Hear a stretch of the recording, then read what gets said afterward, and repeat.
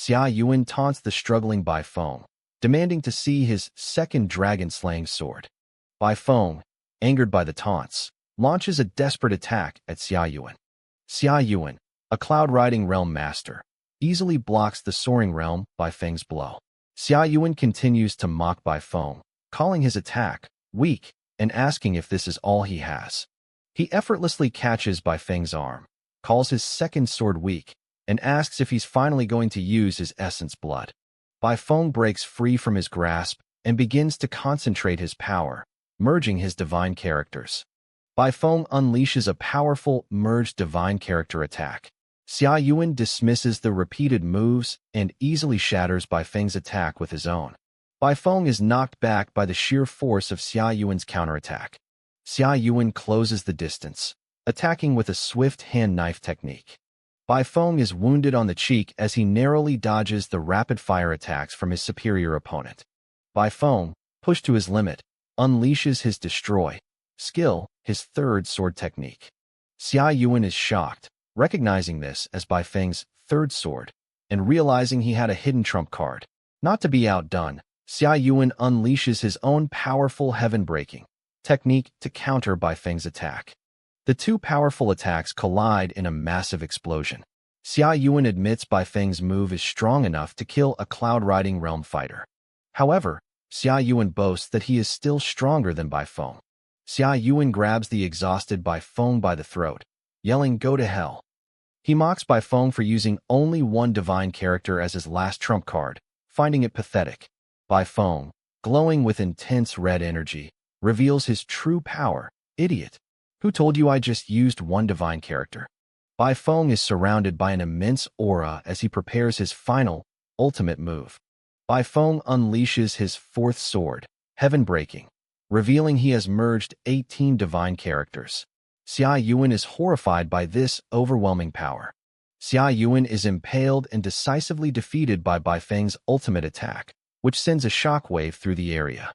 Xia Yuan's body is shown, bleeding and defeated from Bai Feng's 18-character merged attack.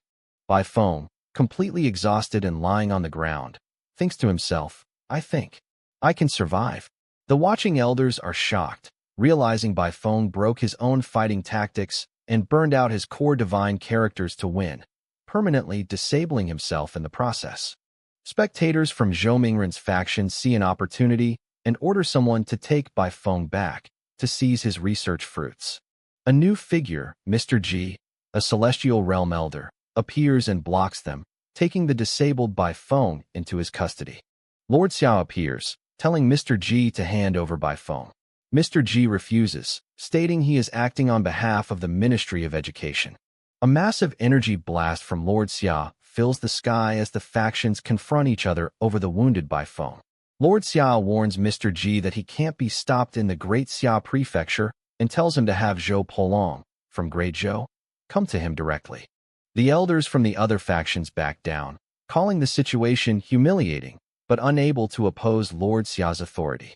Lord Xia takes the disabled Bai Feng, telling him to let Vice President Xia Chongqing rescue him, and that failure is a part of growth.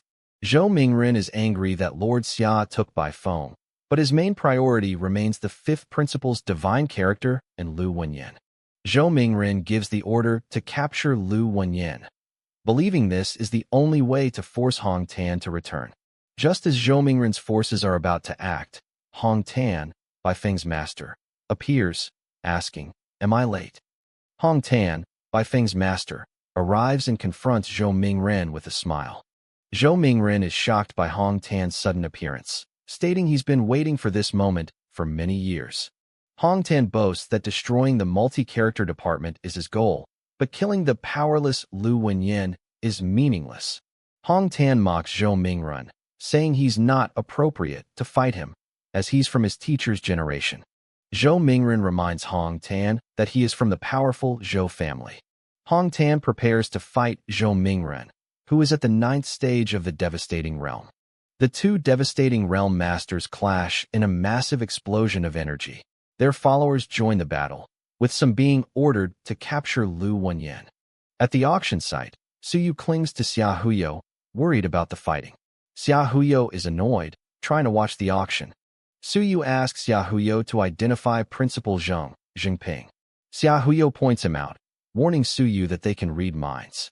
Su Yu tells Xia Huyo to approach Zhengping, not Lord Xia, calling Lord Xia a profiteer who can't be trusted.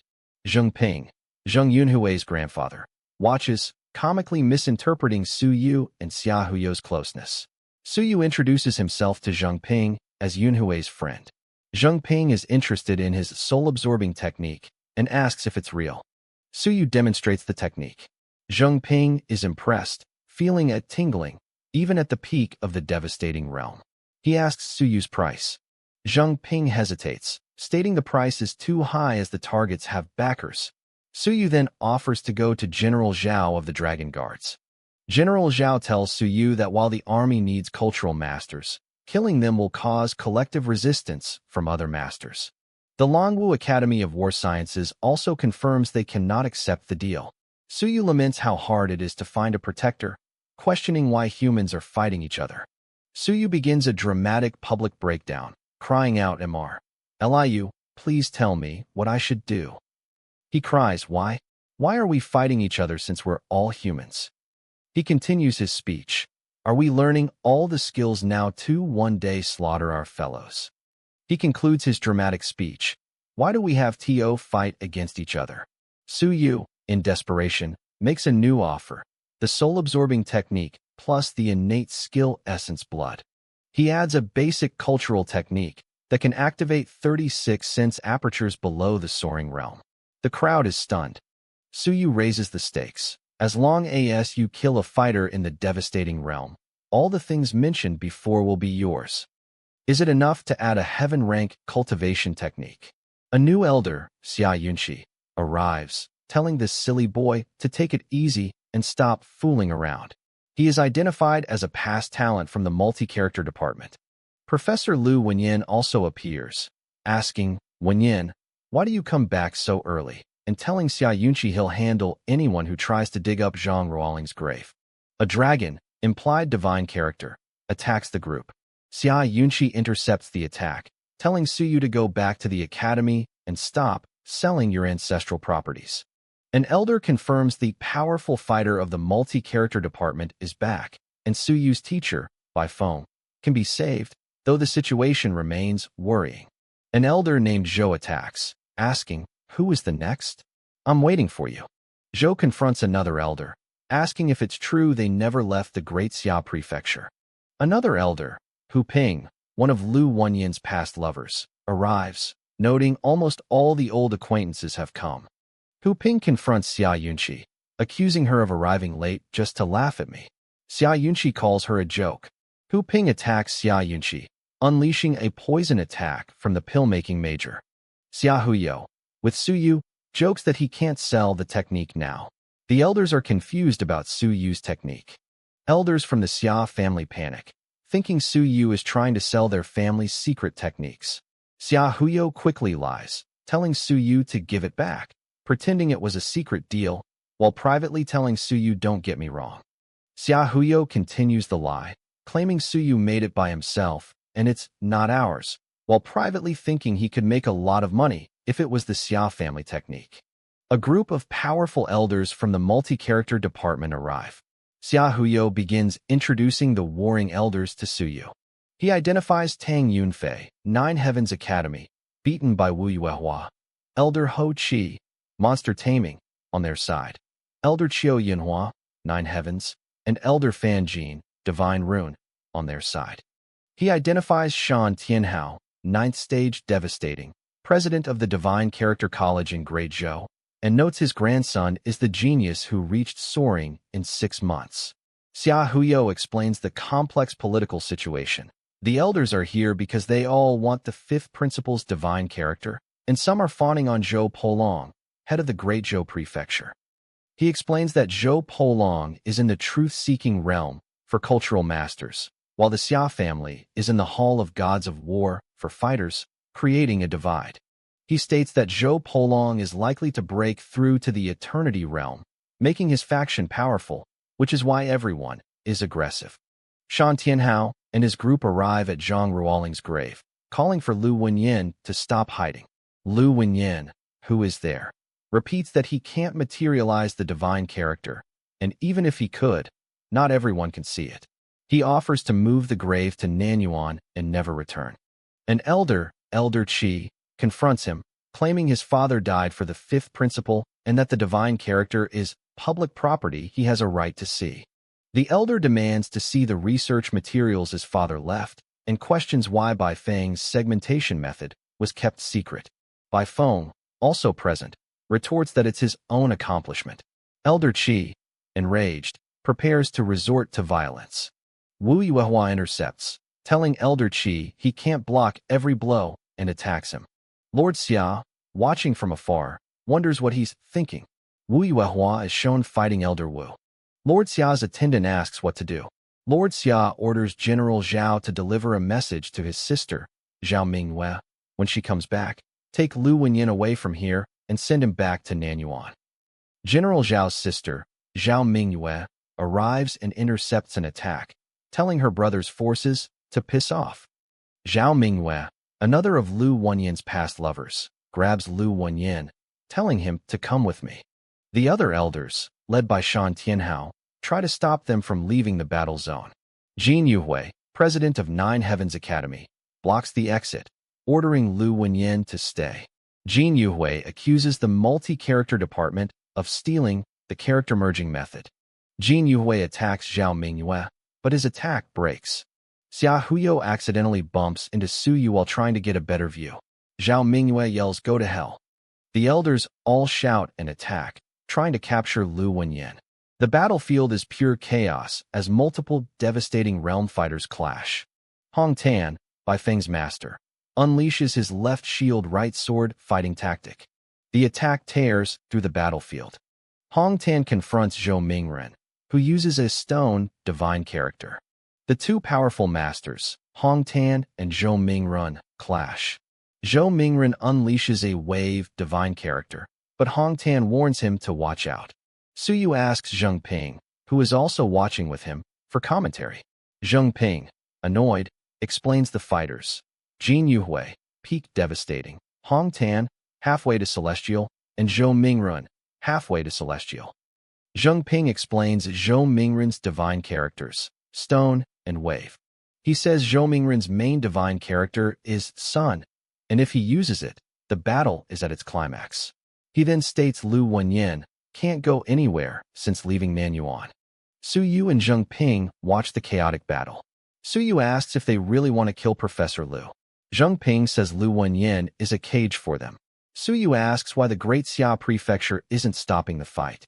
Zheng Ping explains that without Lord Xia's order, no one can interfere, not even General Zhao, whose sister, Zhao Mingyue, is in the fight. Zheng Ping admits he can't risk his life either and jokes he should have lured Zheng Yunhui here. Lord Xia, watching from his carriage, tells his attendant to let Jin Yuhui push them a little bit to see their other tricks. Zhou Mingren confronts Hong Tan, demanding the research materials that can help him break through, offering to let him win if he hands them over. Hong Tan unleashes his Sun divine character. Hong Tan merges his characters and attacks Zhou Mingren. The merged attack, Rumble, strikes. Zhou Mingren's Sun divine character is damaged. He orders a withdraw. Elsewhere in the battle, Jin Yuhui attacks Zhao Mingyue, calling her useless crap. Zhao Mingyue is wounded by Jin Yuhui's tear attack. Zhou Mingren joins the attack on Zhao Mingyue, telling Jin Yuhui to do it together. Hong Tan is shocked, realizing Zhou Mingren is about to reach the celestial realm. He yells for them to run, knowing he must catch Lu Wenyin before Hong Tan breaks through. Shan Tianhao's forces surround the grave, trying to catch Lu Wenyin. Lord Xia muses about whether to use my sword, and if he's also been investigating. Lord Xia declares he'll leave if no celestial realm fighter appears.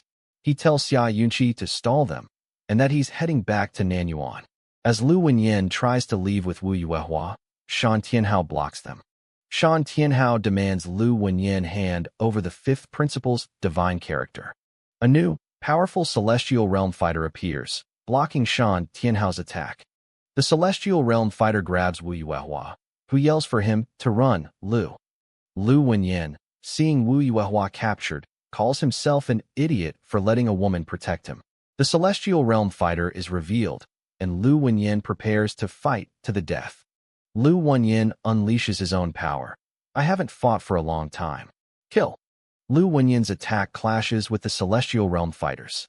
The Celestial Realm fighter is defeated in only one slash. Lu Wenyin stands victorious, revealing he has successfully merged the fifth principle's power and smells the scent of the Eternity Realm. The spectators are stunned by Lu Wenyin's power. A projection or incarnation of the Celestial Realm fighter appears, laughing. Lu Wenyin realizes it was a fake incarnation of a divine character. The incarnation buzzes and prepares to attack. Mr. Hu is wounded by another fake incarnation. Lu Wenyin realizes there are multiple fake incarnations and calls for the real one to come out. A new, powerful aura rumbles as the Real fighter prepares to appear. The true enemy, Zhao Rui, 5th stage Celestial Realm, appears, declaring Lu Wenyin is the one we've been waiting for. Zhao Rui attacks Lu Wenyin. Another elder, implied to be from the Xia family, intercepts, angry that a Celestial Realm fighter is bully Indi, someone in the Soaring Realm. The elder blocks the attack, saving Lu Wenyin. Lord Xia, Fatty Xia, appears in his carriage, telling his subordinate to get in there. Lord Xia joins the fray, telling his men, Hu, Zhao, that the incarnation is an eternal divine character and not to smash it. The incarnation of the divine character tries to flee into the void. Lord Xia and his forces pursue it. The incarnation explodes. The incarnation smashes itself, releasing a massive wave of pure mind power. Suyu, watching from afar, thinks, lucky me. Time to absorb power.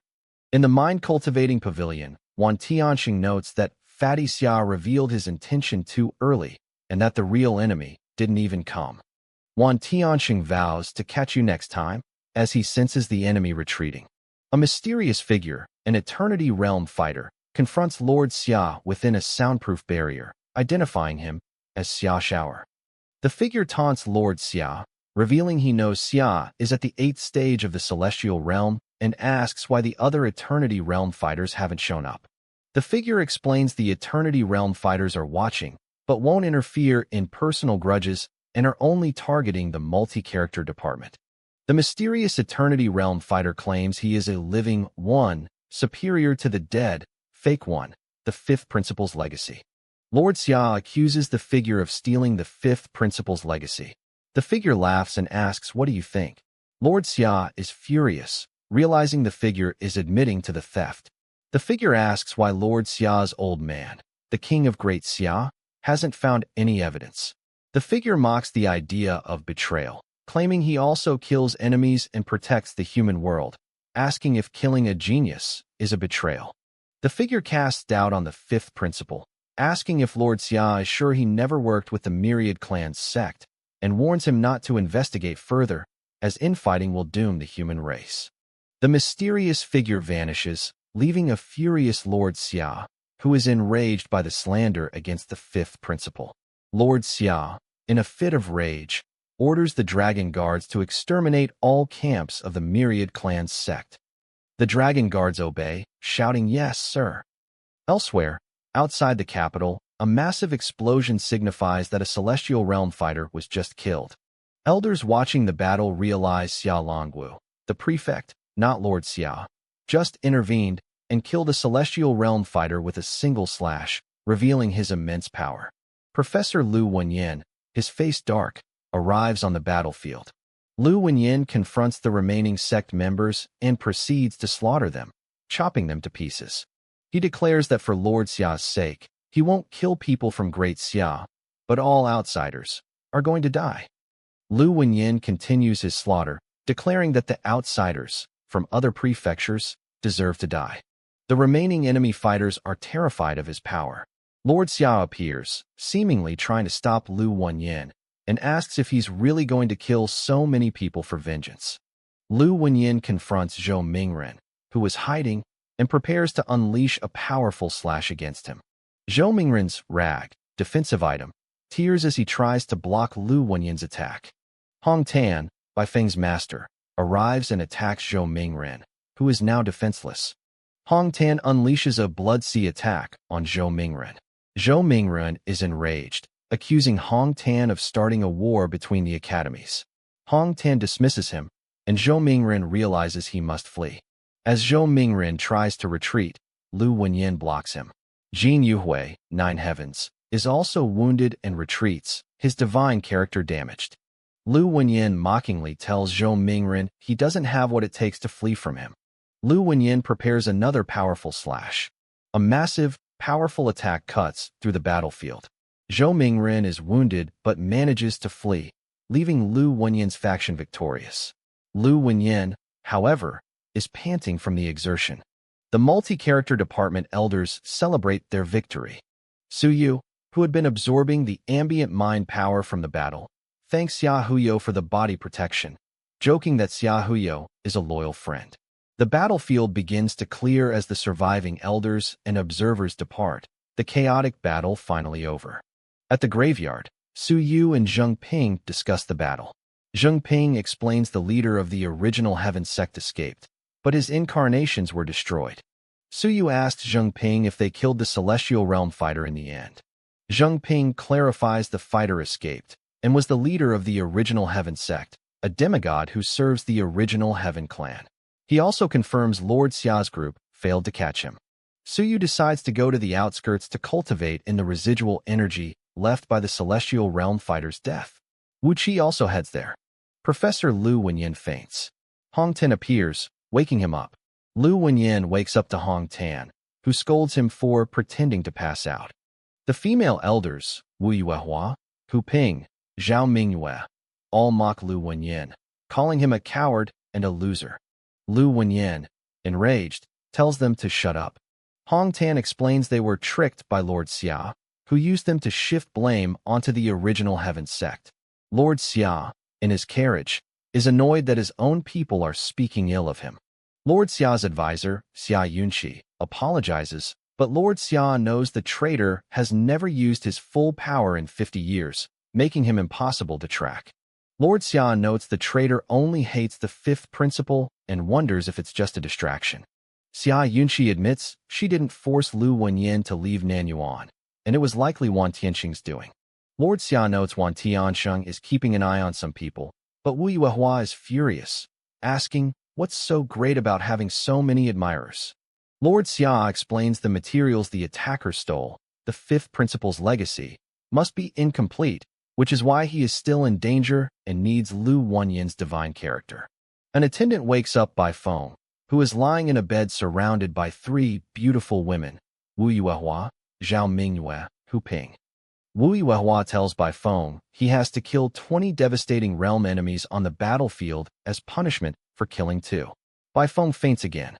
The women gossip, with Wu Yuehua suggesting Su Yu might be Lu Wenyin's illegitimate son. The other women are shocked by the revelation.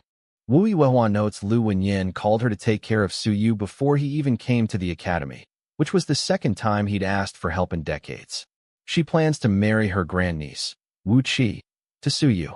Su Yu and Xia Huyo are at the site of the Celestial Realm fighter's death, cultivating. Xia Huyo explains the 36 methods to activate apertures from the 5th principle he gave Su Yu. Xia Huyo tries to get Su Yu to make his dad his godfather, which Su Yu refuses. Xia Huyo then reveals there are only 35 methods, and he'll give him the last one when Su Yu's dad agrees. They arrive at the periphery of the city where the fighter was killed, joining many other students. Lu Hong is already there, along with students from many other academies, all there to absorb the residual energy. Students from 9 Heavens Academy, the Academy of War Sciences, and Longwu Academy are all present. Chen Hao is also there, brought by Mr. Xie. He boasts to Su Yu that he's now at the 1st stage of the Great Strength Realm. Chen Hao explains Mr. Xie helped him sneak in. Su Yu gives him a voice transmission divine rune and tells him to cultivate. Su Yu tells how he has an article of will for the war god spell and sky-breaking technique for him when he comes to visit. He then tries to get a jade rune from Xia Huyo, who refuses. The students all begin to cultivate as the residual energy from the Celestial Realm fighter's death forms. Xia Huyo asks Su Yu if he's reached the Infinite Strength Realm. Su Yu says yes, which relieves Xia Huyo, who thought Suyu was lagging behind. Suyu and Mr. Xie leave the cultivation site. Suyu tells Mr. Xie to keep his cultivation progress to himself. He notes Wu Lan's mind power is now 80% full from absorbing the energy. Wu Lan is congratulated by other students, including Zheng Hong, Zheng Yuming's grandson. Zheng Hong and Wu Lan greet each other. Wan Mingze, one of the disguised elders, finds Suyu and Xia Huyo, apologizing for not telling them about the battle, as his father, Lord Xia, regretted not coming. Wan Mingze gives them good news. The Sea of Consciousness secret field is about to be opened, and they might reach the soaring realm instantly. Wu Lan explains the field is opened by the mono-character department and requires several devastating realm fighters and a rare, priceless material called heavenly sand. Wu Lan explains heavenly sand is a filter for mind power, but it's incredibly rare and only comes from the Star Space Mansion. She confirms that only the mono-character department, with its decades of accumulated resources, has enough heavenly sand to open the field. Suyu is wary, knowing his enemies won't let him in. Wan Mingze tells him to fight for a spot, as his grandmaster, Hong Tan, is back. Wan Mingze suggests Suyu ask Hong Tan to kick their asses and demand places for their department. Wan Mingze suggests they hold an elder meeting to force the mono-character department to give them places. At the Minister of Education's mansion, a wounded Bai Feng is recovering. Hong Tan asks if he burned all his divine characters. Hong Tan is angry at Xia Yuan, Xia Chongqing's grandson, for hurting his disciple and vows to destroy his main divine character. Hong Tan declares he will challenge Xia Chongqing for the presidency at the end-of-year election. Bai Feng encourages him, asking his master to sponsor him with articles of will so he can draw new divine characters, as his old ones are useless. Hong Tan agrees to sell the research center to help him recover.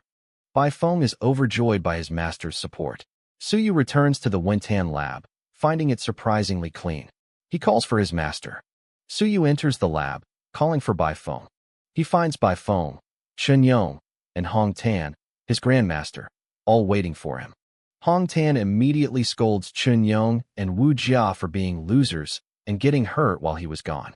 Hong Tan smashes Bai Feng's fake teapot in a rage. Bai Feng faints dramatically from the shock. Hong Tan greets Suyu. "You are Suyu, right?"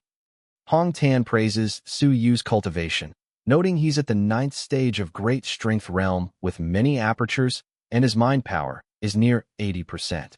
Hong Tan, furious at Xia Chongqing's grandson, Xia Yuan, for hurting his disciples, vows to be weak-spirited no longer, as Shan Tianhao is dead. Hong Tan declares he is going to the All-Heavens battlefield, and so are Lu Wenyin and Bai Feng. Suyu asks when Bai Feng will go to the battlefield. Hong Tan says, within a month, and that Bai Feng must kill 10 cloud-riding realm fighters, as per Xia family rules. Hong Tan confirms his disciple, Zheng Yuming, is also leaving, and that Suyu's master, Bai Feng, did a good job injuring him. Bai Feng lies, claiming he taught Suyu his first divine character. Hong Tan scolds him for lying, revealing Suyu was already at the 7th stage when he enrolled. Hong Tan calls Bai Feng an ungrateful student for tricking him into leaving so he could steal his student, and threatens to beat him. Hong Tan heals Wu Jia's injuries with celestial light, explaining it will delay his own breakthrough, but is worth it. Wu Jia thanks him. Hong Tan tells Suyu to cultivate with him from now on, calling Bai Feng a loser. Hong Tan notes that the multi-character departments and other prefectures are being destroyed by Zhou Polong, Great Zhou. Hong Tan vows to teach him a lesson. He confirms that he, Lu Wenyin, and Bai Feng are all going to the All-Heavens battlefield, and he needs to focus on making a breakthrough. Hong Tan tells Chen Yong he must be responsible for managing the department and reaching the devastating realm. He asks Wu Jia if she can take care of Suyu.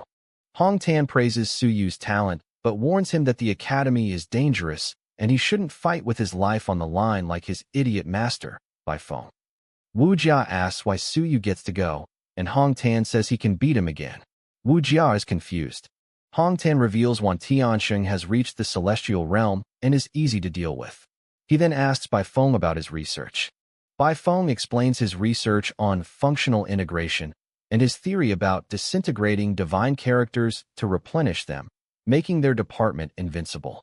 Hong Tan is furious, worried that if this method spreads, the Myriad clans will launch an extermination war against them.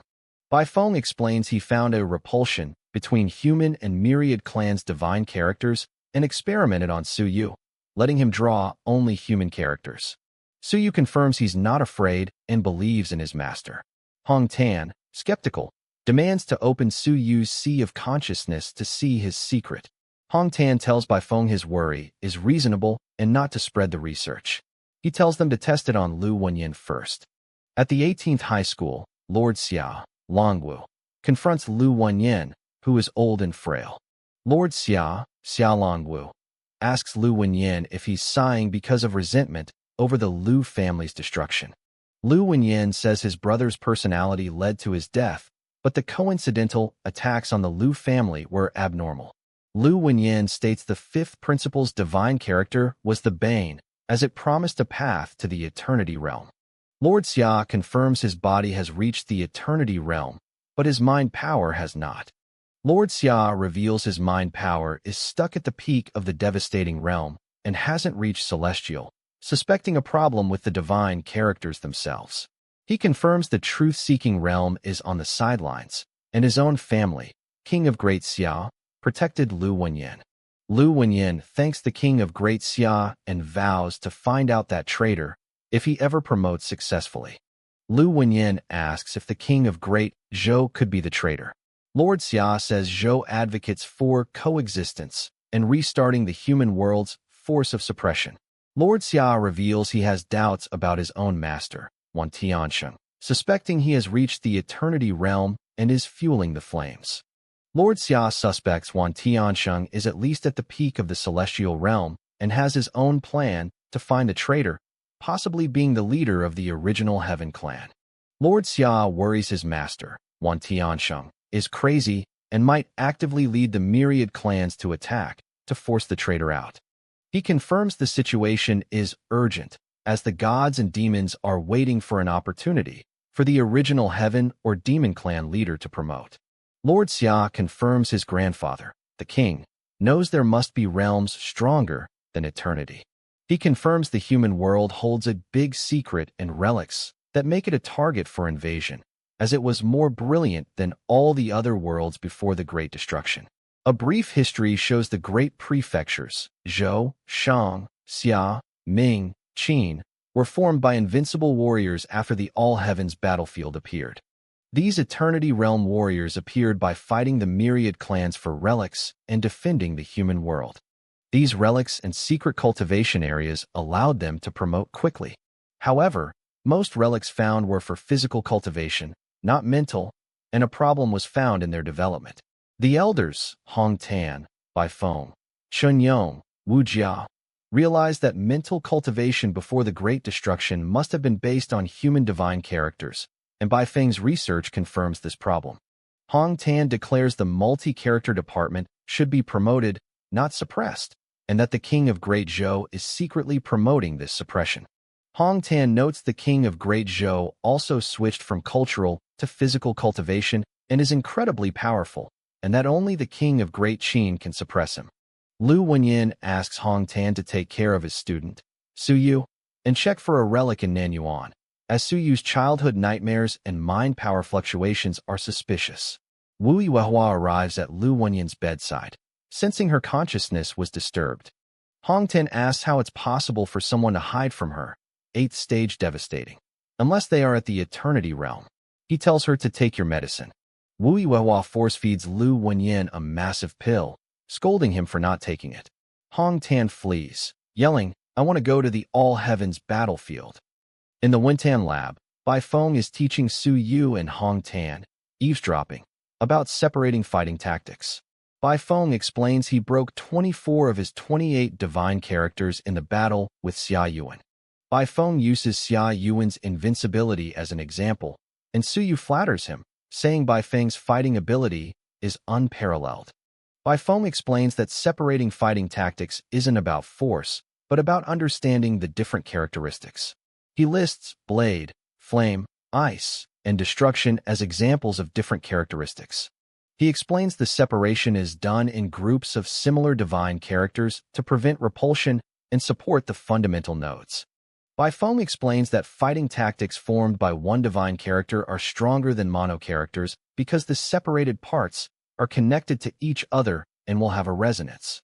He uses Zhao Li's 100-sword box as an example, which can form a formation with hundreds of swords through resonance and superposition, just like divine characters.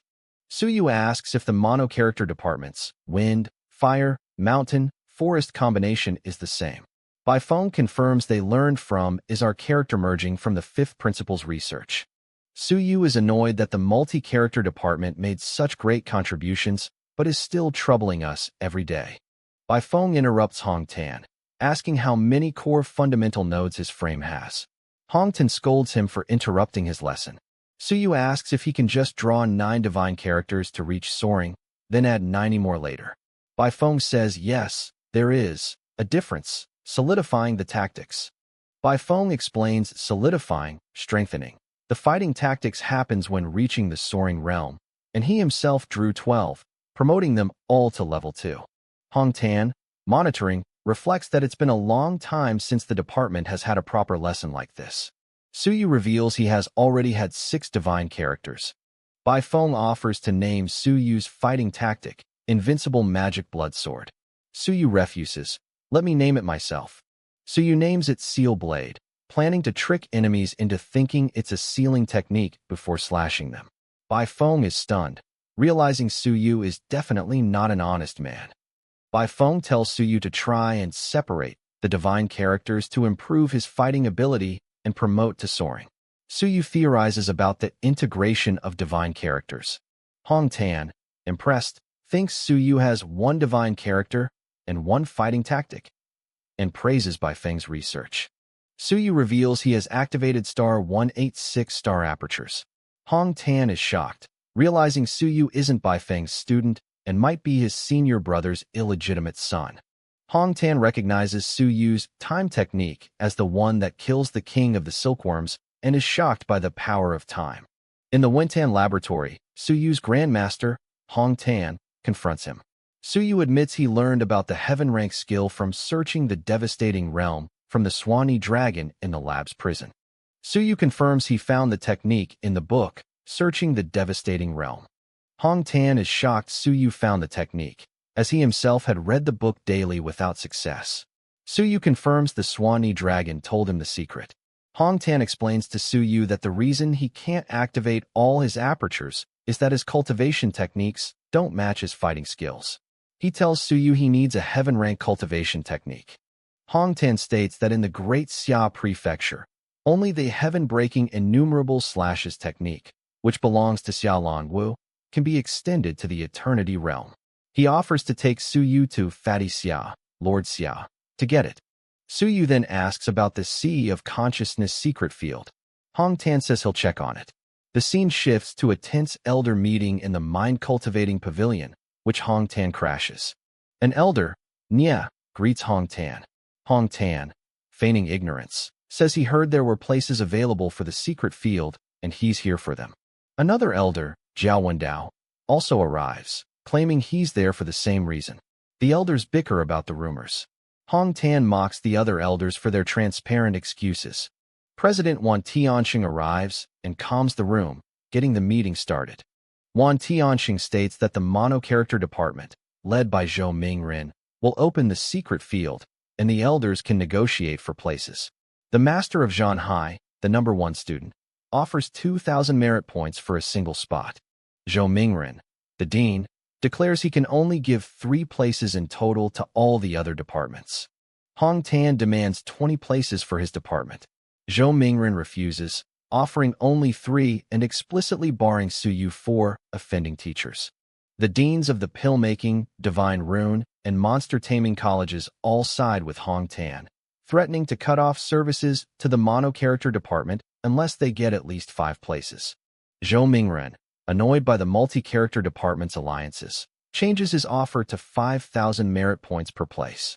Hong Tan scoffs at the price, but is forced to accept the 5 places, though he is furious that Suyu is still barred from entry. Zhou Mingren then proposes a new competition with 3 more places as rewards, adding that Suyu can take part in the competition. Wan Tianxing finds this interesting.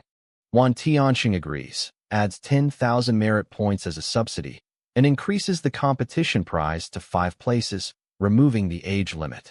Hong Tan realizes Su Yu must now win a spot on his own. Hong Tan and his allied elders discuss the 32 places they've secured in total, satisfied with the outcome of the negotiation. Hong Tan and the other department heads, pill-making, monster taming, leave the meeting, joking about Zhou Mingren's defeat. In a repeat of the meeting, Hong Tan demands 20 places from a shocked Zhou Mingren. Zhou Mingren refuses, offering only 3 and barring Su Yu. Hong Tan angrily defends Su Yu's honest character. The allied colleges, pill-making, divine rune, monster taming, threaten to cut off all supplies to the mono-character department unless they get at least 5 places. Zhou Mingren, annoyed by their unified front, changes his offer to 5,000 merit points per place. Hong Tan scoffs at the price of 10,000 merit points, but is forced to accept the 5 places for his faction. Zhou Mingren announces a new competition for 3 more places, pointedly saying Su Yu can join. President Wan Tianxing finds this interesting. Wan Tianxing agrees, subsidizes the competition, and increases the prize to 5 places, removing the age limit. Hong Tan knows Su Yu must now compete on his own. Back in the Wintan laboratory, Hong Tan informs Su Yu about the competition and is surprised to learn that Su Yu has already offended the dean, Zhou Mingren.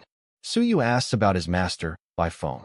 Hong Tan says Bai Feng needs to redraw his divine characters and recover, claiming the mind power from the secret field is meaningless to him. Bai Feng, sitting on the couch looking aggrieved, mutters that it's quite meaningful as he could build my mind power. Hong Tan scolds him for his poor condition. Hong Tan complains that Wu Yuehua's faction also had their places deducted because of their department's chaos. Hong Tan tells Bai Feng to focus on his recovery, as it will be 2 years before they can get more heavenly sand to open the field again. Su Yu asks if senior students will participate. Hong Tan confirms it, but says Su Yu can't absorb much anyway. He decides to teach Su Yu how to purify his mind power. Hong Tan says the lab's mind power is purer and that they will go to the mayor's mansion to get the sky-splitting blade technique, so Su Yu won't need to compete. Su Yu asks if the mind power in the secret field is endless. Hong Tan asks how fast he absorbs. Su Yu jokes, "I'm afraid it's not enough if I absorb yours." Su Yu confesses he can absorb all the mind power in Bai Feng's lab in about half an hour. Hong Tan and Bai Feng are shocked, realizing Su Yu has been secretly stealing it. Su Yu then proudly announces that he has figured out a basic cultural technique on his own. Hong Tan is stunned and asks how many sense apertures it can activate. Bai Feng is equally shocked, yelling 36. Su Yu proudly confirms he has activated all 36 apertures, internally noting he actually has 40 but can't explain the extra 4. Hong Tan and Bai Feng are left completely stunned and speechless. Hong Tan tells himself to calm down, as he's a grandmaster. Su Yu reminds Bai Feng of his promise to become Su Yu's teacher if he ever figured out a basic cultural technique. Bai Feng, horrified, fakes a stomach ache and claims his technique is wrong to avoid the embarrassment. Hong Tan asks Su Yu if he really figured it out himself. Su Yu admits he had help from lab materials, Professor Liu, and the cute Hydro Man in the prison, which all made the water technique. Hong Tan grills him on the specifics of dividing and merging sense apertures, which Su Yu admits he doesn't know. Su Yu cleverly turns the tables, congratulating Hong Tan for working out the basic cultural technique and activating 36 sense apertures. Hong Tan, flustered but pleased, coughs and tries to take credit, scolding Bai Feng for what he's done to this kid. Hong Tan asks about Xia Huyo, and Su Yu confirms he's that little fat boy. Hong Tan laughs, realizing Fatty Xia, Lord Xia, looks just like Xia Shower, Xia Huyo, and that Xia Longwu must have been cheated on. Hong Tan officially takes credit for Su Yu's discovery, renaming it the 36 apertures sky-shaking technique, which he claims took me 50 years to figure out. Hong Tan asks Bai Feng about Su Yu's background, worrying he might be a spy or possessed by memory pieces from an Eternity Realm enemy. In a cabin, Professor Liu Wenyan and Hong Tan discuss their worries. Hong Tan fears Su Yu might be possessed by a relic that can take over a person's soul. Hong Tan clarifies, asking if Lu Wenyin means the soul of mind power. Lu Wenyin speculates Su Yu's nightmares are just past image records from ruins. He then asks Hong Tan about Lu Hong, who claimed to be Zhang Ruoling's disciple. Hong Tan is adamant it's impossible, as Ruoling would have told him if she had a disciple. Hong Tan realizes Lu Hong is a liar and decides to teach him a good lesson. He tells Lu Wenyin to go into closed-door cultivation to reach the celestial realm. Hong Tan reveals that his own uncle, Mr. Lu, is still alive, though he descended from the celestial realm to the 8th stage of the devastating realm and will accompany him to the battlefield. Lu Wenyin is overjoyed and relieved to hear that Mr. Lu is still alive. An elder from the Ministry of Education, Elder Ji, asks Hong Tan to take good care of the juniors. Hong Tan agrees to take Su Yu to Fatty Xia, Lord Xia, to get the sky-splitting blade technique, but worries if Lord Xia will give it to us. Hong Tan sighs that Lord Xia will just ask for some money, but the problem is, I have no money. Su Yu and Hong Tan arrive at the magnificent mayor's mansion of Great Xia. Su Yu is awestruck. Su Yu notes the dragon guards and the legendary status of the building, calling it unusual. Hong Tan tells Su Yu to follow up, or he won't get in. Inside the hall, an attendant tells them to wait for Lord Xia. Su Yu nervously recalls rumors that Lord Xia is a dishonest businessman who does all kinds of evils. Suddenly, a celestial realm fighter, Lord Xia's attendant, sneak attacks Hong Tan, yelling, "Go to hell, kiddo." Su Yu jolts awake, realizing it was an illusion. Lord Xia appears, scolding Hong Tan for letting his student get screwed. He then greets Su Yu. Su Yu greets Lord Xia, who advises him to control yourself at night, or his mind power will regress. Lord Xia asks if Su Yu wants the sky-splitting blade technique with 144 apertures. Lord Xia warns Su Yu that he must be able to merge 16 apertures into one to learn it. If he fails, the Xia family will ruin 144 sense apertures in his body as punishment. Su Yu boldly replies, "Lord Xia, before you do it, I will ruin them myself." Lord Xia, impressed by Su Yu's courage, agrees to test him. Lord Xia summons a combat puppet. He tells Su Yu to defeat it to prove he is qualified for the technique. Su Yu prepares to use his mind power, but Lord Xia stops him. Use your physical body. The sky-splitting blade is a physical fighting technique. The puppet immediately attacks Su Yu. Su Yu is shocked as he dodges, realizing the puppet is at the infinite strength realm. Lord Xia corrects him.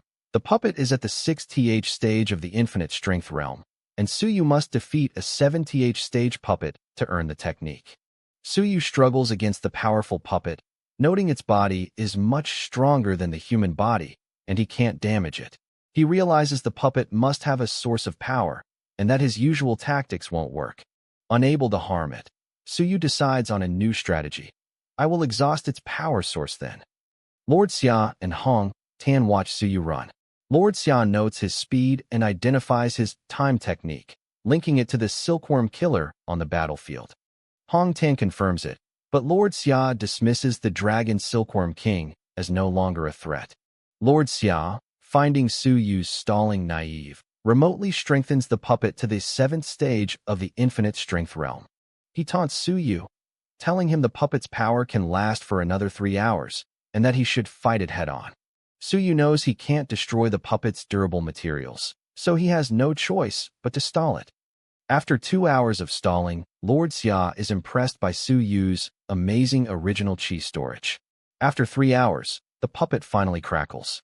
3 hours pass, and the puppet finally powers down and collapses. Su Yu is exhausted but victorious.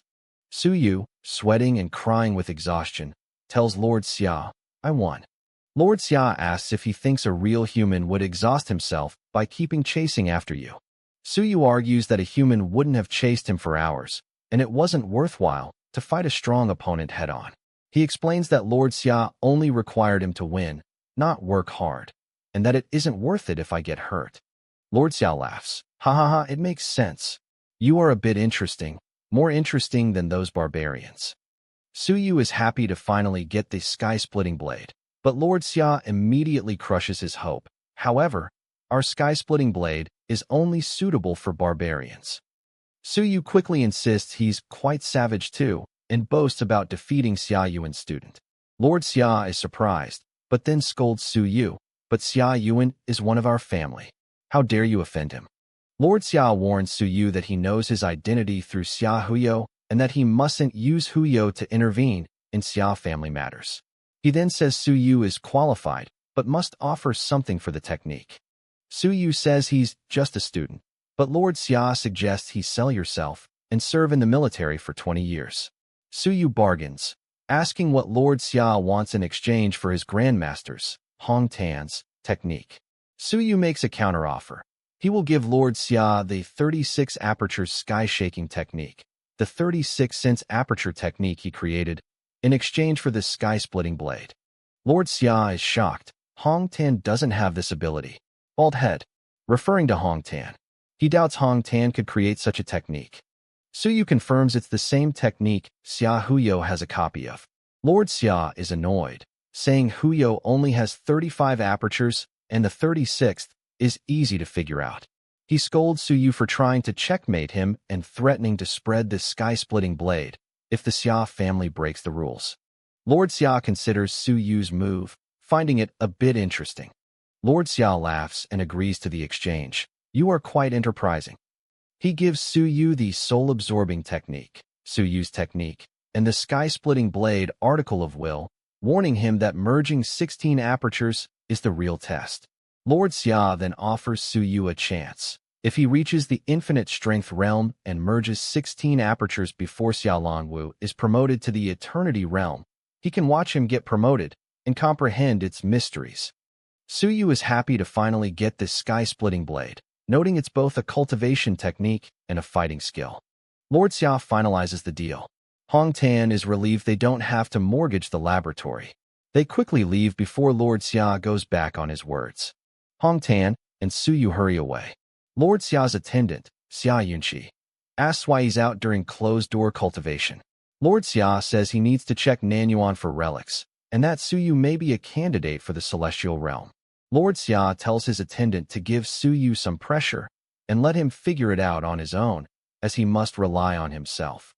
Lord Xia leaves, idly wondering if he should also start cultivating divine characters. Lord Xia's attendant sighs as he leaves. At the willpower training campus, Su Yu meets Xia Huyo. He gives him the sky-shaking technique, 36 apertures, and receives his large order of essence blood, mountain-breaking cattle, and 5 elements clans.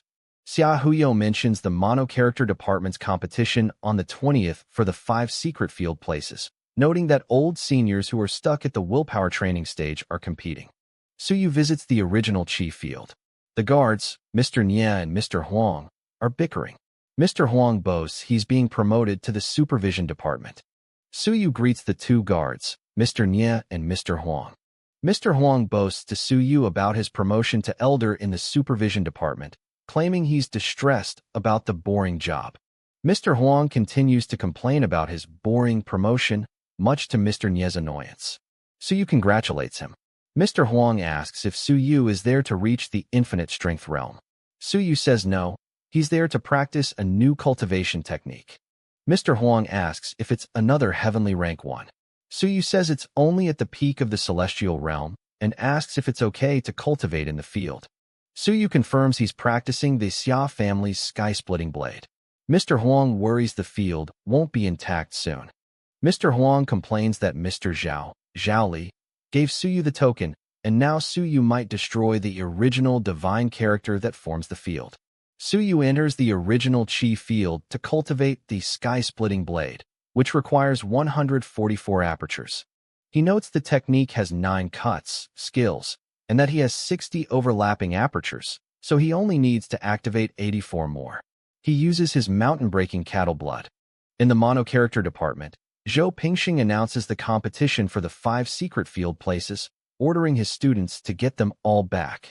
He tells his students, Zhai Feng, Huang Qifeng, Zhu Hong, Qiu Yun, not to worry about Su Yu, as Zhan Hai is there, and to focus on Wu Jia's place.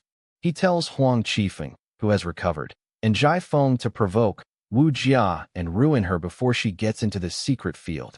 He tells them to follow the rules, but warns Huang Qifeng not to fail, or he'll be kicked out of the department. The students agree to the plan. Zhou Pingxing vows that Wu Jia will never have the opportunity to enter the secret field this time. Zhou Pingxing plots. Suyu, don't you like to control public opinion? Then let's show you the power of public opinion. He dismisses his students. He's annoyed he hasn't been made chief and the grave digging was put on hold. He decides to fight for something on my own. Rumors begin to spread rapidly through the streets of the Academy of Cultural Research. The rumor: the multi-character department sacrificed Suyu to get a place for Wu Jia. It's also rumored that Suyu broke his arm for Wu Jia and was abandoned. Students gossip about why Wu Jia was supported over Suyu, suggesting an improper relationship between her and the single Mr. Chen Yong. Huang Qifeng and his group find Wu Jia on the street. They taunt her about the rumor, implying she's taking the library as their home, with Mr. Chen and asking what she used to exchange for the place. Huang Qifeng's companion, Zhai Feng, adds that Suyu had to stand out for her because his martial uncle loves her. Wu Jia is furious. Huang Qifeng taunts her, "Can't we even talk now?" and says Suyu offended the dean because of you, and she is the reason. Wu Jia is told to stop pretending to be innocent, and that she's covering it up. Wu Jia, enraged by the insults, tries to attack Huang Qifeng, but her friends hold her back, warning her not to fall for their trap. Zhang Hao, Divine Rune College, arrives and mocks Huang Qifeng's group for their messy department. Huang Qifeng's group ignores him and taunts Wu Jia, implying she's also sleeping with her junior brother, Suyu. Wu Jia vows to kill them. Wu Jia, unable to take the insults, attacks. Zhao Ming, the former judge, appears and stops the fight, saving Wu Jia from falling into their trap. Huang Qifeng's group mocks Wu Jia for her bad temper and leaves, their mission to provoke her accomplished. A female student sips her drink, noting the mono-character department is targeting the pushover. Inside the original Qi field, Suyu receives a message on his voice transmission rune, noting it's a good tool. Suyu reads the incoming message. The anonymous message reads, "Zhai Feng and Huang Qifeng fabricate the relationship between Wu Jia and your martial uncle in order to force her to take action." Suyu is furious. These B** stars really think I don't dare to kill? I have to kill them once and for all. He sends a message to Xia Huyo, asking him to stall them for a few days. Suyu vows to deal with you when he gets out. He continues cultivating the strengthening spell, which activates 210 apertures. Suyu plots his revenge against Huang Qifeng, Zhai Feng, and Zhou Pingxing, needing a reasonable killing method like a life-and-death fight, and plans to ask Qin Shi for information. The rumors intensify, with students gossiping that all male researchers accept female students with bad intentions. Wu Jia reports the rampant rumors to her master, Chen Yong. He tells her to go into closed-door cultivation, as the rumors are a trap to destroy her. Chen Yong tells her to leave those rumors behind and not fall for their trap.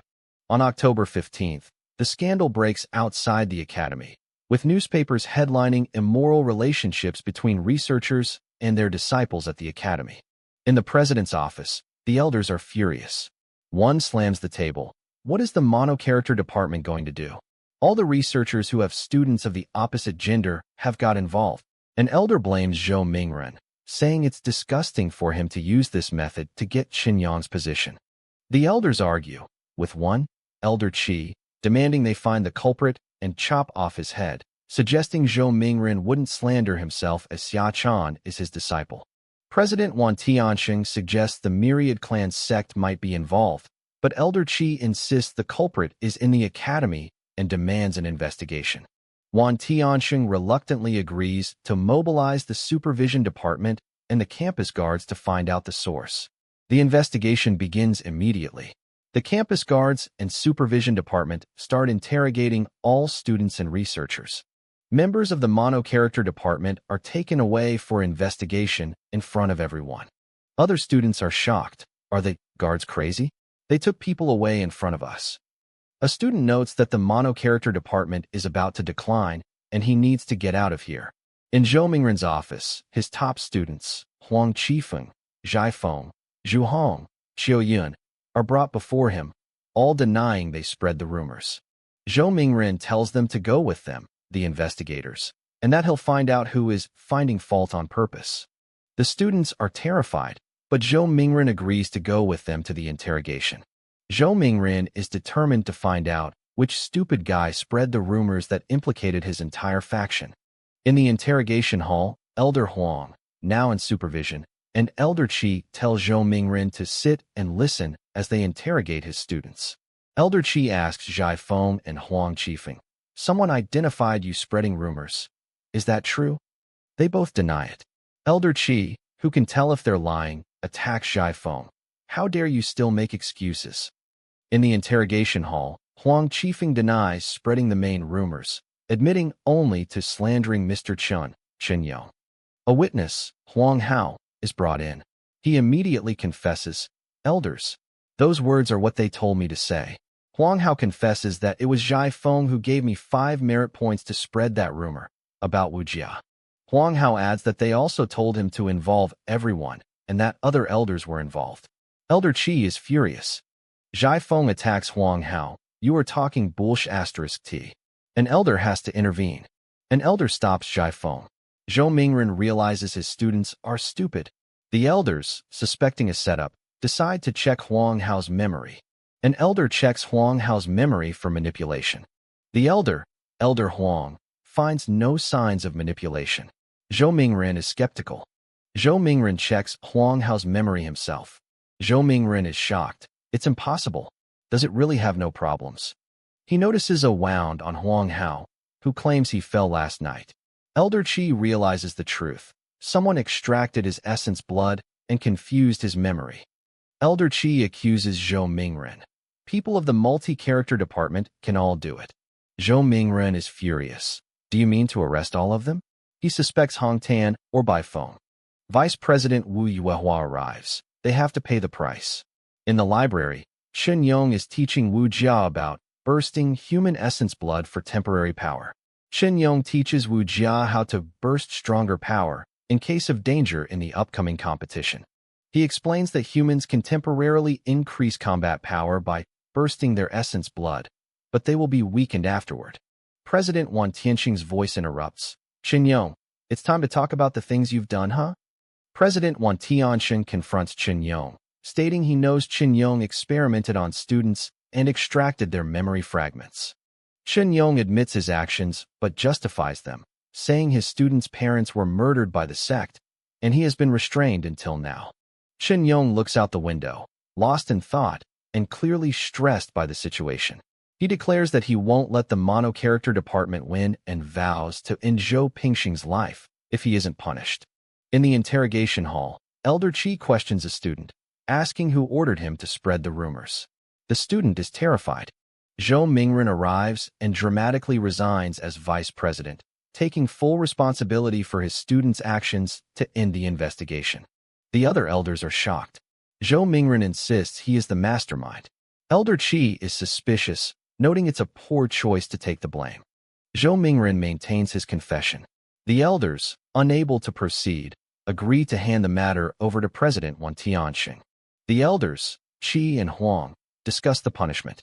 Elder Huang warns that the supervision department will now thoroughly inspect all accounts, and any elder found guilty will be sent to the vanguard camp. The official punishments are announced. Huang Hao, who spread the rumor, is whipped 30 times, fined 100 merit points, and banned from secret fields. Zhai Feng, Huang Qifeng, and Qiu Yun are lashed 100 times, fined 1,000 points, and lose all rights. Zhou Mingren is fined 3 years' salary and stripped of his vice president post. The public is shocked by the news. In the preaching zone, a large crowd gathers to watch the public lashing of the students who spread the rumors. The execution of the lashing begins. The students, including Zhai Feng, cry out in agony as they are whipped. Wu Jia, Lin Qing, watches the punishment. Chen Yong joins her, stating it's a pity that someone didn't get the punishment they deserved, implying the true mastermind escaped. Inside the original Qi field, Suyu continues to cultivate the sky-splitting blade technique, noting that his essence blood has finally been used up. He enters his sea of consciousness, where his 7 divine characters now float: blood, thunder, kill, war, Yin, blade, and the newly acquired break. A close-up shows Suyu's 7 divine characters, with Break joining the others. Suyu is pleased, now possessing 7 divine characters. He plans to activate more sense apertures for the sky-splitting blade. A guard, Mr. Nya, feels the original chi rushing to one spot and complains, wondering if a soaring realm cultivator is cultivating in the area for the infinite strength realm cultivators. A student is blasted out of the field by the energy surge and complains to Mr. Huang, the other guard. Mr. Huang, knowing it's Suyu, tells the student to leave and refunds his points. Mr. Huang is annoyed, knowing Suyu is causing the chaos. He complains that the supervision department is busy and he's stuck here. Mr. Huang complains that the elders are busy blaming each other and he's not sure who to trust anymore. Mr. Huang decides not to investigate the political mess, as it's too dangerous. He just hopes Suyu comes out soon. Suyu finally emerges from the original chi field. Suyu greets Mr. Nya, who is relieved he's finally out.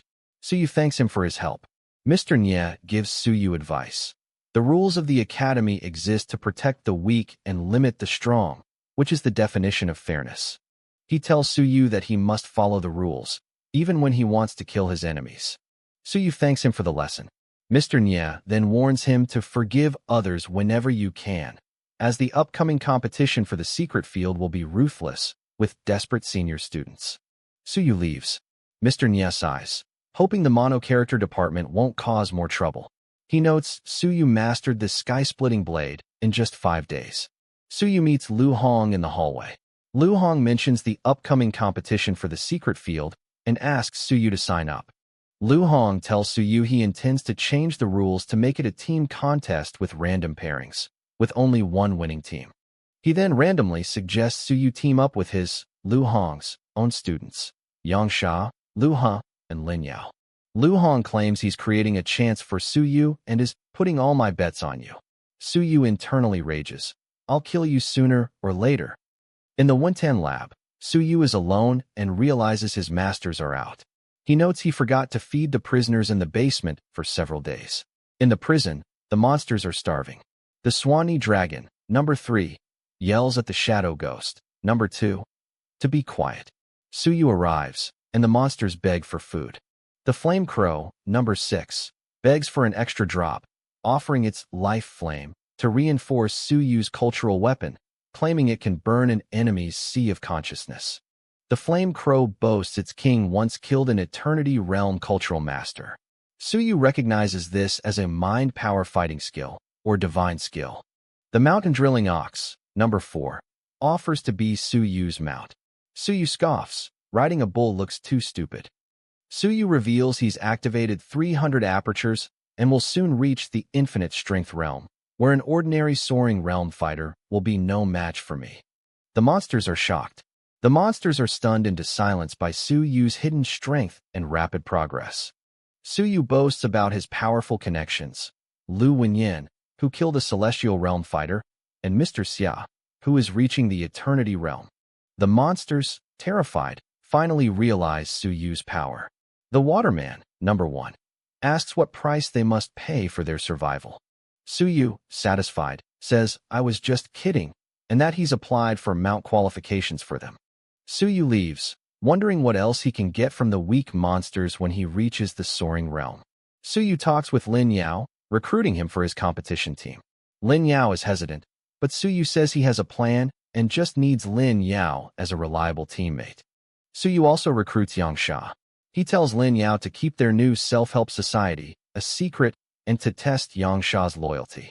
Suyu searches for his last teammate, someone strong, fearless, and not afraid of death. He decides on Zhou Hao, the killing machine from his previous duel. Suyu visits Zhou Hao's residence at night. Suyu enters. Zhou Hao is wary but calm, saying he's gotten used to escaping death. Suyu asks Zhou Hao if he wants to get stronger and dares to risk his life. Zhou Hao confirms this is why he came out. Suyu invites him to join his team for the competition. He explains he has 3 useless teammates and needs one more, Zhou Hao, who isn't. Suyu proposes a strategy. Zhou Hao stalls the enemy team's strongest fighter, like Zhan Hai, while Suyu handles the others. Zhou Hao is intrigued. Suyu confirms he just needs him to stall. Zhou Hao agrees. I prefer to risk my life to fight for what I want. Su Yu is pleased. It's more fun to get what you want on your own. The next day, October 19th, Qin Yong tells Su Yu that Lu Hong is introducing random 5-person teams. Su Yu suspects Lu Hong is going to cheat. Qin Yong agrees, I think so, and vows to watch the competition. Qin Yong tells Su Yu not to participate if Lu Hong cheats, as it will just make them enemies and the other participants will hate them. Su Yu refuses, I have to get in. He then asks Qin Yong to send the Flame Crow, number 6, to Zhaoli to reinforce his cultural weapon. Qin Yong is shocked the crow would use its life flame. Su Yu lies, I reasoned with it, so it was touched. Qin Yong tells him to show him how to persuade it in a physical way. Su Yu is in the prison, confronting the monsters. A wave of power is shown as Su Yu interacts with the prisoners. The Shadow Ghost, number 2, screams for help. Qin Yong is going to kill me. The Flame Crow, number 6, also cause in terror. Qin Yong is shown, having just extracted water essence from the Waterman, number 1, who is now weakened. Qin Yong scoffs at the monsters, what a bunch of crap, and says he'll be gentle next time. Qin Yong explains to Su Yu that the 5 elements essence is good and the water essence will protect his sea of consciousness from the Flame Crow's life flame when reinforcing his weapon. Qin Yong tells Su Yu the monsters are too weak, and he'll ask Hong Tan to get him a devastating realm monster to have fun with. The Swanee Dragon, number 3, terrified, offers to be Su Yu's mount. Su Yu is tempted. Qin Yong scoffs, do you deserve it? He says the dragon is only 9th stage soaring realm and not good enough. He and Su Yu leave. The monsters are left in shock. The Shadow Ghost realizes Su Yu is more important than we imagined, and that Qin Yong's threat was real. Su Yu goes to Zhao Li's lab. Zhao Li notes the Flame Crow's life flame is vicious and hurts the sea of consciousness. Zhao Li compares different flame types, Fire Clan, Flame Crow, Fire Dragon, for forging. Su Yu senses danger and considers extracting the crow's essence blood for its innate skill. Zhao Li says Su Yu doesn't need the secret field spot since he can get it from him, but Su Yu says he's decided to get it myself. Zhao Li gives him the sealed water essence and life flame. Zhao Li seals the water essence and Flame Crow's life flame into a device for Su Yu, warning him it's a trump card that can only be used once. October 20th. The competition for the Sea of Consciousness secret field begins. Lin Yao and Yang Sha are shown, with Lin Yao trusting internal information. The judge, Zhao Ming, introduces the competition, which is held by the mono-character department and supervised. In the viewing area, an elder son, tells Lu Hong he's arranged for his martial nephew to be on a powerful team. Lu Hong, the host, announces the rules. 8,300 participants, random 5-person teams. One winning team gets all 5 places. The crowd is angry, but Lu Hong says it mimics the All Heavens battlefield and promotes teamwork. Lu Hong announces prizes for the top 10 teams to appease the crowd, devastating realm articles, earth rank skills, and soaring realm articles. The lottery begins. 8,300 balls, numbered 1 to 1,666, 5 of each, are in the box. The drawing starts. An old senior is seen participating, which others find pathetic. A student draws ball number 66. Su Yu draws ball number 600. His teammates, Lin Yao, Yang Sha, and another, are all shown holding ball number 600, confirming Lu Hong's cheating. The judge, Zhao Ming, notices a scent on them, realizing they've been marked to draw the same number. Elder Huang, now in supervision, also notices the cheating but tells Zhao Ming he can't cancel the competition without evidence and risk angering 8,000 participants. Zhan Hai, number 1 on top 100, draws number 988 and calls for his teammates. Wan Mingze, disguised elder, watches, noting he won't participate as he'd be part of someone's plot. Su Yu's team assembles. His teammates are weak, but then Wu Jia, Lin Qing, also shows ball number 600, revealing she's the 5th member, which shocks Su Yu. Lu Hong finishes the team assignments and asks if there are questions. Su Yu says no, but notes the competition might be cancelled, which would be a waste of many senior brothers' time. The first round begins. Zhan Hai's team is shown. Hong Tan, in the stands, is annoyed Zhang Hai is participating. Su Yu's team, Yang Sha, Lin Yao, Zhou Hao Wu Jia, is on the sidelines. Su Yu gives them their important task: keep beating the weakest one on the other team. Yang Sha is insulted, but Su Yu implies the mono-character department, Lu Hong, will rig the finals against them. Su Yu's teammates are confused. Su Yu tells Lu Ho, in the stands, that he doesn't mind if Lu Hong helps him or not. Xia Huyo appears, noting he got a place from Xia Chongqing for free. He's just there as a businessman. In Ring 6, a monster-taming student's monster appears. Su Yu notes this is his first time seeing one in a competition. In Ring 3, a Divine Rune student uses a Swamp Divine Rune, a poison attack. In Ring 4, a pill-making student also uses poison. Su Yu asks Xia Huyo if this is allowed. Xia Huyo confirms that as long as it's their own creation, it's fine. Su Yu's turn is called Team 600. He tells Xia Huyo he's prepared something.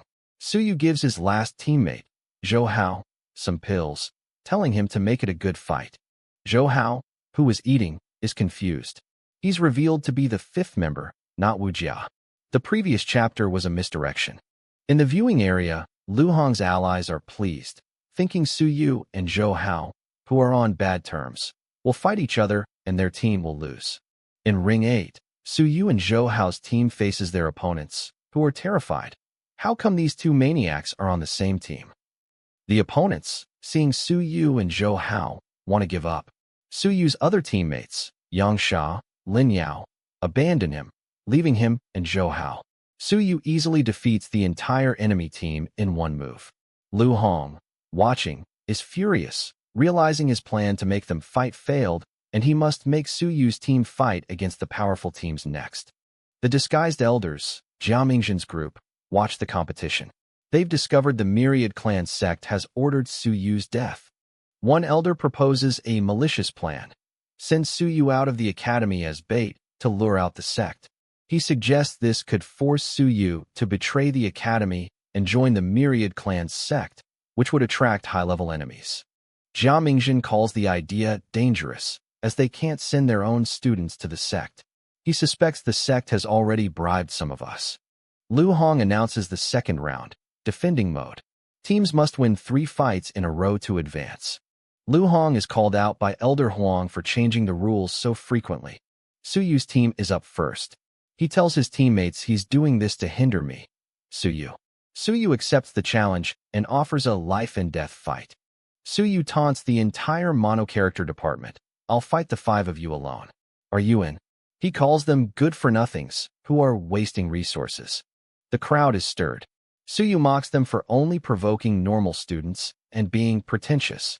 Su Yu taunts them, challenge me if you don't like me. An elder orders a team, led by Li Jinyun, to kill Su Yu. The team of 5, all stage, 9 great strength realm, accepts the challenge. Lu Hong, annoyed, allows the 5 versus 1 fight. Su Yu unleashes his sky-splitting blade and kill divine character. Su Yu stands alone, victorious, over the 5 defeated opponents. You are really weak. Su Yu taunts the defeated opponents, so weak. The judge, Zhao Ming, scolds him for injuring them so seriously. Su Yu blames their weakness. The mono-character department's remaining students are now eligible for the best treatment, implied to be medical care for their injuries. Su Yu sarcastically offers 1,000 merit points to anyone else from their department who comes onto the ring, insulting the cloud-riding realm elder, Zhou Pingxing. Zhou Pingxing orders another team, led by Li Jinyun, to kill Su Yu. Su Yu's teammate, Wu Jia, worries he's just following his heart and being reckless. The judge, Zhao Ming, confirms the 5 versus 1 fight and tells Su Yu that accidental killing is okay. Su Yu activates his sky-splitting blade. Su Yu's attack is unstoppable. He combines it with his kill divine character. The enemy team leader, Xiehu, orders his team to use a seal technique.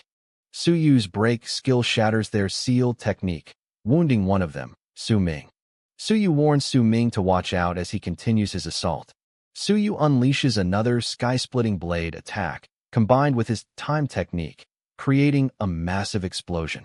One opponent, Wang Chao, is wounded. Another opponent's attack narrowly misses Su Yu. An opponent screams for help. Suyu cuts down another opponent, Wang Chao, yelling "Go to hell." Suyu's attack continues as an enemy cries die. Suyu. Suyu easily defeats the last opponent, noting, "I only cut his skin." But the opponent is horrified. "You're a monster."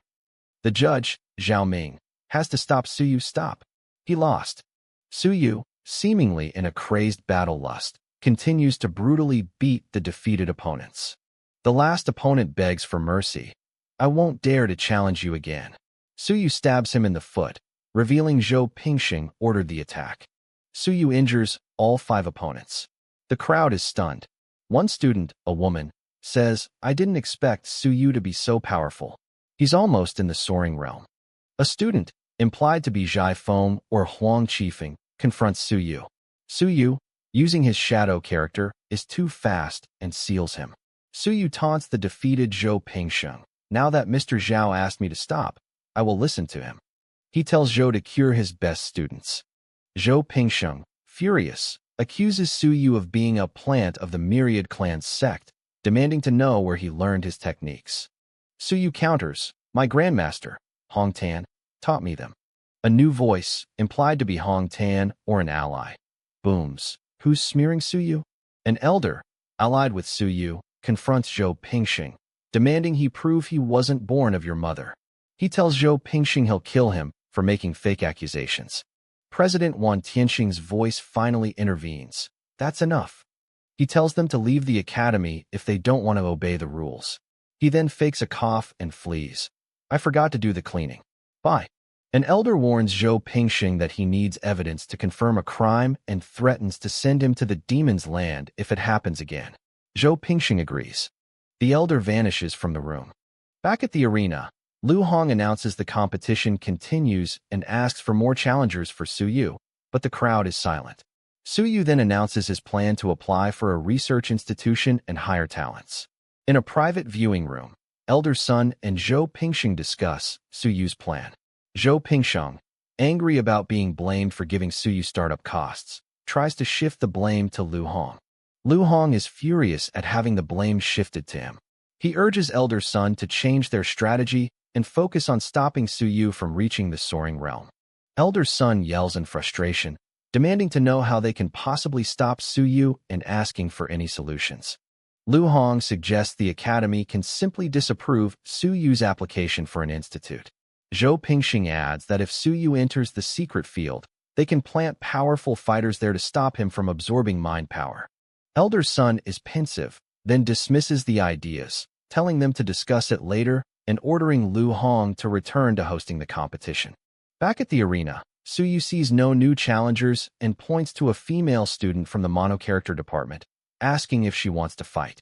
The student, thinking he's trying to humiliate her, immediately concedes. Another team concedes. Lu Hong congratulates Lu Ho's team on making the top 10. Zhan Hai, the number 1 student, interrupts, telling Lu Hong this competition format is boring. Zhan Hai proposes a new rule. He and Suyu will each fight 4 of the remaining 8 teams. Suyu agrees, calling it a good idea. Lu Hong, pleased, announces the 3rd round will begin immediately.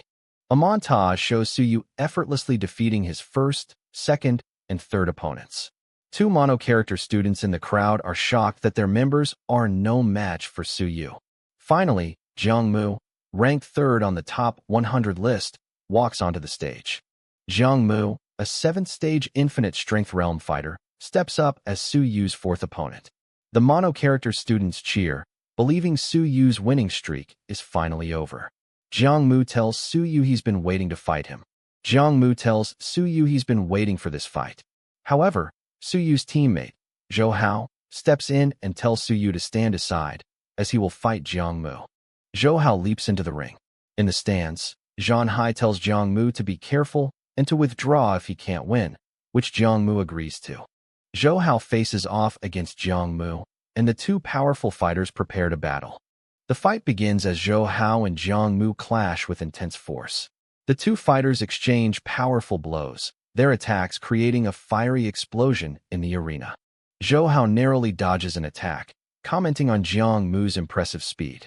Jiang Mu compliments Zhou Hao, stating he deserves his reputation as the third on the top 100 list. Zhou Hao returns the compliment, saying Jiang Mu also lives up to his name as a genius. Both fighters brace themselves and gather their energy, preparing to unleash their powerful divine character skills. Jiang Mu unleashes his attack, revealing he has both fire and speed divine characters, both at rank 3. Zhou Hao prepares his counter, readying his mountain-breaking slash technique. The two massive attacks collide in a spectacular explosion that rocks the entire arena. Jiang Mu is surprised by the force of Zhou Hao's attack and wonders how he possesses so much original qi as they continue to trade blows. Zhou Hao unleashes another explosive blast, pushing Jiang Mu back. Jiang Mu, still fighting, sighs and admits that Su Yu, mistakenly identifying his opponent, is strong indeed. Suddenly, Jiang Mu stops fighting and announces to the judge that he surrenders, leaving both Zhou Hao and Su Yu confused by the decision. Jiang Mu tells Zhou Hao that he is a strong rival and that he is looking forward to his fight with him, implying the final match against Zhang Hai. In the stands, Xia Huyo watches the exchange and remarks that Jiang Mu is a smart one. Su Yu is still confused by the surrender. Xia Huyo explains that Jiang Mu didn't want to consume Zhou Hao's power, so that Zhou Hao would be at full strength for the final fight against Zhang Hai. The final match of the third round is set. Su Yu's team will face Zhang Hai's team. The judge, Lu Hong, announces the final fight of the third round. Zhang Hai tells his team to just bring it on. Zhang Hai's teammates tell him to attack Su Yu's team altogether. Su Yu intercepts, telling Zhang Hai that his rival is him. However, Zhou Hao also steps up, surprising Su Yu. Zhou Hao tells Su Yu that his rival is Zhang Hai and unleashes his cultural weapon, ready to fight. Zhang Hai is surprised that Zhou Hao doesn't avoid his attack, suspecting it's a cunning trap. He strikes Zhou Hao, who cries out as he's hit, and Su Yu yells a warning to his teammates. Su Yu instantly realizes their plan. Zhou Hao is intentionally holding up the powerful Zhang Hai, allowing Su Yu to defeat Zhang Hai's weaker teammates one by one. Su Yu taunts Zhang Hai, asking if he's faster, and immediately rushes toward the rest of Zhang Hai's team. Su Yu unleashes his seal blade fighting tactic, confusing Zhang Hai's teammates who wonder what he's trying to seal. Su Yu's seal blade is revealed to be a trick. It's not a sealing technique at all, and he uses it to stab one of Zhang Hai's teammates, wounding him but avoiding fatal parts. The teammate, enraged at being fooled, attacks Su Yu, who easily dodges and knocks him out with a single blow. Zhang Hai's other teammates, seeing Su Yu's power, try to hinder him with poison and electricity. Su Yu just tells them to save him the trouble and come at him all at once as he attaches all his divine characters. While fighting Zhou Hao, Zhang Hai senses his teammates are in trouble. He notes that Su Yu and Zhou Hao have a similar scent, implying their strength, and decides he can't let them join forces. Zhang Hai decides to take the initiative and breaks away from Zhou Hao to attack Su Yu's teammates first. Zhang Hai leaps past Zhou Hao and lands a powerful kick on one of Su Yu's teammates, Lin Yao, sending him flying. Zhang Hai then lands a powerful blow on another of Su Yu's teammates, taking him out of the fight. The third teammate attacks, but Zhang Hai easily slaps him away, unimpressed. Zhang Hai effortlessly defeats the last of Su Yu's teammates, Yang Sha, with a single strike. Yang Sha coughs up blood as he's knocked out of the ring. Zhou Hao, still fighting, is shocked to see Su Yu pull out his cultural weapon, a dagger, and realizes he has to get serious. Su Yu, having defeated all the other teammates, suddenly stabs Zhou Hao in the back, who cries out no. A powerful elder intervenes, stopping Su Yu's fatal blow and warning him that he told you not to kill. The elder warns Su Yu to follow the rules, or he'll be sent to the All-Heavens battlefield. Su Yu, holding his dagger, realizes that was a close call, as the elder's intervention was insane. Zhang Hai, seeing his chance, kicks the distracted Su Yu, shouting gotcha. Zhou Hao, seeing both Su Yu and Zhang Hai down, realizes they are crazy loose cannons and decides to flee the ring. Zhou Hao leaps out of the arena, wishing Zhang Hai goodbye and stating that this isn't a top 100 list competition, so he's leaving. The crowd is baffled as the fight ends, realizing that only Su Yu's teammates, Lin Yao, Yang Sha, etc., remain in the ring, having been carried to victory. Lin Yao boasts that he told them they'd be carried to win. The judge, Lu Hong, is forced to announce that Lu Ho's team wins. He then adds that participants who behaved well but don't have a teacher will be considered by the college's lecturers, looking directly at Suyu. One day after the competition, Suyu visits Lu Hong's residence, putting on an act of gratitude and thanking him for the opportunity to enter the secret field. Lu Hong tells Suyu to stop pretending and, to test him, asks him to kneel down to show his sincerity. Suyu continues the act, asking if they are being watched or eavesdropped on, as kneeling would ruin the show. Lu Hong denies it and tells him to sit. Suyu is relieved and asks what brought him there. Suyu reveals his true purpose. He has set up a new secret organization called the Mono-Side Organization and invites Lu Hong to join. Lu Hong is internally horrified by the invitation, realizing that as a known subordinate of the mono-character department, joining an organization with that name would be torture and would get him beaten to death by his own faction if they found out. Lu Hong plays along and asks what the benefits are. Suyu makes a vague, empty promise about a better development of the academy. Lu Hong is internally furious at the King empty promise, but Suyu hands him a mono-side voice transmission divine rune, welcoming him as a new member. Suyu promptly leaves, telling Lu Hong that the future of the academy and the destruction of the mono-character department now relies on you. Lu Hong, left alone with the rune, realizes Suyu is setting him up just as the door creaks open behind him. Elder Sun enters and immediately sees the mono-side rune, angrily asking Lu Hong what it is. Lu Hong's subordinate suggests it's a trick to make them suspicious. Elder Sun, skeptical, orders him to check the rune. The rune activates, and messages from other members like Tian 9 and D welcome Lu Hong to the organization, explaining the rules about nicknames and the group's goal of a harmonious academy. D chimes in, noting that top secrets will cost money. Lu Hong and Elder Sun are shocked that the organization is for real. Elder Sun orders his subordinate to trace the messages. The subordinate quickly reports that he can't trace the messages, as it's a specially made rune, confirming the organization likely exists. He nervously asks Elder Sun if he should keep the rune. Elder Sun, unsure if it's real or fake, tells Lu Hong to create a nickname and join them to keep an eye on them. Elder Sun gives the rune back to Lu Hong, ordering him not to tell anyone else to avoid panic. Lu Hong nervously asks Elder Sun to vouch for him that he's not a real member. Alone, Lu Hong wonders if an anti-mono character group really exists, but reassures himself he's better than that.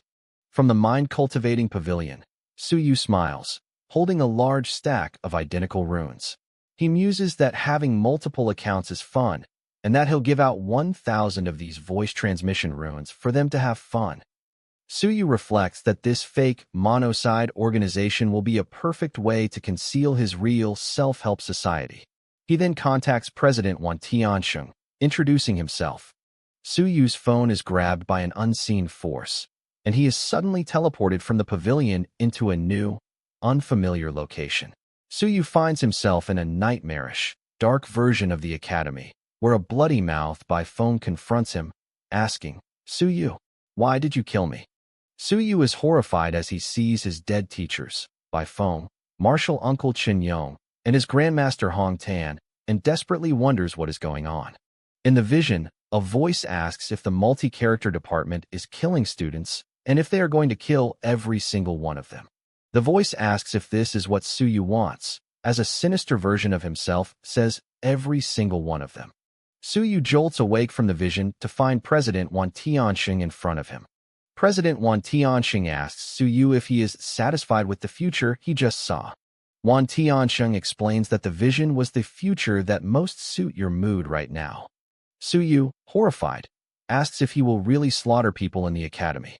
Wan Tiansheng speaks of the causal link. The mono-character department's oppression will lead to the multi-character department's retaliation. Suyu is disillusioned, realizing even the holy land of cultural masters is rife with internal strife, all because of the seed the mono-character department sowed. He came to the academy to serve humans, inspired by his father. Wan Tiansheng tells Suyu that he chooses his own path. Suyu argues the mono-character department deserves punishment, but Wan Tiansheng counters that the multi-character department was no different when it was dominant, and that the fifth president started it all.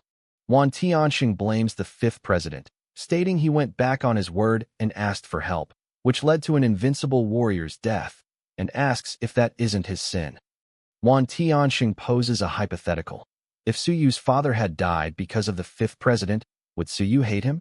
Suyu admits he would. Wan Tianxing says this is human nature. Wan Tianxing tells Suyu he can hate Zhou Mingrun, but not to point his sword at others, asking if Suyu will hate Zhou Polong. He says Suyu isn't qualified to hate anyone yet, and just wants to confirm if slaughtering people is really your decision. Wan Tianxing tells Suyu he hopes he won't regret his decision, or else he'll have to nip the danger in the bud. Suyu asks why a righteous person like Wan Tianxing would sit back and watch the multi-character department be bullied and not suppress the mono-character department. Wan Tianxing counters, asking why Suyu thinks nobody suppressed the multi-character department when it was the stronger one. Wan Tianxing states nobody would interfere as long as they don't cross the line, and tells Suyu not to think too much. He says the competition is fair and he won't be partial, and he'd rather write divine characters than interfere. Suyu wonders if the president can read his mind. Suyu, faking admiration, calls the president awesome and admirable.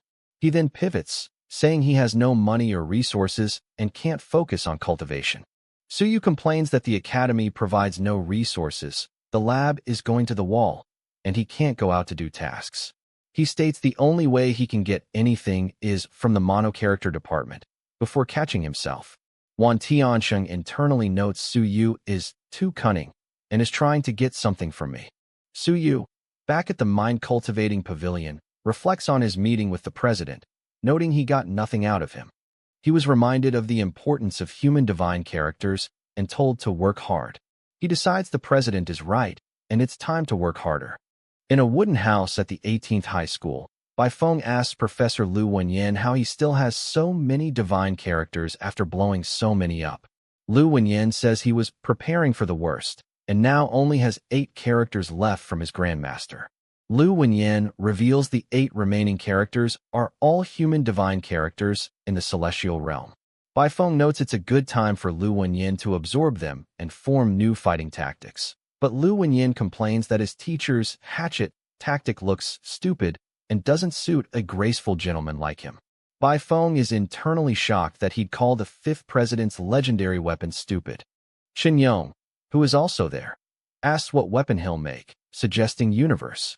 Lu Wenyan tells him to go away, complaining that even though the characters are rank 2, they only have the power of a 9th stage soaring realm fighter at most. Chen Yong reassures him that with his mind power, they'll soon reach rank 3, and he'll be in the cloud-riding realm within a year and the devastating realm within 3. Lu Wenyan isn't in a rush, but tells Bai Feng he should recover soon, or he'll feel good at the Vanguard camp. Bai Feng worries about Suyu, as both he and Hong Tan will be gone, leaving Suyu, who makes trouble every day, alone. Chen Yong says he's asked friends to take care of Suyu and tells Bai Feng to recover, or his student will surpass him. Chen Yong tells Bai Feng to try and get a place in the Star Space Mansion, speculating it's a heritage from an Eternity Realm cultural master, or perhaps even higher. Bai Feng says he'll try, but thinks he won't get the chance and will leave it to his student, Suyu. In a classroom at the academy, Hu Qiuxing asks Suyu if he's interested in his laboratory, as he heard Suyu wants to build one. Hu Qiuxing admits it's also his dream.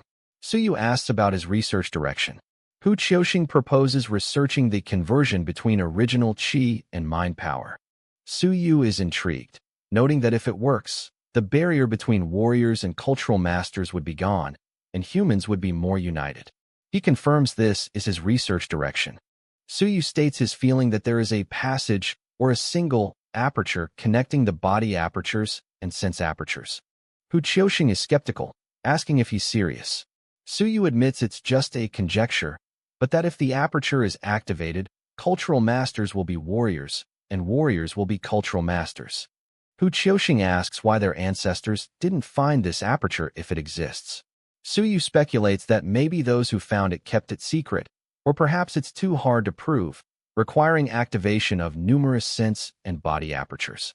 Hu Qiuxing calls him an idiot, saying if it exists, it has no practical significance. Suyu counters that they could try to activate that aperture directly. Suyu challenges the conventional wisdom. Who made the rule that humans have to activate the 9 apertures first? Hu Qiuxing is intrigued by Suyu's new conjecture and says he'll research it. He boasts that he's mastered 77 languages, read 1,082 cultivation techniques, and even improved one. Suyu, impressed, asks to join his laboratory.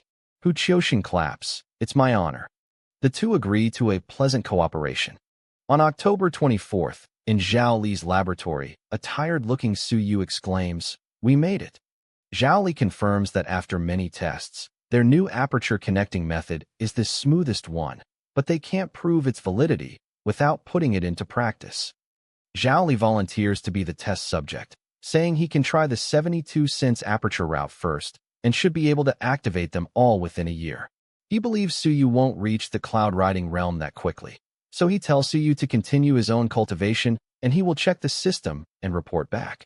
Suyu offers Zhao Li the 5th cultivation technique, but Zhao Li declines, saying 4 techniques are already too much for me.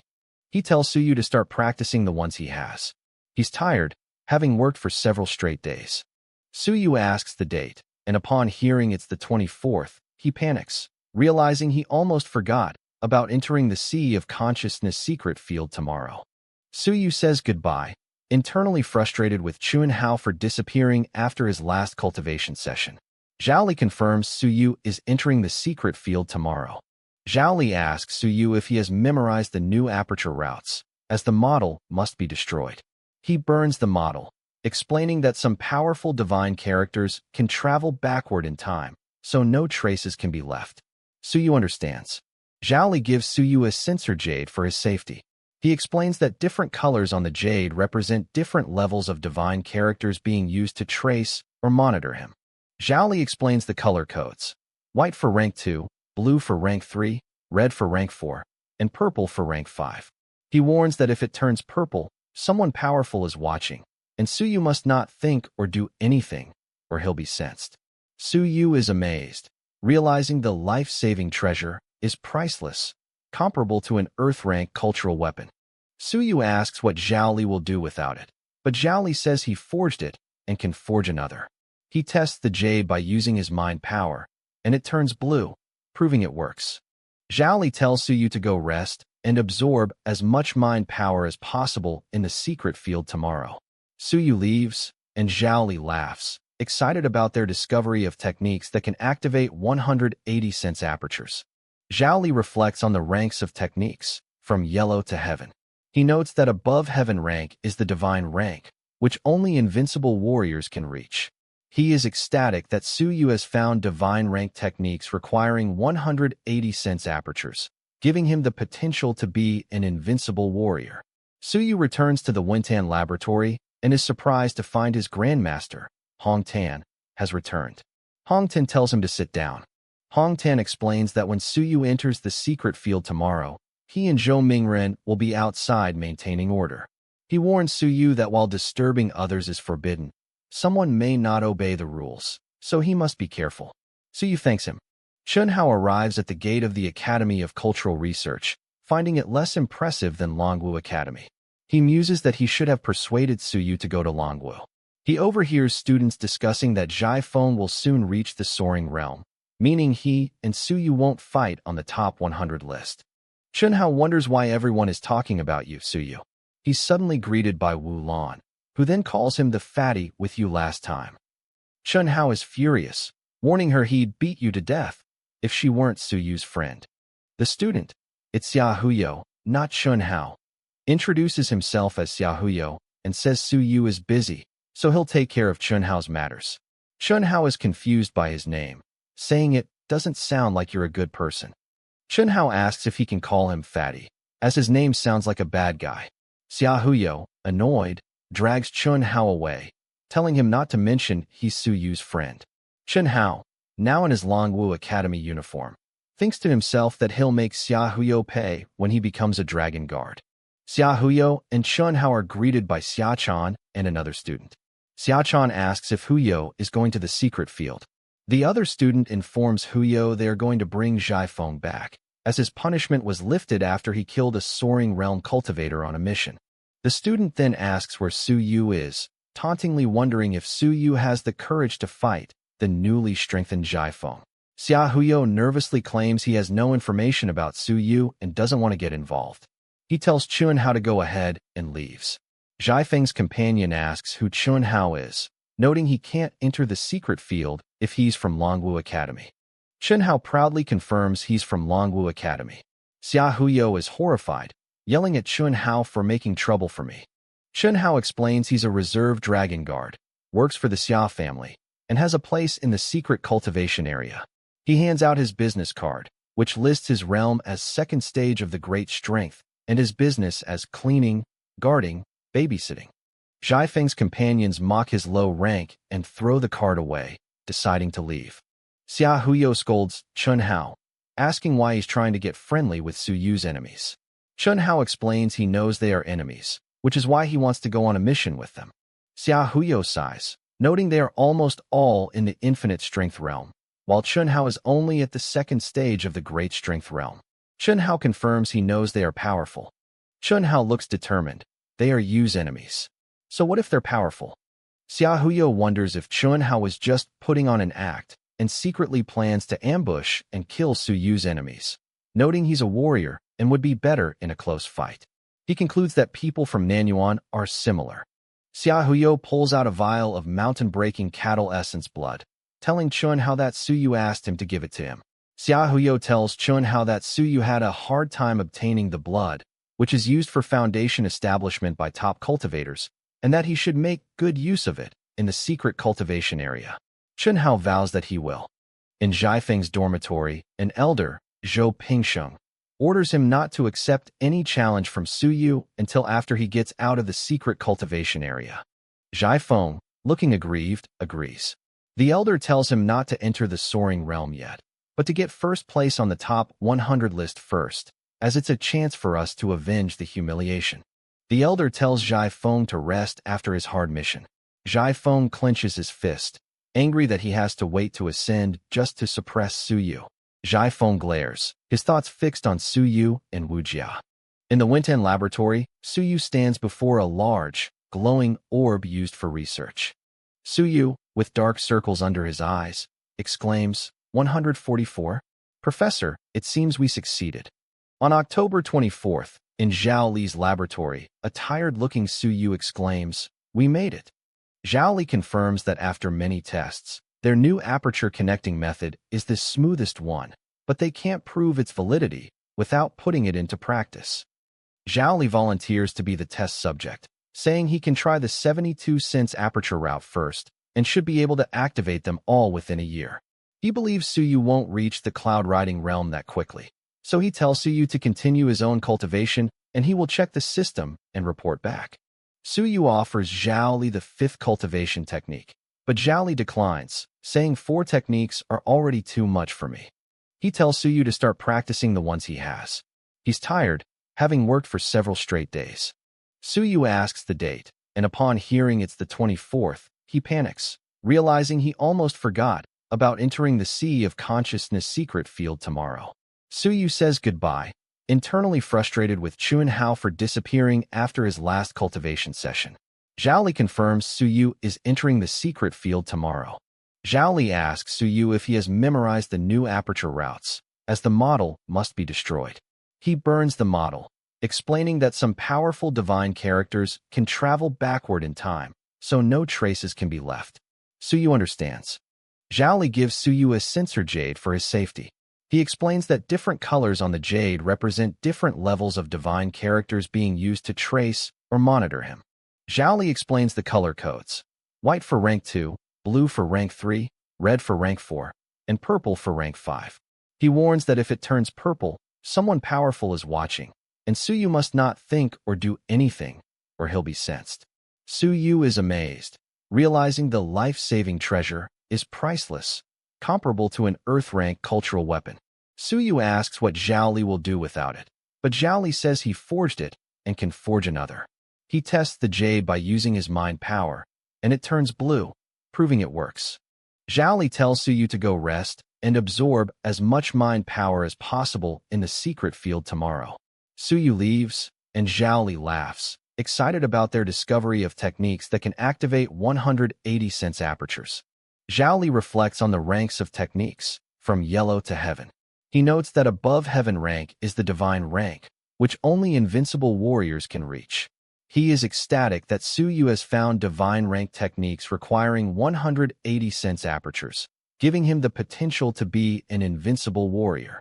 Su Yu returns to the Wentan laboratory and is surprised to find his grandmaster, Hong Tan, has returned. Hong Tan tells him to sit down. Hong Tan explains that when Su Yu enters the secret field tomorrow, he and Zhou Mingren will be outside maintaining order. He warns Su Yu that while disturbing others is forbidden, someone may not obey the rules, so he must be careful. Su Yu thanks him. As Su Yu offers Hong Tan tea, the censer jade suddenly glows. Su Yu is startled, wondering what's wrong. In the Wentan laboratory, Su Yu's grandmaster, Hong Tan, holds a small, white, furry creature with leaf-like ears that has just appeared. The creature, which Hong Tan is holding, seems to have eaten something. Hong Tan asks Su Yu about his divine characters as the creature tries to eat again. Su Yu looks at the strange, squeaking creature in his grandmaster's hand, completely confused. Hong Tan introduces the creature as a divine character absorber, explaining that it just ate a few of his own divine characters.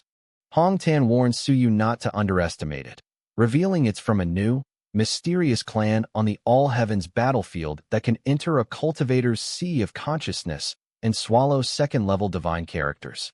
Su Yu is horrified as he processes the creature's terrifying ability to crawl into a mind and directly consume divine characters. Su Yu tentatively pokes the now cute creature, wondering if it was trying to swallow his divine characters and if it was attracted to the scent of his mysterious golden book. Su Yu muses that since his golden book is at least at the eternity realm, the little creature is courting death by coveting it. He asks Hong Tan if this new clan has ever appeared before. Hong Tan confirms they are a new clan, which means they must have fighters at the devastating realm or above to have just opened an entrance to the battlefield. Hong Tan explains they are difficult to deal with, as their bodies are an unusual mixture of flesh and consciousness, almost like a cultural weapon. The creature looks dizzy from being held. Su Yu thoughtfully repeats Hong Tan's description, something between flesh and consciousness. Su Yu asks if the creature could make a sea of consciousness collapse. Hong Tan says no, but it's a fatal and hard-to-detect weapon. He then reveals a surprising fact. It's actually a healing beast. Hong Tan explains that the divine character absorber is a solution to the problem of cursed divine characters from gods and demons, as it can eat them without causing a backlash to the user. Su Yu is amazed by this. Hong Tan says he will study the creature for a few more days before sending it to the lab's prison, reminding Su Yu to feed it. Su Yu is surprised it's destined for the prison. The small creature squeaks as Hong Tan tucks it into his robe pocket. Hong Tan immediately grabs the creature again as it continues to squeak and struggle. Hong Tan holds the squeaking creature up to Su Yu, noting that it's probably saying there is a good smell around him. Su Yu realizes the creature is coveting his golden book, which is suppressing it. He thinks the little furry ball is dreaming about eating the golden book. Su Yu suggests to his grandmaster that if he can command the creature, it might be a powerful pet. Hong Tan dismisses the idea, saying it's not that easy. He decides to study it to see if he can create devouring, divine characters. He then says he must leave to help open the secret field and tells Su Yu to prepare. Hong Tan leaves the lab, entrusting the divine character absorber to Su Yu's care. The small, furry creature, now in Su Yu's possession, internally squeaks, "Good smell. If I eat it, I'll become much stronger. Yummy." Elsewhere, an elder, implied to be Zhou Mingren, asks Xia Yuan why he doesn't have a breakthrough, noting he's as talented as Professor Liu. Xia Yuan replies that he's remaining in the cloud-riding realm to lure out a mastermind who attacked him years ago. Xia Yuan states that once the elder leaves for the All Heavens battlefield, it will be his chance to break through to the devastating realm. The elder, Zhou Mingren, agrees and leaves, telling Xia Yuan not to forget the ceremony tomorrow. Xia Yuan vows to kill the enemy that day. The next day, at the Sea of Consciousness secret field, an elder announces it will be open for 3 days to 33 willpower training students, 5 soaring realm students, and 3 cloud riding realm students. The elder asks who the 3 cloud riding realm participants are. A voice, belonging to Xia Yuan, answers, me. Another voice, Hu Wensheng, says, me too. The crowd gossips that it's hard to believe these 2 powerful geniuses both lost to Bai Feng, a nut who only loves to do research.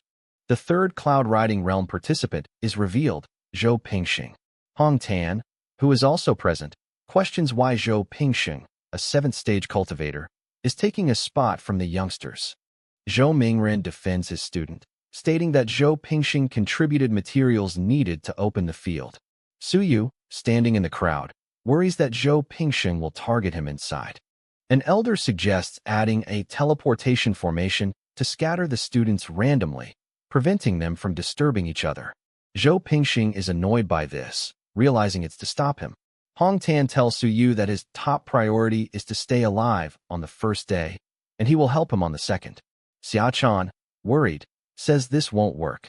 I'll go with Su Yu into the field. The elders, including Hong Tan, combine their power to open the secret field. As Su Yu and Xia Chan prepare to enter the portal, Zhou Pingxing glares at him with a sinister smile. Ha! Do you think you'll be okay as long as you go in with Xia Chan? Su Yu, you are a dead man. Suddenly, Hong Tan lets out a massive ACHO. The force of his sneeze makes the portal tremble violently, shocking the other elders. He apologizes, blaming a curse, and tells the students to go in. The students, including Su Yu and Xia Chan, are teleported into the buzzing portal. Inside the secret field, Xia Chan asks Su Yu why he's leaving, since he entered with her for protection from Zhou Pingxing. Su Yu makes an excuse, saying he'll go to the other places to have a look and doesn't want to disturb her. Su Yu finds Zhang Hao from the Divine Rune College, meditating on a mountaintop. Su Yu asks him for a favor, to let him do my cultivation under your robe and hiding. In exchange, he gives Zhang Hao a technique for activating 5 sense apertures. Zhang Hao is shocked by the priceless gift and immediately agrees. Okay, come here. Su Yu thanks him. Su Yu hides under Zhang Hao's flowing robe, telling him not to move. Zhang Hao agrees.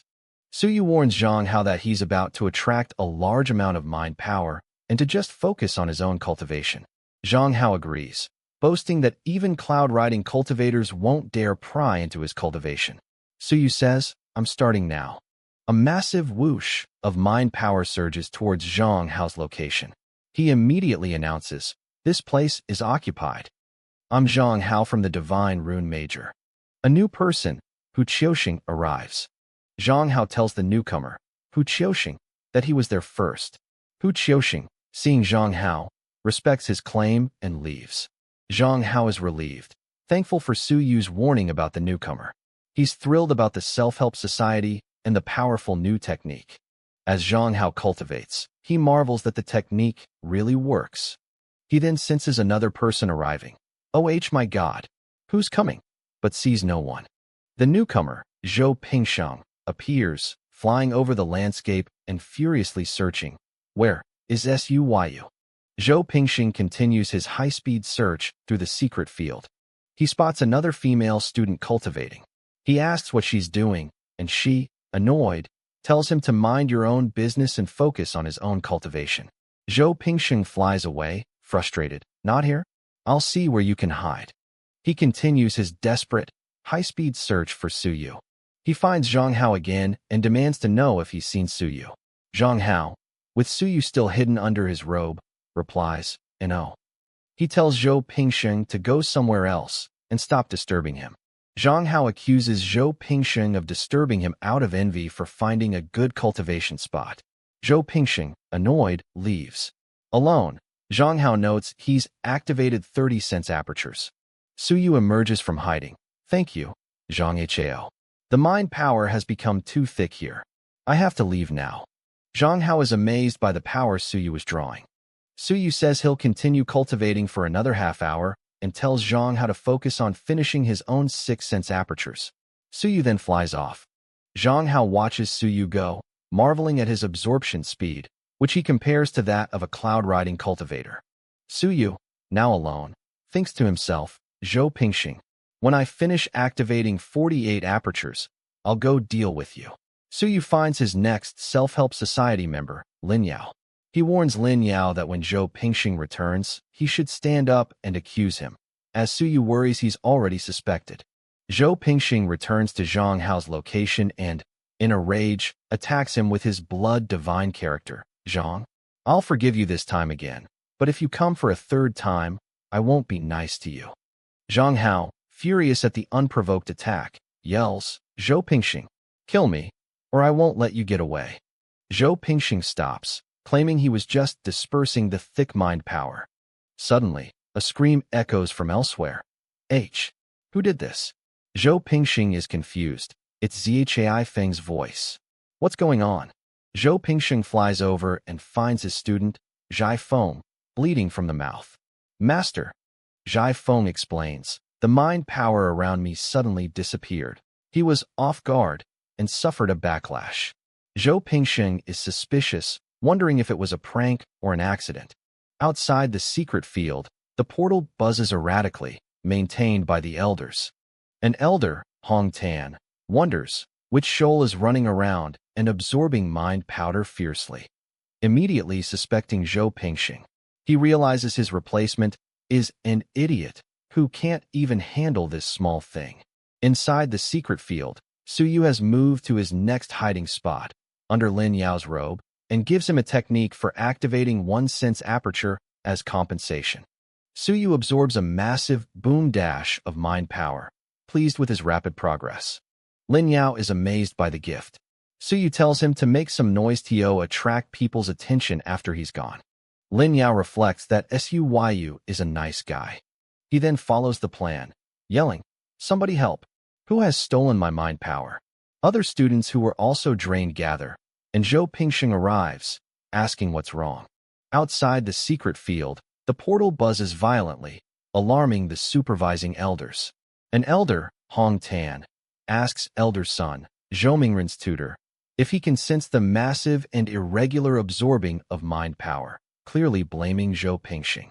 Inside, all the students who were drained of mind power, including Xia Huyo, confront Zhou Pingxing, F***CK. Who did this? The students, led by Xia Huyo, angrily accuse Zhou Pingxing. Zhou, was it you? To find Suyu, you deliberately drained our mind power. Xia Huyo demands compensation.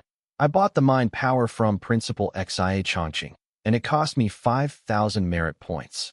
You have to compensate me. Zhou Pingxing, completely flustered and cornered, yells, F***CKU. It has nothing to do with me. Xia Huyo continues to threaten him. HUMPH. Compensate me, or I'll sue you. Outside, elder son realizes at least 5 areas have a vacuum, and they need to fill more mind power, calling the culprit a B***starred.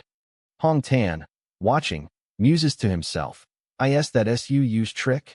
Suyu is shown flying to a new location within the secret field. Suyu sends a voice message, Mr. Liu, I want to go to your place to have cultivation. Will you cover me up?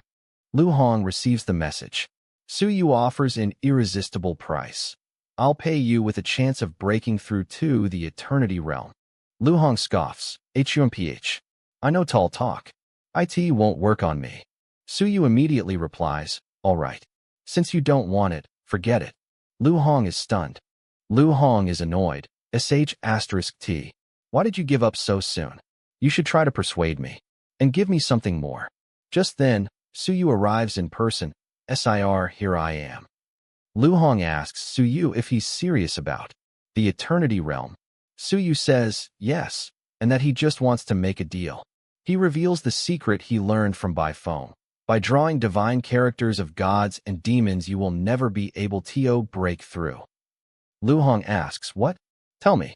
Suyu sets his trap. Zhou Pingxing is coming for me. I think you know what to do if you want to know the secret. Lu Hong remains skeptical, threatening to give you to Zhou Pingxing in exchange for some real benefits. Lu Hong confronts Zhou Pingxing, asking if everything all right here. Zhou Pingxing complains, somebody is absorbing mind power everywhere and wants to frame me. Lu Hong asks, that Suyu, but immediately dismisses it, claiming Suyu's body would have exploded from absorbing mind power that way. Lu Hong feigns a realization. Only they can possibly. Zhou Pingsheng demands to know who. Lu Hong hesitantly suggests it must be the two guys came into this secret field without notice. Hu Wenxing and Xia Yuan. Zhou Pingsheng asks, "Are you referring to Hu Wenxing and Xia Yuan?" Lu Hong replies with plausible deniability, "You said that, not me." Zhou Pingxing is convinced. What Lu Hong said makes sense somehow. It's fishy that they suddenly wanted to enter the secret field. Zhou Pingxing becomes suspicious of Hu Wenxing, reasoning that Hu is most likely to get support from Master, now that Zheng Yuming is injured. Lu Hong, having successfully framed his rivals, leaves to hurry up and try to break through. Alone, Lu Hong is pleased with his successful manipulation. He calls out, "He's gone. You can come out now." Su Yu emerges from hiding, complimenting Lu Hong. "You're very tactful, Mr. Liu." A single word turned them against each other. Lu Hong demands Su Yu tell him the secret to the Eternity Realm. Su Yu repeats the warning. You can only draw divine characters of humans and have all divine characters of gods and demons removed. Lu Hong asks for proof. Su Yu tells him to use his rune of the Monoside organization to ask them, claiming he came from them. Lu Hong is shocked. Su Yu adds that the organization offers 3 chances to remove divine characters of gods and demons without getting hurt, as a reward for helping us this time. Lu Hong asks more about the Monoside organization, but Su Yu, having planted the likely false information, leaves to continue his cultivation. Lu Hong, alone, muses that Su Yu is tight-lipped. He then feels Su Yu absorbing mind power at an unbelievable speed. Lu Hong realizes Su Yu will create a vacuum here within 4 hours, and he'll be suspected. I have to find a way to prove my innocence. 3 hours later, Zhou Pingxing returns. Nothing happened. Did he sense me? Lu Hong is also present. Liu Hong, why are you here? Lu Hong lies, claiming he thought it over and decided to do the cultivation with me, Zhou Pingxing, to prove his innocence if someone slanders him. Zhou Pingxing is shocked and moved. I didn't expect the only one who's willing to stand up for me to be an outsider. Lu Hong reminds him that all the best in every department are in the field, and they can't afford to offend them all. Lu Hong proposes they invite a few more guys and find a place to cultivate together, including Hu Wenxing's student, Hua Xingquan. This way, no one can lie or slander. Zhou Pingxing agrees, and they go to gather the Soaring Realm students to work together. 12 hours into the secret field, Su Yu thinks, "Phew, I finally managed to activate the 58th sense aperture." Suddenly, a massive boom dash of mind power absorption occurs elsewhere. B***starred. Is he crazy? Who the hell is absorbing mind power so fiercely? Outside, Elder Sun, who is maintaining the field, is sweating and exhausted. Elder Qi offers to replace him. Elder Sun agrees. "Come and do it yourself." Elder Qi takes over and is immediately hit with the overwhelming pressure. **T. Why is the pressure overwhelming? 24 hours after entering the secret field, Su Yu reflects on his progress. Phew, this is the 71st sense aperture. 1. Away from finishing the second cultivation technique. He decides to move and spots a guiding line of energy. Is it Professor Hong's secret supply? Huh. He follows the line and finds a seal in a wall. I knew it. He passes through the seal. With this wall, no one can interrupt me. He begins to absorb the mind power at will. Outside the hall, the secret field portal buzzes violently. Hong Tan, who is watching, exclaims, "Holy **T. Hong Tan wonders, how can it be so fast? Is Zhou Pingxing in there? He quickly realizes that only someone from the multi-character department could access that spot. Don't tell me, it's Suyu. Hong Tan is stunned, realizing Su Yu's absorption speed rivals the devastating realm, and that brat will make the secret field collapse. Hong Tan decides he won't let it happen when I'm in charge, and that he have To find a scapegoat. He decides, "QI, you're the one," referring to Elder Qi, his replacement, and sends Su Yu an urgent message. Su Yu, having just opened his 100th sense aperture, receives the message, "Run. It's going to explode." He is annoyed. What the heck? I have to go. Before leaving, Suyu decides, I need to inform Wujia and tell her to meet me at Xia Huyo's place. He finds Wulan. Wulan. Is your mind power saturated yet? She ignores him. He thinks, this place is going to explode. I have to take her out of here. Suyu devises a lie to get her to leave, telling her, It was Huyu.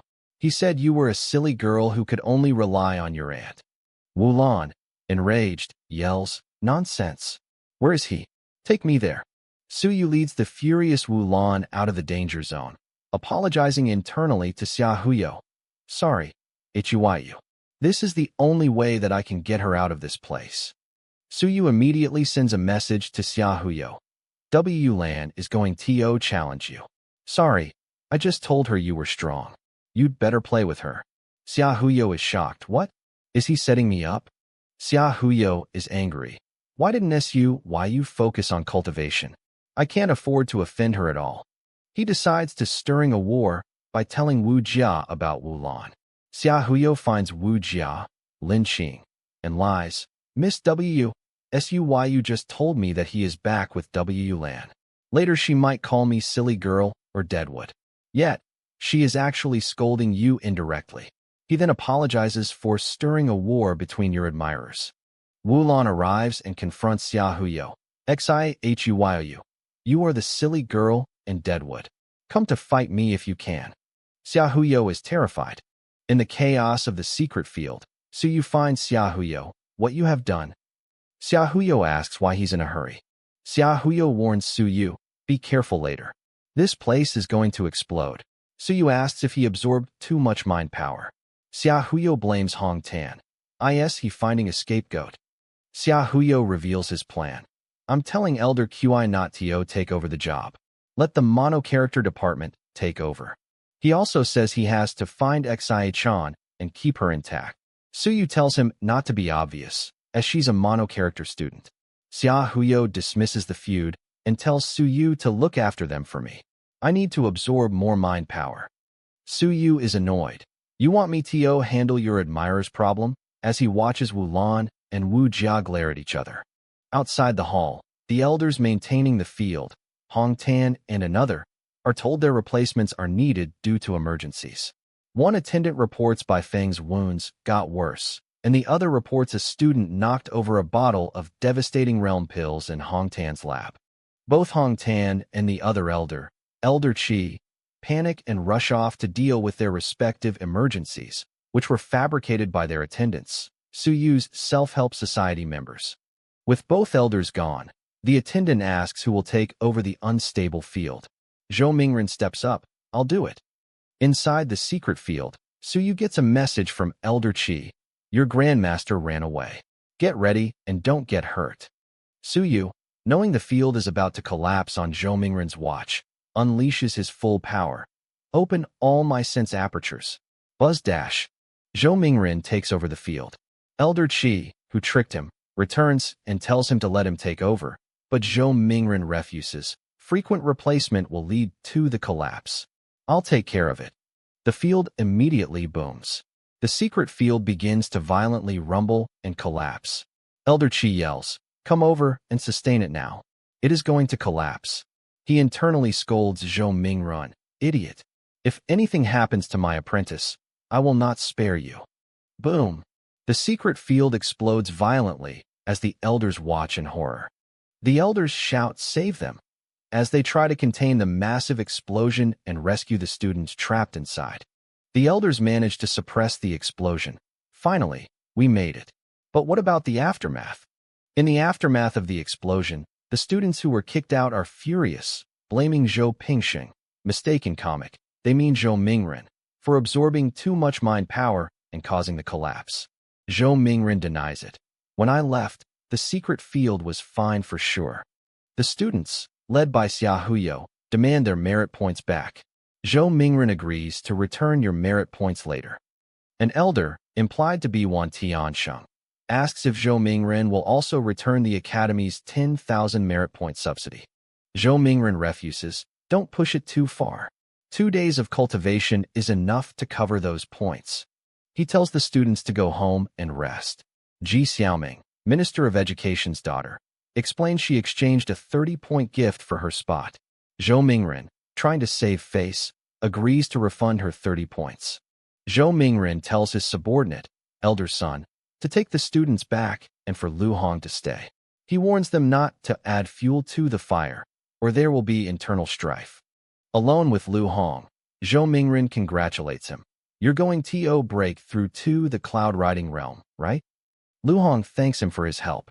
Zhou Mingren hints that with Zheng Yuming gone, Lu Hong could become the new chief. Lu Hong is terrified. Sir, please stop kidding. Zhou Mingren laughs, while Lu Hong thinks, Chief my ass, you just want to use me. Later, Zhou Pingsheng, the deputy curator, arrives, and Zhou Mingren demands, who did it? Zhou Pingsheng swears he didn't do it, and that someone is setting me up. Zhou Mingren immediately suspects Xia Yuan. Zhou Mingren decides to shift the responsibility onto Hong Tan and Suyu, claiming they worked together to disperse the thick mind power. On purpose, because the field was left by the multi-character department. In the Wintan lab, Hong Tan finds Suyu. You must have gained a lot. Suyu replies, not so much. Hong Tan says everyone thinks he, Hong Tan, caused the explosion. He tells Suyu to keep a low profile, as he's going into closed-door cultivation. Hong Tan asks Suyu's plan. Suyu says he will merge my apertures and draw some divine characters, improving his body and mind at the same time. Hong Tan approves, telling him to buy essence of gods and demons from Lord Xia on credit. Suyu asks, on credit? Will he agree? Hong Tan replies, it's fine. You can mortgage the Wentan Research Center for some essence blood. Suyu is shocked. Our financial situation's so bad. Hong Tan warns Suyu to keep an eye on your martial uncle, Chen Yong, as he has too many burdens and might do something stupid. Hong Tan tells Suyu that if he's in trouble, he can release those devastating realm demons in prison, as he's made a deal with them to protect Suyu once in exchange for their freedom. Suyu asks if that's allowed. Hong Tan dismisses it. Don't worry. I'm one step away from the celestial realm. They will do me a favor this time. Hong Tan tells Suyu to declare he's also in closed-door training to avoid trouble, and to come and see Bai Feng off. Suyu sighs. I have to do all kinds of things. I'm basically a babysitter. At the crossroads near the 18th high school, Professor Lu Wenyan is being seen off by his former lovers, Wu Yuehua, Zhao Mingyue, and Hu Ping, who all give him advice. Don't die. And keep it in your pants. They awkwardly give him apples, eggs, and ointment for his journey. Lu Wenyan is annoyed. Bai Feng, also present, suddenly yells, I'm also going to the All Heavens battlefield. Bai Feng then dramatically coughs and collapses to the ground. I feel unwell. Someone, please check on me. Suyu rushes to his teacher's side. Mr. Bai. Bai Feng immediately leaps up and hugs him. Oh, my good disciple. I miss you so much. He laments that it's a pity he hasn't taught him anything before leaving. Suyu asks if his wounds have recovered. Bai Feng boasts, yes. I will be at the 8th or 9th stage of the soaring realm soon. Suyu points out, but Lu Hong and Hu Wenxing have broken through to the cloud-riding realm already. Bai Feng scoffs, HUMPH. No big deal. Suyu thinks his teacher must feel bad. Suyu gives Bai Feng his compiled files about the stripping of innate skill essence blood, which he made. On my own, Bai Feng is stunned. This is a heaven-rank cultural technique. Nice chap. Professor Lu Wenyan also gives Suyu a gift for helping him.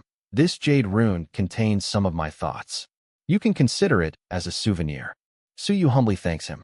Lu Wenyan then gives Wu Jia, Lin Qing, a precious necklace, a gift from his master, telling her to keep it well and not throw it away.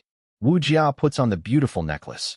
Bai Feng teases Suyu, stop looking at her chest. Suyu protests, I was looking at the necklace. He wonders why the necklace made Chun Yong and Hong Tan look stunned. Bai Feng quietly explains to Suyu that the necklace contains a protective celestial realm divine character, and that ordinary cultivators in the devastating realm can't break it. He tells Suyu not to tell her. The women all offer to accompany Lu Wenyan.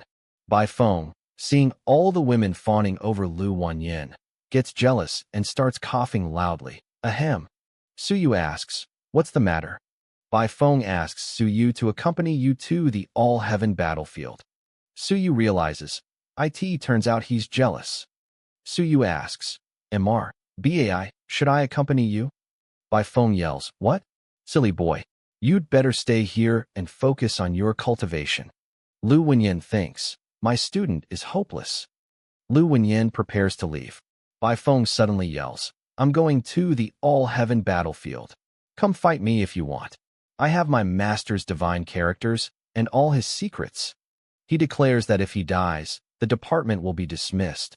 Otherwise, IT will last forever. Lu Wenyan and Bai Feng leave for the all-heavens battlefield. Su Yu and Wu Jia watch them go, and they left just like that. In a tea house, Su Yu meets with Hu Zongqi, a member of his self-help society. Su Yu advises him to switch to the human divine characters instead of his demon clan ones. Hu Zongqi is hesitant, as his fighting ability plunges. Su Yu explains that if he can't make it to the celestial realm, he should keep the demon characters, but otherwise, he must change. He then asks for, "What's new in the mono-character department?" Hu Zongqi replies, "They're infighting for the position of chief." Su Yu is pleased by the infighting. He asks if it's safe for Wu Jia to challenge the top 100 list now. Hu Zongqi warns it's hard to say. He explains that if Zhou Pingxing fails to become the chief, he'll do everything to be the chief librarian, which would put them back to where we were. Su Yu is confused, asking why Zhou Pingxing would shoot himself in the foot, as an elder must be neutral. Hu Zongqi reveals his true, ambitious goal. He wants to reach the truth-seeking realm.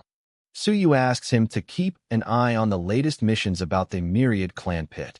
Su Yu gives Hu Zongqi a list of names to keep an eye on, warning him not to be obvious or fish for information deliberately. Hu Zongqi leaves. Su Yu reflects that those on the list are probably from the Myriad Clan's sect. He reveals he's been using a second account to post extreme words to lure them out. On his way to the academy, Su Yu overhears students gossiping that Su's Myriad Clan friend stood up for him by fighting the top 100. At the arena, he sees Xia Qing, the Cloud Tiger girl, has defeated Zhu Hong, ranked 96th. Zhu Hong, who is bruised, calls Su Yu gross and the shame of humanity for associating with the Myriad Clans. Xia Qing defends their alliance. Another student challenges Xia Qing. She refuses. "You didn't hurt Suyu. I'm not fighting you." The student fumes. Suyu made the Myriad Clans his backer. Damn it. Xia Huyo finds Su Yu in the crowd and asks why he isn't explaining the situation. Su Yu coolly replies, "There is nothing to explain." Xia Huyo asks if Su Yu told her to do this. Su Yu denies it, but confirms someone saw them meet at the original Chi field. Xia Huyo says, "Then you're in big trouble, as this is a taboo for humans." Xia Huyo explains the Myriad Clan college students are limited in missions, unless they team with humans and are trying to talking people into joining them. He suspects they have backers. Xia Huyo warns Su Yu not to mess with them, as they all have guardians and the multi-character department is a soft touch, after all. Su Yu is furious, clenching his fists as he thinks, "That tigress screwed me over." Su Yu's expression changes to a smile as he tells Xia Huyo, "She's my friend, and a good friend." Xia Huyo is immediately suspicious of his scheming smile. Xia Qing's guardian tells her it's time to go back to their dormitory. In the Myriad Clan's villa dormitory, Xia Qing meets with her 9th grandpa, an elder from her clan. Xia Qing lays out her plan. If Suyu doesn't want to be friends, we can ruin his reputation by beating the students of the mono-character department in his name. This will make people come to them for help, allowing them to infiltrate humans. Her guardian worries this is too risky. Xia Qing confidently explains that President Wan Tianxing wants them to train his students, so he won't interfere, and it might even bring US close to Su Yu's powerful faction. Su Yu visits the Wintan laboratory prison. Noting the soaring realm monsters, he has been starving look impressive. He then opens the restricted area, revealing the 3 powerful devastating realm demons imprisoned within. Su Yu addresses the devastating realm demons, offering them a deal. Serve him for 3 years, and he will grant them their freedom. The demons are surprised that Su Yu, a mere willpower training stage student, can withstand their immense spiritual pressure. Su Yu mocks their imprisoned state. The demons are silent, their power still heavily restricted by the seals placed on them by Su Yu's grandmaster, Hong Tan. Su Yu senses the demons are just testing his abilities. One of the demons, a Cyclops, is impressed by Su Yu's composure. The Cyclops, One Eye, clarifies that this is a deal, not servitude, and the price they demand is their freedom and their lives. Su Yu asks for their names. The first introduces himself as One Eye from the Demon Eye clan. The other two demons introduce themselves as Blood Moon and Giant Mountain. Su Yu asks if they accept his deal. One Eye rejects the 3-year deal, revealing Hong Tan's original offer was for them to help Su Yu just once, at the cost of their lives. He asks for Su Yu's cultivation level. The demons reveal their formidable strength. One Eye is at the 4th stage of the devastating realm, down from 6th. Blood Moon is at the 5th stage, and Giant Mountain is at the 4th stage. Su Yu, impressed, asks if the 3 of them together can defeat a 7th stage devastating realm fighter. They confirm they can, but won't guarantee Su Yu's personal safety. Su Yu agrees to their terms, stating that when the work is done, they will part peacefully. He leaves them to return to the other prisoners. Su Yu returns to the soaring realm monsters, who are roaring and rattling their cages, hungry for the food he brings. Su Yu notes a new monster, a divine character absorber, which specializes in eating brains and is extremely dangerous. He informs the soaring realm monsters that the devastating realm demons have agreed to work for him, and their time is running out. He offers them a 5-year service deal for their freedom. The soaring realm monsters are left in their cages to contemplate Su Yu's new, stricter offer. In the Wentan Laboratory's filtration room, Su Yu attempts to merge his apertures to break through to the infinite strength realm, but feels a strong repulsion. He successfully forces 9 apertures to merge, but realizes he must find a better, less repulsive method, possibly from Myriad Clans techniques, and decides to start his Aperture Research Institute. In the advanced class, Su Yu approaches Wu Lan, who is visibly upset. She angrily confronts him about the rumors that he is befriending the Myriad Clans, referring to Xia Qing. Su Yu dismisses the gossip as useless. Wu Lan misinterprets his lack of denial as confirmation, believing he is protecting the tigress Xia Qing, which makes her angrier. Su Yu ignores her and speaks to Hu Qiuxing, asking for his help in gathering materials for his new research institute. Hu Qiuxing agrees to get copies from his family's collection. Hu Qiuxing offers to provide funding, but Su Yu declines, instead asking for a list of knowledgeable students who have mastered many languages to recruit for the lab. Su Yu realizes he needs to put the research institute under an official name. He muses that it's just a name, and someone will surely agree to it. At the top 100 building, Su Yu approaches Zhao Li and asks to put the new research institute under his name, offering 30 merit points a year. Zhao Li scoffs at the low offer, demanding 100. Su Yu counters with 50 merit points, take it or leave it. Zhao Li accepts and asks about the research topic. Su Yu reveals it's the body sense aperture. Zhao Li is shocked. Su Yu explains his theory. A single aperture links the body and sense apertures, and finding it could revolutionize cultivation.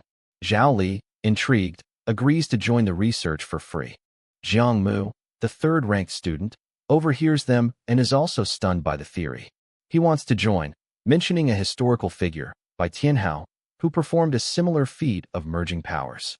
Jiang Mu explains the rumor that Bai Tianhao merged all his apertures in his final battle, gaining unprecedented power that allowed him, at the cloud-riding realm, to kill a 7th-stage devastating realm master.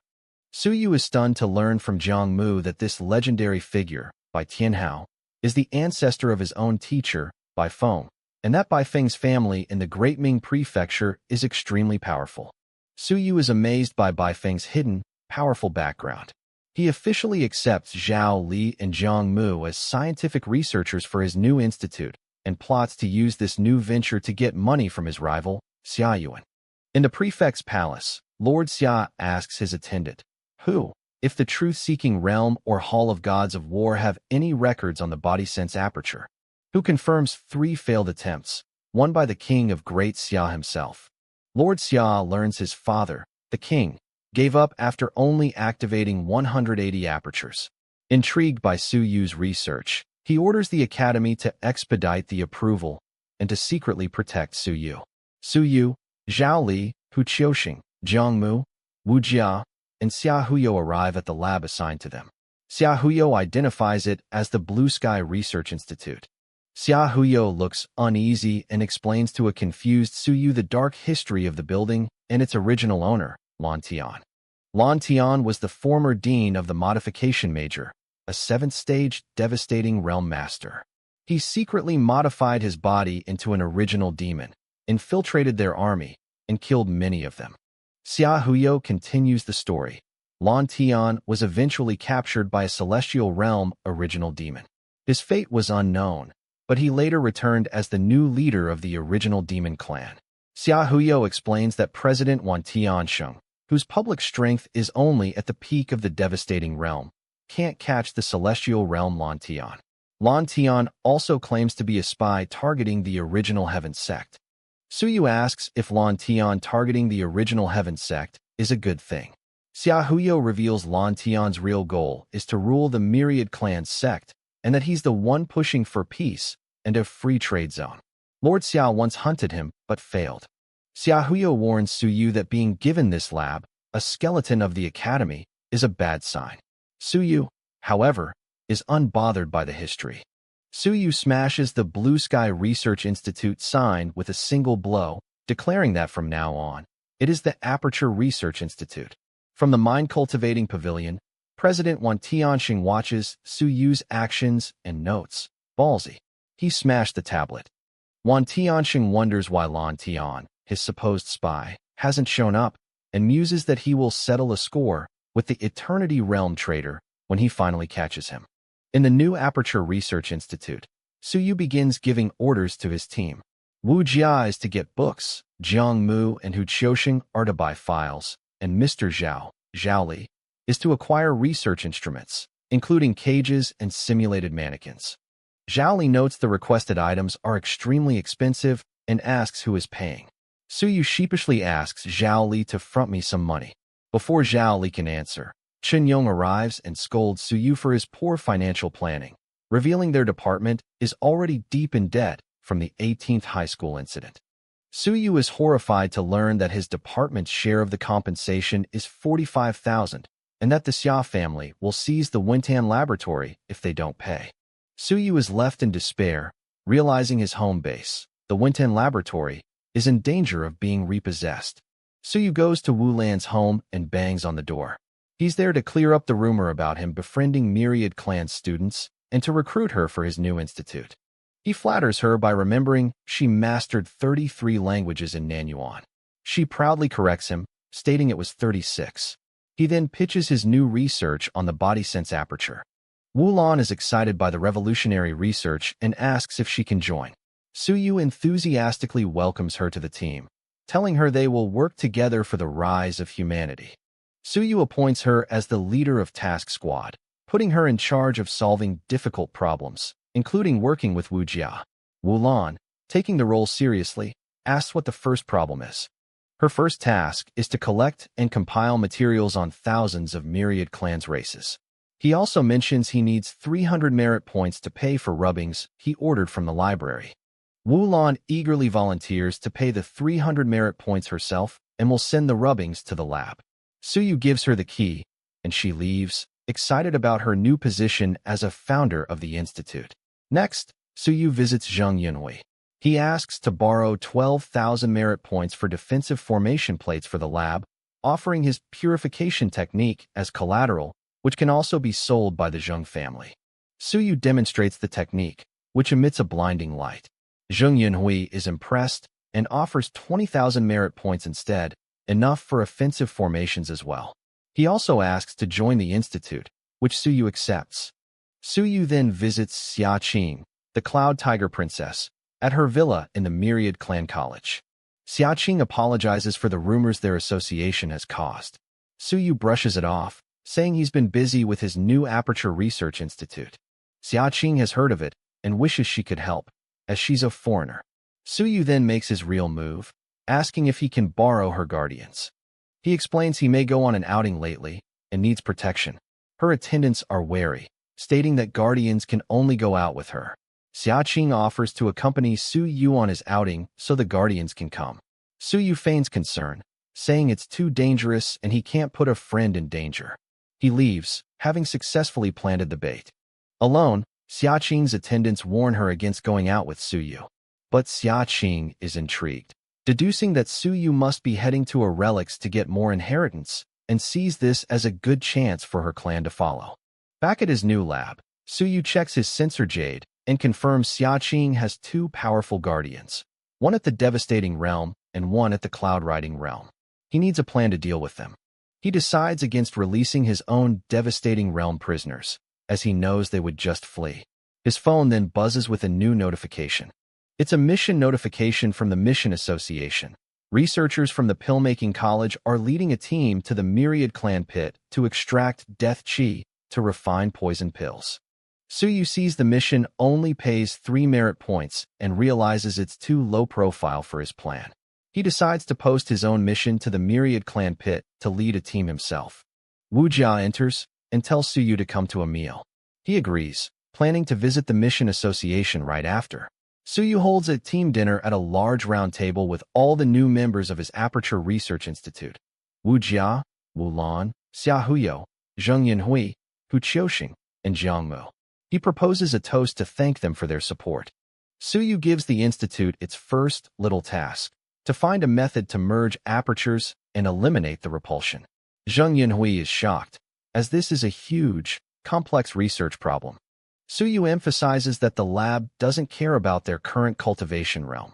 Their goal is to solve problems as difficult as the body sense aperture. He assigns their first task: gather all information on aperture merging and provide essence blood from their respective races to study extraction and cultivation techniques. He assigns roles. Xia Huyo will provide essence blood, and Wu Lan, assisted by Wu Jia, will be in charge of information gathering.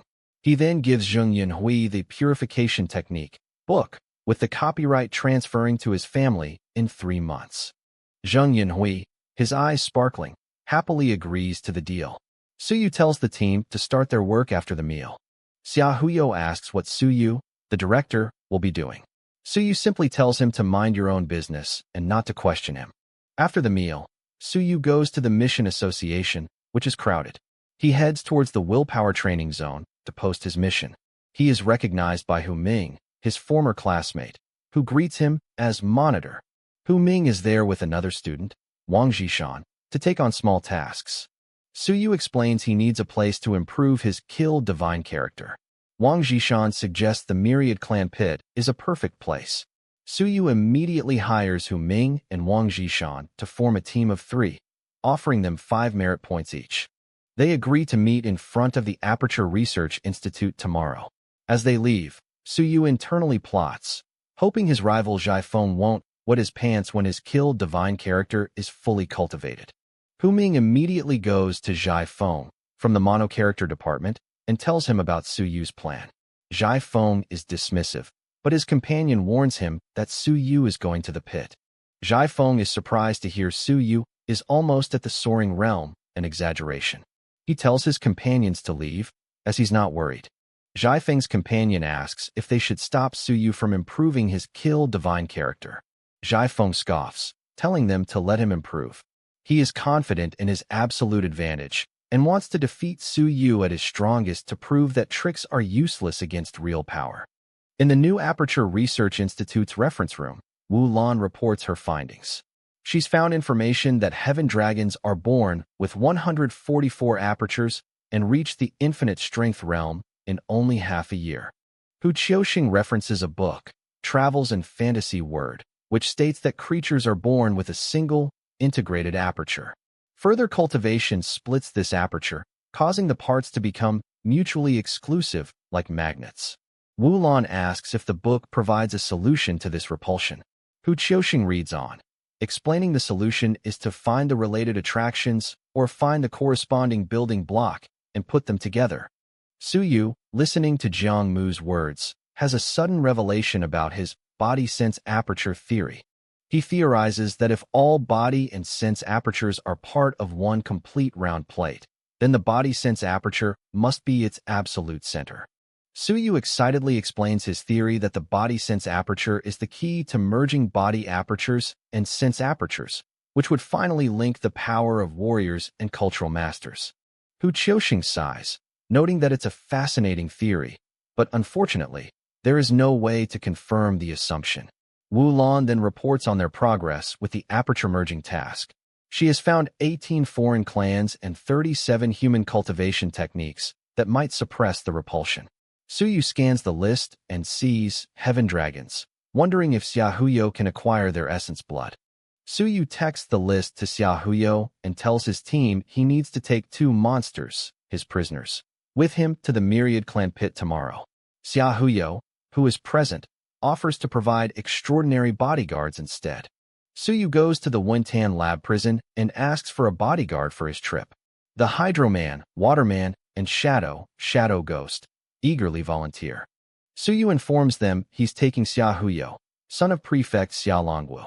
He warns them that if anything happens to Xiaohuyo, his father will kill them. The monsters are terrified. Suyu demands they hand over their main divine characters so he can control them. The Flame Crow interjects, suggesting Suyu take his life flame instead, which he can use to control the other monsters, as they wouldn't dare betray him. Suyu agrees to the Flame Crow's clever plan. He will take the Flame Crow's main divine character, and the Flame Crow will hold the main divine characters of the other 2. He calls his martial uncle, Chen Yong, to assist. Chen Yong arrives. He and Suyu use their power to suppress and extract the main divine characters of the Waterman, Hydro, the Shadow Ghost, Shadow, and the Flame Crow, Fire. Chen Yong takes the Flame Crow's divine character to the library for safekeeping, where he can destroy it instantly. He also embeds the Hydro character within Suyu, warning him to be careful. Chen Yong easily suppresses the Flame Crow's character. The Flame Crow is shocked at how strong Chen Yong is, realizing he's far more powerful than just a weak librarian. Suyu asks the Waterman and Shadow Ghost if they can still hide without their main divine characters. Shadow can only hide in the shadow of a soaring realm fighter. Hydro can transform into a necklace but can't hide from devastating realm monsters. Suyu decides not to take them, as their presence would freak them out. Chen Yong reassures him, promising to smash the Flame Crow's character if anything happens, giving Suyu a 1-minute warning before the monster's characters also break. Meanwhile, in a Myriad Clan sect hideout at Zhang Mo's mansion, sect members plot Suyu's assassination during his trip to the Myriad Clan pit. They know Hong Tan is in closed-door cultivation. They plan to ambush him halfway, which gives them a narrow 5-minute window. They are excited to split the 8,000 contribution bounty, but worry about Dragon Guard interference. An elder woman warns them not to be reckless and risk their stronghold. A female member, Madwoman, and a young man, Tongzi, will scout the Myriad Clan pit first to check for powerful guardians. They decide to treat Suyu as a cloud-riding realm target. Suyu arrives at the Myriad Clan pit on a running cloud horse with his 2 companions, Hu Ming and Wang Jishan. He senses the violent atmosphere left behind by Prefect Xia's past slaughters. A guard at the entrance charges them 1 merit point for stabling their horses and 5 merit points each to enter. Suyu's censer jade is visible as he has an attendant pay the fee. Inside, a woman, Mrs. Zhang, arrives with a child. The guard, Mr. Zhang, tells Suyu's group not to disturb them, explaining that her child was injured during cultivation and needs the violent atmosphere to control the backlash. Suyu's censer jade activates, and he senses the woman, Madwoman, a soaring realm fighter, watching him. He feigns annoyance at being watched and decides to run away to avoid her. The 2 sect scouts, Madwoman and Tongzi, watch him go. They decide to report back, with Madwoman vowing to kill the genius, Suyu, sooner or later. Suyu leads his 2 companions deeper into the pit. He tells them they can stop and cultivate, as his killed divine character is already at rank 2, and he needs to go further alone. They agree to wait. Once alone, Suyu asks his companions what they learned about the woman. They confirm she's a 7th-stage soaring realm fighter. They also reveal something wrong with the child. His body's moisture level is that of an adult in his 40s or 50s. Suyu finds it interesting that an adult is pretending to be a kid, but ultimately decides it's none of my business and moves on. He goes deeper into the pit, sensing the thickening atmosphere. He finds a training area blocked by a sign, training place for students of the Academy of War Sciences. Do not disturb. A blindfolded student from the War Sciences Academy stops him. Suyu politely apologizes. The student warns him not to go further into the dumping area, where top cultivators leave dangerous, mixed energy. He asks if Suyu is on the top 100 list. The student watches Suyu leave, wondering if he's the Wang Suyu, a misnomer for Suyu, who's gained popularity. Suyu, annoyed by his robes, regrets not being able to join the Inter-Academy battle. As Suyu walks, his Hydroman necklace, the Waterman prisoner, warns him not to go further, as the blade energy is strong there. Intrigued by the danger, Suyu decides, I've got to check it out. Suyu enters the dumping area of the Myriad Clan pit. Hydroman warns him the blade energy is from a celestial realm master and is amazing. Suyu tells his companions to flee if the energy bursts, but he will run away. A wave of horrible blade energy washes over Suyu, who is stunned by its intensity. Suyu barely survives the energy wave, coughing and realizing he almost died. His two companions, who had fled, return, stating they just can't fight something that powerful. Meanwhile, in the mayor's mansion, Lord Xia is reading a book, Pinnacle of Training. He senses Suyu and wonders what the little guy is doing moving that corpse in the dumping area. Suyu stands over the ancient corpse that emitted the blade energy. Hydroman confirms there is still blood left and that Suyu can extract it from the neck cut. Suyu decides to give it a try. Suyu places his hand on the corpse's neck and begins to extract the remaining blood. His two companions stand guard as Suyu successfully extracts the essence blood and its memory fragments. A voice from the memory cries out, "Go to hell." Suyu is shocked by the clarity of the memory. He sees the man has a distinct pattern on the left arm. The memory fragment shows a vision of the treasure house of the heavenly god sect and a strange plant inside. The vision shatters as the memory of the man's death plays out. In a distant, huge palace, a powerful, shadowy figure senses Suyu's prying. Who's snooping at me?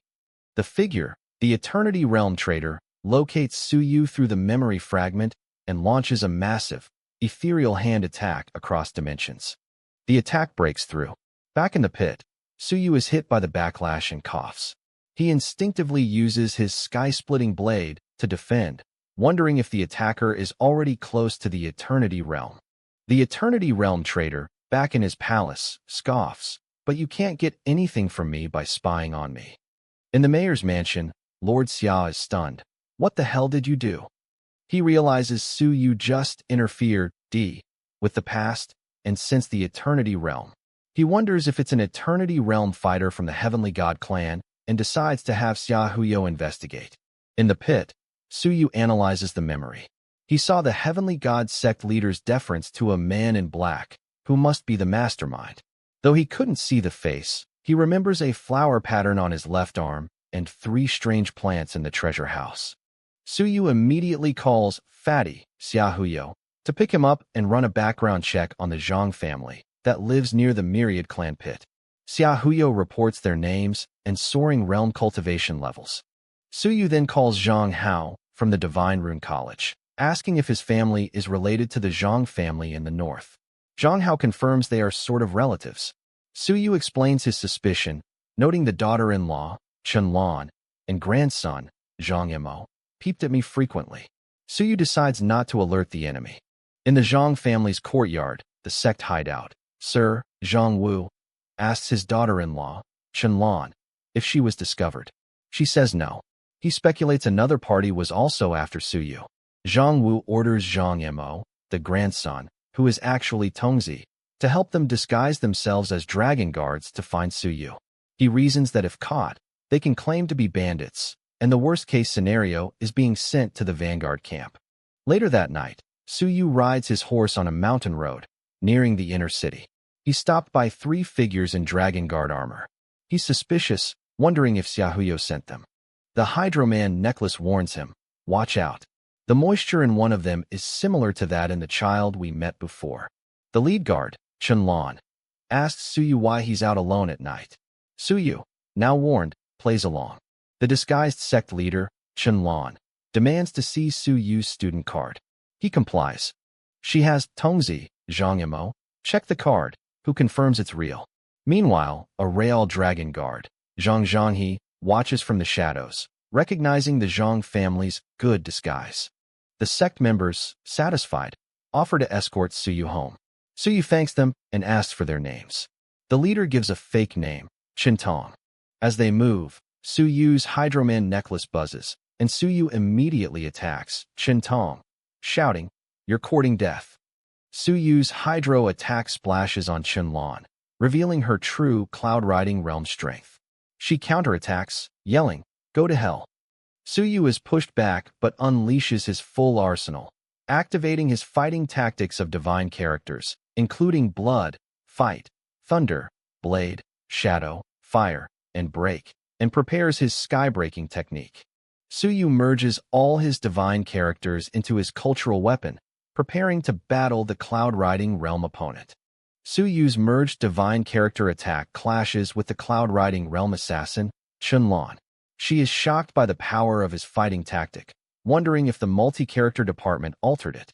The Real Dragon Guard, Zhang Zhanghe, who had been secretly following Suyu, reveals himself. Qinlan and her group, seeing him, immediately surrender. Zhang Zhanghe confirms he was sent by the Xia family and was impressed Suyu detected him. Zhang Zhanghe introduces himself to Suyu. Zhang Zhanghe offers Suyu 5,000 merit points as a bonus, plus the official reward for killing soaring realm enemies, referring to the other two, and all their confiscated items, if Suyu hands the prisoners over. Zhang Zhanghe takes the 3 sect members prisoner. He is amazed that Suyu, at the willpower training stage, managed to kill soaring realm cultivators. He tells his subordinate, Hao, to chat with Suyu. The subordinate is revealed to be Zhang Hao from the Divine Rune College. Suyu asks him to keep his killing of soaring realm fighters a secret. Zhang Hao agrees, suggesting Suyu create an alibi that someone helped you. Suyu then asks Zhang Hao to campaign for me against the Myriad Clans students in the academy, arguing they are scheming something and must be killed. Zhang Hao is hesitant, as President Wan Tianxing made the policy. Suyu insists that Wan Tianxing might not care about the policy. Zhang Hao, seeing Suyu's determination, reluctantly agrees. They part ways. Suyu immediately begins plotting his alibi. He plans to ask Fatty Xia out, Xia Huyo, and claim that Xia Huyo's men made the kill, and Suyu just did the last hit, allowing him to claim 8,000 merit points. Suyu meets with Xia Huyo and tells him the fabricated story. Xia Huyo is shocked. Did you really do it? Suyu explains the alibi, saying Xia Huyo saved him and he got the big credit. Xia Huyo asks who Suyu is going to deceive this time. Suyu plays innocent. He also says the story about Zhang Zhanghe needs to be changed to fit the new alibi. Suyu tells Xia Huyo he's just follow ing, the course, and that the academy is about survival of the fittest. As they walk back to the institute, Suyu's divine character suddenly begins to break through. In an unknown secret room, the Myriad Clans sect leader, the Eternity Realm Trader, is furious. He calls his subordinates idiots for daring to attack Suyu while he was with Xia Huyo. His subordinate explains they didn't know Xia Huyo was Xia Longwu's son and asks for new orders. The leader orders all people related to the failed Zhongwu cell to be get rid of and for all operations to cease. The subordinate notes Suyu will likely not leave the academy's protection now. The leader raises the bounty on Suyu, adding 5,000 contributions and requiring a cloud-riding realm cultivator. The sect leader devises a new, more sinister plan. Find out which clan Suyu's father, Su Long, is fighting on the All-Heavens battlefield and ask them to catch him alive. He knows Suyu will automatically come out by then. At the New Aperture Research Institute, Suyu addresses his team, including Wu Jia, Wu Lan, Jiang Mu, Hu Qiuxing, and Xia Huyo. He warns them to ask an elder for accompaniment when leaving the academy. He then starts a quiz, offering a method to activate a sense aperture as a prize. The team is surprised by the prize, as they are not yet at the stage to activate sense apertures. Wu Lan asks if 5 correct answers will win. Suyu agrees and begins the quiz by drawing a picture of 3 plants. Suyu presents his crude drawing to the group. While the others are baffled by the poor drawing, Wulon instantly identifies all 3 plants: a starflower, a 9-pattern fruit tree, and a lotus-wing celtis. Suyu praises Wulon for her extensive knowledge. She boasts that she's been studying hard to keep up with him. He then asks her where these plants can be found. Wulon knows they are located in the Starfall Mountains in the Great Ming Prefecture, but before she can elaborate, Jiang Mu interrupts. Jiang Mu explains that the Starfall Mountains are a dangerous area between the Great Xia and Great Ming Prefectures, filled with monsters and sect followers. Suyu asks what the most dangerous thing there is. Hu Qiuxing answers that the danger level rarely exceeds the devastating realm. Suyu then poses a hypothetical question about how to force an enemy on a team to attack first. Hu Qiuxing explains that with a sufficiently large prize, like a relic or their research on sense apertures, and no witnesses, an ally would surely betray them. Hu Qiuxing adds that Suyu could also bring Myriad Clan students as witnesses to justify killing the betrayer. Having won the quiz, Wulon receives the sense aperture activation method from Suyu. 5 days later, Suyu is in his lab, frustrated that his various aperture merging techniques are too weak and have only activated 308 apertures. He decides to test the Heaven Dragon skills. Using Essence Blood, Suyu unlocks the Heaven Dragon page in his mysterious book. It reveals several skills, including Aperture Merging Technique and Heaven Dragon Technique.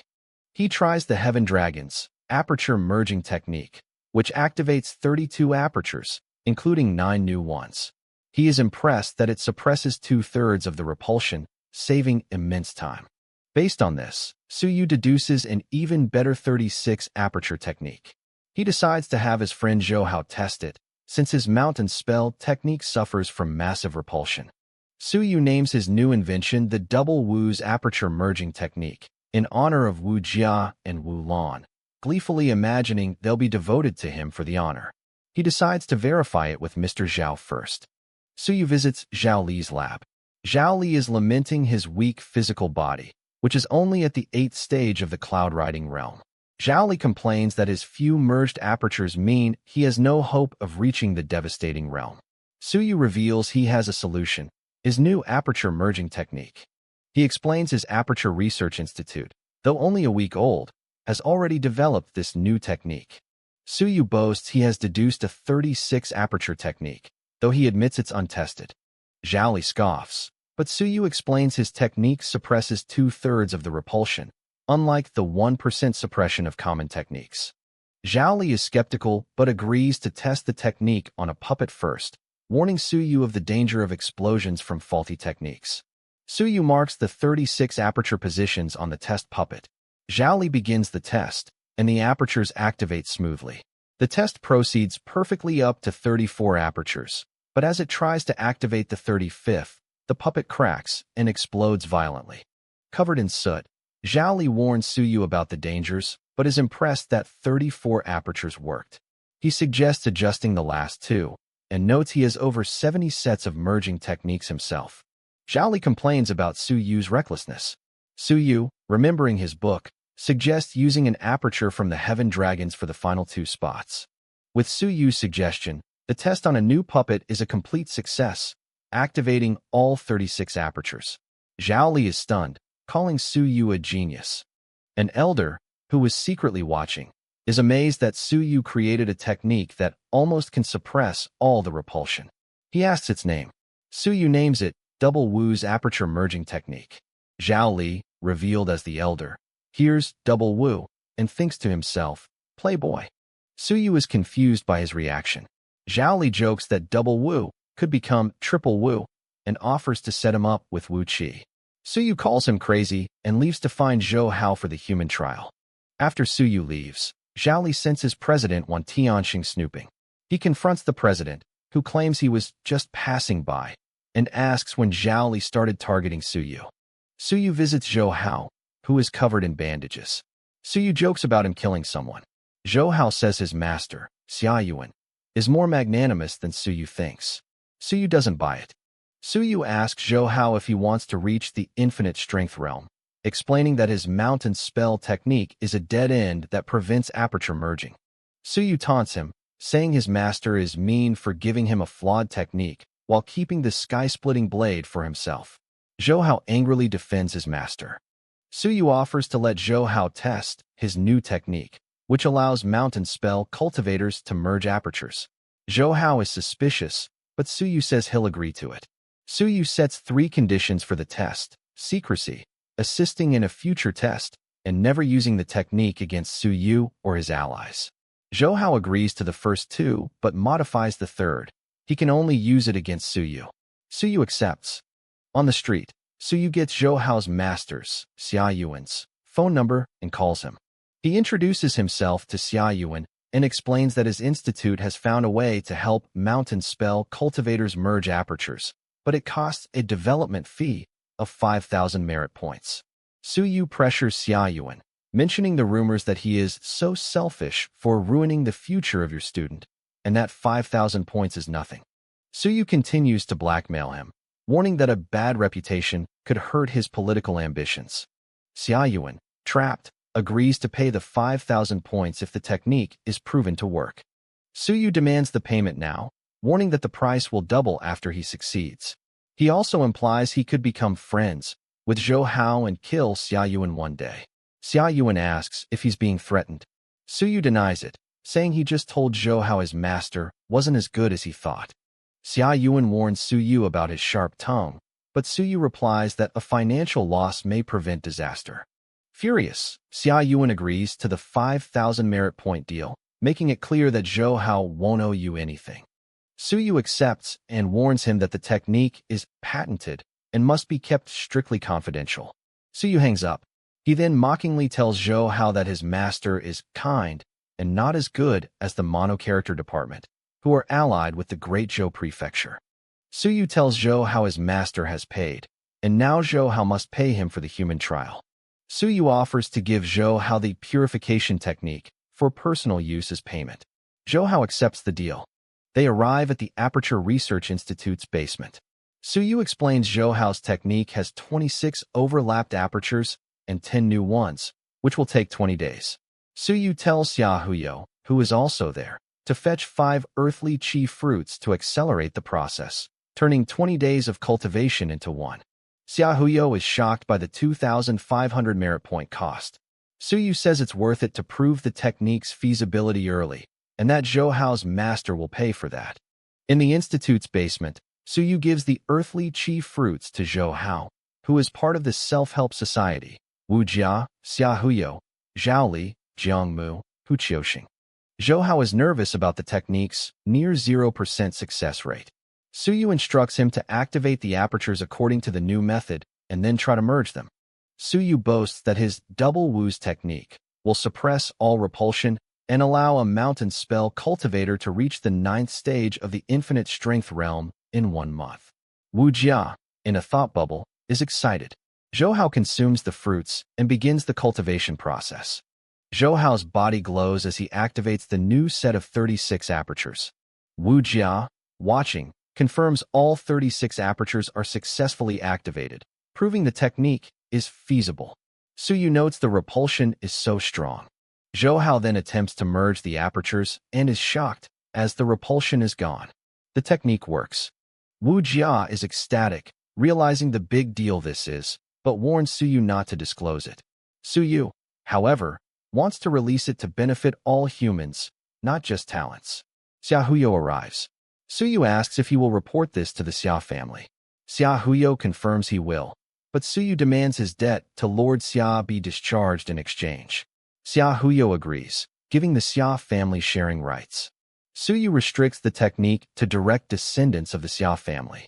Xia Huyo agrees and says his family will supervise the institute and handle registration to protect the secret.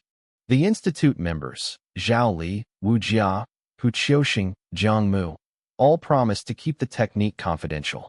Zhou Hao, having merged his apertures, notes he still feels a little bit of repulsion. Suyu realizes this proves the repulsion in the devastating realm is the real barrier, and a 72 aperture technique is needed.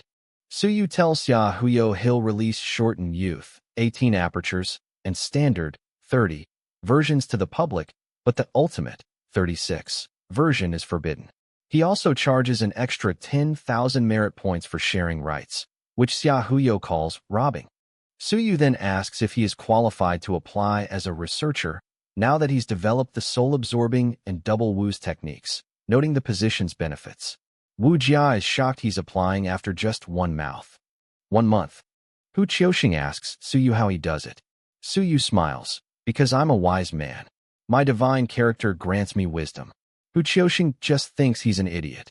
In the mayor's mansion dining hall, Zhou Hao reports his success to Lord Xia, explaining that Suyu's technique vanished the mountain spell repulsion, creating the first mountain spell cultivator with merged apertures. Lord Xia is impressed, seeing the technique's potential to transform low-rank warriors and noting Suyu's ability is beyond my imagination. He decides it's time to meet him again. Lord Xia visits the Aperture Research Institute, noting Suyu has already changed the name from the Blue Sky Research Institute. Suyu greets Lord Xia, who immediately jokes that Suyu should just call me Grandpa then, since he considers Huyo's grandpa, the king of Great Xia, his own. Lord Xia asks about the surveillance monitor at the door. Suyu claims it's for security. Lord Xia jokingly asks if a tape of their conversation will be spread all over the Great Xia Prefecture tomorrow. Suyu's polite and refined act impresses Lord Xia, who finds it true. In the Institute's tea house, Lord Xia makes Suyu a deal. He will provide protection for Suyu's father and his 2 masters, Bai Feng, Hong Tan, and cancel his grandmaster's, Hong Tan's, debt, in exchange for all 3 versions of the Aperture's merging technique.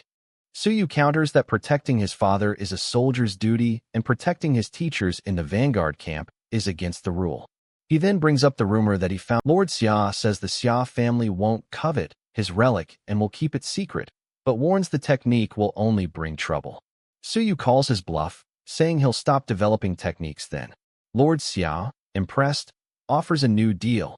The king of Great Xia will help Suyu deal with the spy in his department if Suyu finds evidence. Suyu asks if the king can make him plead guilty. Lord Xia evades, saying a dead 5th president can't be comparable to a living invincible warrior, the traitor, and they need proof. Suyu agrees to prioritize the Xia family for future deals, but they must pay the equal value. He also sets his conditions. The ultimate version is for direct descendants only, and the double Wu's technique name and institute logo must be on all public versions. Suyu adds his final condition. The Aperture Research Institute must receive 1 merit point for each person who learns it. Lord Xia is annoyed, as he already paid 300,000 points and is also protecting his teachers. Suyu justifies the fee, stating that research costs a lot of money, and he's confident his institute will become well known. He flatters Lord Xia, calling him a big shot and a better businessman who won't hold a grudge. Lord Xia, amused, offers Suyu a job working for him after he reaches the soaring realm, which Suyu immediately accepts. Lord Xia, now convinced the relic is incredibly valuable, offers a 30-70 split to search for it, but Suyu deflects. Suyu leaves the meeting, wondering why Lord Xia is so obsessed with the relic in Nanyuan, which he knows is his mysterious book. In the preaching zone of the academy, a professor announces the release of the new double Wu's technique for merging apertures, which can reduce the time required by 1/3. The students in the crowd are buzzing with excitement, asking how many years it can save us, and who is this double Wu? The professor confirms the Xia family endorses it, and that Lord Xia himself invested 300,000 merit points to buy the technique from Suyu's Aperture Research Institute. The professor explains the 2 versions available for sale. The ordinary one, 18 apertures, and the genius version, 30 apertures, which can suppress 2/3 of the repulsion, cutting the time to reach the 9th stage of infinite strength realm from 3 years to 1. The students are ecstatic, rushing to buy the magical technique. The ordinary version costs 20 merit points, and the genius version 50. They credit Wu Jia and Wu Lan for the discovery. In the mind-cultivating pavilion, an elder, Sun Xiang, is furious. He slams the table, accusing Suyu of selling the technique without authorization instead of reporting it to the academy. President Wan Tianxing calmly rebukes him, reminding him that under academy regulations, products of the institute can be first supplied to the personnel of the institute, and that he shouldn't be hard on a student unless he wants to settle it with Hong Tan. Elder son turns to Vice President Xia Chongqing, asking if it's reasonable to sell it to the Xia family. Vice President Xia says he can't object, or Lord Xia won't be pleased with me.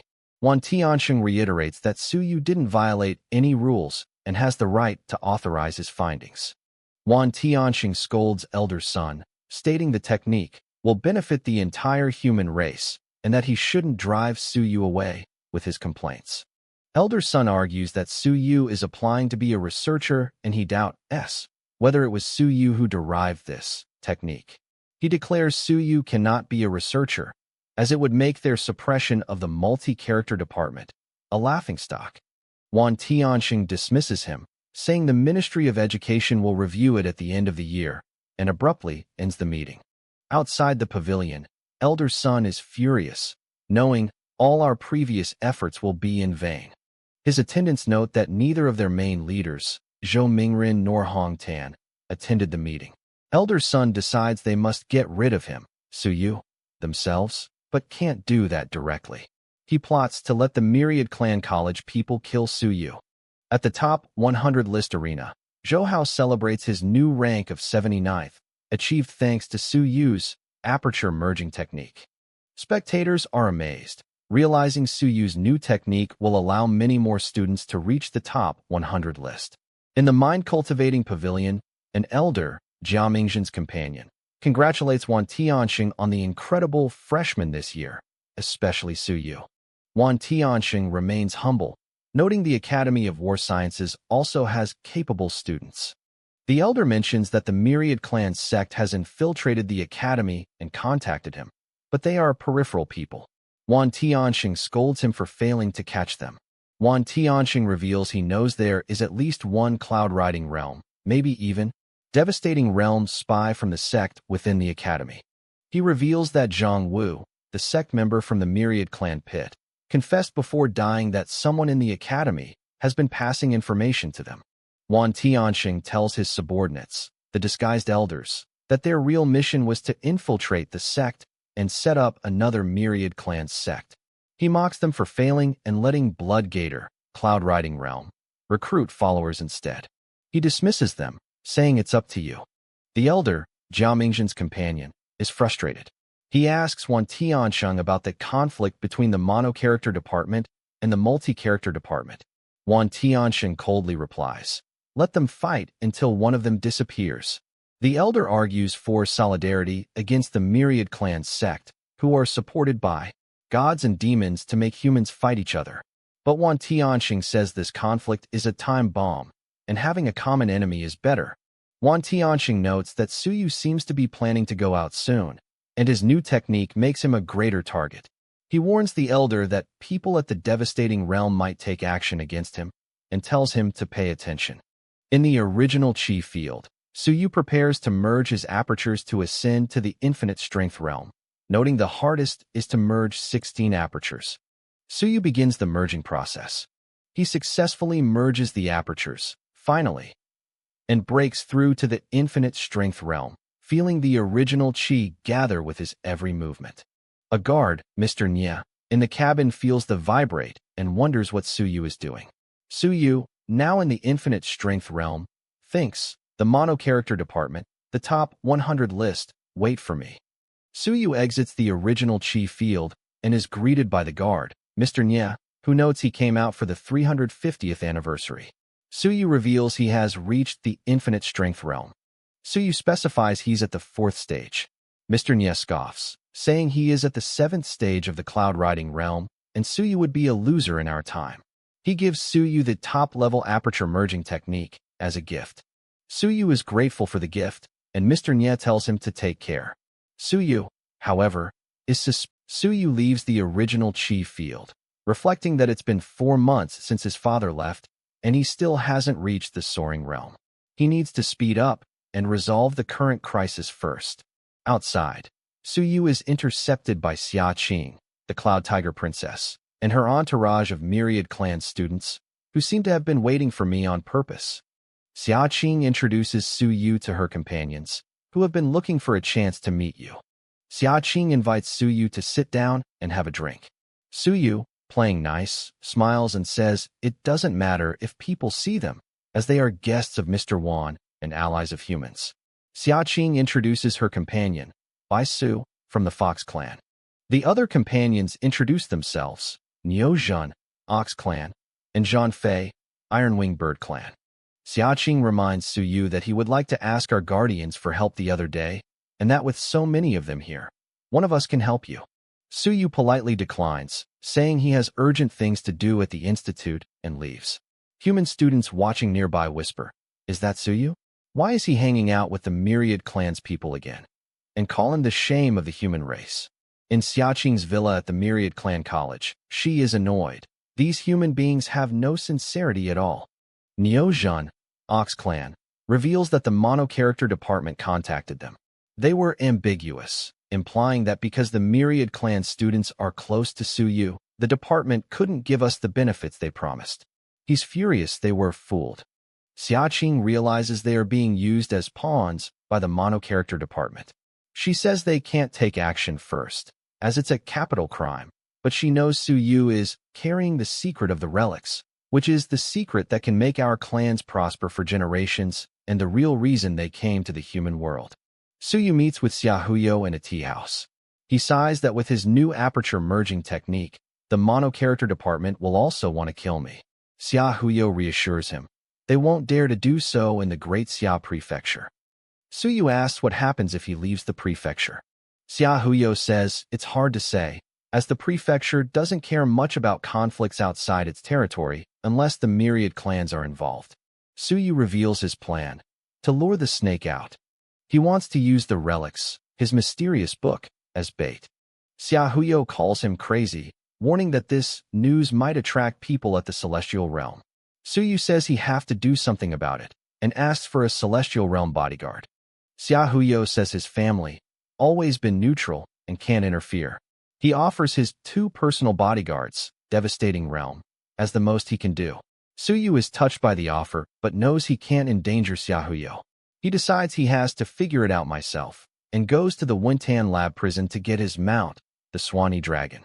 In the prison, Su Yu tells the Swanee Dragon it will be his mount. The mountain drilling ox begs to be chosen instead, and the white cat offers to be Wu Jia's guardian pet. Su Yu agrees to let the white cat go to Wu Jia, as she'll be safe with Chun Yong. Su Yu considers the mountain drilling ox, Soaring Knife, which boasts it can drill through mountains. Su Yu realizes the ox is invincible in the mountains and seems to be the right choice for his trip to the Starfall Mountains. He tells the ox he'll give him a chance if he can take 10 punches from him. The ox boasts that Su Yu, at his current cultivation base, couldn't knock him down with 10 punches. Su Yu agrees to the test and tells the Shadow Ghost and Hydro Man to keep an eye on him. Su Yu unleashes a single, powerful punch on the ox. The ox is terrified by the first punch. What happened to this guy? It immediately surrenders. Master. Don't. I'm sorry. I shouldn't brag. Su Yu tells it to behave on the trip. Su Yu notices the Divine Character Absorber, monster, and notes it will be useful in the future.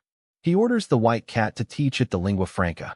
In the Aperture Research Institute, it's December. Su Yu tells Wu Jia, "Today is our last chance to enter the top 100 list." He explains they recently developed the aperture merging technique. Su Yu explains that today is the opening day, 350th anniversary, and the King of Great Xia will attend. So the mono-character department dare not make a move in public. Wu Jia worries their enemies will lower their rankings to challenge us. Su Yu confirms, Zhai Feng is number 1 on the top 100 list. He doesn't reach the soaring realm on purpose because he's waiting for me. Wu Jia begs Su Yu not to take any risks for me again. Su Yu reassures her, "Don't you know me? I never fight unprepared battles." Su Yu tells Wu Jia, "Let's go, Wu Jia. We should face the mono-character department now."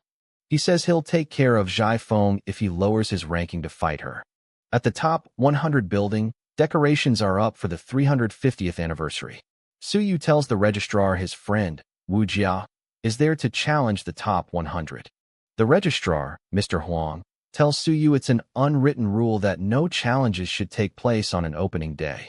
Suyu dismisses the unwritten rule and registers Wu Jia to fight Yu Tong, ranked 91st, from the mono-character department. Mr. Huang sighs, "All right, I'll get it ready." He then pulls Suyu aside. Mr. Huang explains that on the opening day, everyone stops fighting to celebrate this day together. The reason is that the King of Great Xia will show up, and everyone has to do him the honor. He asks Suyu if he's sure he wants to do this. Suyu confirms, "It must be today." Suyu explains his reasoning. His father, my teachers, they devoted themselves to the human race, but they were treated unfairly. He is going to show the King of Great Xia how rotten the Great Xia Prefecture has become. Suyu declares, "If they dare to lower their rankings to suppress us, I won't show any mercy." He says there's no turning back, and if he fails, he'll just go to another academy, like the Great Ming Prefecture. Suyu explains that in the Great Ming Prefecture, the mono-character and multi-character cultivators coexist in peace. Mr. Huang sighs, realizing Suyu made up your mind a long time ago. Mr. Huang leaves. Suyu thanks him. Zhai Feng and his companions arrive, mocking, "Where is Suyu? Is the rat hiding again?" In the mind-cultivating pavilion, Mr. Huang, who is also an elder, Huang Chun, reports the situation to Wan Tiansheng, asking does he have to leave the Great Xia Prefecture? Wan Tiansheng says let him go. Maybe this is his way. Wan Tiansheng, alone, wonders why he protect Ed Lu Wenyin at this moment, as it's just asking for trouble. He states, "Everything I do is to help Long Wu to reach the Eternity Realm." He muses that he's endured for 50 years, and it's time to swing my sky-splitting blade. He then questions why he is not protecting Suyu, deciding Mr. Zhu's place is safer than here. At the top 100 ring, Wu Jia, Lin Qing, challenges and defeats Yu Tong, a student from the mono-character department, securing the 91st rank. Wu Jia lands a powerful blow, wounding Yu Tong and winning the match. Suyu steps forward and publicly confronts Elder Yu Hong, calling her shameless for losing and a cancer to the prefecture, shocking the crowd. Suyu continues to insult the elder, who threatens him. Suyu offers to accept punishment and give up his future merit awards. Wu Jia steps down from the ring. Suyu tells her to wait until the 25th ranked student accepts a challenge. Zhai Feng appears, taunting Suyu. Suyu, ignoring Zhai Feng, tells him he'll quit if Wu Jia doesn't fight, but if she does, he'll defeat her. He then challenges Zhai Feng to a life-and-death duel. Suyu reveals that his teacher, Bai Feng, has already signed a disclaimer, giving him permission for a life-and-death duel at any time.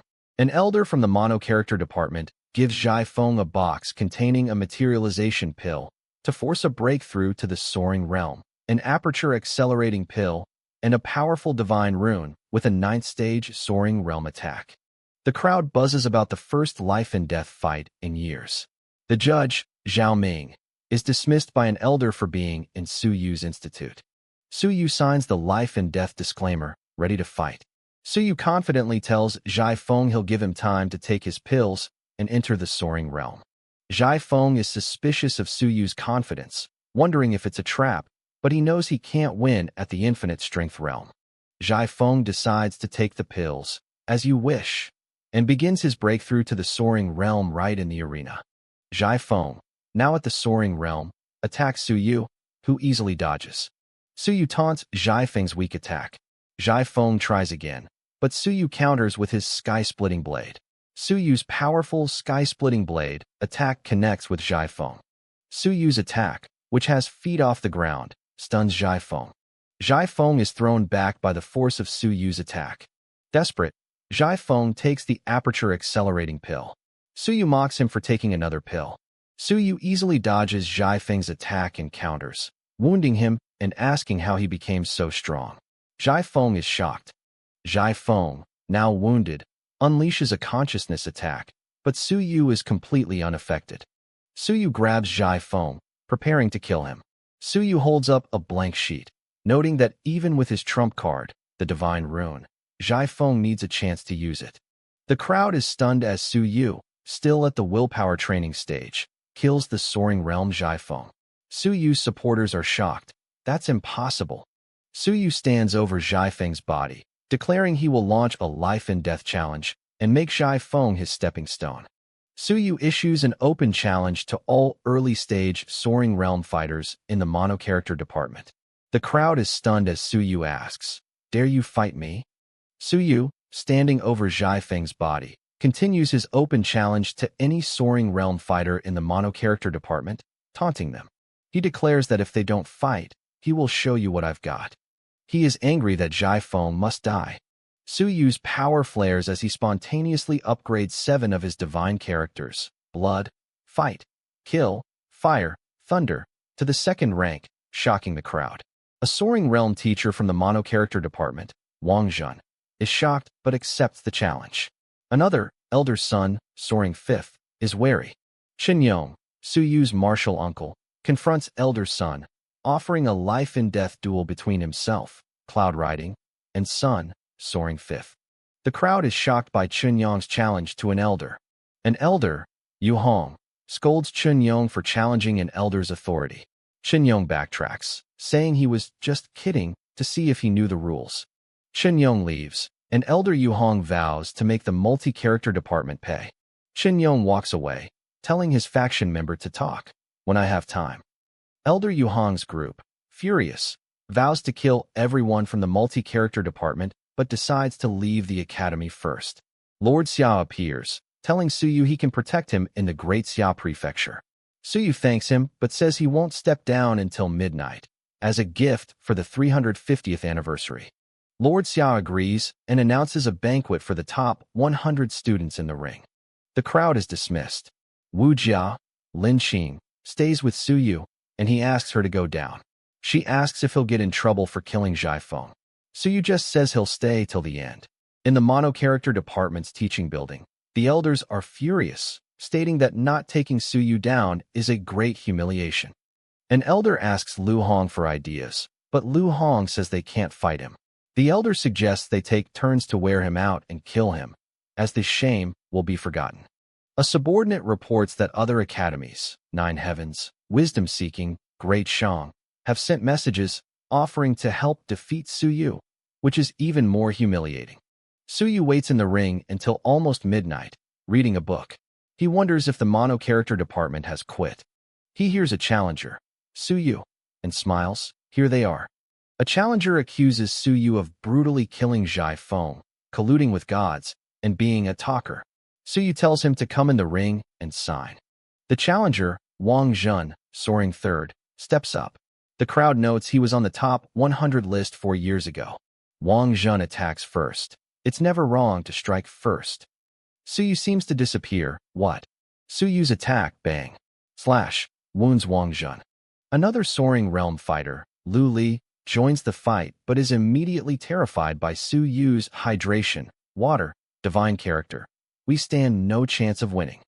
I will die. Lu Li flees the ring, quitting the mono-character department. The remaining fighters are terrified.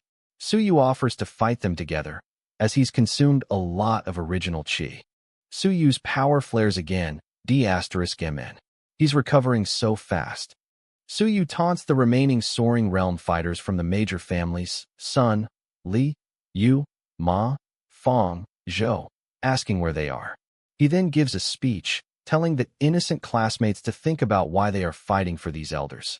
A fighter, Lu Jie, is stirred by Suyu's words and confronts his superiors. Stop spreading rumors to deceive us. Lu Jie realizes the lottery was faked and they were forced to come and get ourselves killed. He asks why they should be sacrificed for the elders' aggression. Another fighter, Li Feng, soaring 6th, is called to fight, but Lu Jie quits. I'm going to join the army. It's better than being sold out by my fellow.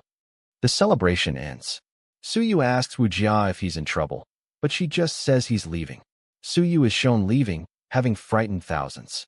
The backbone of the mono-character department is completely cut off as their Soaring Realm students defect. On the way back to the academy, Suyu's group passes by. A female teammate asks Suyu if it's okay to kill your classmates and teachers. Suyu calls her a silly teammate and a fool, telling her not to go to the battlefield if she's so naive. In the Aperture Research Institute, Chen Yong apologizes to Suyu. saying they overlooked your feelings and implicated him, which is why he got to where you are now. Suyu replies, Mr. Chun, I'm sorry. Chen Yong says Suyu did nothing wrong. What goes wrong is this damn world. Chen Yong asks Suyu where he's going. Suyu replies, the Great Ming Prefecture. Suyu looks at a book, Mr. Chun. Chen Yong says that since Suyu is leaving, he will teach him his last lesson in the multi-character department. Chen Yong describes the Great Ming Prefecture, 76 cities, population 100 million, and intermediate in power. He describes the Zhu family. The king is a strong celestial ninth stage. His first son died at 9, the one who bathed in God's blood. The second son is Zhu Tiandao, the current prefect, celestial ninth. But the fourth generation is weak, tottering. Chen Yong tells Suyu to go and never come back. He gives Suyu a glowing object. Chen Yong gives Suyu the Fighting Tactics Monument of Divine Character, the root of their department, telling him to take it as there is no room for them in Great Xia. Chen Yong asks how Suyu will get to Great Ming. Suyu grins, go on a treasure hunt. He reveals his powerful relic, his mysterious book, is in the star-falling mountain. Chen Yong calls him tricky and recommends someone to help his plan. In a student dormitory, Qian Jihua, a recruiter for Great Ming, is crossing Zhai Feng's name off a list, sad that the genius is dead. Qian Jihua laments that he can't finish his quota of poaching geniuses this year. Suyu knocks on his door. Qian Jihua is shocked. Suyu. Suyu introduces himself and asks if Qian Jihua is from Great Ming. Qian Jihua is terrified. He's nothing special, just killing a guy above his level. I'm not nervous.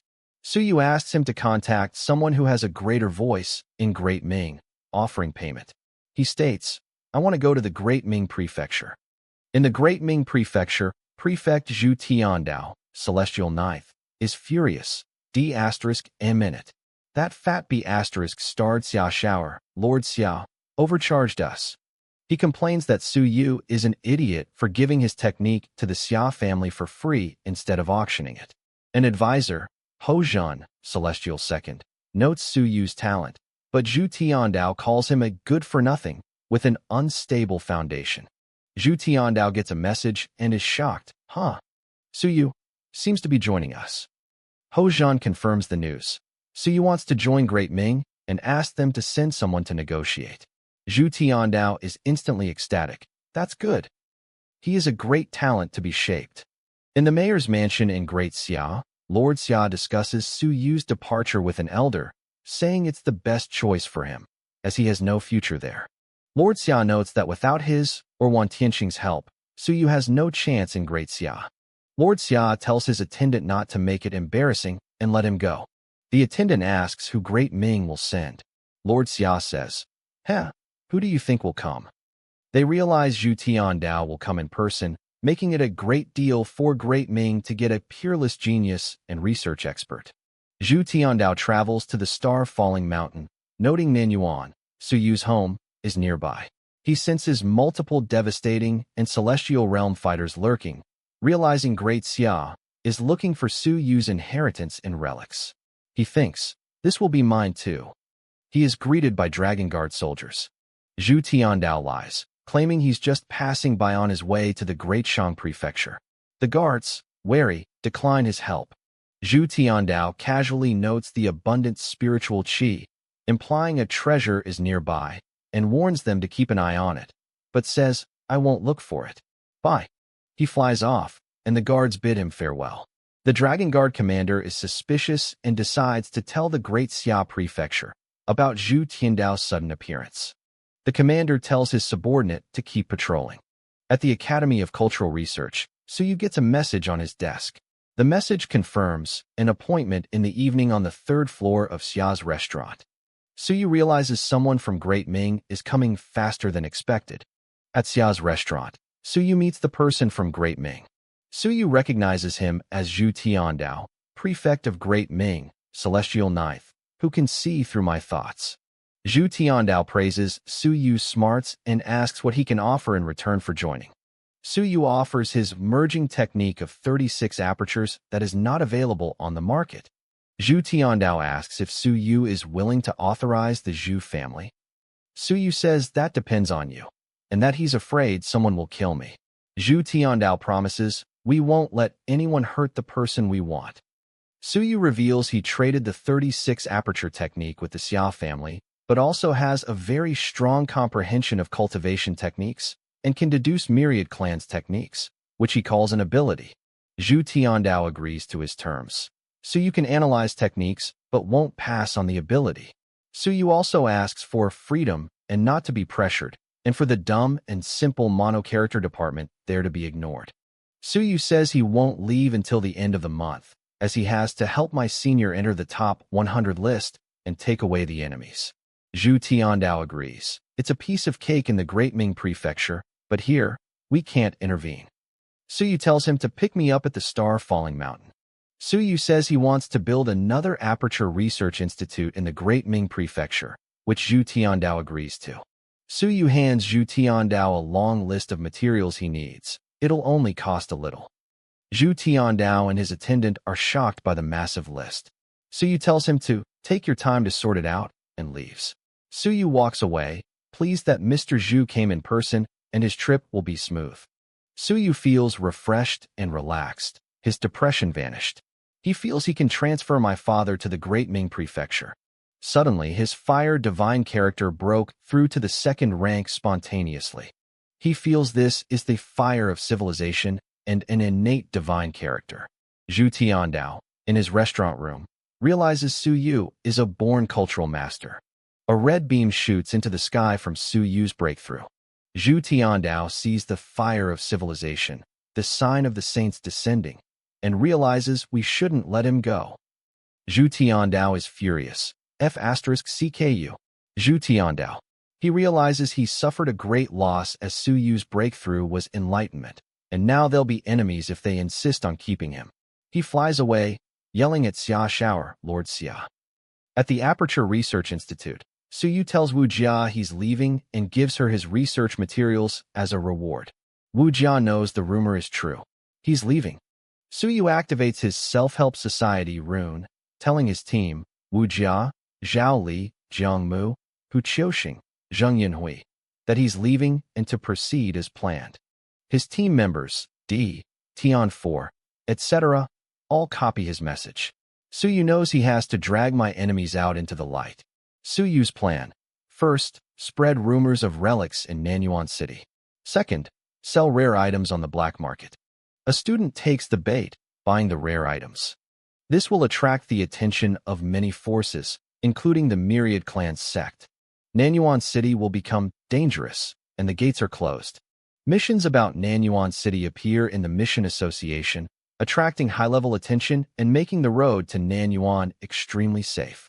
Suyu visits Hu Yuhui, director of the Mission Association, to repay the debt. Suyu's plan continues. Now, it's my turn. He goes to Xiaqing's villa. Suyu asks Xiaqing, Cloud Tiger Princess, if she's interested in exploring treasures with him. He confirms it's in Nanyuan City and asks her and her guardians to come with me, as he's being watched. Xiaqing says she can't leave at will, but Suyu says since Nanyuan is in trouble, she can be his help. He boasts he has a stage 3 devastating realm monster from his prison, and her guardian, so the relics will be ours. Xiaqing agrees. After Suyu leaves, Xiaqing tells her attendants, he really came to us for help. We need to get ready. Suyu's internal monologue. I urge Xiaqing to go to Nanyuan. Then, the mono-character department people will take action. In the mono-character department, Zhou Pingxing finds out Suyu is going out and plans to kill me.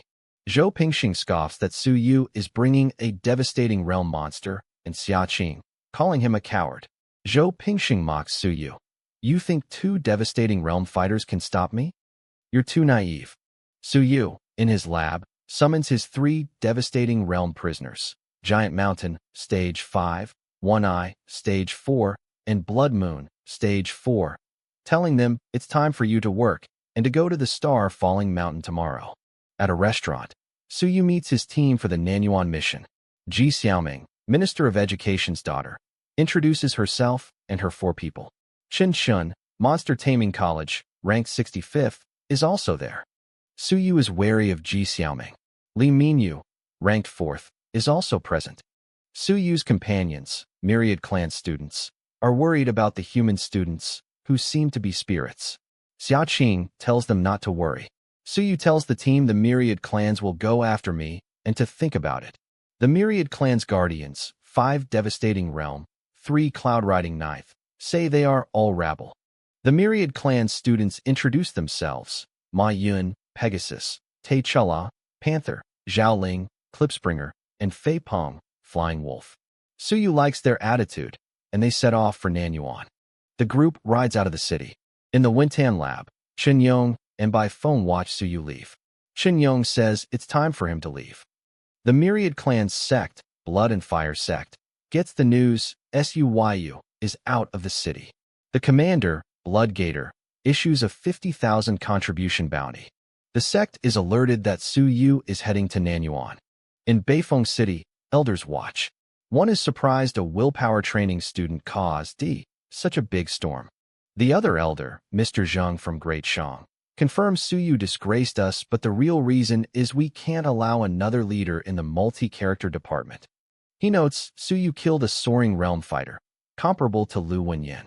Mr. Zheng notes Suyu brought a devastating realm fighter this time. The other elder is worried about the Myriad Clan students, but Mr. Zheng says they won't help a lot. He warns to be careful about the one from the Pegasus clan, a stage 3 devastating realm monster. The elders watch Suyu's convoy depart. The elders get ready to move and ambush Suyu. In the wilderness, Suyu's group is riding. Suyu tells his guardians, Myriad Clans, not to attack enemies below the cloud riding realm, as he wants them as sacrifices to my blade. The Pegasus clan guardian, Devastating Second, agrees. Suyu kills 2 spies and tells the guardians to leave it to you. A few hours later, in the desert, Suyu has killed all the bandits by himself. His killing intent is so strong. The Myriad Clan's guardians, Clipspringer First, Fox Third, are impressed by his ruthlessness, calling him a mass murderer. One asks why the spirits in the wilderness are rioting. A gray rhino, Soaring Realm, herd stampedes toward them, provoked. The rhinos are provoked by a Swanee dragon, one of Suyu's prisoners, now his mount. Suyu uses his Wakened Thunder, Thunderblade, skill on the rhinos. The rhinos are hit by the thunder attack. Suyu senses an enemy hidden inside the stampede. An assassin, Soaring Fifth, leaps out. Suyu uses his time technique, control the sun and the moon, and tramples the assassin to death with his Swanee dragon mount. The guardians are stunned. He killed a stage 5 Soaring Realm assassin with 1 move. Suyu's body has also reached the 5th stage of the Infinite Strength realm from the fight. Poisonous smoke attacks the group. Suyu's purification technique from the glowing bird dispels it. The attacker is revealed. It's a devastating realm monster. In the desert, Suyu's guardian, Giant Mountain, is struck by a powerful surprise attack. The attacker, a member of the Bloodthirsty clan, is incredibly fast. Suyu warns his prisoners, Giant Mountain, Blood Moon, One Eye, not to chase the fleeing enemy. Suyu explains to his human companions that it's clearly a trap and checks on his guardian, Giant Mountain. Suyu forgives Giant Mountain's failure and confirms to the group that the attacker was from the Myriad Clan's sect. The attacker is identified as a formidable, devastating realm fighter from the Bloodthirsty clan, worrying Suyu's companions. Suyu confidently tells his human companions to stay put while his powerful guardians handle the situation. Elsewhere, Blood Moon, Suyu's prisoner, now in human form, secretly meets with the attacker, Shueluopcha. Shueluopcha is wary. Blood Moon, playing his part, proposes they team up to get the relic, as Suyu's group is too strong for one person. Shueluopcha, wanting the relic for himself, refuses. Blood Moon offers a 30% share of the relic, which convinces Shueluopcha to accept the deal. Shueluopcha asks for his new partner's name. In the desert, Suyu, knowing this is all part of his plan, wonders if Blood Moon has successfully made contact with the enemy. Suyu reveals his true strategy. He intentionally exposed Giant Mountain to be attacked and sent Blood Moon to infiltrate the enemy. He now wonders what his third prisoner, One Eye, is up to. In a separate valley, One Eye, the Cyclops prisoner, is intimidating other Myriad Clan's sect members, forcing them to submit to him. One Eye follows Su Yu's plan, announcing he is establishing a new branch of the Demon Eye sect, and these captured fighters are his first followers. One of the captured sect members, Bloodgator, offers to lead One Eye to his former group to recruit even more members for the new Demon Eye sect. One Eye orders the dead to be burned, musing on Su Yu's cunning in having him create a rival sect to sow chaos among the enemy ranks. Su Yu and his group continue their journey through the desert after the ambush. Su Yu tells his human companions not to worry, as their group has 6 devastating realm fighters. Reaching a mountainous area, Su Yu asks for volunteers to scout. His mount, the mountain drilling ox, and the iron-winged bird guardian, Zhang Fei's grandfather, fly off. Moments later, a massive explosion of original chi is heard, signaling the scouts have been ambushed. Giant Mountain identifies the attacker as the bloodthirsty clan member again. The Pegasus Guardian tells everyone to remain calm. The human students want to help, but Su Yu's Myriad Clans Guardian stop them, secretly hoping the Xia family's guardian, the Pegasus, gets killed. Another explosion occurs. The Pegasus Guardian returns, slightly injured but having repelled the fast attacker. He reports that the attacker was too fast and likely had a partner. Suddenly, One Eye, Su Yu's prisoner, appears and launches a deadly surprise attack. The iron-winged bird guardian, Zhang Fei's grandfather, is killed instantly by One Eye's ambush. Zhang Fei, the grandson, cries out in grief for his grandfather. Su Yu apologizes to Zhang Fei for his grandfather's death. Xia Huyo's bodyguards, Xiao Wen and Xiao Wu, note that 2 devastating realm fighters from the Bloodthirsty and Demon Eye clans attacked in concert. Su Yu inwardly reflects that the Guardian's death might have been part of his own plan. Elsewhere, Blood Moon, Su Yu's prisoner, meets with Shui Luopcha, Bloodthirsty clan. Having now established a partnership, Blood Moon reveals he has a friend, One Eye, who is also helping them. Blood Moon boasts that his ally, One Eye, enjoys killing. He then reveals to Shui Luopcha that they are also secretly cooperating with the mono-character department of the Human Academy. Shui Luopcha is suspicious of working with humans, but Blood Moon assures him he has secrets on them, implying they have betrayed the human race. Su Yu comforts the grieving Zhang Fei, apologizing for his grandfather's death. The other Myriad Clan students, Niu Zhan, Bai Su, want to abandon the mission as it's too dangerous and they still haven't found the relic. Zhang Fei, however, refuses to retreat, vowing to avenge his grandfather. The Cloud Tiger Guardian agrees, stating they won't stop until the attackers are dead. Su Yu agrees to continue. He orders his prisoner, Giant Mountain, to hide nearby and act as a hidden threat. He then asks the Cloud Tiger Guardian to scout the route ahead. The Cloud Tiger Guardian, wary of being targeted, agrees but secretly plans to contact his allies to find out why they killed another guardian, Zhang Fei's grandfather. He flies off. In Tianshui City, Zhou Pingsheng, mono-character elder, is contacted by his allies, who are furious about the friendly fire. He denies any knowledge, blaming the Myriad Clans sect. His subordinate informs him that Su Yu's group will soon arrive at Tianshui. Zhou Pingsheng, angry and frustrated, dismisses his subordinate. In a separate Myriad Clans sect base, One Eye, Su Yu's prisoner, has taken command of Bloodgator's group. He orders Bloodgator to attack Su Yu's team to create chaos. Bloodgator protests, fearing the devastating Realm Guardians, but One Eye injures him with his power, demanding obedience and revealing Su Yu is the true target. Bloodgator, defeated, suggests a plan: use Divine Fox's saliva to lure the Fox Clan Guardian, Bai Su, away from Su Yu's group, as the saliva is irresistible to them. One Eye approves the plan and tells Bloodgator he will be rewarded for his idea. Dozens of miles away, Bloodgator uses the Divine Fox's saliva, sending its potent scent on the wind. The Fox Clan Guardian, Bai Su, in Su Yu's group instantly smells the saliva. Su Yu notices his reaction and asks if he's okay, sensing the Guardian is tempted.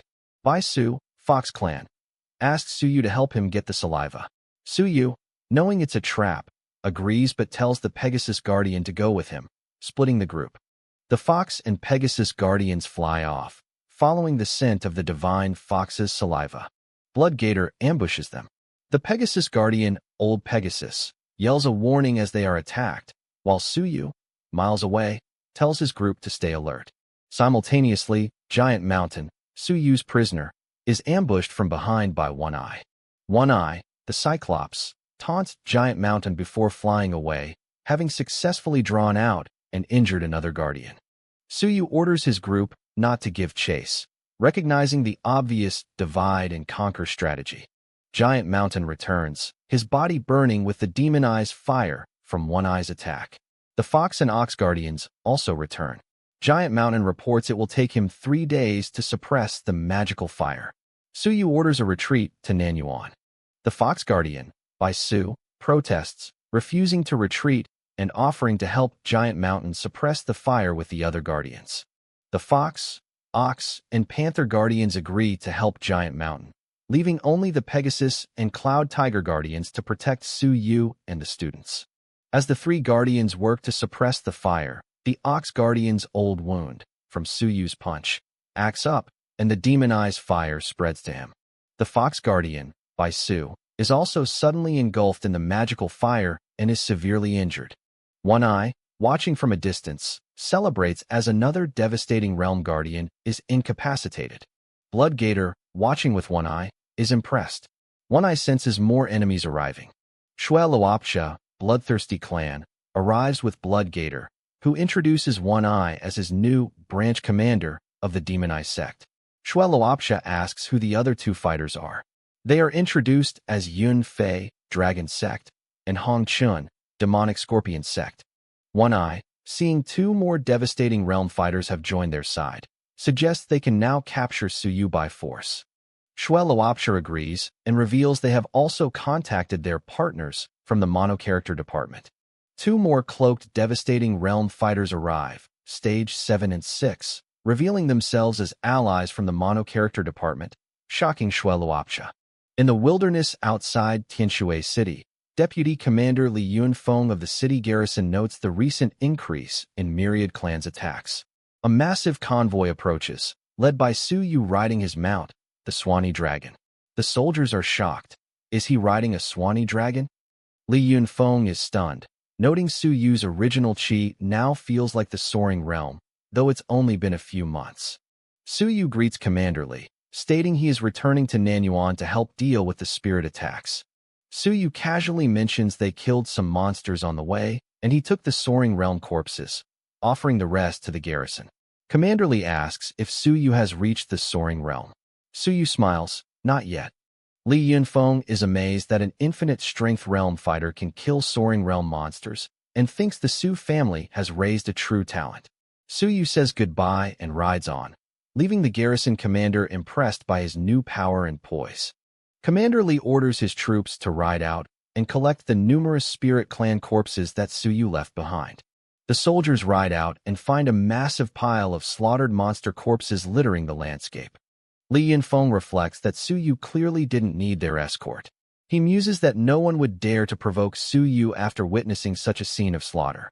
Suyu looks out from his mount, finally seeing his home, Nanyuan City, in the distance. The guards on the Nanyuan City wall spot Suyu's massive convoy approaching. Mr. Wong, the former Nanyuan principal, and another man are excited to see Suyu is back and order the gate opened for him.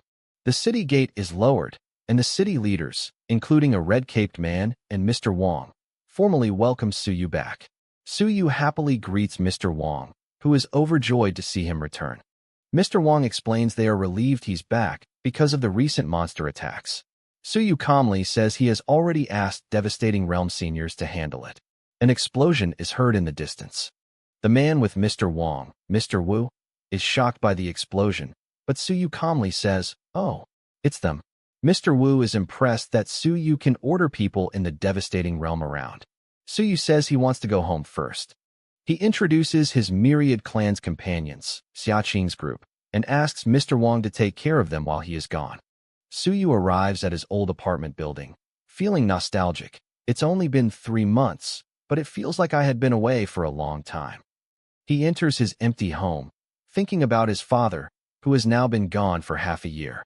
He sighs, wishing he could just stop and rest, but a portal suddenly opens in his living room. Suyu is annoyed by the new troubles arriving. The leader of the Dragon Guards, a celestial realm elder, teleports into Su Yu's apartment, apologizing for barging in and citing his professional habit from leading the secret Dragon Guards. The elder notes Su Yu isn't escaping, and Su Yu replies that his master taught him he could do nothing before a celestial realm fighter.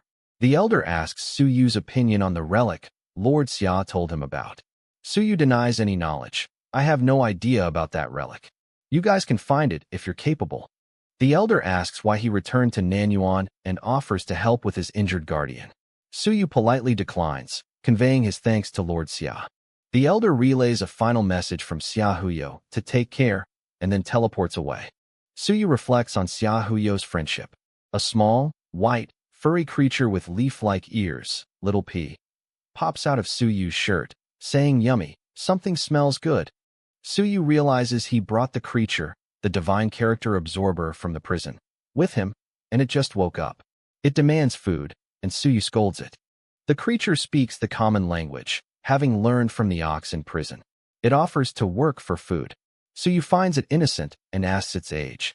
It replies 120 months, 10 years old, which shocks Su Yu, as its clan should be in the soaring realm by that age. It confirms it likes his sweet scent, divine characters. Su Yu realizes this amazing clan eats mind power and divine characters for food. He asks about its clan. It says there are only 3, Daddy, Mommy, and me. He asks its daddy's rank. It replies, half-king. Su Yu is stunned, knowing half-king is a title for ancient, extremely strong masters, just below the eternity realm. He realizes his grandmaster, Hong Tan, captured a very unusual creature, and he'll be doomed if its half-king father finds out. He makes the creature, Little P, promise to follow him in exchange for food. Su Yu gathers his human companions, Ji Xiaoming, Zhou Hao, and asks if they will continue to the star-falling mountain. Zhou Hao won't go, but Ji Xiaoming and Chun Chen agree to join him. The hidden enemies, from Great Shang, watch Su Yu's group prepare to leave, noting the border is just ahead and it's not appropriate to enter without reason.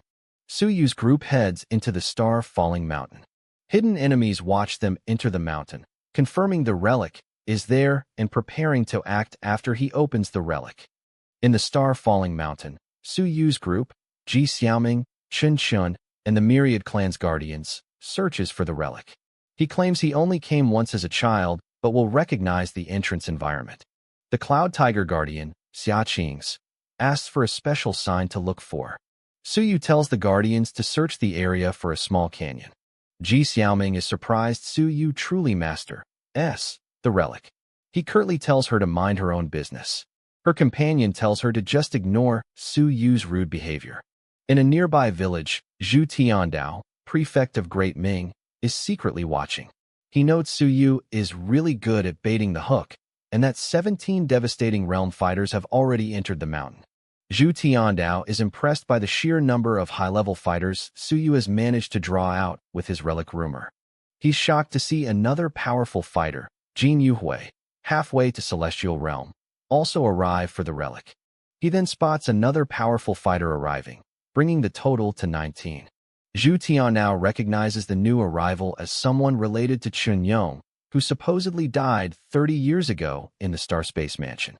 Zhu Tiandao smiles, finding the developing situation more and more interesting. Su Yu's group finds the canyon and the peak that matches his memory fragment, confirming the relic should be nearby. Su Yu warns his group that a life-and-death fight will probably break out as soon as they find the spot. He tells his team that their fighting power is strong enough, but they must be vigilant for ambushes. Su Yu inwardly reviews his plan. He has 5 devastating realm fighters on his side, his 3 prisoners, and Huyo's 2 bodyguards, plus Zhu Tiandao, but over 10 on the enemy's side. He knows he must make the best fighters show up, so that Zhu Tiandao will have a justification to kill them.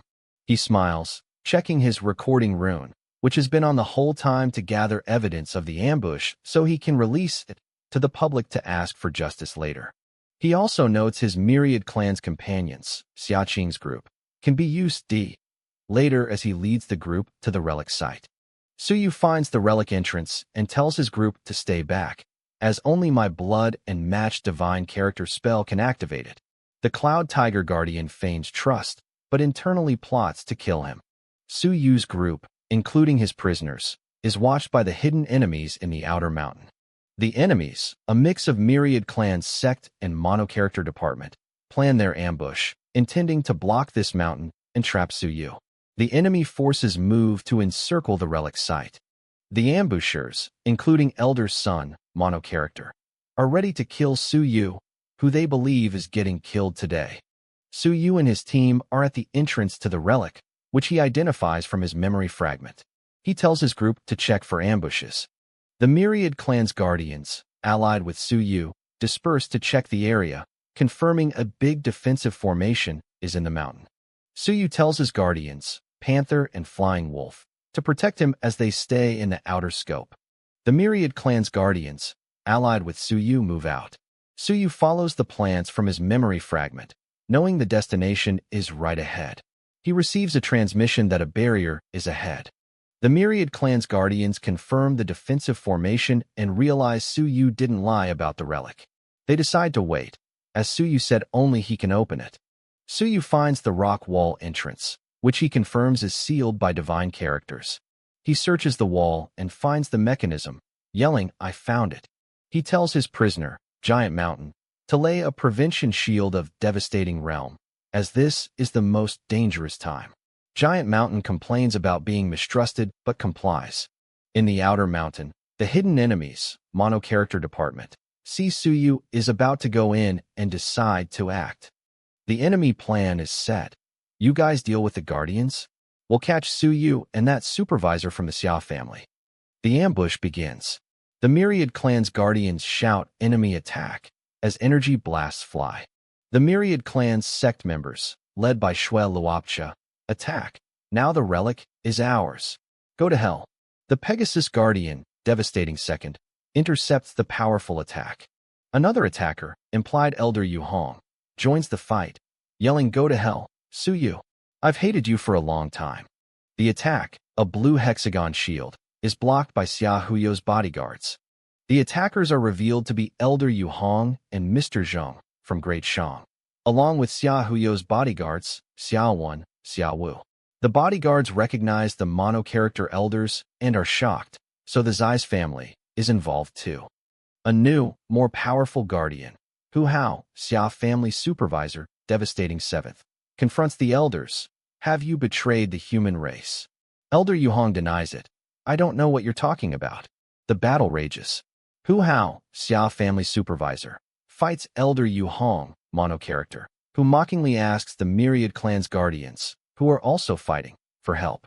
The Pegasus Guardian, busy fighting Shui Luopcha, Blood and Fire sect, tells the Clipspringer Guardian to protect Su Yu.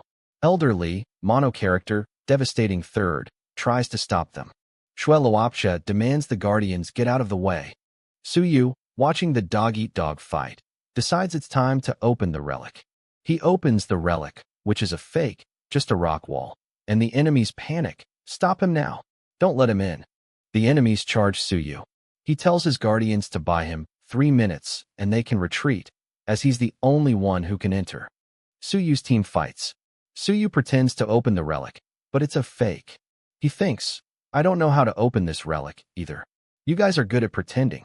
"So am I." A blast freezes the enemies. A new fighter, Feng Qi, devastating fourth, appears, having blocked an attack aimed at Su Yu. He greets Elder Li, revealing they have a history from the Star Space Mansion and he's here to kill you. Feng Qi's move is so fast, the other fighters can't see it clearly. He declares his first task is to kill Elder Li. Xia Qing, Cloud Tiger, realizes the situation is out of control and they must catch Su Yu quickly. Su Yu's mount, the Swanee Dragon, is attacked, and the Pegasus Guardian yells at it to run away. Xia Qing realizes Su Yu was up to no good, and that she's his target. Su Yu releases his prisoners, Hydroman, Shadow, and tells them to go and play aside. "I'll play with Princess Xia." At the relic, Blood Moon, Su Yu's prisoner, is revealed to be a pawn of the mono-character department and is fighting Giant Mountain, Su Yu's other prisoner. Xia Qing, Cloud Tiger, realizes the pawns, Blood Moon, One Eye, can manipulate the myriad clans and that the Cloud Tiger Guardian was fooled by them. One Eye gives the order to kill Giant Mountain and end the fight quickly. The allied enemies, Blood Moon, One Eye, Shui Luopcha, all attack Giant Mountain. The Pegasus Guardian, allied with Suyu, is shocked. Why did you kill our allies? He realizes these two guys are playing tricks. Giant Mountain is killed by the combined assault. Elder Yu Hong, mono character, is confused. F***CK.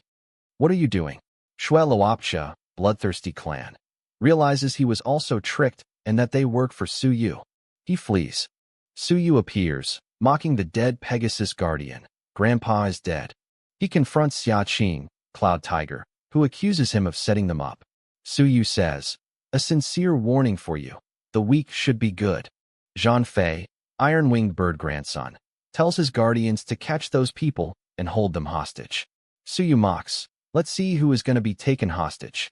Suyu confronts Xia Qing, asking if she's still so arrogant without her guardians.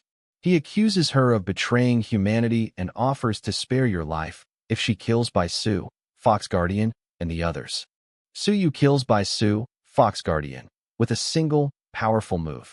Chun Chun, Monster Taming College, appears, telling Suyu the Elder ordered me to kill you.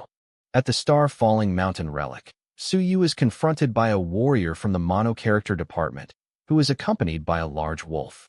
The warrior explains that he was saved by Mr. Zheng and owes him his life, so he must now kill Suyu.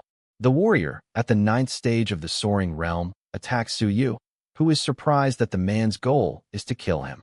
Suyu unleashes his sky-splitting blade. Slash technique. Suyu kills the stage 9 Soaring Realm fighter in a single, decisive blow. Suyu stands over the body, stating that he doesn't care who the man owed, as he will kill anyone who stands in his way. He then orders his 2 monster prisoners, the Swanee Dragon and the Mountain Drilling Ox, to kill the enemy's wolf. The 2 powerful monsters attack the wolf, but it is surprisingly fast and agile. The fallen warrior's Myriad Clan's companion tries to surrender and flee, but Suyu cuts him down, killing him. Suyu tells the remaining enemies that it's too late to escape now, as he kills another. Suyu tries to sow dissent among the Myriad Clan's guardians, offering to spare Bai Su, Fox Clan, if he kills Xia Qing, Cloud Tiger. Xia Qing calls him despicable. Xia Qing attacks Suyu, and he prepares to fight back. Suyu easily dodges her attack and lands a blow, telling her that the weak should be aware of her position. Bai Su, the Fox Clan guardian, hesitantly asks Suyu if he can do something. Suyu, holding his blade in a fiery landscape, addresses the rest of you, asking their origins and confirming they all came to kill him. Ji Xiaoming admits her father, Mr. Ji, sent her. She explains he's been tracking Lan Tian, the traitor, and believed he had a connection to Xia Qing. Suyu is surprised by this unexpected information about Lan Tian's involvement. A mysterious woman with glowing eyes, Lan Tian, appears, saying, "Oops, you got me." She wonders why a celestial realm person is being so sneaky. Lan Tian identifies Mr. Ji's will attached to Ji Xiaoming and Li Minyu, noting his real form isn't present. She then reveals Li Minyu is her student. Lan Tian states that as long as they don't interfere with her, they can do as they please.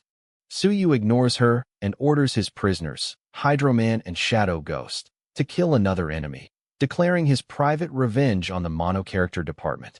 Suyu's forces attack as he calls for the absent Zhou Pingxing.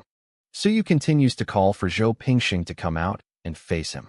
Outside the relic, the Myriad Clan sect forces, led by One Eye, realize Suyu has tricked them. They are now fighting the mono-character department instead. Far above the Star-Falling Mountain, Jin Yuhui, the president of 9 Heavens Academy and a peak devastating 9th stage master, is in flight. Jin Yuhui plots, intending to prevent the Xia family members from leaving the area. He confronts Zhao Minghua, Lu Wenyan's ally, accusing her of killing Myriad Clan's sect members, which she denies. Jin Yuhui accuses her of being there to kill mono-character members and claims he is there to arrest the traitors Tang Yunfei and Qiu Yunhua. An elder from the Wisdom-Seeking Academy, Wang Ming, is suddenly killed in the chaotic battle. Jin Yuhui accuses Suyu of colluding with the Spirit Clan and killing the Cloud Tiger Clan, who are human allies. He claims Suyu ordered demons to slaughter them. Jin Yuhui rallies all humans to arrest Suyu and take him to the Great Xia Prefecture for trial, but states he must first kill all the losers to confront Jin Yuhui. In a nearby cottage, Zhu Tiandao, prefect of Great Ming, is told Suyu, at willpower training, is fighting 7 cloud-riding realm enemies. He wonders if Suyu will kill them all himself. At the relic, Zhou Pingsheng, furious that Suyu is trying to kill him, attacks with a blaze of power. Another cloud-riding realm fighter is instantly killed by Suyu's blaze attack.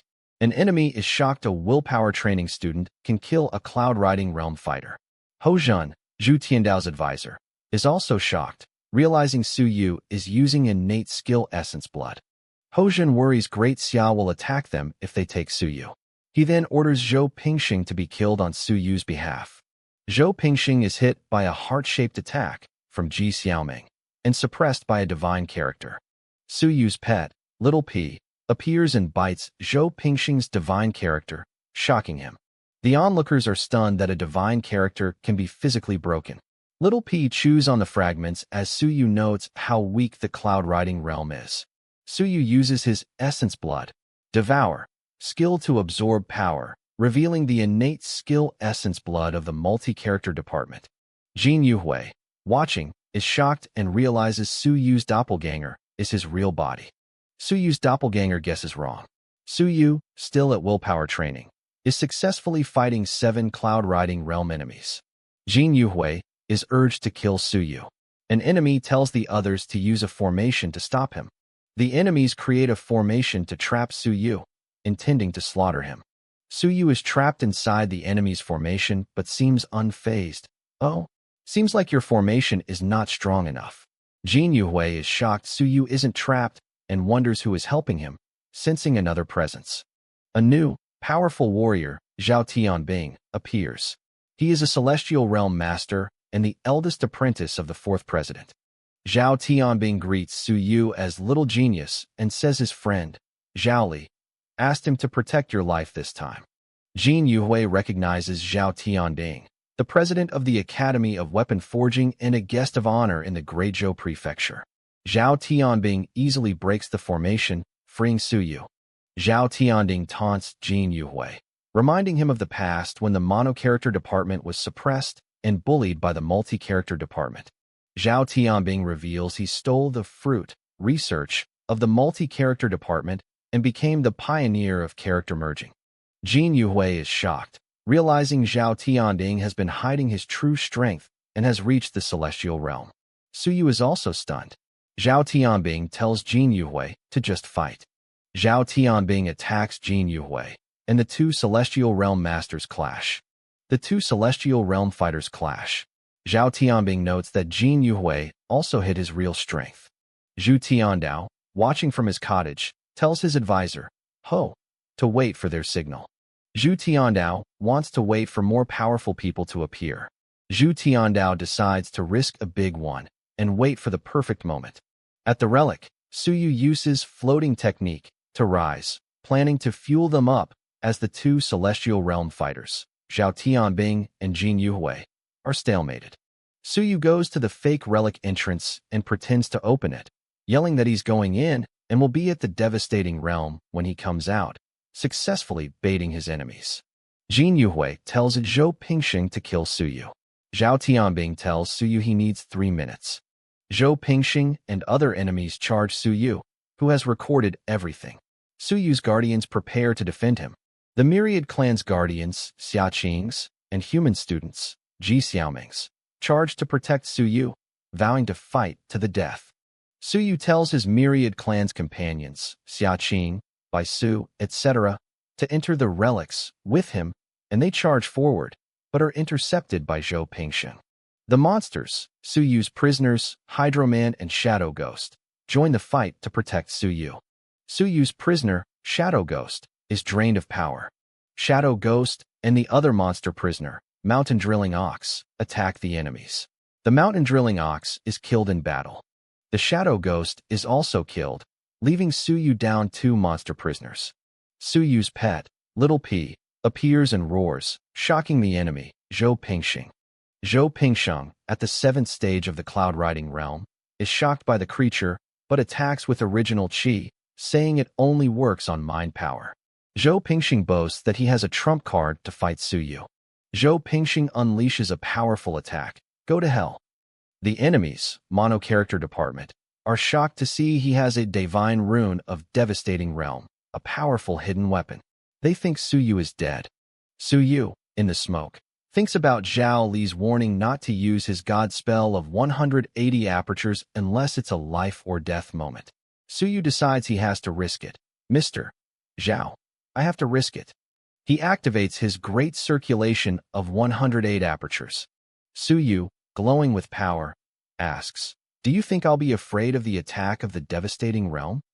An onlooker, Lan Tian, calls Suyu cunning and heartless. Lan Tian wonders if Suyu would have used Ji Xiaoming as a human shield if Li Minyu hadn't been there. Li Minyu, Ji Xiaoming's companion, blocks the devastating realm rune attack with a piece of will from his master, but it's not enough to save his life. Li Minyu is killed by the blast, and his master's will is shattered. Ji Xiaoming, wounded, accuses Suyu of using him as a shield. Lan Tian taunts the wounded Ji Xiaoming, asking if her master will come, and noting her chest was poked many holes. Ji Xiaoming is tied up. Lan Tian offers 1 million merit points to catch her master, or 1,000 for Ji Xiaoming. Zhou Pingsheng, who was also hit by the blast, panics, wondering if he seriously hurt Lan Tian's disciple, Li Minyu. Zhou Pingxing is suddenly killed by Suyu, who calls him a loser. Suyu, enraged, confronts Zhou Pingxing's killer, implied to be Lan Tian's group, asking if he knows how to separate divine characters. The killer is shocked Suyu knows Bai Feng's separation tactic. Suyu's allies tell him to calm down and that they must protect him and his secrets, as the separation of fighting tactics will shake the cultural master world. The battle erupts as everyone tries to capture Suyu for his secrets. In a thatched cottage, Zhu Tiandao, prefect of Great Ming, is ecstatic, 108 sense apertures, and it's a basic cultural technique.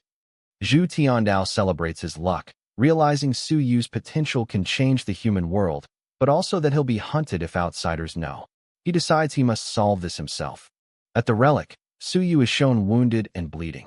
Suyu, enraged, says Zhou Pingxing framed his martial uncle and insulted Wu Jia, calling him a piece of sh*t.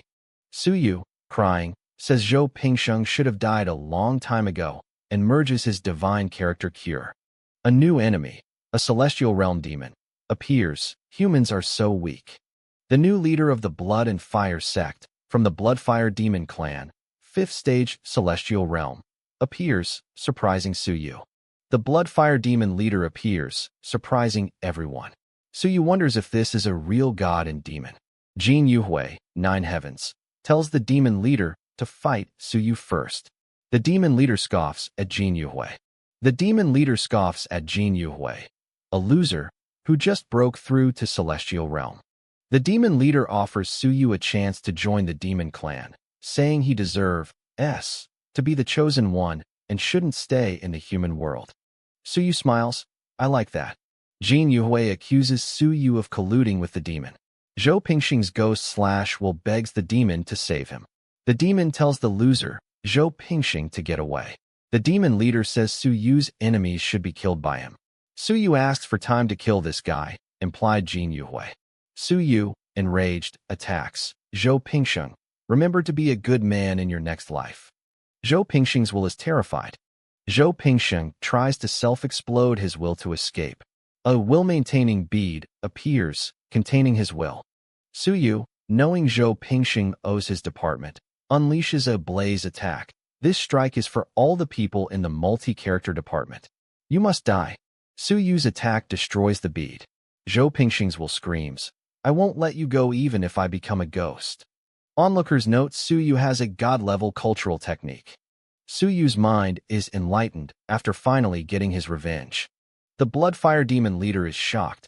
God spell? He has a god spell.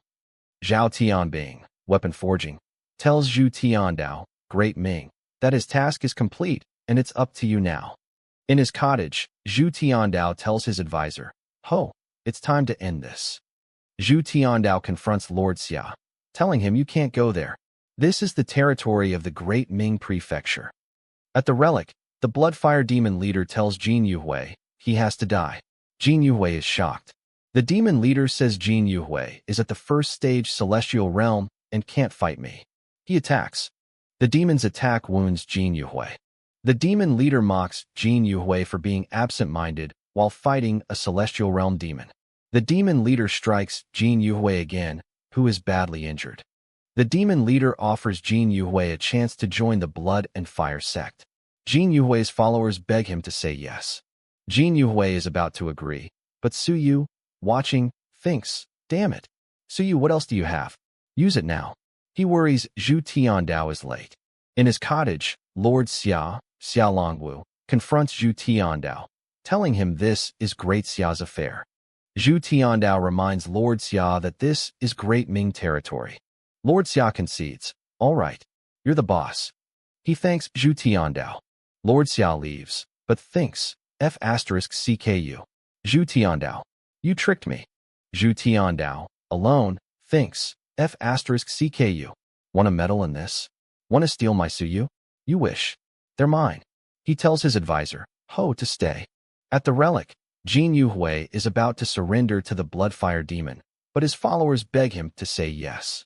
Zhu Tiandao appears, laughing. Humans are all cowards.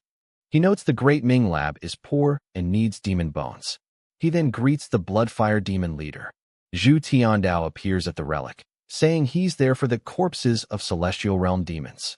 The Bloodfire Demon leader is furious that Zhu Tiandao, Great Ming, is interfering in Great Xia's business. The crowd recognizes Zhu Tiandao, 9th stage celestial realm.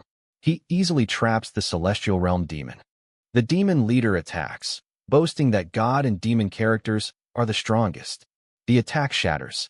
The demon leader attacks again, but Zhu Tiandao laughs. Go to hell. Zhu Tiandao asks if that's all. The demon leader is shocked. Zhu Tiandao boasts that he was prepared and uses multiple divine characters: confinement, imprisonment, trap, defense. He condenses them, multiple imprisonments, and traps the demon. The demon tries to revive from a drop of blood, but Zhu Tiandao uses blaze to burn it. It doesn't work in front of me. The demon leader is destroyed, vowing the Bloodfire Demon clan won't let him go. The demon's followers are terrified. Zhu Tiandao offers them mercy and kills them all. Suyu thanks Zhu Tiandao for his help, saying they lured out the demon. An elder from Great Xia also thanks him for passing by. Zhu Tiandao reveals he was there first. Am I right, Suyu? Suyu confirms it was all under your plan, and that Zhu Tiandao's name will spread for finding all the traitors. At the relic, Zhu Tiandao confirms Suyu's plan. I've caught enough fish, so I'll kill what I should kill. Suyu's human companions are confused. Suyu announces to Mrs. Zhao Minghua, that he has joined the Great Ming Prefecture and will be fine. Suyu gives a speech about how disappointing the Great Xia Prefecture is for not punishing the mono-character department and sending his teachers to the Vanguard camp. He decries the Xia family for using the fifth principle as an excuse and not supporting his father in the demon-subduing corps. He declares he doesn't owe the Xia family or the Great Xia Prefecture anything and will be a traitor today. Jin Yuhui, who survived, calls Suyu a traitor. He argues the multi-character department brought disaster and must bear the consequences. He attacks with wind, fire, mountain, and forest. Suyu tells him to shut up. Zhu Tiandao interrupts, saying the human world is a mess and the Hall of Gods of War and Truth-Seeking Realm do nothing. He says his father is ranked second in the Truth-Seeking Realm, but he doesn't find them reliable. Zhu Tiandao decides to execute Jin Yuhui, the president of Nine Heavens Academy, on behalf of the king of Great Ming. Zhu Tiandao declares Jin Yuhui a traitor who joined the Blood and Fire sect and orders his execution. Jin Yuhui is killed. Zhu Tiandao's hidden forces appear and kill the rest of the traitors, including the elders from the Nine Heavens Academy. All the traitors are dead. Zhu Tiandao asks Suyu if he wants to kill a woman, Lan Tian, himself, as he seems to hate her. Suyu asks Lan Tian if she was the one who informed the Hexawing God clan and got Wu Jia's parents killed. She confesses it was Zhou Pingxing. Suyu tells Zhu Tiandao to kill her, as he doesn't want to dirty my hands. Zhu Tiandao kills Lan Tian and notes the Great Xia Prefecture has suffered great losses. Su Yu, having survived, thinks, I finally came out of his trap. Holy **T. Su Yu is shocked that Zhu Tiandao killed all of them. At the relics of Star Falling Mountain, Lord Xia addresses the surviving Myriad Clans guardians, telling them they must keep the day's events secret.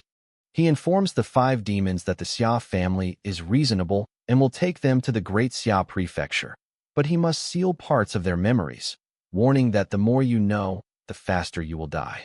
The Myriad Clan's guardian respectfully thanks Lord Xia for sparing their lives. Lord Xia then orders his own subordinates, Hu Hao, Xiao Wan, and Xiao Wu, to prepare for closed-door cultivation to heal themselves once they return. He turns to Zhao Minjive and Feng Qi, noting that as members of the multi-character department, they understand the need for secrecy. Zhao Minjive, with her arms crossed, confidently replies, Don't worry, I know what to do. Feng Qi jokes that Zhao Tianbing is the real problem and suggests swearing an oath in Zhao Li's name, which would cause Zhao Li to self-destruct from embarrassment. Lord Xia stares blankly as Feng Qi argues that as a celestial realm cultivator, his memory can't be sealed, so he'd have to kill himself. Lord Xia, annoyed, mutters he'd better just kill them all, making Feng Qi panic. Zhao Minjive reassures Feng Qi that he has nothing to fear, as there's nothing that can't be told. Lord Xia mutters that he'd better kill them to ensure their silence, making Feng Qi panic. Su Yu steps in, reassuring Lord Xia that his allies won't stir up any trouble. Lord Xia agrees, but states there must be an explanation for the deaths of the mono-character department members. He asks Zhu Tiandao's opinion. Su Yu suggests making parts of his video recording public. Lord Xia warns this will make the entire mono-character department hate him, but Su Yu insists he doesn't want the traitors depicted as heroes. Zhu Tiandao agrees with the plan. Lord Xia warns Zhu Tiandao that this will throw the human world into turmoil, but Zhu Tiandao dismisses it as Great Xia's problem. A voice, identified as Xia Longwu's, tells his uncle, Lord Xia, to make it public, as Great Xia needs to be changed. Lord Xia agrees and orders Hu Hao to take the Myriad Clan's guardians with them. Lord Xia tells Su Yu they are leaving, hoping he returns to Great Xia one day, and cryptically adding that the prefecture has its own difficulties. Su Yu says he understands. After Lord Xia, shower, leaves, Zhu Tiandao appears, glad he can finally show himself. He immediately offers his granddaughter in marriage to Su Yu. Su Yu deflects, saying he must thank the elders who helped him, and Zhu Tiandao complains that it's Su Yu's loss. Su Yu thanks the other elders, including Zhao Minjive and Feng Qi. Zhao Minjive remarks that she's surprised he's leaving Great Xia and wonders what Lu Wenyan will think. Su Yu confidently states that Lu Wenyan will understand his decision. Zhao Minjive sighs, saying she can't meddle in their affairs. Su Yu formally thanks Zhao Minjive, pointedly calling her Mrs. Lu, which seems to strike a nerve. Zhao Minjive tells Su Yu to send a letter if he needs help and flies away. Su Yu then thanks Feng Qi, who reminds him to keep his survival a secret and gives him a voice transmission divine rune. Feng Qi wishes Su Yu well, noting the uncertain situation in Great Xia, and flies off. Another elder, Zhao Tianbing, offers Su Yu connections in the Great Zhou Prefecture, making Zhu Tiandao suspicious. Zhao Tianbing quickly covers his remark by tossing Su Yu a storage ring, claiming it's a gift of puppet models from Zhao Li. He tells Su Yu to visit Zhao Li more often and then flies away. With the elders gone, Zhu Tiandao asks Su Yu if he's ready to leave. Su Yu asks to wait, as he wants to cultivate using the 2 celestial realm corpses as a reward. Zhu Tiandao agrees, which delights Su Yu's creatures, Little P and his mount. As Su Yu cultivates using the celestial realm corpses, he draws a new, ominous, innate divine character, Tribulation. At the Star Falling Mountain relics, Zhu Tiandao watches Su Yu cultivate. Zhu Tiandao smiles to himself, impressed by Su Yu's talent, calling him a real genius. He senses the new Tribulation divine character that Su Yu has drawn, noting that it feels a little bit ominous. The king of Great Ming, Zhu Dizhu, appears and seals the space. He notes Zhu Tiandao found a good young man, but asks if killing so many was worth it.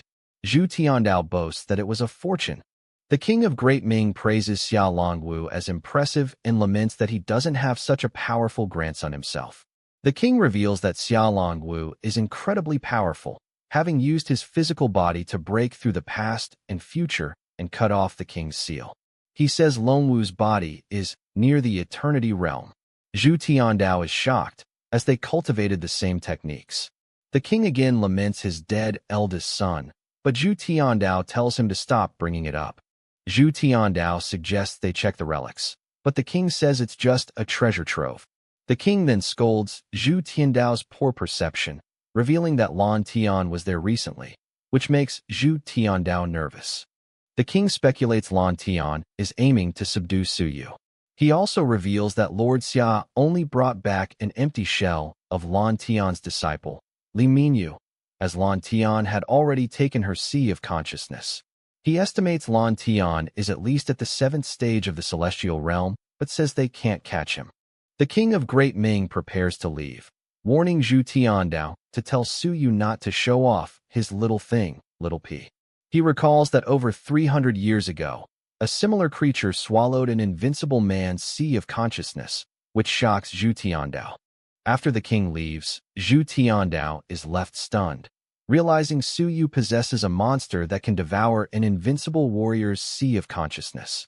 He wonders who Su Yu really is, noting his incredible cultivation progress.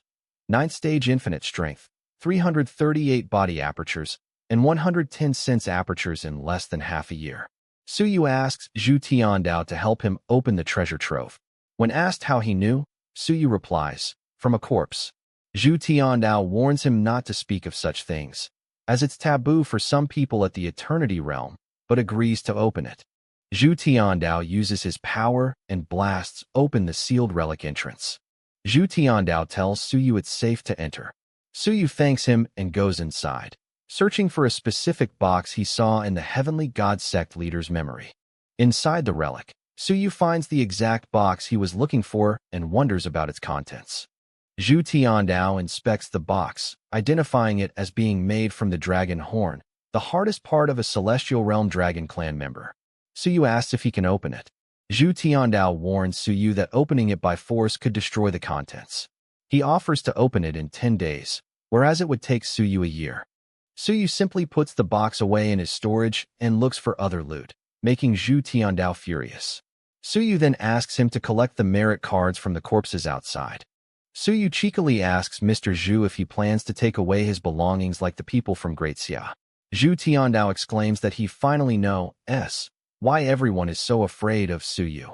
Annoyed, Zhu Tiandao says, "Don't bother," and uses his power to collect all the items from the battlefield for him. He collects all the loot and stores it in a ring. Zhu Tiandao hands the storage ring to Su Yu and tells him it's time to go to the Great Ming Prefecture. On December 30th, massive protests erupt at the top 100 building in the Great Xia Prefecture. The video of the battle at Star Falling Mountain has spread, and the mono-character department is now seen as the shame of humans.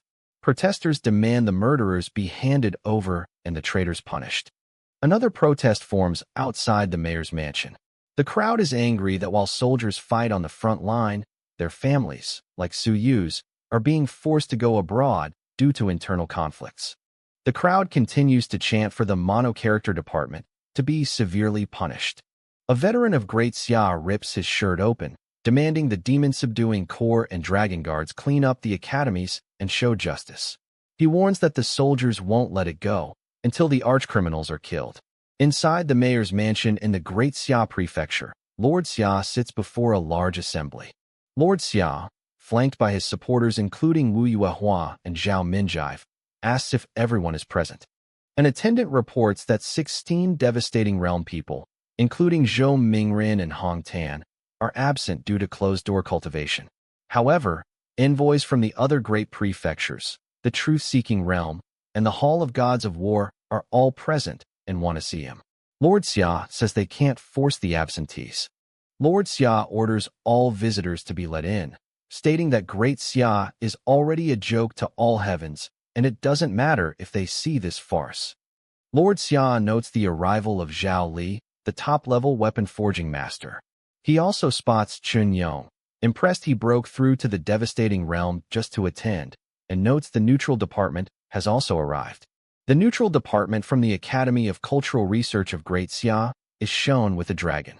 An elder with horns appears, identified as the mount of the second president, a powerful cultivator at the 7th stage of the celestial realm.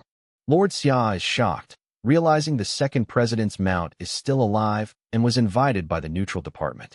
The elder greets Lord Xia.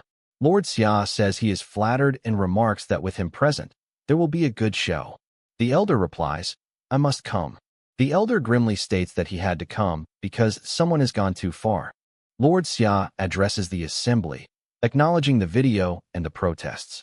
An envoy, Zhou Yun, declares that both the arrogant Su Yu and the bold Zhu Tiandao should be killed, suggesting they invade Great Ming to end the discussion.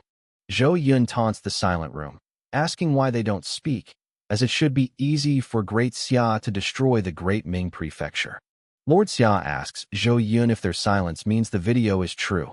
He asks Zhou Yun, as the envoy of the truth-seeking realm, what he thinks about closing all cultural research academies.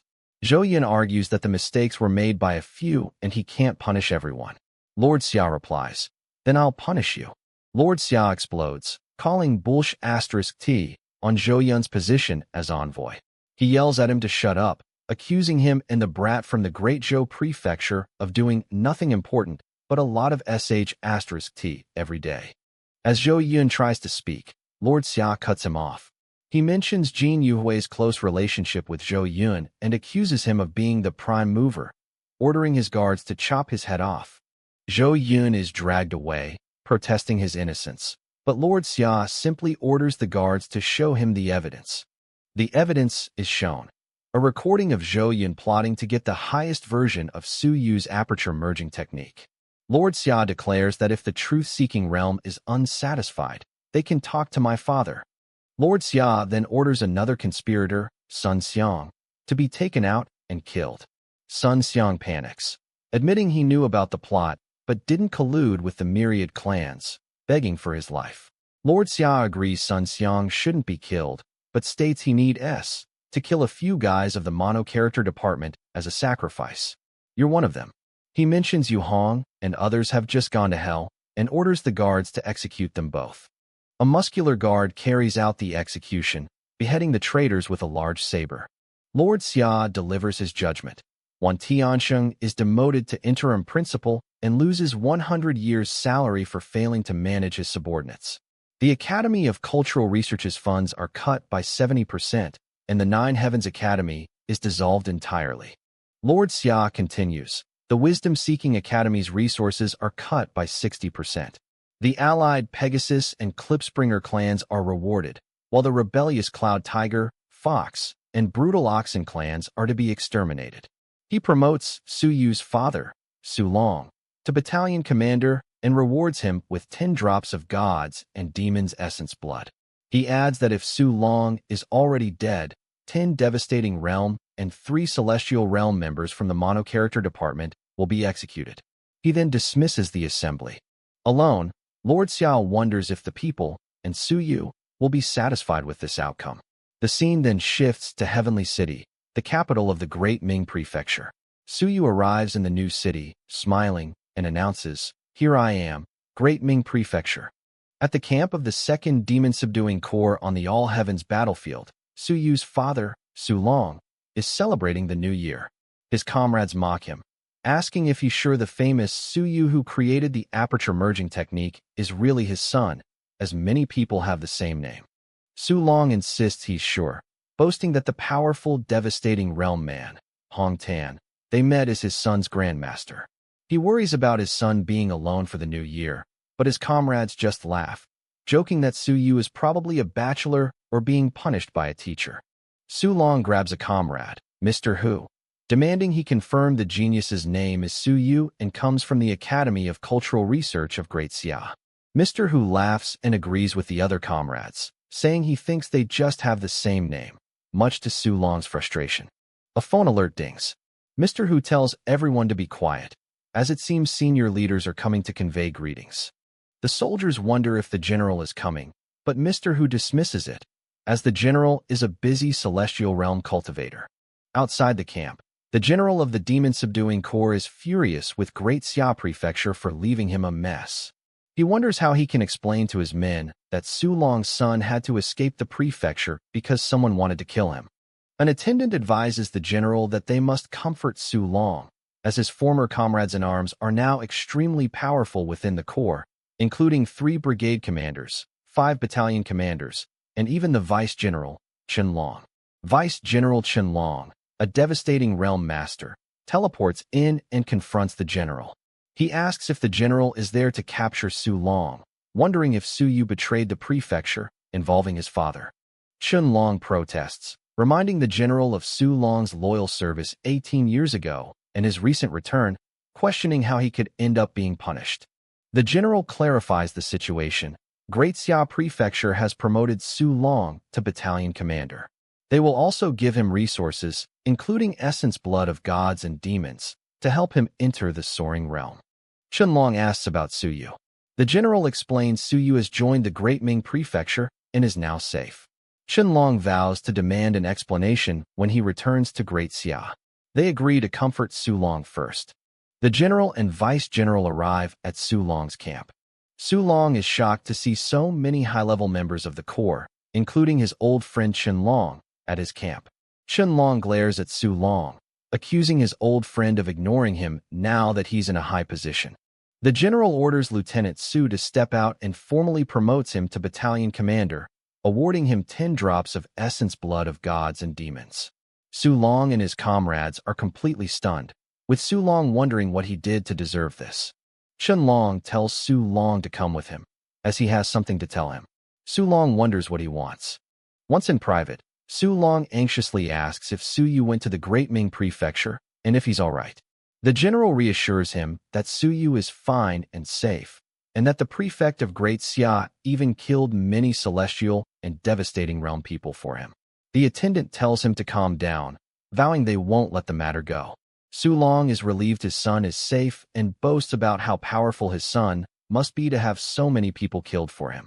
He then worries about Su Yu being alone in Great Ming for the new year, as he's never been out of Nanyuan. Su Long tells Chen Long not to apologize, as it's not his fault. He accepts the promotion and reward, declaring it's an honor my son earned for me. He boasts that his son is Su Yu, the peerless genius who created the aperture merging technique, and wonders if the Zhu family wants him as a son-in-law. He then challenges his disbelieving comrades. The scene shifts to the mayor's mansion in the Great Ming Prefecture, where attendants announce Su Yu has entered the city. Su Yu arrives, wondering why the Zhu family is making such a fuss over him. People in the street point him out. Zhu Hongliang, Zhu Tiandao's grandson, asks his sister if this is the tall and powerful Su Yu. She replies that the rumors of him being a murdering maniac must be false, as she thinks he's cute. Su Yu, seeing them, wonders if this is the granddaughter Zhu Tiandao offered to marry him. At the mayor's mansion of Great Ming, a woman watches Su Yu arrive, noting he's not bad and can pass my test. Su Yu, seeing her, realizes she's not the one he was expecting. A young man, Zhu Hongliang, greets Su Yu, who corrects him. Su Yu from the Great Ming Prefecture. Hongliang says he heard from Bai Junsheng that Su Yu is powerful and that Su Yu would beat me to death if he touched him. He then asks if Su Yu would dare, since his grandfather is the prefect. Su Yu says he's not an idiot. Su Yu clarifies he must mean Bai Feng's cousin, Bai Junsheng. Hongliang confirms, calling him a despicable man for using a sneak attack. Su Yu asks if the Zhu family punished Bai Junsheng for beating him, but Hongliang dismisses it as just a fight. Su Yu is surprised the family didn't stand up for him, but Hongliang says it's normal. A girl, Zhu Qingyan, arrives, asking if Su Yu is the one her grandfather wants her to marry. She inspects him and declares he's not my type. Su Yu replies that he doesn't like people blocking his way. Zhu Qingyan accuses Su Yu of saying that just to get her attention. She says she's read the family records, which state his teacher, Lu Wenyan, was a playboy, and asks if Su Yu is just pretending to be a good man. Su Yu just agrees with her. He internally marvels that the Zhu family recorded Professor Lu's romantic history and makes a mental note to read it later. Zhu Hongliang and Zhu Qingyan both look annoyed at Su Yu's responses. Suyu asks if they stopped him to fight. Hong Liang says he's not interested in fighting, preferring to eat or drink. Qingyan wonders why her grandfather thinks so highly of Suyu, speculating his victories were just due to using innate skill essence blood. Suyu repeats her words. With the help of external tools, Suyu summons a lifelike puppet that looks just like Zhu Qingyan. Do you mean this? He asks. The puppet says it's just a small trick. Suyu then punches the puppet, causing it to explode. The real Zhu Hongliang is shocked Suyu knew. Suyu explains that puppets are different from humans, but this one was impressive. Hongliang jokes that Suyu wasn't afraid of accidentally killing him. Suyu says he wouldn't mistake them. Zhu Qingyan, impressed, reintroduces herself and says he can call her sister. Suyu politely declines, suspecting a honey trap from Zhu Tiandao. Zhu Qingyan warns Suyu to refuse if her grandfather brings up marriage again. Suyu reassures her, saying he'd rather go back and marry Wu Lan than be interested in her. Zhu Qingyan is furious, wondering who Wu Lan is.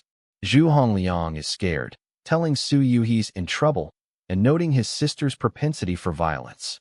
Suyu ignores them and asks a guard if he can see Mr. Zhu Tiandao now. The guard gestures for Suyu to proceed up the stairs.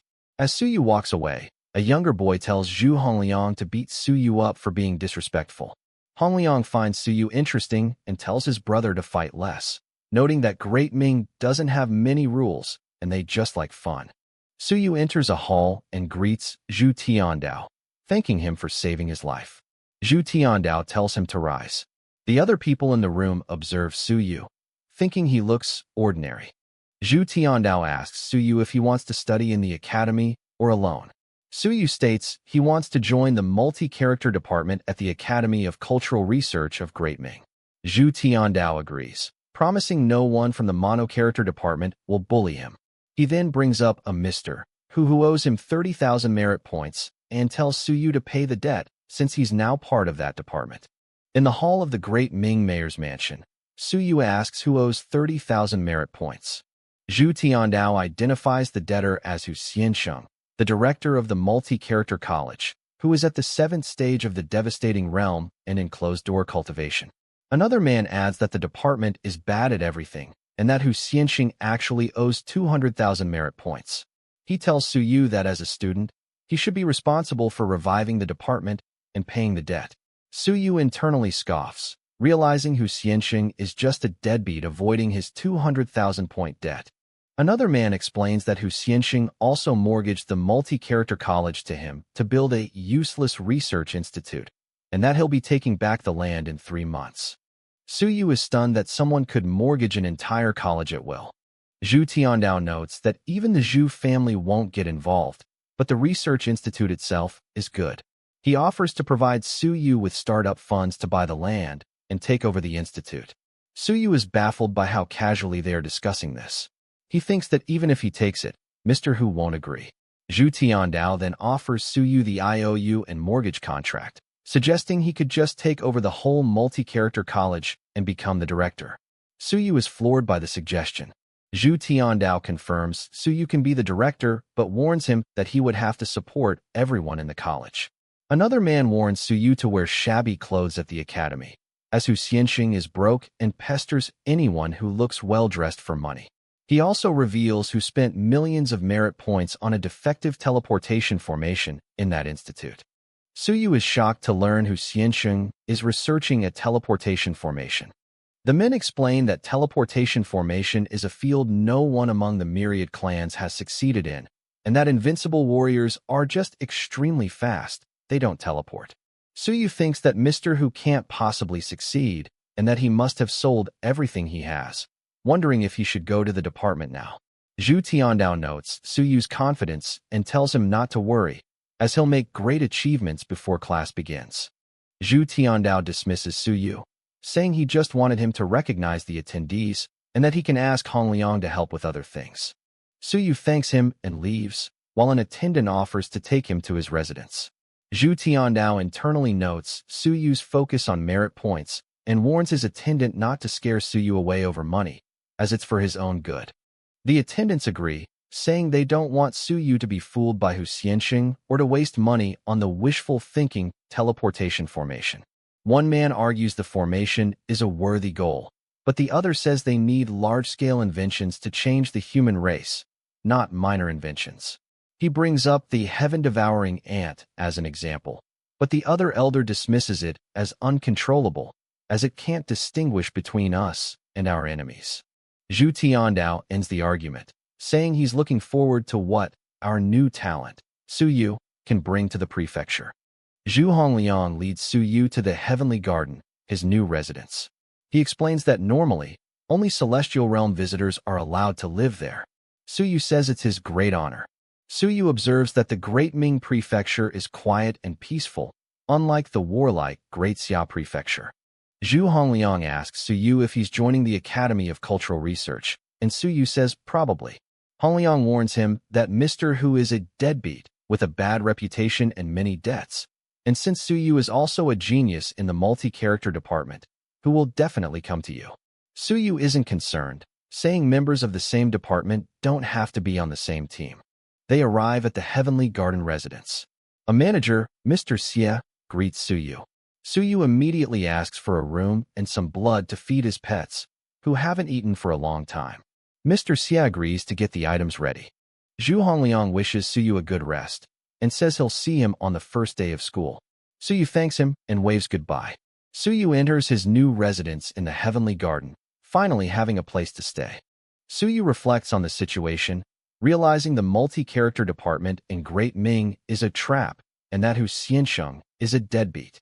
He worries that if he joins the college, he might lose all the merit cards he just got from the Star-Falling Mountain battle to pay off the debt. In Su Yu's residence, Hu Xiansheng, the director of the multi-character college, suddenly appears. He greets Su Yu, commenting on his rich smell. Su Yu is startled but recognizes Mr. Hu. Hu Xiansheng calms him, saying he's not an enemy, and that he knew Su Yu was there because he just got a feeling. Hu Xiansheng flatters Su Yu, calling him an extraordinary young talent with a good eye. Su Yu, flattered, wonders why Hu Xiansheng came so soon. Hu Xiansheng asks to sit and talk. Su Yu invites him to sit, while internally thinking that he's poor and won't lend Hu any money. Hu Xiansheng says he heard Su Yu is building an Aperture Research Institute and has a ready-made benefit for him. He offers Su Yu a chance to take a stake in my research institute. Su Yu immediately suspects he's being fooled. Hu Xiansheng boasts about his teleportation formation research, claiming he spent $2 million on the institute, not including equipment and materials. He explains it can cut travel time from Great Ming to Great Xia from days to 3 seconds, and he could make $1 million a day from transmission fees. He offers Su Yu 30% of the shares for a 400,000-point investment. He believes the young and innocent Su Yu has been bluffed and will give me his credit cards willingly. Hu Xiansheng cackles, thinking Su Yu will now work for me obediently. Su Yu, however, refuses the offer, saying, "It's such a big business. You'd better do it by yourself." Hu Xiansheng is shocked he's not interested in a project worth 100 million and continues his sales pitch about reaching the pinnacle of your life. Su Yu cuts him off, "Save it, sir. It's all empty promises." Hu Xiansheng, annoyed, asks if Su Yu heard something or thinks he's dreaming. Hu Xiansheng insists he's a 7th-stage devastating realm master and not a fool. He tells Su Yu to take this. Hu Xiansheng tells Su Yu to look carefully and keep your eyes wide open. He demonstrates his fixed-point transmission, teleporting a small item. Su Yu is shocked. Transmission? Hu Xiansheng boasts about his achievement, admitting he can't do long distance or transmit living creatures yet. Su Yu, now intrigued, thinks he can't just buy shares but must buy the whole institute. He criticizes the achievement, noting the portal is good but the pressure would crush people to death, and the special bottle is just a strong weapon. He concludes the achievement is almost useless and who should keep it yourself. Hu Xiansheng insists 400,000 merit points for 30% shares is a good deal. Su Yu counters that 400,000 is enough for me to buy the whole research institute.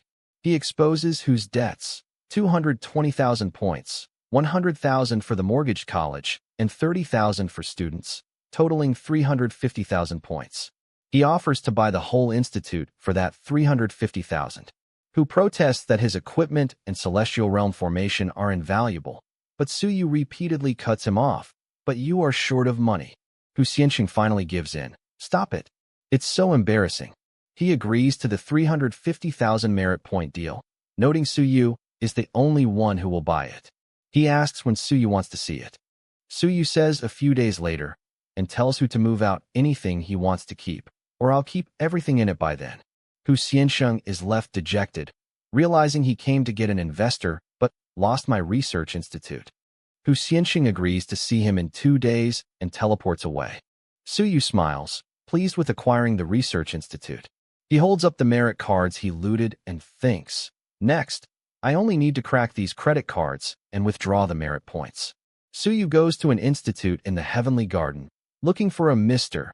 Zhang recommended by the 9th Prince, Zhu Hongliang, to crack some merit cards.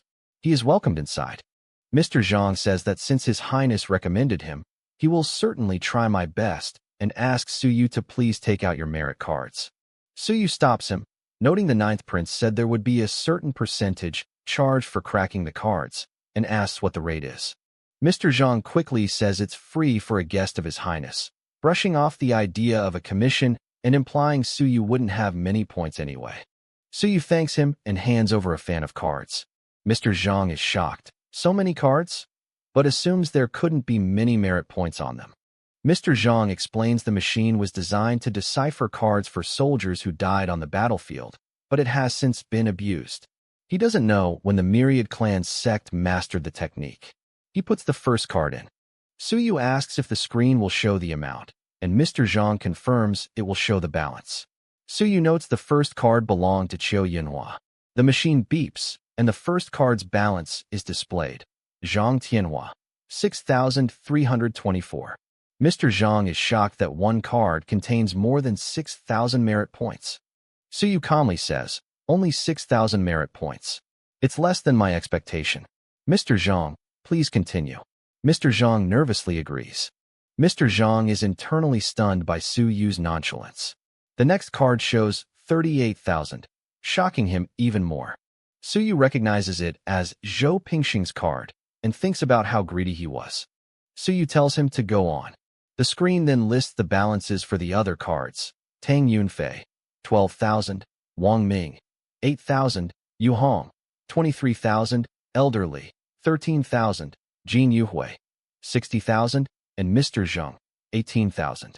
Mr. Zhang notes that the cards for the Cloud Tiger, Old Fox, and Brutal Oxen Guardians are on their students.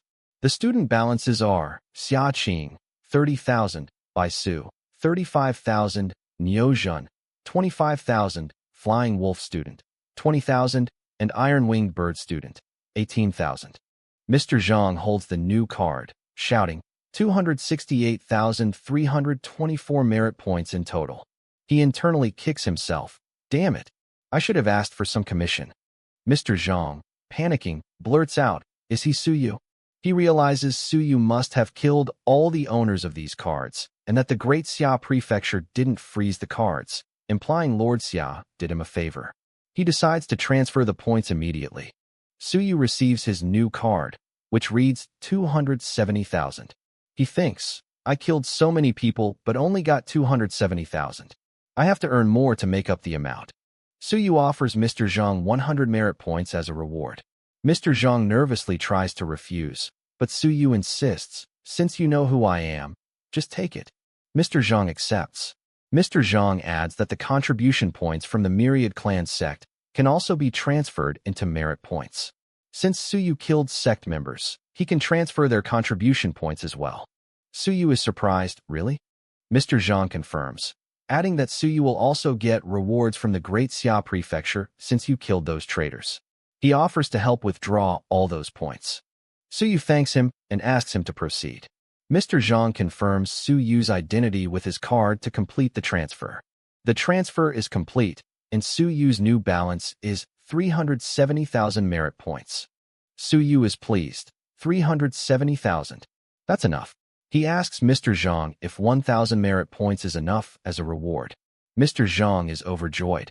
Yes, more than enough. Awesome. Su Yu reflects that with 370,000 merit points, he can now buy the Research Institute.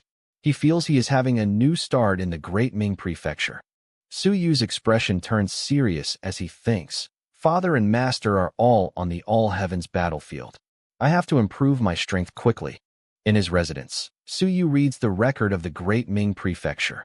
He notes the difference between Great Ming, prefers literature, and Great Xia, prefers war. He reads that the Bai family in Great Ming is good at studying and has a record of 360 apertures. He identifies the pioneer of the Bai family as Bai Tianhao. He reads that Bai Tianhao helped establish the Great Ming Prefecture and once killed a 7th-stage devastating realm warrior while only at the 9th stage of the cloud-riding realm, but died after the battle. Su Yu notes that the current head of the Bai family is Bai Feng's uncle, and Bai Feng's grandpa is still alive and in seclusion.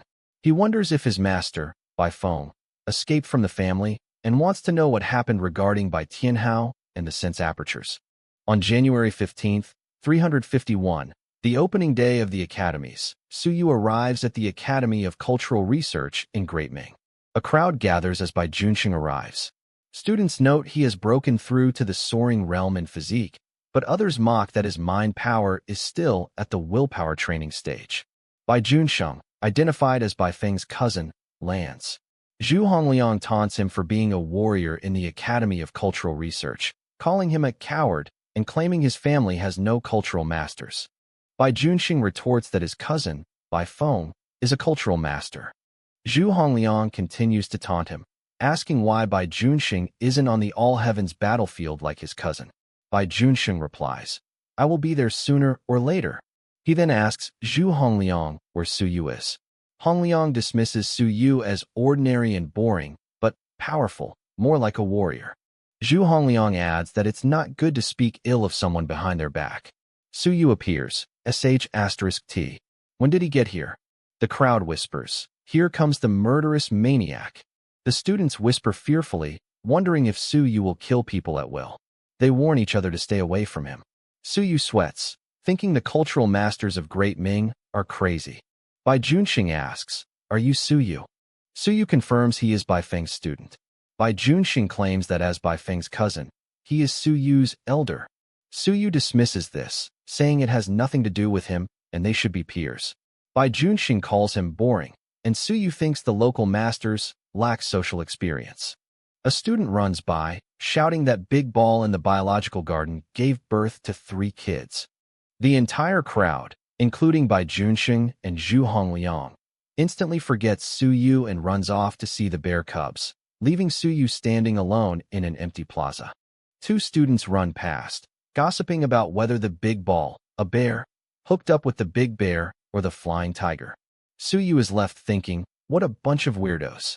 Other students then accost Su Yu, trying to sell him various items like mounts, weapons with shining nail scissors, and a pillow that can sing. Su Yu, who has no money, yells at them to stay away. Su Yu flees from the bazaar salesman and arrives at the multi-character college building, hoping the people inside are normal. He bumps into someone as he enters. Su Yu arrives at the multi-character college and is greeted by Huang Feng, a junior researcher at the 3rd stage of the cloud-riding realm. Huang Feng says Mr. Hu, Xiansheng, asked him to wait for Su Yu and leads him inside. Huang Feng explains that Great Ming Prefecture prefers literature, inventions, calligraphy, and painting, while Great Xia Prefecture is warlike and excited about wars. Su Yu finds this interesting. Huang Feng mentions that Mr. Hu's main divine character is a space divine character that can reverse space. He recounts how Hong Tan from Great Xia lost a competition to Mr. Hu, who used his space ability to make Hong Tan chase him for 6 hours until he was exhausted. He adds this is why Mr. Hu studies teleportation, which has delayed his cultivation. Huang Feng says this taught them that thinking outside of the box is the credo of Great Ming. He explains the academy has 14 elders and 8 honorary elders, with strength levels varying from soaring realm to willpower training stage. He mentions a 100-year-old elder at the willpower stage who invented the mount collection skill 30 years ago. Su Yu is surprised. They arrive at the Xianxing Research Institute, where Mr. Hu is waiting. Mr. Hu, Xiansheng, greets Su Yu and offers to show him around his research institute, which he claims is at least mine now. Su Yu is surprised, wondering why he isn't as powerful as he expected. Mr. Hu boasts about the institute's defensive equipment. The first formation prevents eavesdropping and can resist guys in the celestial realm. The second formation can detect celestial realm cultivators sneaking in and sound an alarm. He introduces the third formation, an aggressive formation that can kill devastating realm intruders and even stall celestial realm fighters. Suyu is impressed by the luxurious and high-tech institute, comparing it to the wooden door at the Wintan laboratory. They go inside, and Suyu is amazed by the large, open interior. Suyu looks up at a projection of the sky. Mr. Hu explains it's not real and can be adjusted. A creature, implied to be Little P, flies by, which Mr. Hu claims is his pet. Mr. Hu explains the layout. The first and sixth floors are rest areas, and the sixth floor can even change seasons. The second floor is the residential area. The third, fourth, and fifth floors are for study and research. Suyu is annoyed that half the institute is for rest and is amazed by the luxurious residential suite. Mr. Hu shows him the third floor reading room, which contains materials, techniques, and articles of will. The fourth floor is the research room for essence blood and articles of will, which Suyu notes he's familiar with. It also has a projection room. The fifth floor contains advanced research rooms, divine character peeling, mind power purifying, original chi making, and teleportation research. Suyu likens the purifying room to Bai Feng's fresh keeping room and wonders how his master is doing. On the sixth floor, a luxurious rest area, Mr. Hu shows how they can change the environment. Suyu is baffled by the music, small animals, and decor, calling it an entertainment area. Suyu marvels that the cultural masters in Great Ming are so good at enjoying themselves. After the tour, Mr. Hu demands payment, 350,000 merit points. Both Suyu and Mr. Hu stand with their eyes closed. Suyu thinks, well, I don't want to give you my 350,000 merit points. Mr. Hu thinks, well, I don't want to give you my research institute. Wu Lan arrives alone at the heavenly city in the Great Ming Prefecture, feeling lucky her journey was safe. She shows her transfer certificate from the Academy of Cultural Research of Great Xia to the city guard. The guard identifies her as a transfer student from the Great Xia Prefecture. She thanks the guard after receiving directions to the Academy of Cultural Research. A woman, Wu Qi, Wu Lan's older sister, intercepts her, surprised she came alone. Wu Qi contacts Zhu Hongwen. Wu Qi meets Zhu Hongwen at the mayor's mansion in Heavenly City. Zhu Hongwen, the eldest grandson of Prefect Zhu Tiandao, greets Wu Qi. Wu Qi explains she was escorting her sister, Wu Lan, who insisted on transferring to the academy in Great Ming. Wu Qi explains that her sister is bewildered by Suyu and transferred to help him set up another Aperture Research Institute. Wu Qi clarifies they are just classmates and complains about Suyu, but Zhu Hongwen is intrigued and agrees to arrange for Wu Lan's stay. Wu Qi thanks him, offering future help in the Star Space Mansion. Internally, she fumes at Suyu for tempting her innocent sister. Wu Lan arrives at the multi-character department and finds the students gossiping about a bear named Big Ball having cubs. She asks two female students for directions to the Aperture Research Institute.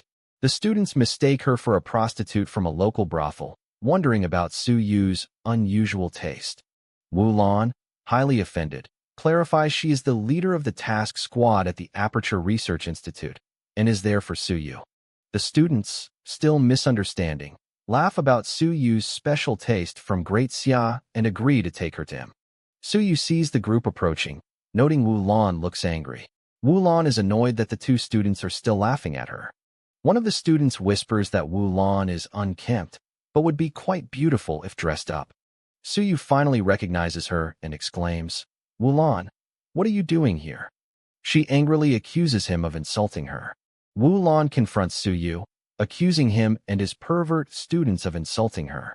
The two students quickly apologize to Suyu, claiming it was a misunderstanding and they were just joking. Suyu tells them it's fine. They quickly leave, and Wu Lan complains about the perverts in Great Ming. Suyu asks Wu Lan why she is here. She claims he dropped a hint that she should come. She insists he hinted by naming a technique after her, double woos, and making her task squad leader. Suyu realizes she imagined it. Wu Lan stubbornly declares, I don't care. I'll follow you from now on. Suyu, seeing she traveled far, decides to get her settled. Suyu tells her they'll talk later and that she should get settled first. He takes her to his new residence at the Xianxing Research Institute.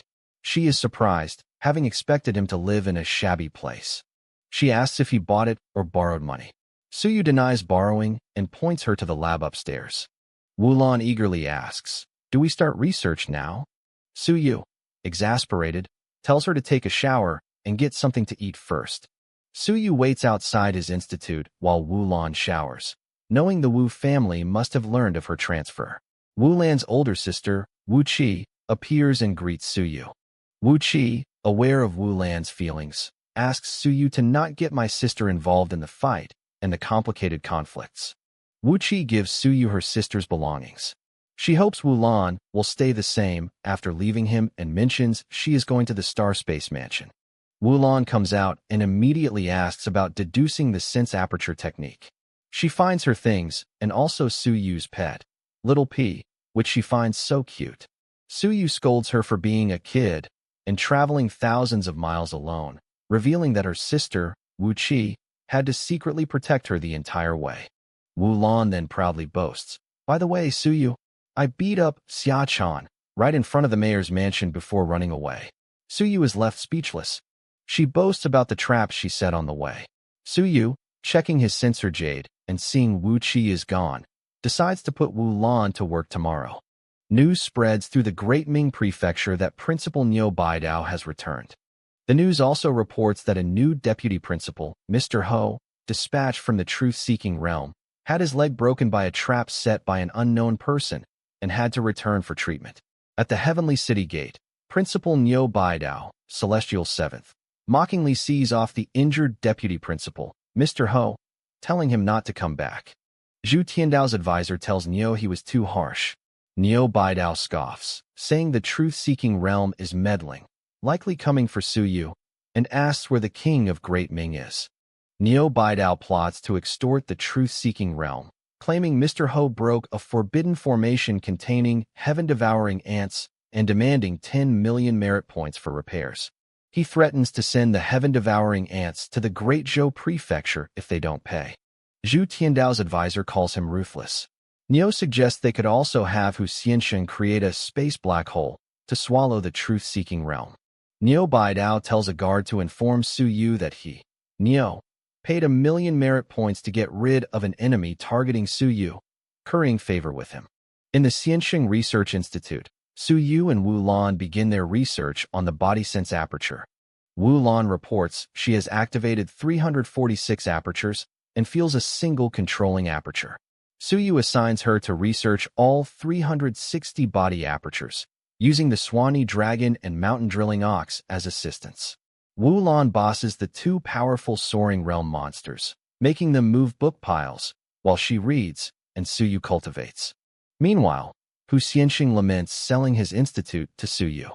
An old man, Mr. Wen, tells him not to overthink it and notes Suyu has the fire of civilization by birth.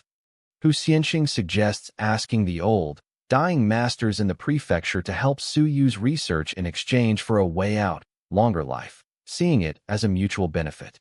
Mr. Wen agrees, noting a small world has opened in the All-Heavens battlefield and a chaotic battle is coming. He reveals 3 celestial realm cultivators from the Heaven clan already died exploring it, meaning its guardians are incredibly powerful. Mr. Wen sighs that Suyu's arrival has made Great Ming the center of the storm. In his lab, Suyu successfully draws his 10th divine character, Beast. In the Xianxing Research Institute's reading room, Suyu finishes drawing his new Beast divine character. He analyzes its function, realizing it's a taming space that can hold beasts. Though he's not a monster taming major, he sees its utility as a storage space. He continues cultivating, hoping to draw a space divine character next, while his pet, Little P, hops around. On January 16th, Suyu and Wulan attend the first meeting of the multi-character department, which is surprisingly casual, with researchers eating cake. The other researchers gossip about Suyu, whispering that he looks pretty gentle, but is a ruthless killer. A researcher warns others to be careful, as he heard Suyu only kills talents once he meets them.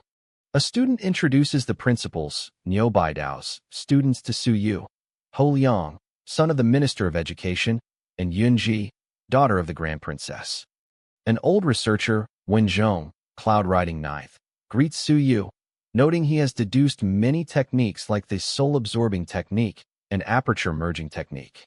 Wenzhong impresses Su Yu by instantly identifying the Myriad Clans techniques, Red Frog, Flying Eagle, that Su Yu's aperture merging technique was based on, just from its usage. Su Yu is amazed by Wenzhong's expertise. Wenzhong explains that every cultivation technique records aperture positions, which he can identify. Su Yu humbly claims he is just an integrator, not a creator of these techniques. Wenzhong praises his modesty, saying the human race needs creative teenagers like him, and apologizes for getting off topic. Mr. Hu, Xiansheng, arrives and formally starts the meeting. The members of the department greet Mr. Hu. Mr. Hu welcomes the two new talents, Su Yu and Wu Lan. He states the meeting's purpose is to stimulate us to work harder, or we will go broke, and mentions the 100 Paths Pavilion. Mr. Hu asks Su Yu if his institute needs people to collect essence blood. Su Yu declines for now. The researchers then go back to playing cards. Mr. Hu pulls Su Yu aside and asks if his institute needs more researchers, offering to assign some seniors, including Mr. Wenzhong. Su Yu is surprised he would offer a cloud-riding 9th stage master. Mr. Hu explains that Wenzhong has been stuck in a bottleneck for years since developing the aperture integration technique and has stopped researching. Su Yu realizes he's been using Wenzhong's work. Meanwhile, the Academy of Cultural Research of Great Xia is in turmoil. A new first deputy principal, Yuan Qingdong, Celestial First, is appointed by the truth-seeking realm. Yuan Qingdong arrives at the Great Xia Academy to a dead silence from the assembled elders. An elder, implied to be an ally of Wan Tiansheng, gives a cold, unwelcoming greeting. Wan Tiansheng, acting principal, assigns Yuan Qingdong to be in charge of Zhou Mingren's business and the Divine Character College. Yuan Qingdong immediately brings up Su Yu's defection. An elder, implied Xia Chongqing, tells Yuan Qingdong to take back the word defection and suggests he rest, attempting to suspend the meeting. Yuan Qingdong refuses, insisting he has some new discoveries to share. He explains he checked the severely abridged video records of the Star-Falling Mountain battle and found a suspicious person. He shows a projected image of Feng Qi, the master who saved Su Yu, identifying him as a supposedly dead genius from the Academy of Great Xian. Yuan Qingdong reveals Feng Qi faked his death and secretly joined the Hexawing God sect. He accuses Feng Qi of being Su Yu's helper in ambushing elderly. Chen Yong asks for evidence. Yuan Qingdong shows a blurry image of cloaked figures. Wan Tianxing interrupts. It has nothing to do with Su Yu. I sent Feng Qi there. Wan Tianxing falsely claims he planted Feng Qi as a spy in the Hexawing God sect to find an enemy, and that Feng Qi reported it to me. Yuan Qingdong, shocked, asks how the news of Feng Qi helping Su Yu leaked. Wan Tianxing lies, saying they failed to capture Feng Qi, so the news was revealed, and it's inevitable. Wan Tianxing dismisses the issue. Yuan Qingdong moves to his next point. Chen Yong has broken through to the devastating realm and must hand over his position as chief librarian and the Fighting Tactics Monument of Divine Character. Chen Yong threatens Yuan Qingdong, warning him not to be a pawn and that his master, Hong Tan, will soon be in the celestial realm and won't regret it, implying revenge. Yuan Qingdong orders the library to be taken over, suspecting Su Yu has already taken the monument. He also notes Shan Xiong, Shan Tianhao's grandson, an enemy, will be a new assistant teacher. At the Xianxing Research Institute, Mr. Wenzhong, officially joins Su Yu as a researcher. Su Yu asks about his research interests. Mr. Wen explains his theory. He's considering if a circulation will be formed automatically with all the 360 body apertures collected, which would make merging them easier. Mr. Wen activates a test puppet, marking the 346 known apertures.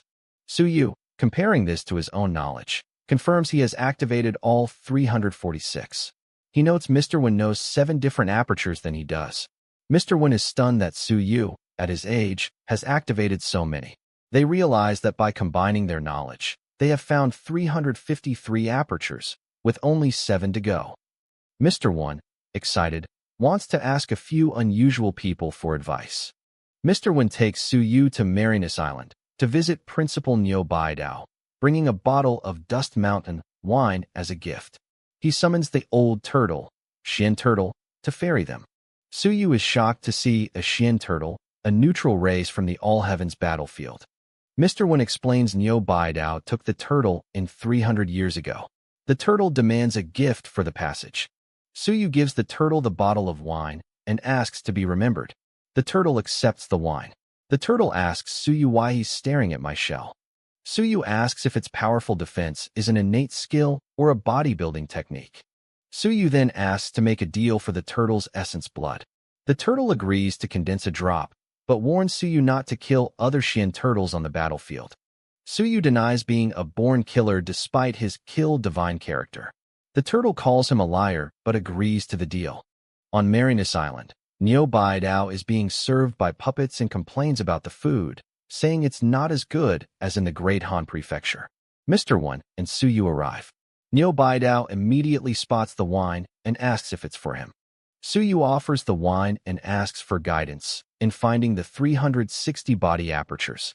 Niu Baidao smells the wine and agrees to tell you all I know. Niu Baidao reveals he only knows for more apertures. He tells Su Yu that for the last 3, he must go and ask the Bai family, as their ancestor, Bai Tianhao, probably knew them. Su Yu is hesitant to go uninvited, but Niu tells him to just go.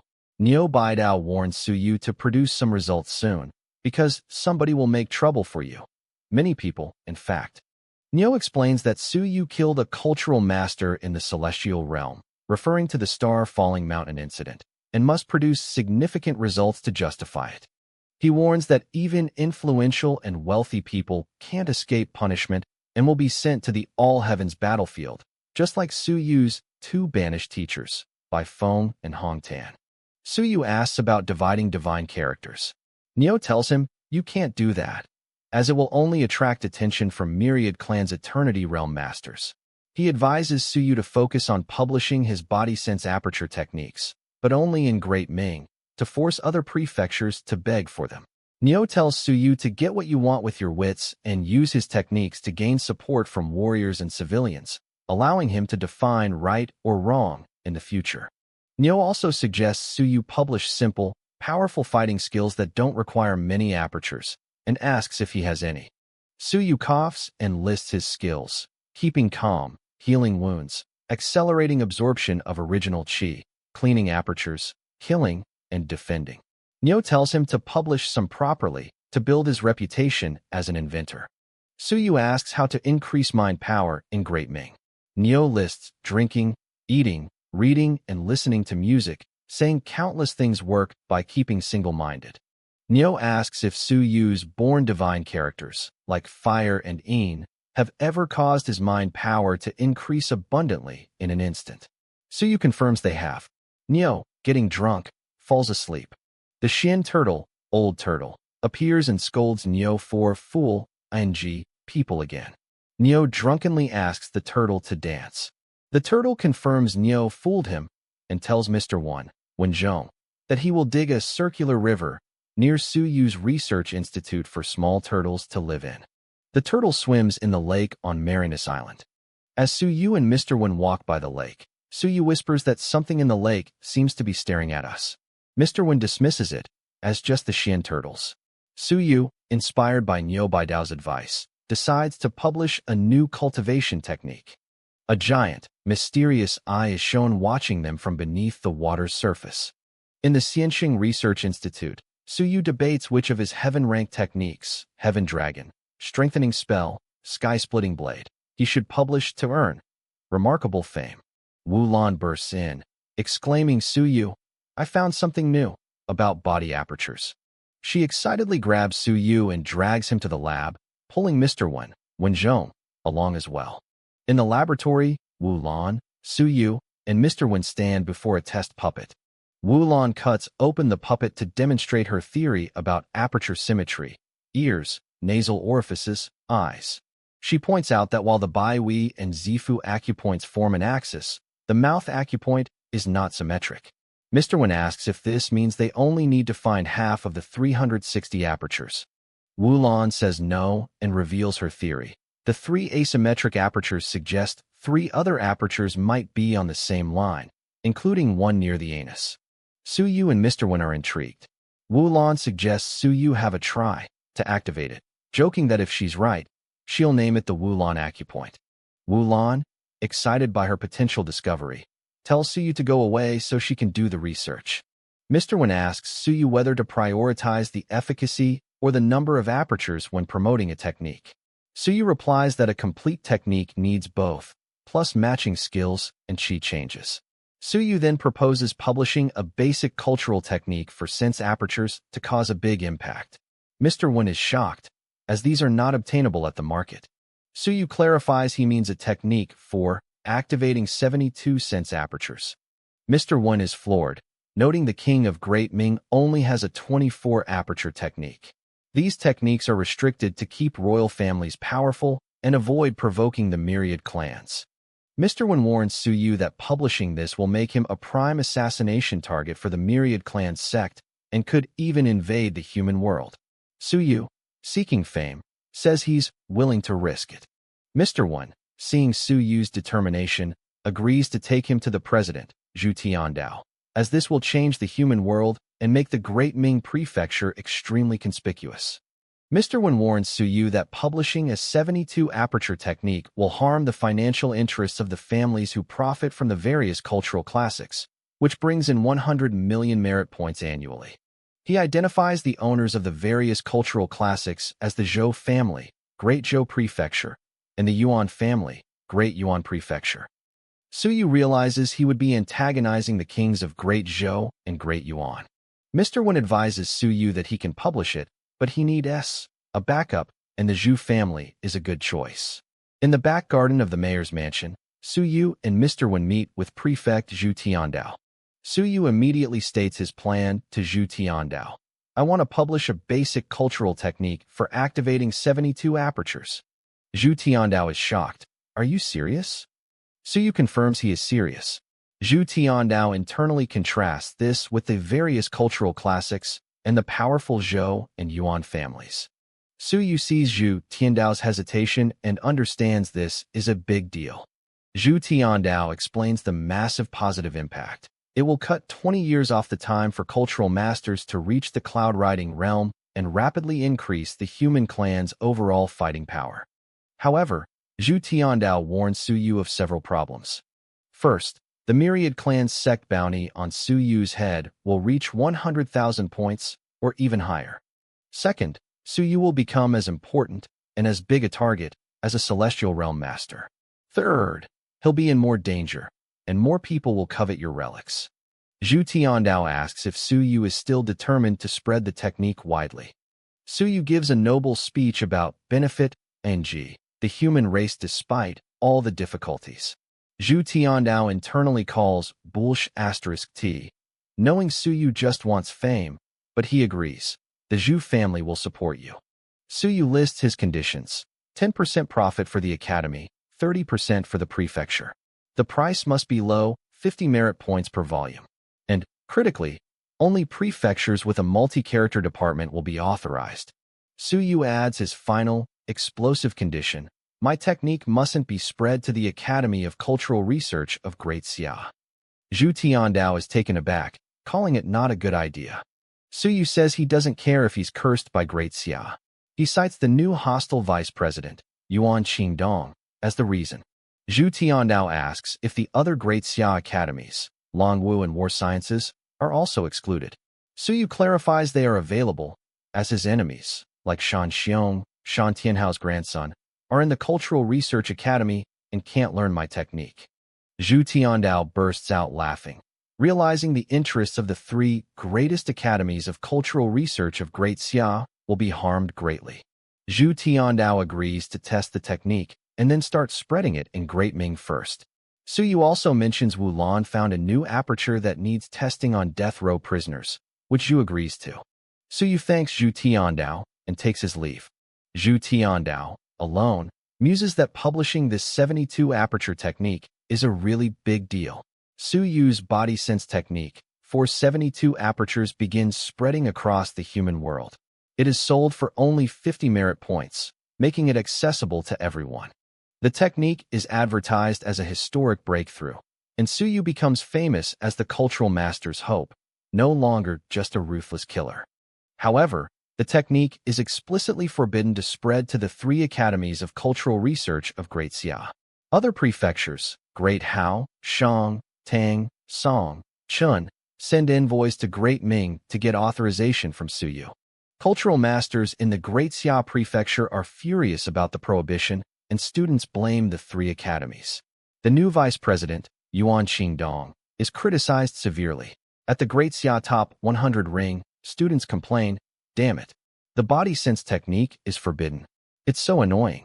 Students worry that other prefectures will prevail over us soon and blame the stupid new vice president, Yuan Qingdong, for being hostile to Suyu. A student threatens to transfer to another school if the technique remains prohibited. Another student announces great news. The Longwu and War Sciences Academies were authorized. The students are shocked. One announces the War Sciences Academies are expanding their cultural master departments and suggests they all transfer to the 2 schools. The students realize this is their only way to learn Suyu's new techniques and eagerly decide to transfer. In the Mind Cultivating Pavilion, Great Xia, Yuan Qingdong holds an emergency meeting. Wan Tiansheng and Chun Yong are in closed-door cultivation. He asks if Suyu's technique is genuine. An elder confirms probably it is.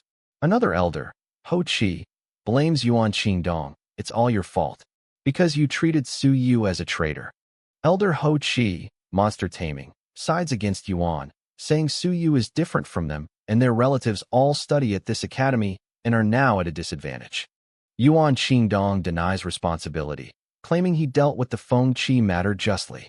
Ho Chi mocks his definition of justly. Vice President Xia Chongqing suggests they negotiate with him first. Elder Xia then suggests a desperate solution. If all the attempts fail, we can change the name of the Academy of Cultural Research of Great Xia, which would bypass Suyu's specific prohibition. The other elders are outraged by the ridiculous suggestion, as the name represents the glory of the cultural masters in the Great Xia prefecture, and the Xia family won't agree. Yuan Qingdong, alone, fumes that Wan Tiansheng shifted responsibility to me on purpose.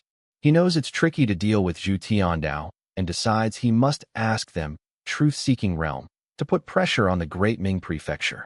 At the Academy of Cultural Research in the Great Ming Prefecture, students greet each other by asking if they've read the body sense technique, showing the massive popularity of Suyu's new, affordable cultivation method. An official at the Academy notes that 10,000 copies of Suyu's technique have already been sold, earning a 200,000 merit point commission for their institute. He suggests buying new equipment, but another advises him to wait for Mr. Zhu to convert the points into money. In a restaurant, Zhu Tiandao, the prefect of Great Ming, meets with Qin Zhen, the prefect of the Great Qin Prefecture. Qin Zhen asks if spreading the technique was Zhu Tiandao's idea, as it has made many people anxious.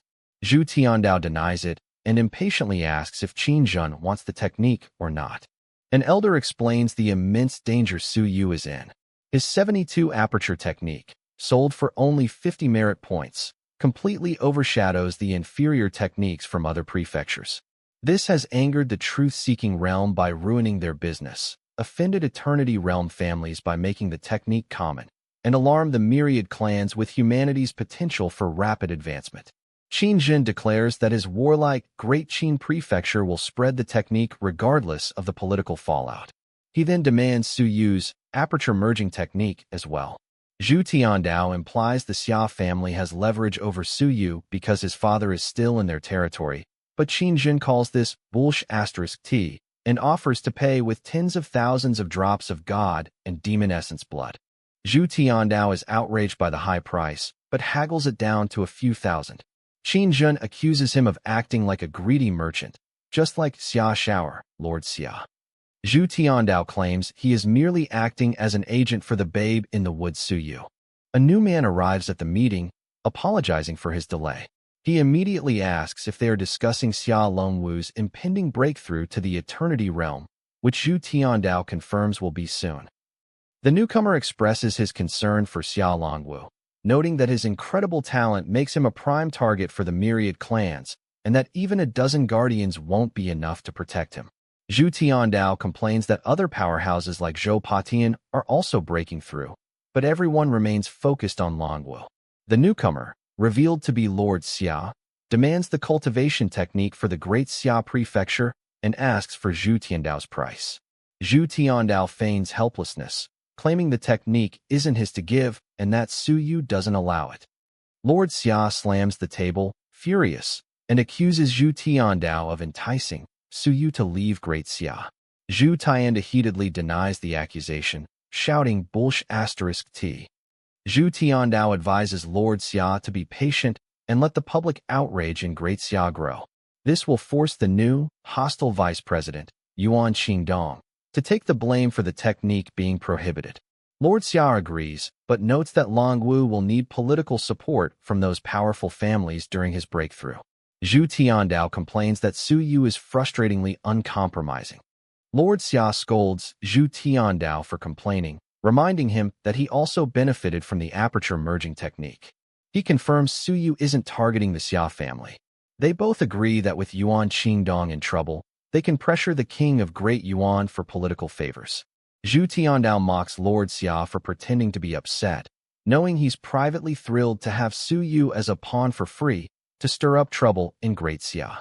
Lord Xia smiles, stating that his father, the king of Great Xia, will ensure Xia Longwu survives his breakthrough, which will be quite interesting. The two prefects, having found a common goal, decide to cooperate. Zhu Tiandao and Lord Xia share a drink, toasting to their families being the best neighbors.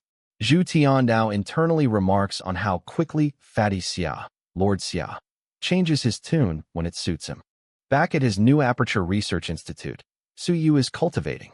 He notes that he has successfully activated 357 body apertures and feels he is getting close to the body sense aperture. Su Yu reflects on his situation. He knows he must reach the soaring realm as soon as possible, as his list of enemies grows. He decides that releasing one revolutionary technique isn't enough. He must release a more important work to politically kill his adversary, Yuan Qingdong. In a meeting room in Great Ming, Su Yu meets an envoy sent from the Great Xia Prefecture. The envoy remarks that he never thought they would be meeting again under these circumstances. Su Yu replies that he had intended to stay in Great Xia and fight for humanity, but realized he was silly and naive.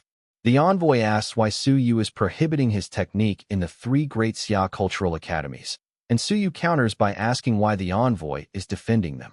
The envoy explains that without Su Yu's technique, the 3 academies will have no one to recruit next year. Su Yu scoffs but lists his conditions to lift the ban. First, his masters, Bai Feng and Hong Tan, must be pardoned. Second, the spy Feng Qi must be rescued. Third, Shan Xiong of Great Zhou must face him in a life-and-death duel if he joins the Great Xia Academy. Su Yu continues his demanding conditions. Fourth, Yuan Qingdong must publicly apologize and pay a 1 million merit point fine. Fifth, he wants a complete God Clan body. Sixth, the mono-character department must pay 700 points per technique, with Yuan Qingdong subsidizing 500 of it. Seventh, all proceeds from Great Xia belong to him.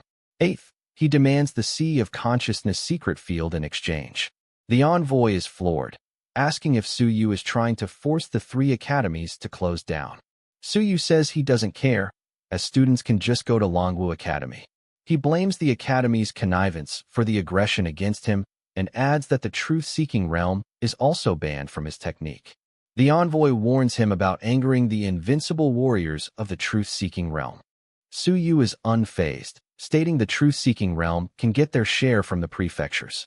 The envoy agrees to convey the information, but expresses doubt that Yuan Qingdong will agree to the public apology or the massive fine. Su Yu says that's fine. He'll enjoy watching the Great Xia elders deal with the fallout. He also brings up that President Wan Tiansheng broke his promise to protect him from devastating realm attacks at Star Falling Mountain, and thus, the Academy of Cultural Research shouldn't exist any longer. The envoy laughs dismissively. Ha! But you are still alive, aren't you? Su Yu simply stares at him, unamused. The envoy sighs, admitting that no one knows what Wan Tiansheng is thinking about, and that Su Yu better not get too close to him. The envoy agrees to convey Su Yu's conditions and departs, warning him to cultivate hard, as it may not be as peaceful in the coming years. He leaves with a final, ominous warning. The source of all chaos will surely come from the Great Xia Prefecture. Su Yu is left to wonder who the envoy meant. Xia Longwu, the king of Great Xia, Wan Tiansheng, or even his own masters. His thoughts are interrupted by Zhu Tiandao, who appears and gleefully tells Su Yu, "You are going to get rich." Zhu Tiandao shares good news. The experiment on death row prisoners to test Wu Lan's aperture theory was a success. They have found an aperture on that part, the anus.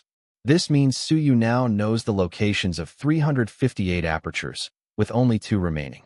Zhu Tiandao then informs him that the prefect of Great Qin, Qin Zhen, is here to see him. At a tea house, Su Yu meets Qin Zhen, who greets him as Su Yu, the killer. Su Yu politely deflects, saying killer is just a nickname. Qin Zhen laughs, appreciating his straightforward nature. Qin Zhen is impressed that Su Yu has activated all his body apertures, reaching the limit of humans. He offers Su Yu a safe position in the rear of the Great Qin Prefecture. Su Yu politely declines, preferring to stay in Great Ming.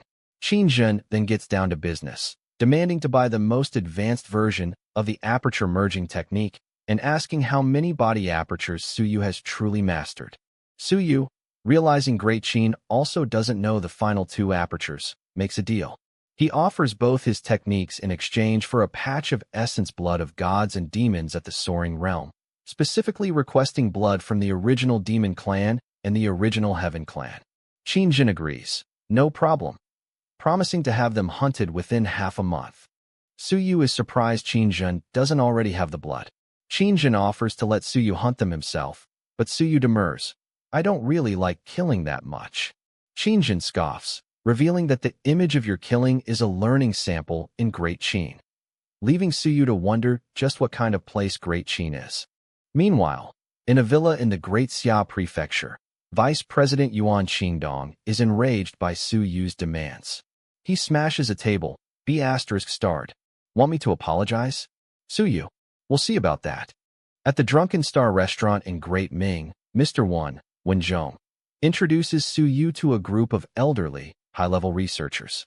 He explains they are all respected experts who wish to do something in research again and join Su Yu's institute. Mr. Wen introduces the legendary researchers, Jin Sheng, one of the creators of the Cultural Chronicles, Kong Yuxian, a mind power expert who discovered the use of heavenly sand, Wei Qi, creator of the Qi restoring technique, and Chao Hui, creator of the 9 stars physical cultivation technique. All are over 300 years old. The elderly researchers greet Mr. Wen, apologizing for not standing due to their poor health. Su Yu respectfully greets them. "It's an honor to meet you all." Jin Sheng tells him not to be formal, as they are all fellow researchers here to share our views. Jin Sheng explains that while they are old, Mr. Wen told them Su Yu is also an expert in divine character extraction, a topic Jin Sheng himself had discussed with the 5th president, Hong Tan's master, long ago. He seems surprised to recall the 5th president talked to me about these back then. Jin Sheng humbly says he was just inspired by the 5th president, who was the true genius regarding functional transfer and character merging. Su Yu asks Mr. Jin if his own decades of study have produced any results. Jin Sheng confirms he did discover a rather special case. Mr. Jin explains his theory. Divine characters from the God clan are independent and powerful, but difficult to form into a system. In contrast, human divine characters, like Su Yu's Thunder, Kill, and Blood, are weak individually but become incrementally powerful and stronger than God or demon characters when 10 or more are drawn. Jin Sheng continues, revealing his second finding. As a cultivator draws more human divine characters, a repulsive force emerges against divine characters from other clans. Su Yu asks if this is the curse he's heard about. Jin Sheng says most believe it's a curse from the gods and demons, but he has a different theory. It may be the other way around. Jin Sheng states his radical conclusion. It's the humans' divine characters that are rejecting the divine characters of the gods and demons. Su Yu, recalling how his mysterious book, which he suspects is a human divine character, destroyed a Myriad Clan character, agrees with the theory. Jin Sheng is pleased, noting only a few of you agree. Jin Sheng speculates this repulsion is why humans can't become Eternity Realm cultural masters. He suggests a test. Find a peak devastating realm cultivator, extract all their human divine characters, and see if they can then break through. Mr. Wen scolds him for the ridiculous idea of experimenting on living masters. Suyu internally confirms that all 10 of his divine characters are human, and they are indeed powerful, though the incremental power boost is a little weak. Mr. Jin, impressed by Suyu, asks to join his research institute, offering his own research on sense aperture merging as a contribution. The other 3 legendary researchers, Kong Yuxian, Wei Qi, and Xiao Hui, also asked to join Suyu's institute. Suyu is honored to accept them. He internally celebrates his success. Seniors are easy to handle. Now I have got them. Meanwhile, at a high-level stronghold of the Myriad Clans sect, the sect leaders of the original Heaven sect and the original Demon sect gather. The original Heaven sect leader states their topic. How should we deal with this lad? Suyu. At the Myriad Clans sect stronghold, the original Heaven sect leader says Suyu's powerful and widespread techniques have drawn the attention of the major god and demon clans. He states they are all gathered for the benefits. Lan Tian, the leader of the original demon clan, mockingly asks if the benefits are for humans, claiming, "We are here to save the humans." He then states his true goal. "I want to capture him alive and even get him to join us." He knows catching Suyu and Great Ming will be difficult, but he finds it challenging. The other leaders protest, saying killing Suyu would earn them a celestial realm reward from the gods and demons. They decide to attack the Great Ming prefecture together. Lan Tian scoffs, "TSK, you guys do it. I'm going to persuade him. Let's see who is faster." As he vanishes, the other leaders call him a psycho and proceed with their attack plan. Back at Suyu's institute, Yuan Qingdong, the vice president from Great Xia, is giving a public, recorded apology. He states that Feng Qi's identity as a hero of humans is confirmed, and he apologizes to Suyu for his rash judgment and the great trouble caused to Feng Qi. Yuan Qingdong continues his groveling apology, praising Suyu for selflessly disclosing his techniques. He then addresses Suyu's 1 million point fine, claiming he's truly sorry but willing to pay in installments. 10,000 merit points for Suyu per year, paid off within 100 years. He concludes his apology by begging Suyu to grant us the right to spread the technique for the sake of his former classmates. Suyu, watching the broadcast in his institute, just crunches on a snack, unimpressed. Wulan, watching with Suyu and Mr. Wen, scoffs, "TSK. He is not sincere at all." Mr. Wen explains that Yuan Qingdong is from a powerful family in the truth-seeking realm, and his father is the current leader there. He details the complex political structure of the 36 prefectures and the 2 Holy Lands. Mr. Wen continues his explanation of the political landscape, distinguishing between the descendants of the 36 founding invincible warriors and the later invincible warriors who are stationed in the sacred and all heavens prefectures. Mr. Wen gives a brief history, listing the 4 known founders of the prefectures who died in battle: Wei, Wu, Qi, Chun, and notes that a branch of the Great Wu Prefecture migrated to Great Xia 200 years ago. Suyu turns to Wulan and asks about her connection to the king of Great Wu. Wulan, while eating a snack, casually replies, "My ancestor." Suyu internally notes her complete lack of respect for her legendary relative. Suyu asks if Yuan Qingdong is truly from the mono-character department or was instructed by someone else. Mr. Wen says it's unclear, as the king of Great Yuan hasn't appeared for a long time. Suyu decides to accept the apology. As a celestial realm cultivator, he has apologized. How can I not accept it? He then devises a new, punishing price, 700 merit points per technique, with the students paying 200 and Yuan Qingdong will pay the remaining 500. This ensures the students will hound Yuan Qingdong for subsidies. The room goes silent. Mr. Wen reminds Suyu that Yuan Qingdong said that he didn't have that much money. Suyu scoffs, pointing out the Yuan family's massive income from selling the various cultural classics. He tells Mr. Wen to make the whole mono-character department of Great Xia ask him for subsidies, trapping Yuan Qingdong. Suyu decides to talk to Mr. Zhu to promote this new arrangement, making Yuan Qingdong's life difficult. Mr. Wen and Wu Lan make eye contact, and Mr. Wen internally muses that he better not offend him in the future. A knock comes at the door. "Sir, you have a visitor." An assistant general from the Great Qin Prefecture arrives, asking, "Is this the Aperture Research Institute?" Outside the Xianxing Research Institute, an assistant general from the Great Qin Prefecture's Iron Eagle Guard arrives to deliver goods for Suyu. He asks Suyu to prove his identity and stamp the replying letter. Suyu is impressed by their efficiency in delivering the promised god and demon essence blood. Suyu uses his ID to probe the delivery contents. He confirms the presence of original demon clan and original heaven clan corpses, along with a lot of essence blood. He stamps the letter and thanks the general. Suyu invites the general to rest, but the general declines due to military orders. He respectfully calls Suyu Master Su, explaining that his aperture merging technique has been fully promoted in the Qin army, an achievement greater than killing gods and demons in the celestial realm. Suyu is impressed by their rapid promotion of his technique. The general confirms its effectiveness, noting one talented soldier merged 12 apertures in just 4 days, though he hasn't reached the 9th stage of the infinite strength realm yet. 2 of Suyu's researchers are shocked, calculating that the soldier advanced from the 9th stage of great strength to the 9th stage of infinite strength in just 1 month.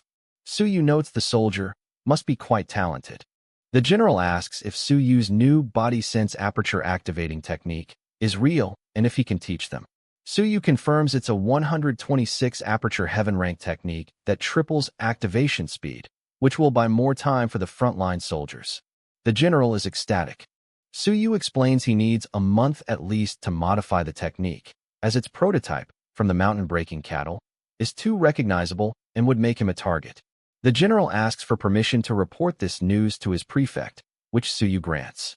The general thanks Suyu, excuses himself, and flies off on a massive rainbow eagle mount, which Suyu recognizes as a top 100 clan. Suyu's 2 monster mounts, the Swanee Dragon and the Mountain Drilling Ox, are outside. The ox calls the eagle trash. The dragon complains that Suyu despised me again. Suyu appears and threatens to send you to Marinus Island if they can't reach the cloud-riding realm. The 2 monsters, terrified of being eaten by the foodie Mr. Nyo on Marinus Island, quickly promise they have a big chance to promote in a few months. Suyu smiles, satisfied with his threat. Back in his lab, Suyu is excited to finally got the essence blood of the gods and demons. He clenches his fist, determined to use their techniques to find the 2 remaining apertures. On Marinus Island, Zhu Tiandao and Niu Baidao are talking. Zhu Tiandao boasts that Suyu is a mobile cash cow, and that Xia Shower, Lord Xia, must be cry, ing over it. Niu Baidao agrees that Suyu is indeed bold. Zhu Tiandao muses that if Suyu went to the All-Heavens battlefield, he'd be as aggressive as the Great Qin soldiers and might dare to challenge someone in the Eternity Realm. On Marinus Island, Niu Baidao complains that the old turtle, a Xian turtle monster, just gave birth to sons, not daughters, so there are no turtle eggs to eat. The old turtle appears and corrects him. "Mr. Zhu, Xian turtles don't lay eggs. We are viviparous." Niu Baidao awkwardly claims he was just looking at the sun. Niu Baidao tells the old turtle that since he allows the clan to live in Great Ming, it's time for a favor. He wants the turtles' clan to build a biological system of the surveillance network by having little turtles in all the lakes, rivers, and streams in the prefecture. The old turtle readily agrees. "Not at all. I will do my best." He boasts that his clan is the best informers because they can hold their breath and no one can discover us. Niu Baidao is pleased. "Great. Off you go." The old turtle swims away to begin the task. Zhu Tiandao joins Niu Baidao. Niu asks about this super sense jade he's been building for 50 years to monitor the whole city. He complains he's not yet finished because they don't have a heaven-rank weapon forging master, lamenting the death of the 4th president. Zhu Tiandao reminds Niu that the 4th president was with Great Xia. Niu counters that his son, Zhao Li, is quite talented, and Suyu is close to him. He plots to draw him over to our side by offering to help him forge his Earth-rank weapon. Zhu Tiandao's ambitions grow. Maybe I can also win Wu Yuehua over. Niu Baidao calls him an idiot for indulging in the wildest fantasy and trying to poach everyone, noting Su Yu alone can help me win so many people over. Zhu Tiandao dismisses poaching Lu Wenyan, leaving him to Great Xia. Niu warns him that Xia Longwu will surely fall out with you if he steals all his people. Zhu Tiandao scoffs, as Longwu is in closed-door cultivation. Niu wonders why Longwu is cultivating at home instead of the battlefield, speculating he's stalling for time. Niu Baidao speculates that Xia Longwu is using himself as a target to create an opportunity for them, his allies, like Lu Wenyan, to all reach the Eternity Realm together. He sighs, the chaos is coming. Back at the Aperture Research Institute, Su Yu is in his lab with the corpses of the original Heaven and original Demon Clan members. He finds that extracting their essence blood is time-consuming. After 2 hours, Su Yu has only managed to extract 1 drop, finding the process too inefficient. The single drop of blood contains a terrifying howl. Su Yu worries he may not be able to bear with it if he swallows it directly. He decides to be patient and extract some more essence blood, planning to give it a try after I strengthen my body. Su Yu examines the corpse of the original Heaven Clan member, noting the flaming sign between the eyebrows and wishing it were alive so he could get some information about apertures. He has a sudden insight. Between the eyebrows, it's on the central axis. He remembers Wu Lan's hypothesis and connects it to the original Demon Clan.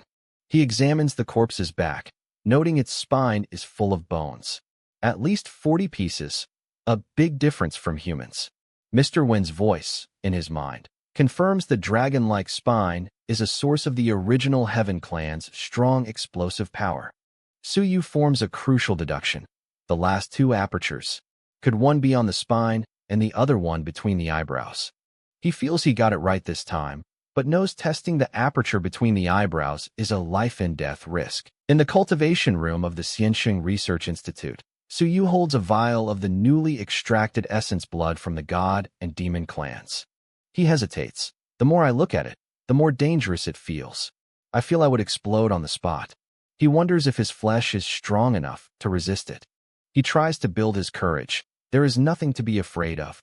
But then he remembers the fatal story of Zhu Tiandao's elder brother, who died bathing in the blood of the gods and demons in this very prefecture. Spooked by the memory, he decides, better not try it. It's a bit of bad luck here. He then gets a mischievous idea. However, I may have someone else test it. Outside the institute, his mount, the Swanee Dragon, is lazing about. Su Yu calls from the door, Swanee Dragon, come on in. I have something good for you. The Swanee Dragon tries to hide. I'm invisible. You can't see me. The mountain drilling ox fakes a stomach ache. OW. I ate something bad this morning. I need to go to the bathroom. Su Yu yells, get I in. The Swanee Dragon reluctantly agrees. Okay. As it's forced through the door, the ox wishes it good luck, buddy. Inside, the nervous dragon asks what Su Yu wants. Su Yu feigns kindness. Don't be afraid. It's really a good thing. You got injured in the star-falling mountain. Su Yu presents the vial. I have a drop of essence blood of the original Heaven Clan. You take it and see if you can heal. The dragon is shocked. Holy sh**t. It internally panics. F***ck? I knew he was up to no good. The owner was in the cloud riding realm. It will blast me. Su Yu insists it's totally real. The dragon, seeing no escape, reluctantly agrees to try it. It swallows the drop and immediately panics. F***ck? I'm not ready yet.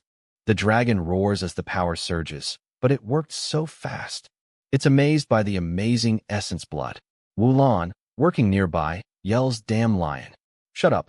I'm working, okay. The dragon apologizes. Su Yu asks how it feels. The dragon boasts, it feels so good. I think I will be able to advance to the cloud riding realm with a few dozen more drops. Su Yu scoffs, in your dreams. Su Yu kicks the dragon out. It's good that you are all right. Go and guard the door. As the dragon leaves, Su Yu holds up a video camera, revealing he recorded you devouring the essence blood of the original Heaven Clan.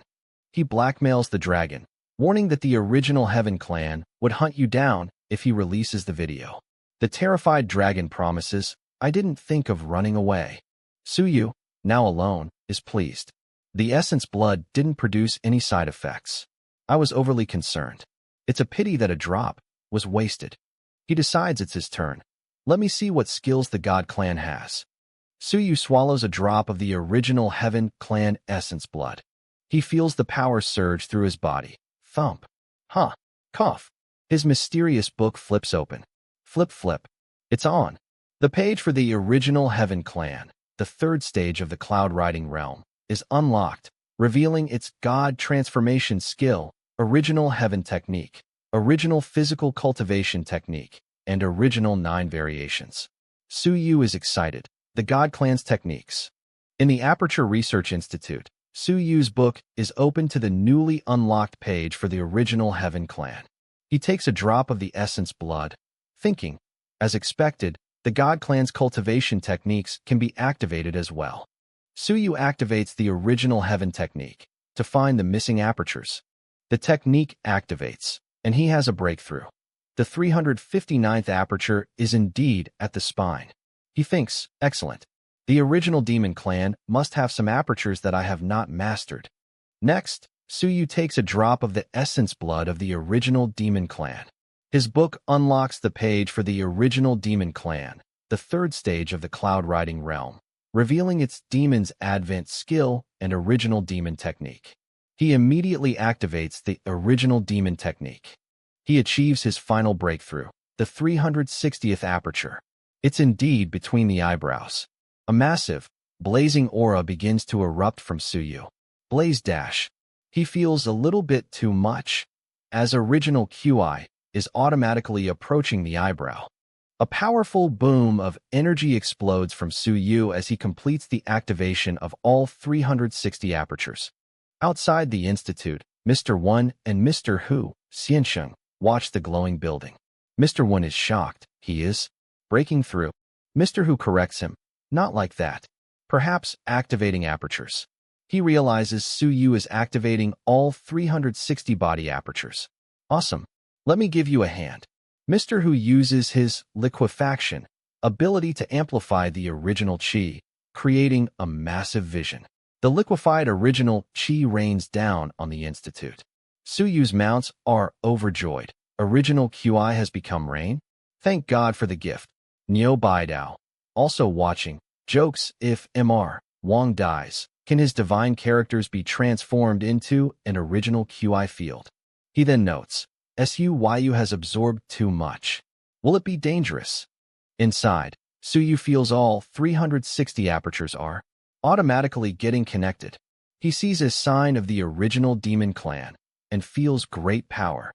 Wulan and Mr. Wen watch the phenomenon. Wulan asks, why did Suyu's aura become so terrifying? Mr. Wen explains Suyu is probably as strong as physical cultivators who have strengthened their bodies 7 times. He clarifies the body strengthening stages for the soaring realm. Wulan asks, will he enter the soaring realm today? Mr. Wen thinks his essence blood might not be enough. He also notes Suyu's previously merged apertures are rearranging. Suyu has a profound realization. When 360 apertures were activated, the aperture merging technique turned out to be useless. He understands that after activating the body sense aperture, his body can spontaneously integrate 40 apertures to hit a stage. A dark aura swirls as Suyu declares, the 9th stage of the infinite strength realm. He confirms 360 apertures are all on. 40 apertures can be merged at each stage, as I'm at the 9th stage of the infinite strength realm now. The observers are stunned.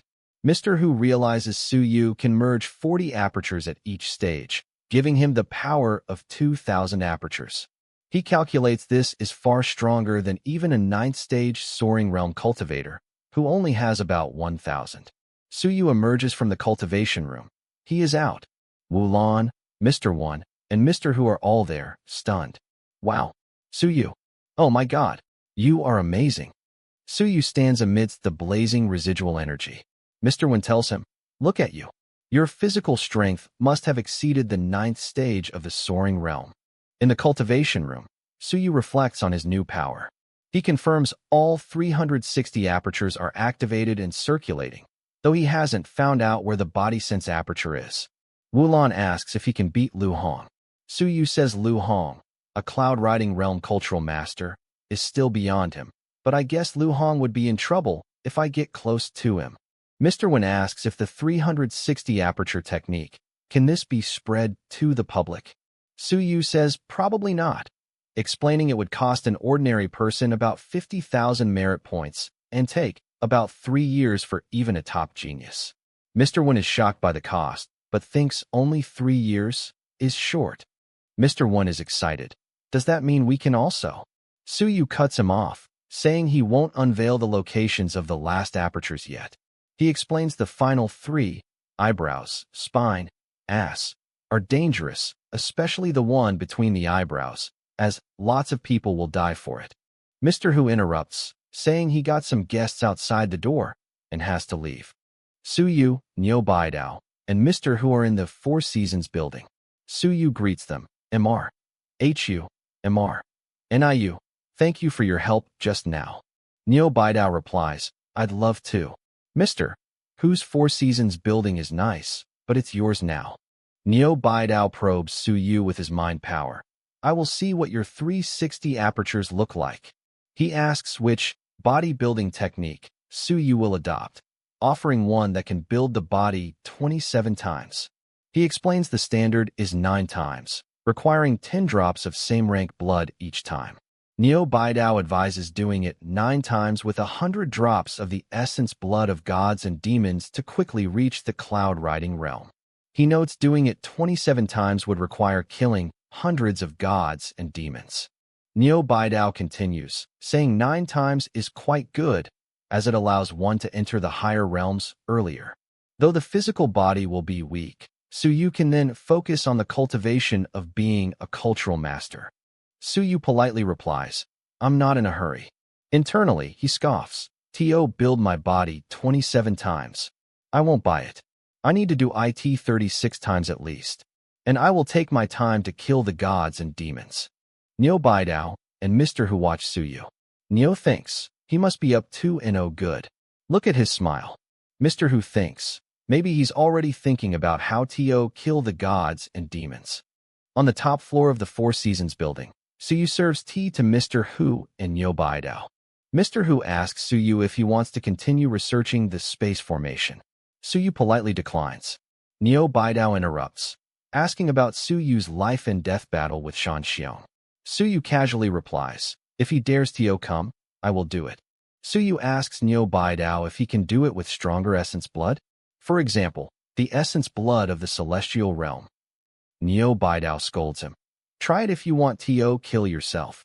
He explains Suyu's body can handle cloud-riding blood, but devastating realm is way too much for you. Suyu is disappointed. Niu warns him that no Eternity Realm cultivator has ever done this, and he might end up in the same situation as the 5th president did.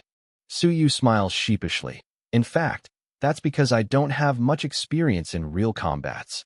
Mr. Hu sputters, damn it. You have killed so many people in the Star-Falling Mountain. Suyu feigns innocence. What?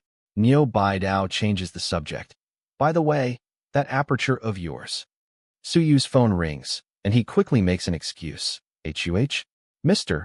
Wen wants to see me? Okay, I'll be right there. He bows and leaves. Niu Baidao and Mr. Hu watch him go. Niu, look at how nervous he is. Who? He is SLY. Niu, why is everyone from the multi-character department like this? On the All Heavens battlefield, Baifeng finds Lu Wenyin in the Vanguard camp. Mr. Liu, where are you? Lu Wenyin appears. What's up? Baifeng smiles. *T, got the wrong camp. Good news, Mr. Lu. Baifeng excitedly shouts to Lu Wenyin. I think we have been exonerated. At the Vanguard camp on the All Heavens battlefield, Baifeng tells Lu Wenyin, Mr. Liu, we've been exonerated, but we can't leave here at the moment. Lu Wenyin suspects the Xia family did this. Baifeng credits his disciples doing. Suyu. He then reveals the bad news, but Mr. Lu Suyu has run away. Lu Wenyin is shocked. Run away. Baifeng shows him a newspaper with the headline Breaking News. War at the Star-Falling Mountain. Take a look. It's even a headline. Lu Wenyin says, not bad. Bai Feng boasts, TSK? Sure. I'm the one who defeated Xia Yuan. Lu reminds him Su Yu killed Zhou Pingxing and set up a demon at the celestial realm and got him killed. Bai Feng dismisses it as, with external forces, but proudly claims, anyway, he's my disciple. Lu Wenyin grows serious, worrying it's not. A good thing for him to be too eye-catching, fearing that guy, the Eternity Realm trader, will pay attention to him. He suggests Su Yu come to the battlefield for safety, as the king of Great Qin is there. Bai Feng says, better not, as the battlefield isn't safe either, and war is about to break out soon. Lu Wenyin looks grim. War is about to break out. Should I go back? Back at the Aperture Research Institute, Su Yu reads the bodybuilding techniques Niu Baidao gave him. He laments the lack of a SEA of consciousness secret field in Great Ming. His pet, Little P, pipes up, GOTO Challenge 100 Paths Pavilion. As a divine character master, you can gain lots of mind power there. Su Yu asks if the pavilion can help activate the sense apertures. Mr. Hu Xianxing confirms, of course, saying it's better than the SEA of consciousness secret field. Su Yu then asks if Mr. Hu gave the body sense technique to Great Xia yet. Mr. Hu says, not yet. Su Yu vows, I won't give Yuan Qingdong a break, and plans to let the mono-character department force him to subsidize their cultivation. Mr. Hu calls him so wicked. Mr. Jin, Sheng, arrives with bad news. Feng Qi is being hunted by people at the Celestial Realm, and Chun Yong has left the academy to rescue him. Su Yu is angry. It seems that I showed too much mercy to Yuan Qingdong. Mr. Jin warns him, you are too weak. With Celestial Realm cultivators there, it's of no use even if you go. Su Yu is frustrated. I can't ask for help. But what about Mr. Feng? He asks Mr. Jin if Yuan Qingdong exposed Feng Qi's identity on purpose. Mr. Jin says he knows. Mr. Zhu and Mr. Niu might offer help if you ask them, but warns if they leave. You should know you will also be in danger. Mr. Jin confirms it's very likely a deliberate act, as Yuan Qingdong should have known about Chun Yong's relationship with Feng Qi and his undercover mission to find Wu Jia's parents' murderers. Su Yu sighs, I'll find another way. Little P lands on his shoulder. Mr. Jin asks if Su Yu wants to ask him Hou for help. Su Yu says he's not sure if Mr. Ho can handle it, but he can give it a try. Su Yu asks Mr. Jin why Little P hasn't leveled up despite eating a lot of divine characters. Little P complains, the food is not good. Mr. Jin explains it's an ancient clan and needs to nurture it and make it comprehend. He suggests taking it to the 100 Paths Pavilion and letting it devour part of the divine character fire. Little P gets excited. Fire. Delicious. Mr. Jin explains that many seniors are stuck at the soaring realm and cloud riding realm because of the repulsion among divine characters. He says Little P is literally our savior, because it can devour the divine characters without much effort. Mr. Jin tells Su Yu that if he can prolong their lives, you can certainly have them work for you. He says helping himself is better than getting help from others, and Su Yu won't have to ask someone else for help if those old men reach the celestial realm. Su Yu is motivated. It seems that there are still a lot of things to do. Little P just wants to eat delicious fire. In the Aperture Research Institute's library, Su Yu researches cultivation techniques.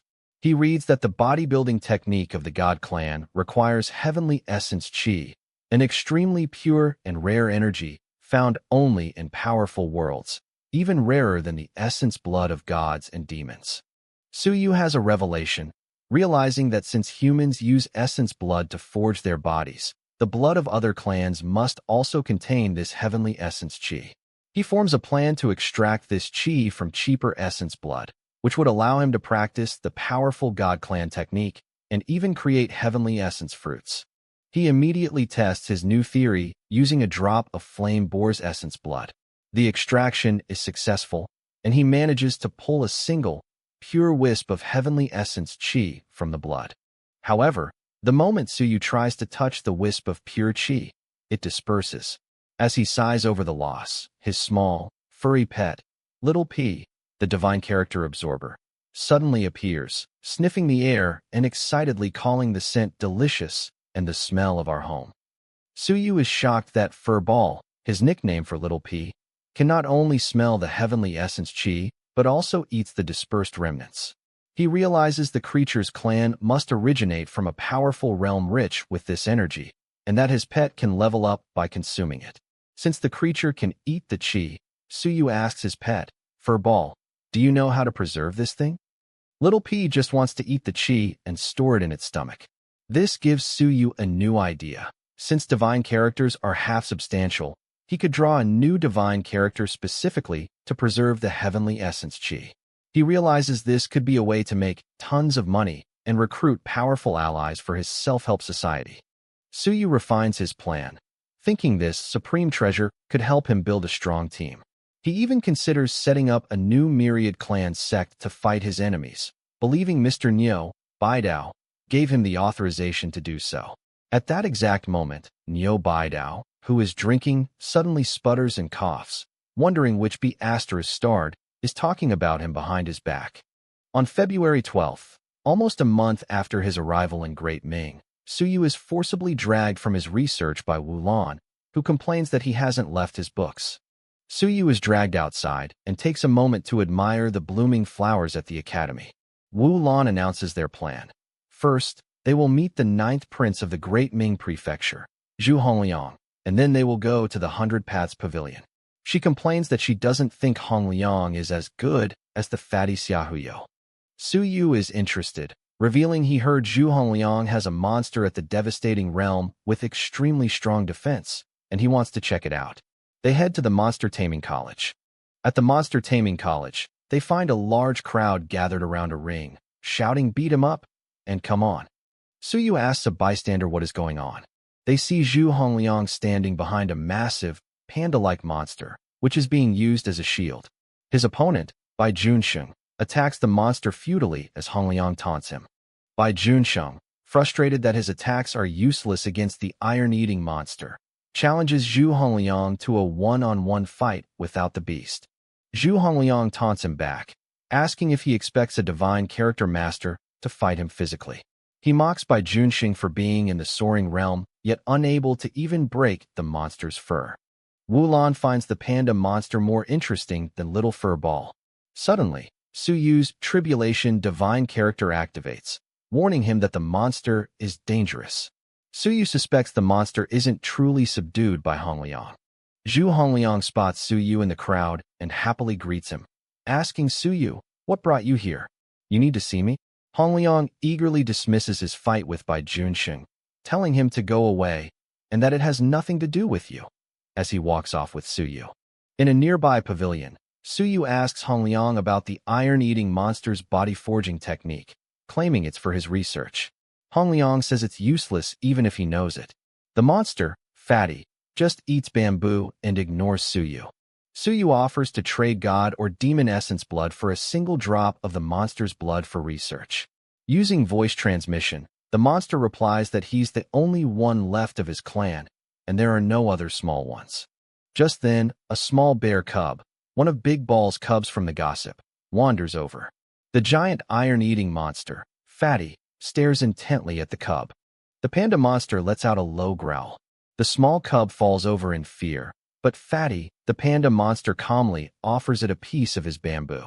Zhu Hongliang is shocked, as his monster is usually very protective of his food. Bai Junsheng and Hongliang both notice the bear cub has black patches around its eyes, just like the panda.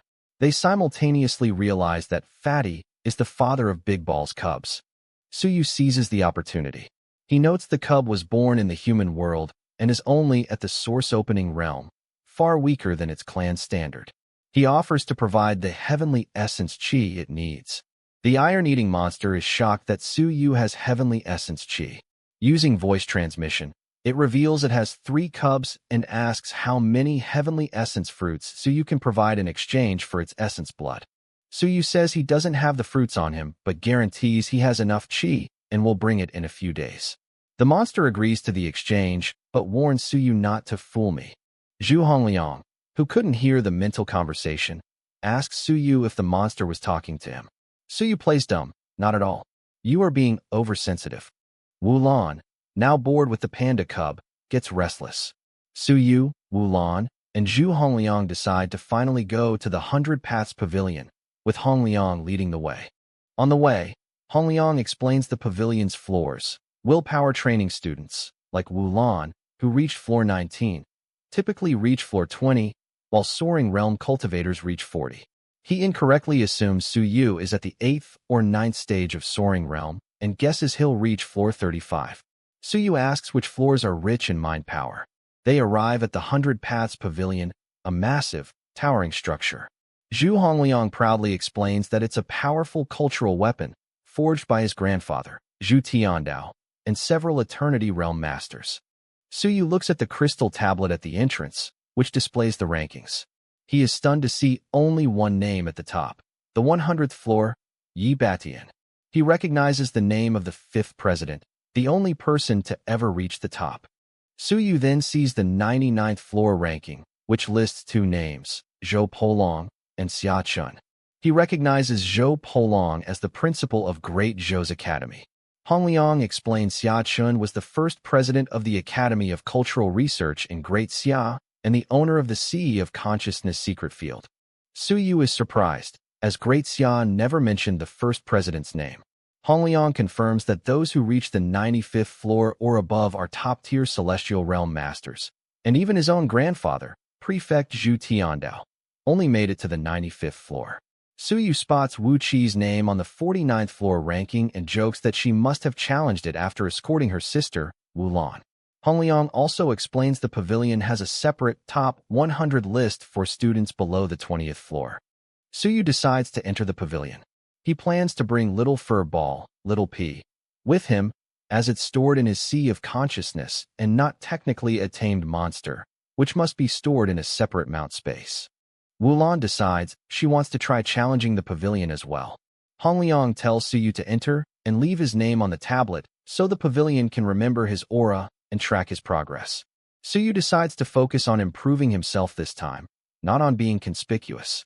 He and Wulan approach the entrance and are greeted by Mr. Yun, the guarding elder of the pavilion. Mr. Yun advises Suyu not to just focus on climbing floors, but to explore it yourself and see what you can get, as the pavilion assigns different challenge spaces based on a cultivator's profession. He confirms it's free for students 3 times a month. Suyu thanks the elder and enters the portal. Wulan and Hongliang leave. Mr. Yin muses that Suyu will probably pass about 40 floors. Hongliang, meanwhile, goes off to make bets with other students on Suyu's performance. Suyu enters the 100 Paths Pavilion, finding himself in a strange space filled with glowing orbs. On the first floor of the 100 Paths Pavilion, Suyu is surrounded by countless books and floating light orbs. He quickly deduces that the test is to find a specific article of will hidden among the books. He locates the correct article of will almost immediately, finding the first floor's test to be too easy. The article of will becomes his. He wonders if this is the reward for passing and then looks for the entrance to the second floor. The floor cracks open, revealing a glowing blue portal labeled the second floor. Suyu smiles, interesting. Let me see what I will encounter next, and steps into the portal.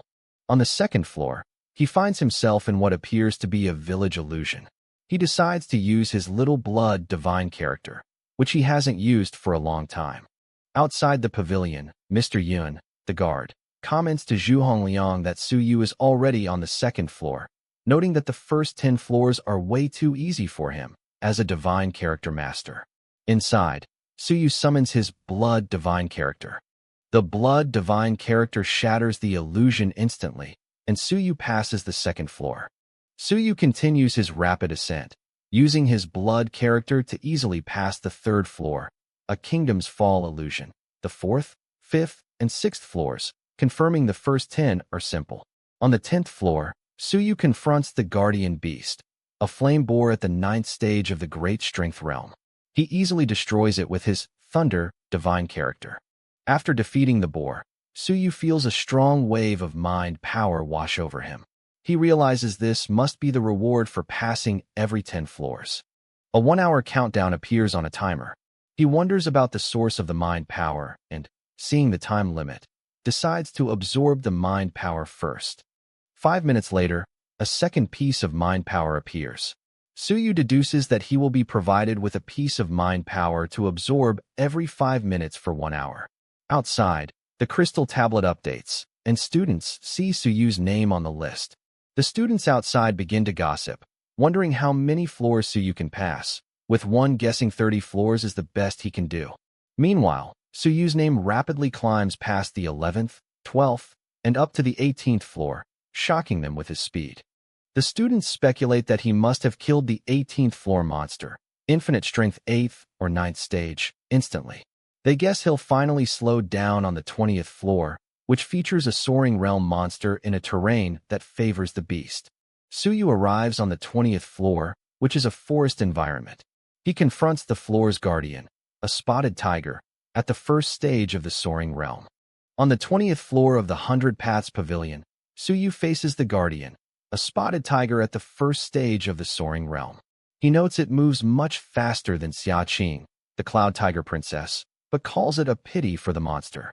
The tiger lunges, but Suyu, declaring it's only a matter of one slash, kills it instantly.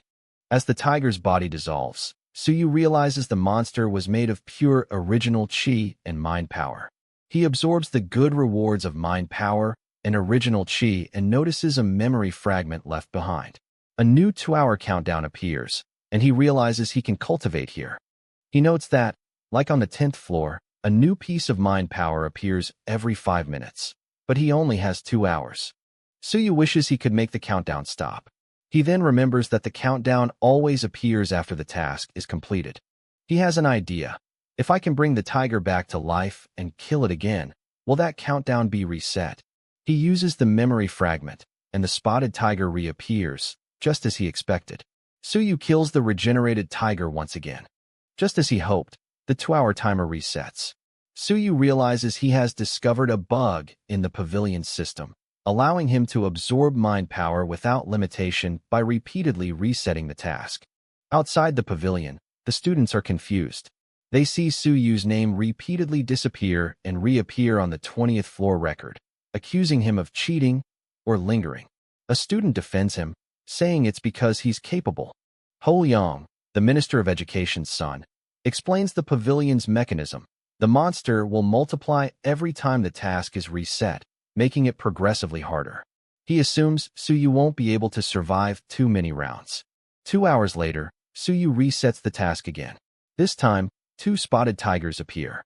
He realizes he's triggered an anti-addiction mechanism. Undeterred, Suyu easily kills both tigers, resetting his 2-hour timer again. That's nice, he thinks. For hours later, Suyu is seen repeatedly killing 3 spotted tigers at once. The pavilion's mechanism, designed to stop players from overdoing it, is no match for Suyu, who is a man who must make the best use of his chances. 12 hours later, the students outside have started a bonfire party, drinking and wondering if Suyu, who is still on the 20th floor, is ever coming out. The crowd outside gossips, impressed that Suyu has been on the 20th floor for 12 hours, fighting 4 or 5 monsters at the soaring realm without essence blood. They assume he's just shamelessly absorbing the mind power. Neo Baidao frets, worrying Suyu will do the same on the 40th floor and drain the pavilion's reserves, just as Yi Batian, the 5th president, did in the past. Just then, Suyu's name vanishes from the 20th floor list. Suyu, having decided the 20th floor provides too little mind power, begins his rapid ascent again. The crowd is shocked as his name flashes past floor 21, 22, and all the way to 28. Neo Baidao panics. Suyu, don't do this on the 40th floor. On the 25th floor, Suyu finds no monsters, only floating divine characters like blood, ice, and thunder. He realizes this is a test for divine character masters and unleashes his own little blood and little thunder. His blood character shatters the ice divine character, which breaks into divine character remnants. His blood character absorbs these remnants and grows stronger. His pet, Little P, wants to eat too, but Suyu tells it to stay hidden in his sea of consciousness. Suyu realizes the pavilion is a superb treasure that combines the functions of all the secret fields. He decides to stay on this floor, slowly fighting and absorbing the remnants to upgrade all his divine characters, starting with Monster, Beast. He decides this is a once-in-a-lifetime opportunity to draw new divine characters. He reflects on his time technique, realizing he has overlooked its true nature. Suyu has a revelation. The true secret of the time technique isn't just explosive power, but its ability to slow down the enemy's movements while speeding up myself. Outside, it's been a full day and a night since Suyu entered. His name has disappeared from the speed ranking tablet, so the crowd asks a drunk Neo Baidao where he is. Neo Baidao, waking up, is annoyed. He knows Suyu's slow progress isn't from weakness, but because he must have found some good stuff again. He pretends to be annoyed at being woken, but checks the record and announces, Suyu is on the 25th floor. The students in the crowd are underwhelmed, gossiping that Suyu isn't as strong as his fame suggests if he's stuck on the 25th floor. Wulan arrives and overhears the gossip. She defends Suyu, snapping at the crowd that they can go try the 25th floor if you could. She's annoyed that she herself only got to the 17th floor. Neo Baidao muses that Suyu is quite patient, valuing interests over fame. He believes Suyu indeed has the potential for becoming an invincible warrior. Inside the pavilion, Suyu, inspired by his time technique and Mr. Who's space divine character, decides to try and draw a new divine character. He focuses his mind on the concept of his time technique and successfully draws a new divine character based on it. On the 26th floor, Suyu examines his new divine character, Slow. It was born from an invincible warrior's article of will, the time technique, so it's already at the peak of the first rank. He decides to test its power. Suyu activates the Slow character and is amazed as it slows down the movement of things around him, like falling flames, before shattering a rock. He recognizes this as the true power of time from the Silkworm Killer's technique. Meanwhile, in the Sacred Prefecture at the Hall of Gods of War, the Silkworm Killer, the warrior from Suyu's vision, senses his time technique is opened again, this time in the Great Ming Prefecture. He tells his own disciple to work harder, as some guy learned my time technique, and he seems to have grasped something. He warns his disciple it will be a shame if he loses to the person who learned it secretly. Suyu finally reaches the 30th floor, noting his Tribulation character has also reached the 2nd rank. This floor is another divine character test, and he decides to develop the character Slow. He uses his mental hammer from the Strength God spell to compress the divine characters on this floor. He realizes that when he does this, the pavilion will replenish more power, creating another resource loop. He then has an idea. Furball seems to be very similar to the divine characters. If I use this hammer to keep hitting little Furball, will it level up? He's doing this for your own good, my baby.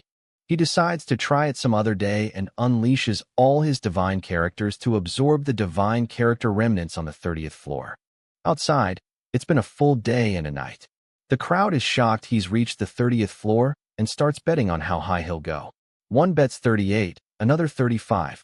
Neo Baidao confidently bets 40 floors. Zhu Tiandao arrives. Neo Baidao makes a bet with him.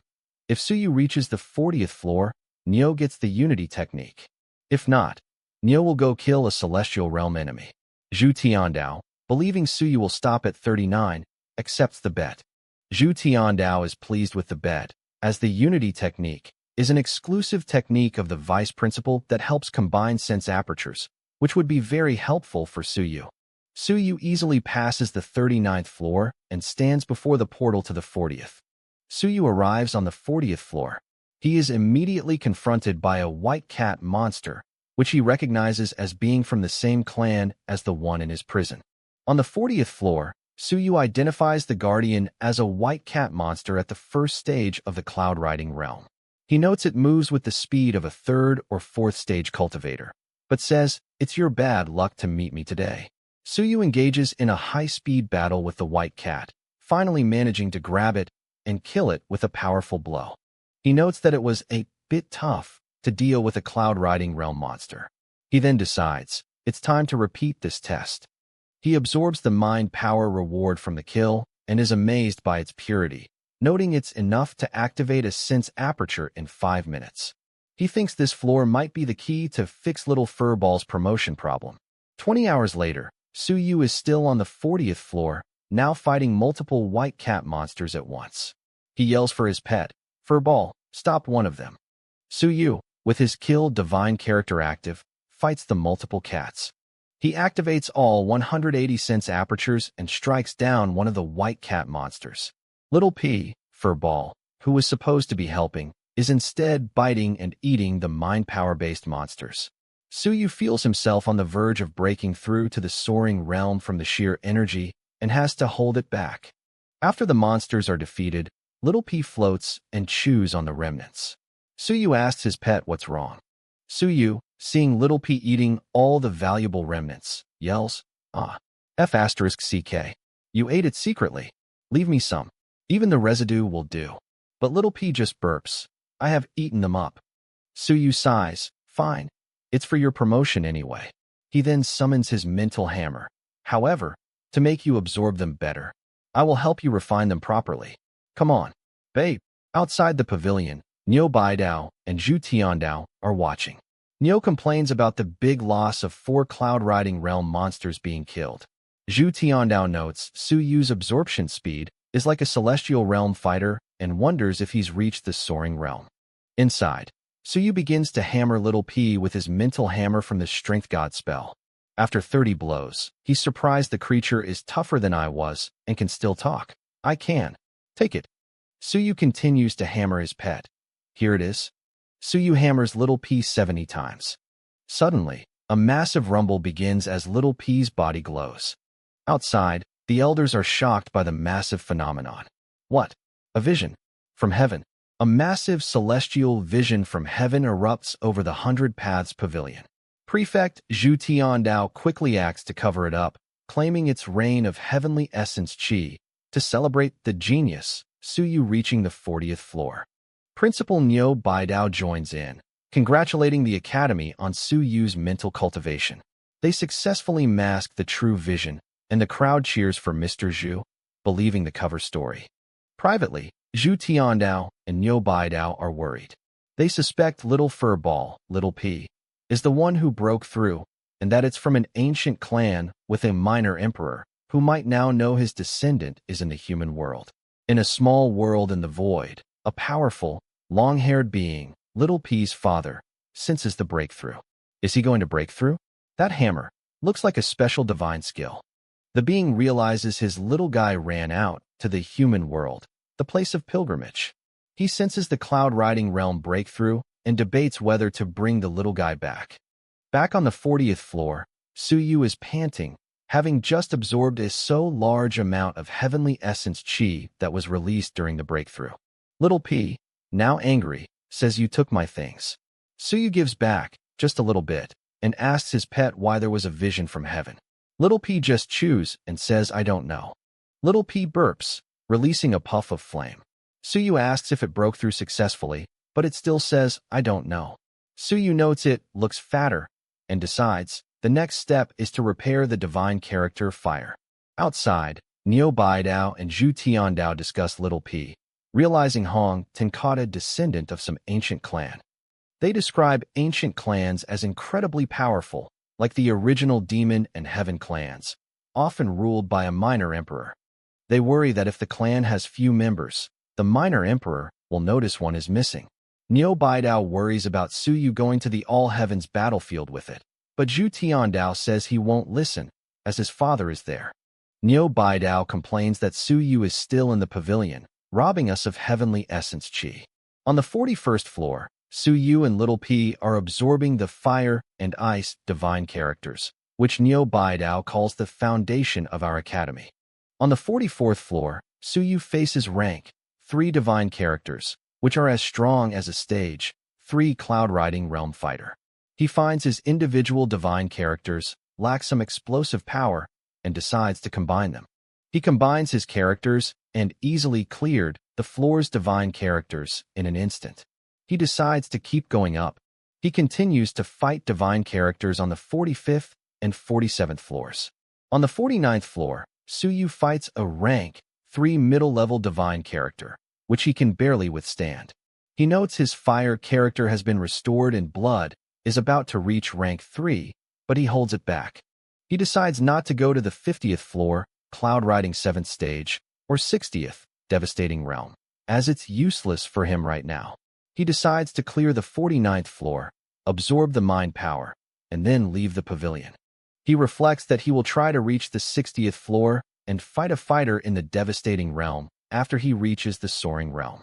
He assesses his current strength. He can fight a stage 6 Cloud Riding Realm fighter at most.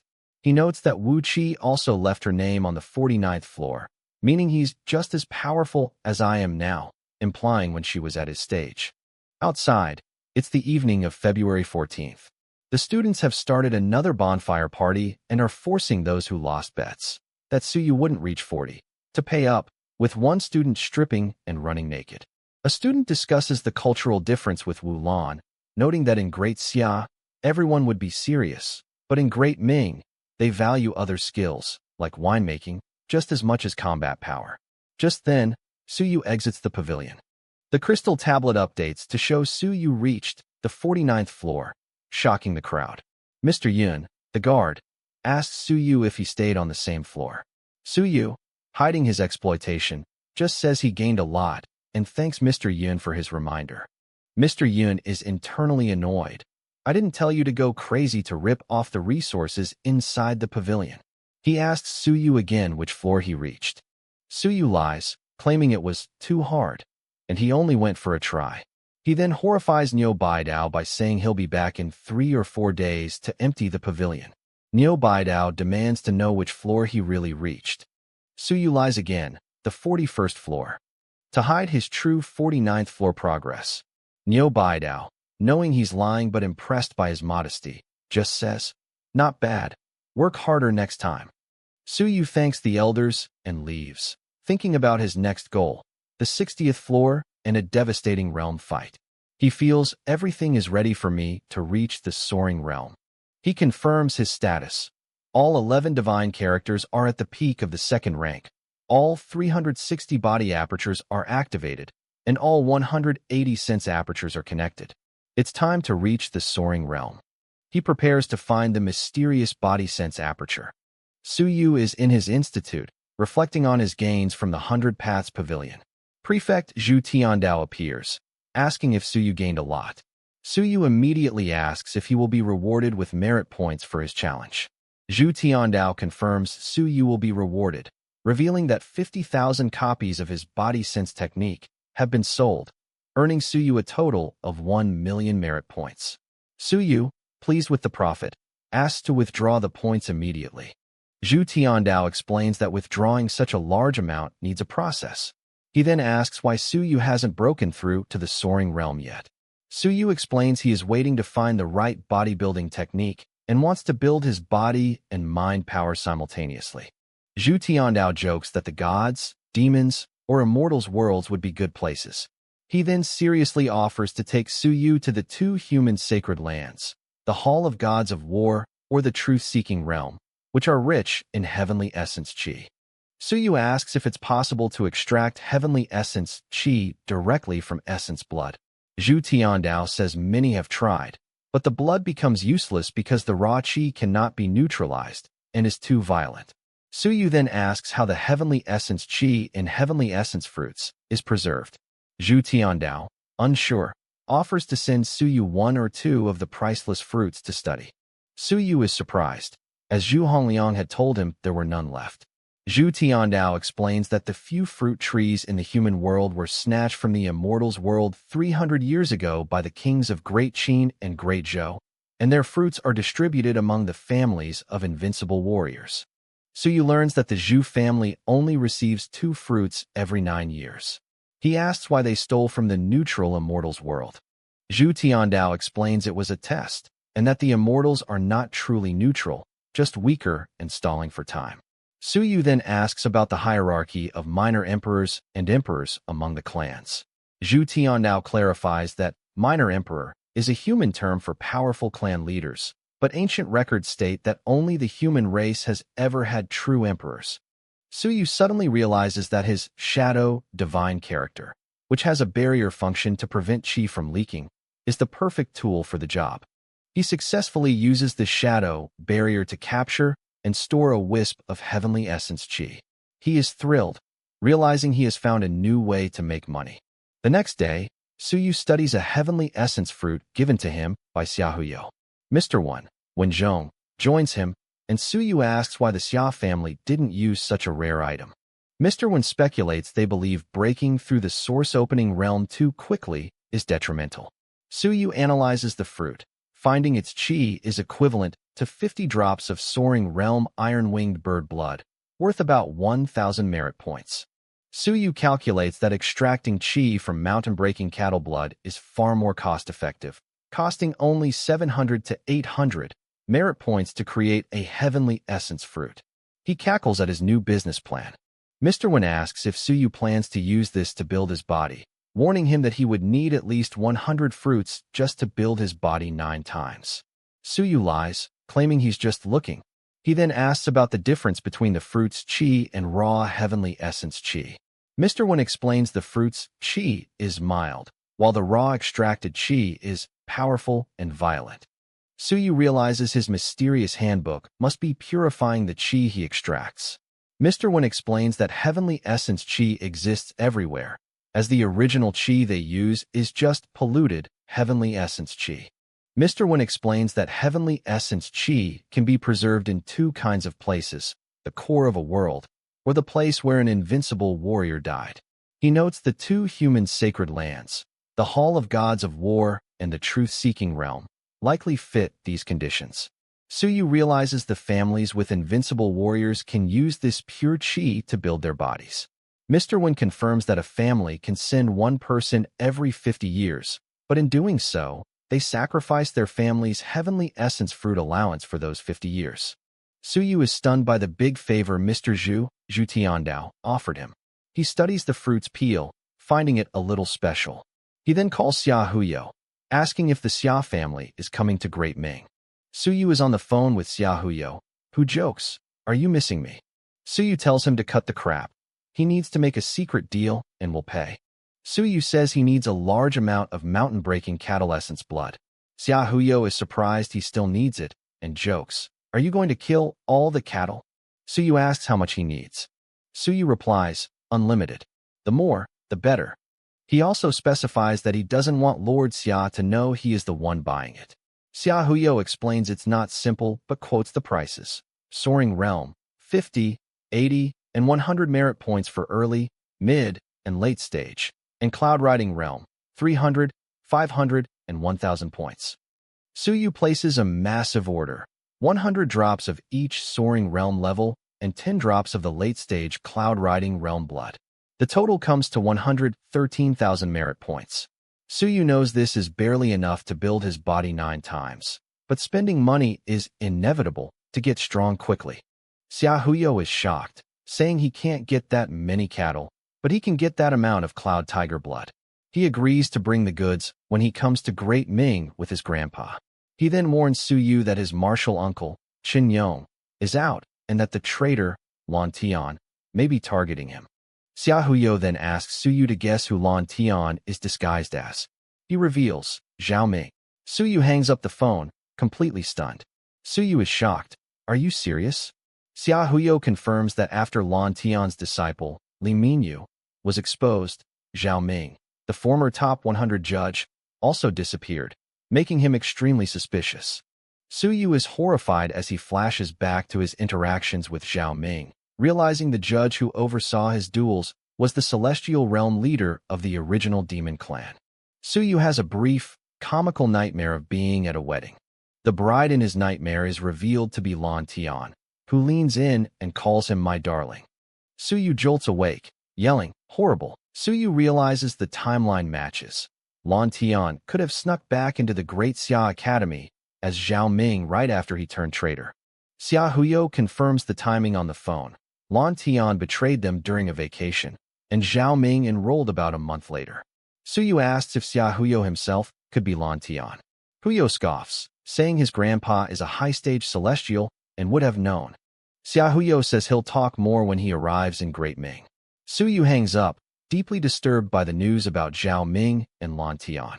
Suyu decides he must improve his strength and goes to the monster taming college to exchange essence blood with the iron-eating monster, the panda. He wonders if he was killed by one in his dream. At the monster taming college, Suyu finds the iron-eating monster, Fatty.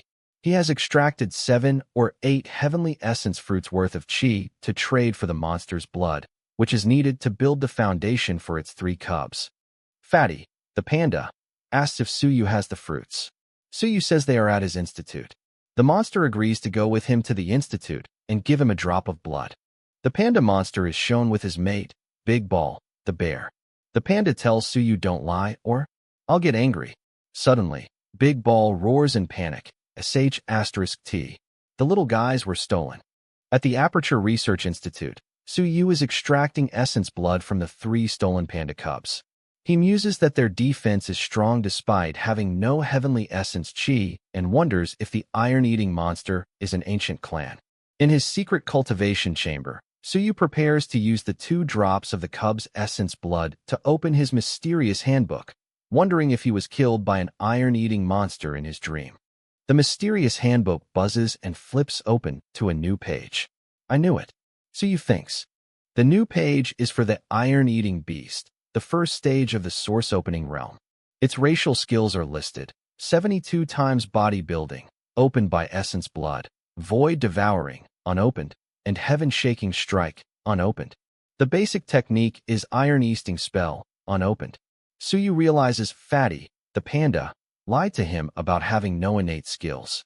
Suyu is shocked by this 72 times bodybuilding technique. He wonders if it's better than the techniques of the gods and demons. He then frets about the immense cost in heavenly essence chi. I'm so poor. What should I do? He gets excited, but after building my body 72 times, can I kill someone at the devastating realm? He decides to try it and unlocks the skill. It requires 152 apertures to activate. Suyu is shocked by the 152 aperture requirement.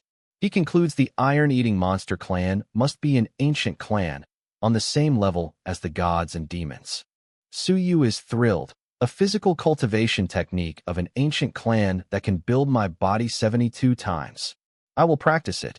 He begins cultivating the 72 times bodybuilding technique, his body glowing with power. After using a large amount of heavenly essence chi, Suyu is horrified to find it only built up his left hand. He calculates it will take at least a month per build, meaning 5 or 6 years to build my body 72 times. Suyu creates a graph, noting that if his strength increases by 10% each time, his final power would be an outrageous 1.71 million apertures, far surpassing the 12,400 of the god and demon clans. He knows the time can be shortened with enough heavenly essence chi.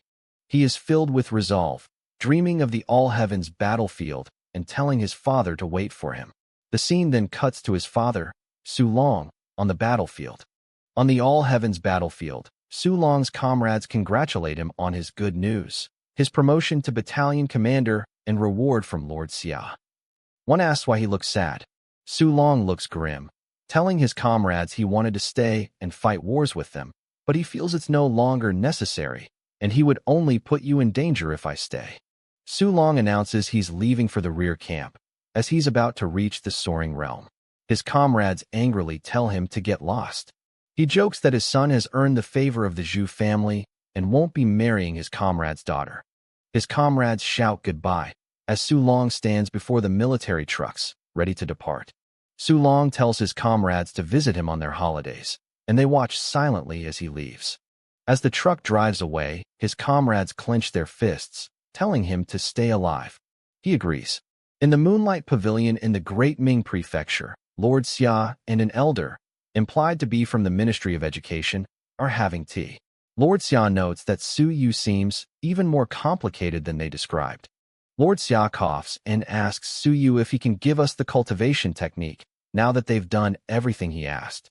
Suyu reminds Lord Xia of his 8 conditions, noting they failed to do some of them, specifically failing to keep his ally Feng Qi alive. Lord Xia counters that Feng Qi is still alive, and they've met the other conditions. Exonerating Bai Feng, banning Shan Xiong, Yuan Qingdong's apology, providing a god's corpse and the truth-seeking realm's income cut. Lord Xia says the Sea of Consciousness secret field is the only condition he can't meet, as it's the foundation of the Great Xia Academy. Suyu agrees to drop that condition. Suyu then asks if only Yuan Qingdong was sent to rescue Feng Qi. Lord Xia admits General Zhao also went secretly but couldn't find him. Suyu accepts this. Lord Xia gives him the promised god's corpse, warning him that its remaining will is at the 8th stage of the celestial realm and could smash his mind power in an instant. Suyu then asks about his 1 merit point per person commission for the aperture merging technique. Lord Xia confirms 1.26 million people in Great Xia have exchanged for it, meaning Suyu is owed 1.26 million merit points. Lord Xia asks if Suyu wants the money now. Suyu asks for 1 million points, and Lord Xia transfers it. Lord Xia then offers Suyu a spot in the Hall of Gods of War to build his body, a chance the Xia family only gets every 50 years. Suyu refuses, saying to keep it for Huyo, and that Mr. Zhu Tiandao already offered him a spot for free, which he also refused. Lord Xia is shocked by Zhu Tiandao's generosity. He tells Suyu he's leaving and asks if Mr. Zhaoli came. The elder says Wan Tianxing didn't allow him, fearing Zhaoli would run off with the original Qi field to partner with Suyu. Xia Huyo arrives at Suyu's institute in Great Ming, complaining about the fancy building. He delivers 200,000 merit points worth of essence blood, mountain-breaking cattle, and cloud tiger. Suyu asks if his grandpa, Lord Xia, knows. Huyo says he lied and made a deal with Zhu Hongliang. Huyo then asks to buy the storage ring, worth 10,000 points. Suyu gave him for 1 merit point, but Suyu refuses. Huyo then asks about the traitor, Lan Tian. Xia Huyo reveals his grandpa suspects Lan Tian's strength is only at the cloud-riding realm, as it takes 3 seconds for him to show his true celestial realm power, which Suyu finds troublesome. Suyu then gives Huyo a book, Body Sense Aperture Activating Technique, to give to Hu Hao, whose body was broken rescuing Suyu. Suyu gives Huyo more gifts, a physical cultivation technique, 36 times body build, for Huyo himself, top-grade weapon forging materials for Mr. Zhaoli, and 10,000 merit points and other items for Wu Jia, Lin Qing. Xia Huyo is grateful and leaves. Suyu feels he's forgotten something. The scene cuts to his monster prisoners in the Wuntan lab in Great Xia, wondering why Suyu hasn't come to pick them up, terrified of his celestial realm killing power. In his cultivation room at the Xianxing Research Institute, Suyu is extracting heavenly essence qi from essence blood and wrapping it with his shadow, divine character. He notes his current blood supply isn't enough. 3 days later, Suyu has finished his work. He notes the strong smell of blood, which little blood, his divine character, can't absorb all, and decides he needs a shower. He looks at the large, dark orb of heavenly essence qi he has extracted, noting it's worth 90 heavenly essence fruits. On Marinus Island, Niu Baidao shoos away some small turtles, wondering what Suyu has been doing. Zhu Tiandao arrives.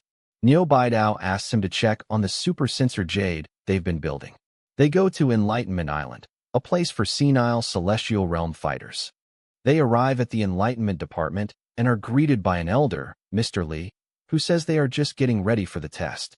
The leader of the Super Sensor Jade project, a coughing Mrs. Hu Qi, greets them and prepares to start the test. Zhu Tiandao is impressed by the Super Sensor Jade, which cost a lot of money and time. He hopes it works well. Mrs. Hu Qi explains the Jade's functions. It displays different cultivation realms with different colors, red for source opening, purple for celestial. It costs 1 million merit points a year to cover Heavenly City. The test begins, adjusting the scope to cover the academy to see if the other elders, like Mr. Wang, will notice. The sensor jade map of the academy appears.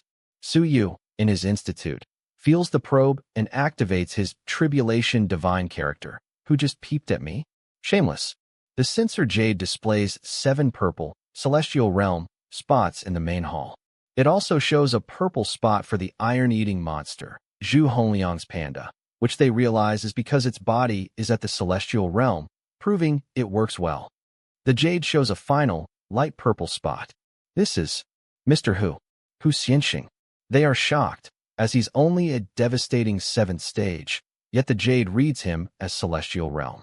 Zhu Tiandao suspects it might be the traitor Lan Tian in disguise and decides to check.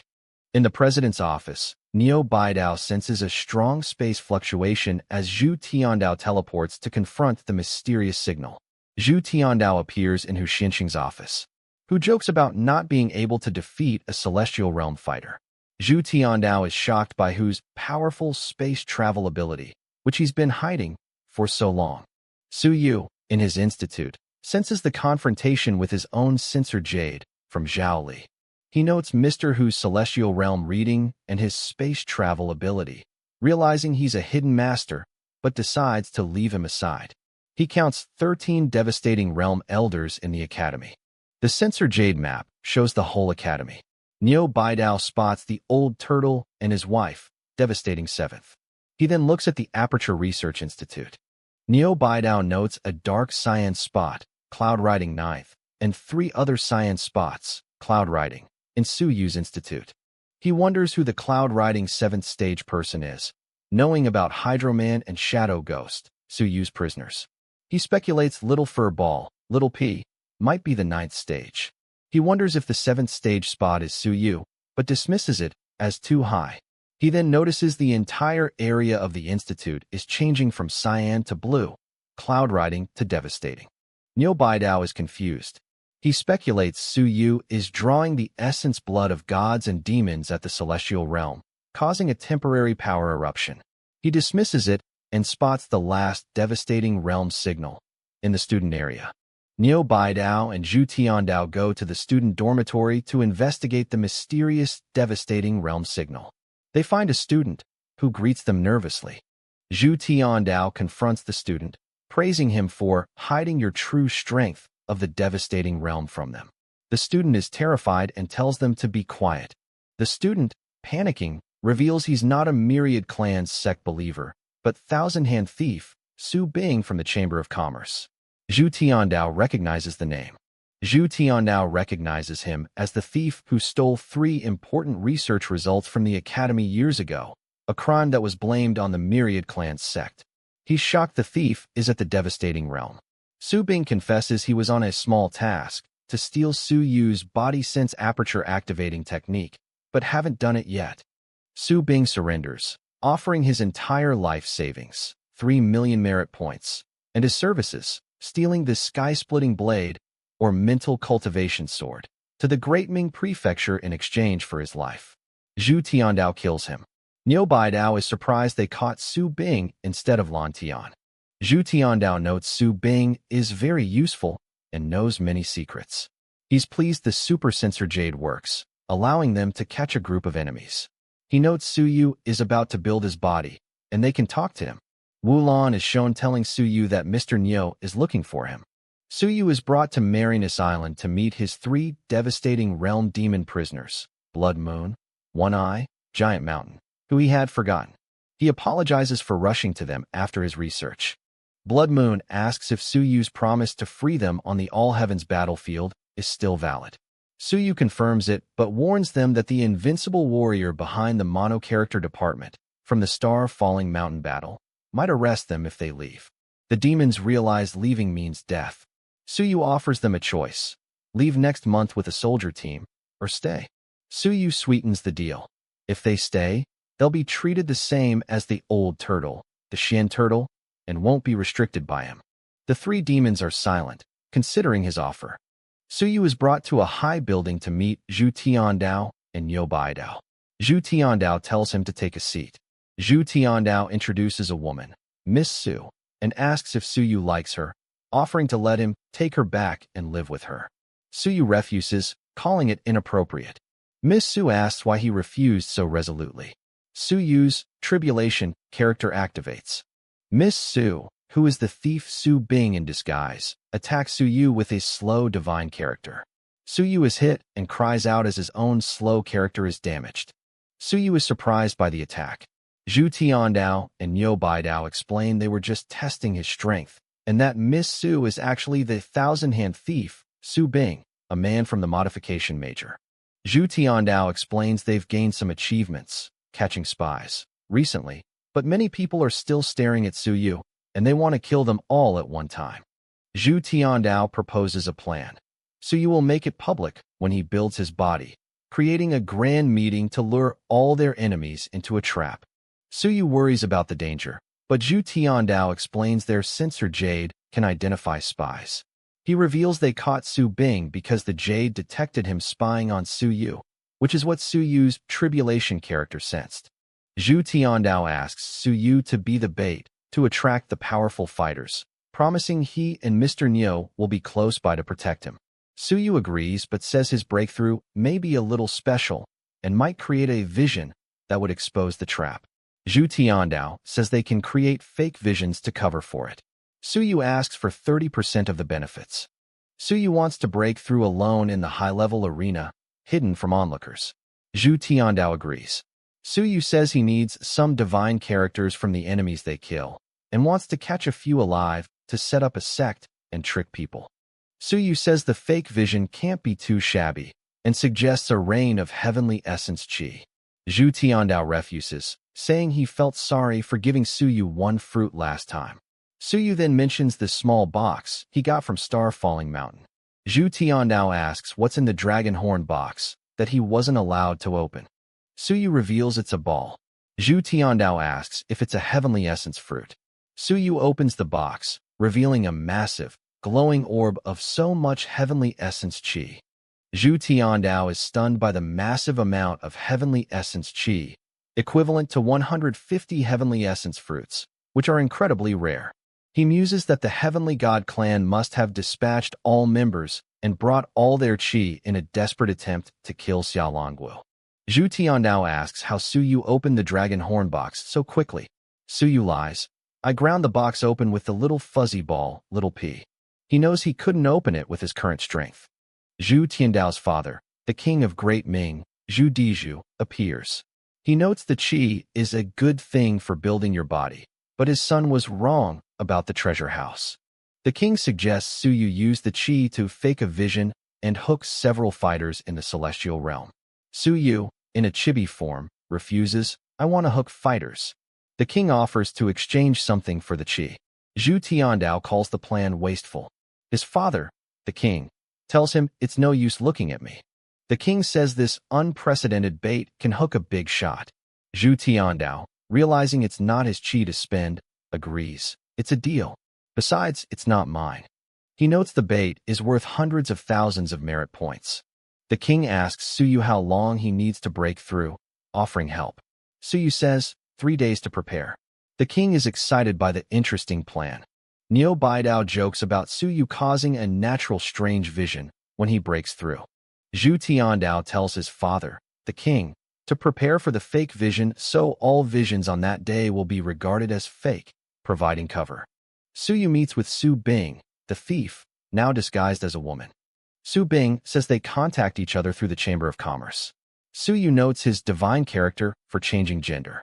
Su Yu asks Su Bing to send a mission to the Myriad Clans sect, offering a high price for his body sense aperture research data.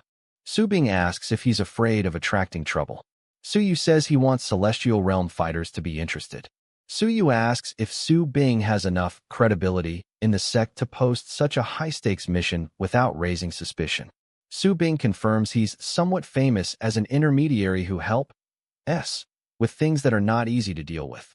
Su Yu tells Mr. Wen Zhong, to take care of the institute while he's gone. Wu Lan asks what they, the researchers, get for helping. Su Yu gives them lip service, promising that if they expect him to be stronger, he can help you then. The researchers are disappointed. That's only lip service. The researchers are disappointed but agree. Please take care of us, Mr. Su. Su Yu reflects that at least I promise that you can survive and cultivate. Su Yu boards the old turtles, Shin turtles, back to leave Marinus Island. The researchers, Mr. Wan, Mr. Jean, etc., ride on the turtle with Su Yu, believing it must be our greatest opportunity to follow him at this moment. They feel that while it's dangerous, he will be the best one in the human race. News of Su Yu's public breakthrough to the soaring realm, where he will demonstrate activating 360 apertures, spreads like wildfire through Heavenly City. The public is excited. The public buzzes, noting Mr. Zhu Tiandao, and Mr. Niu Baidao, will be there, plus other Celestial Realm fighters, to protect Su Yu from the Myriad Clans sect. Outside the city, a Myriad Clan sect leader is informed of Su Yu's public breakthrough. He immediately identifies it as a trap to lure them in. The sect leader suspects Zhu Tiandao is setting a trap and orders his men to infiltrate and observe, but not to act rashly. He also tells them to ignore him, Su Bing, from the Chamber of Commerce. The sect leader muses that it's obviously a trap and wonders what their real purpose is.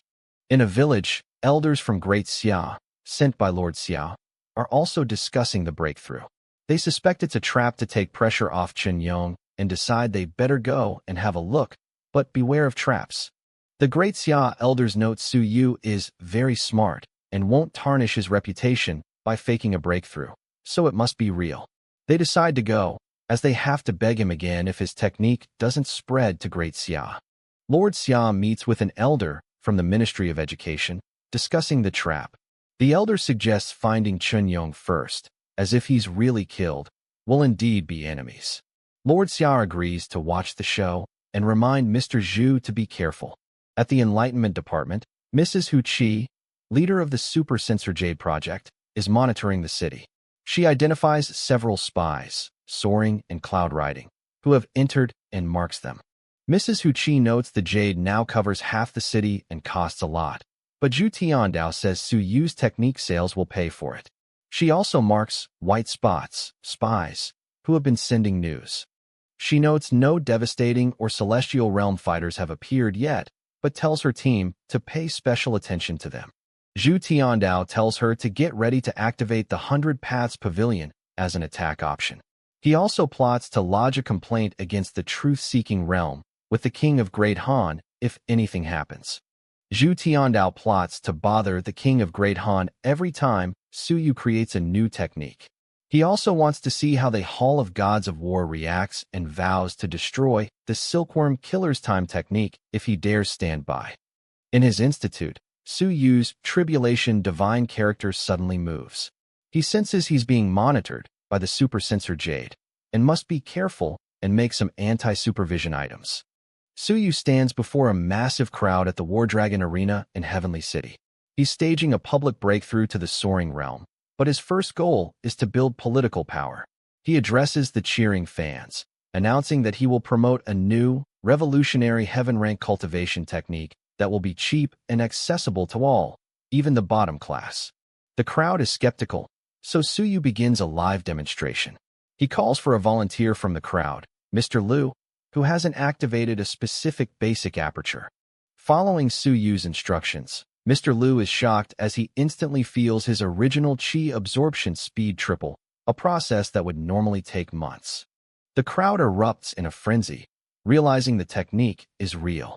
The promise of 3 times speed makes many wonder if their own difficult cultivation was a waste of time. As more people in the crowd try the technique and confirm its amazing speed, Su Yu smiles. His plan to attract the attention of the entire human world is working perfectly. Hidden in the crowd, spies and envoys from all the other major prefectures, including Great Qin and Great Xia, immediately send urgent messages to their leaders to buy the agency for this game-changing technique. Su Yu gives a stirring speech, promising that his affordable new techniques will allow everyone to reach the devastating realm. As the crowd chants, Su Yu prepares for his own breakthrough. In the shadows, Zhu Tiandao's agents use a shadow divine character to hide the true nature of Su Yu's breakthrough from enemy spies. Su Yu begins, activating his powerful 72 times bodybuilding technique and consuming priceless essence blood of the gods and demons. An unbelievable phenomenon erupts. All 360 of his body apertures and 180 of his sense apertures begin to connect, causing a massive, strange vision to fill the sky, which the crowd mistakes for part of the show. The strange vision intensifies over the arena. Niu Baidao asks Zhu Tiandao if he faked this, but Zhu Tiandao, who is faking other, smaller visions, insists this massive one is not his doing. The vision is so powerful it causes all weapons in the city to tremble and trees to grow wildly. Spies from Great Xia report the terrifying phenomenon back to Lord Xia. Su Yu, at the center of the storm, realizes this is not a blessing but a heavenly punishment for his unprecedented cultivation. He decides to use the raw power to forge his divine characters. As lightning rains down, Su Yu manifests his five-element divine characters: water, wind, soil, fire, and gold, which Niu Baidao recognizes with shock. Zhu Tiandao tries to calm the crowd, lying that it's normal and that Su Yu might be activating the body sense aperture, which heaven and earth don't allow. Suddenly, Su Yu's massive orb of heavenly essence Qi appears. Inside the orb, Su Yu successfully forges the five-element divine characters, but is frustrated that he still can't find the mysterious body sense aperture. The super sensor Jade detects spies infiltrating the city. 4 fighters in the celestial realm and 9 in the devastating realm have been lured in by the vision. Niu Baidao worries Su Yu might even attract an invincible warrior. Zhu Tiandao's guards lock down the city, warning that fighters in the celestial realm do not enter, to avoid misunderstanding. Su Yu, in the arena, announces he needs 3 more hours to finalize his breakthrough. Su Yu completes his first bodybuilding cycle with all 360 apertures. Suddenly, a real heavenly vision appears, blessing him as the emperor of the human race for his successful circulation. Zhu Tiandao, who had been faking the other visions as part of the trap, is completely blindsided by this real blessing. Bullsh****, what the hell? Fake, he yells, thinking someone is hijacking his plan. Unaware of the panic, Su Yu completes his breakthrough, materializing his mind power and successfully reaching the soaring realm in both his body and his mind simultaneously. As his divine characters blood, thunder, kill, fire, blade, and break all advance, Zhu Tiandao quickly tries to take credit for the human emperor's blessing, claiming it was his fake vision all along. Su Yu isn't finished. He immediately uses the massive influx of power to build his body a second time. His sea of mind power is saturated, so he uses his mental hammer to compress it. In his sea of consciousness, 17 of his divine characters merge, combining and solidifying into a true, powerful fighting tactic as his body is covered in golden light. Su Yu then builds his body a third time. Finally, the incredible vision over the city disappears. Niu Baidao is in awe, joking that it felt like Su Yu reached the eternity realm.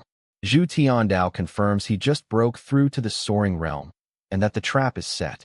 After the breakthrough, elders immediately press Su Yu to share his apertures and circulation technique and ask if he found the body sense aperture. Zhu Tiandao steps in, defending Su Yu and telling the elders they can't force him to share his personal ability. Su Yu confirms he did not find the body sense aperture, speculating he needs to activate more sense apertures first. Zhu Tiandao warns that other prefectures, now aware of his power, will try to poach him. Su Yu announces that his institute will consider spreading the circulation technique once it's perfected. An elder from Great Xia, Hu Di Heo, laments that his prefecture lost such a genius. The trap is sprung. Zhu Tiandao addresses the hidden spies, warning all unauthorized visitors not to enter the city for 1 hour or they will be treated as enemies. Zhu Tiandao reveals to Niu Baidao that his censor Jade has located 5 celestial realm and 15 devastating realm fighters who have been lured into their trap. Zhu Tiandao then addresses the entire, massive crowd of Great Ming citizens. He reminds them of their tradition, and, to expose the spies, he yells kneel. The thousands of loyal Great Ming citizens in the arena instantly drop to one knee in unison. Greetings, Mr. Zhu. The hidden spies, who are not part of the culture, are left standing, completely exposed. One grumbles, "Why should we kneel before him?" Zhu Tiandao smiles and tells the loyal citizens, "You can rise." The crowd rises, leaving the dozens of spies standing alone, clearly visible to all the city's guards. A spy mutters, "Humph." It didn't last long. A citizen points out the spies, saying, "After Mr. Zhu said that, you should knock 3 times. Zhu Tiandao laughs. "I knew the warriors of the Myriad Clans sect were unwilling to kneel."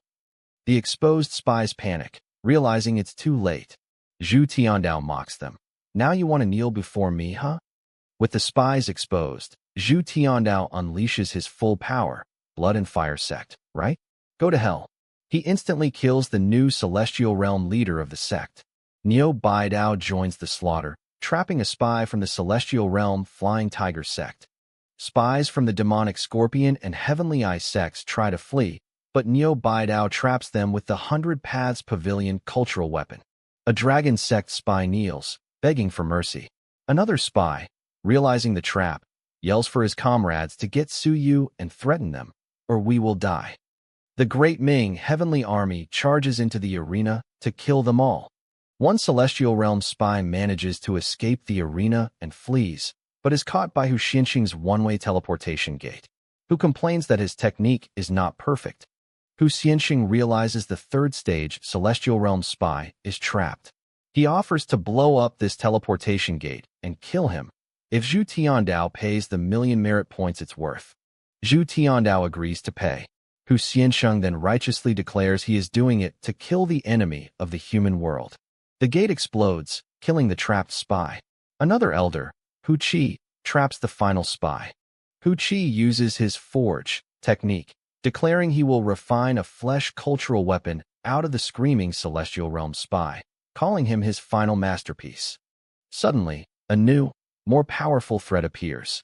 4 divine character incarnations attack, and an elder warns Su Yu, watch out. Su Yu is attacked by 3 incarnations of divine characters in the Celestial Realm. He knows he can't dodge. Just as the attack is about to land, Xia Longwu, the prefect of Great Xia, appears and destroys all 3 incarnations with a single strike. He tells Su Yu, I saved you once. The body sense aperture activating technique must be introduced to the Great Xia Prefecture. The mysterious Eternity Realm traitor, whose incarnations were just destroyed, is shocked. He notes Xia Longwu broke 7 of his characters and vows to kill you next time before vanishing. Zhu Tiandao appears, mockingly asking Xia Longwu if he's deliberately Su Yu owe you a favor? Zhu Tiandao tells Xia Longwu he'd still be fine without him, and that he'll clean up the battlefield.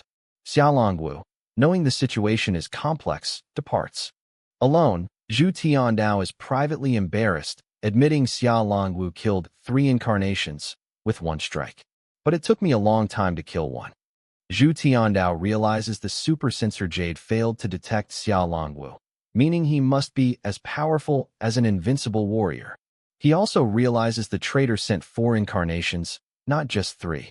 Neo Baidao kills the last remaining spy, who was begging for his life and claiming to know which invincible warrior betrayed you. With that, all the spies in Heavenly City are dead. Zhu Tiandao addresses the crowd, telling the cultural masters to cultivate on the spot and absorb the rich residual energy from the dead Celestial Realm fighters. Zhu Tiandao honors the 9 citizens who died, giving their families 1,000 merit points and 3 generations of free academy admission. Su Yu adds that their descendants can cultivate all the cultivation techniques of the Aperture Research Institute for generations for free. Having cleaned up the city, Zhu Tiandao declares he is going to the 2 holy lands, Truth-Seeking Realm and Hall of Gods of War, to seek justice and find out which is actually in charge of the human world. Su Yu watches him go, impressed by his awesome and smart political maneuvering. He pokes the corpse of the Blood and Fire sect leader he killed earlier. Su Yu notes that this is the 3rd Blood and Fire sect leader killed in 6 months, and the sect should be disbanded. After the battle, Su Yu and Mr. Hu Xianxing discuss the aftermath. Su Yu, holding a 1,000,000 merit points IOU, sighs that he'd love to go with Zhu Tiandao to the sacred prefecture. Mr. Hu tells him not to. The silkworm killer, who created Su Yu's time technique, will be there and might ask questions. Su Yu agrees it's better to stay out of it. Mr. Hu, realizing Su Yu scammed him out of his 1,000,000-point teleportation gate, offers to set up a long-distance transmission camera for free so Su Yu can watch the proceedings. Su Yu accepts. Neo Baidao joins them. Su Yu asks if the Hexawing God sect, who hunted Feng Qi, sent any spies. Neo says no, proving they're too weak. He then asks Su Yu to lend me some heavenly essence Qi to create a fake vision to send to Zhu Tiandao. Suyu agrees it's a good idea to send the faked video of the human emperor's blessing to the sacred prefecture.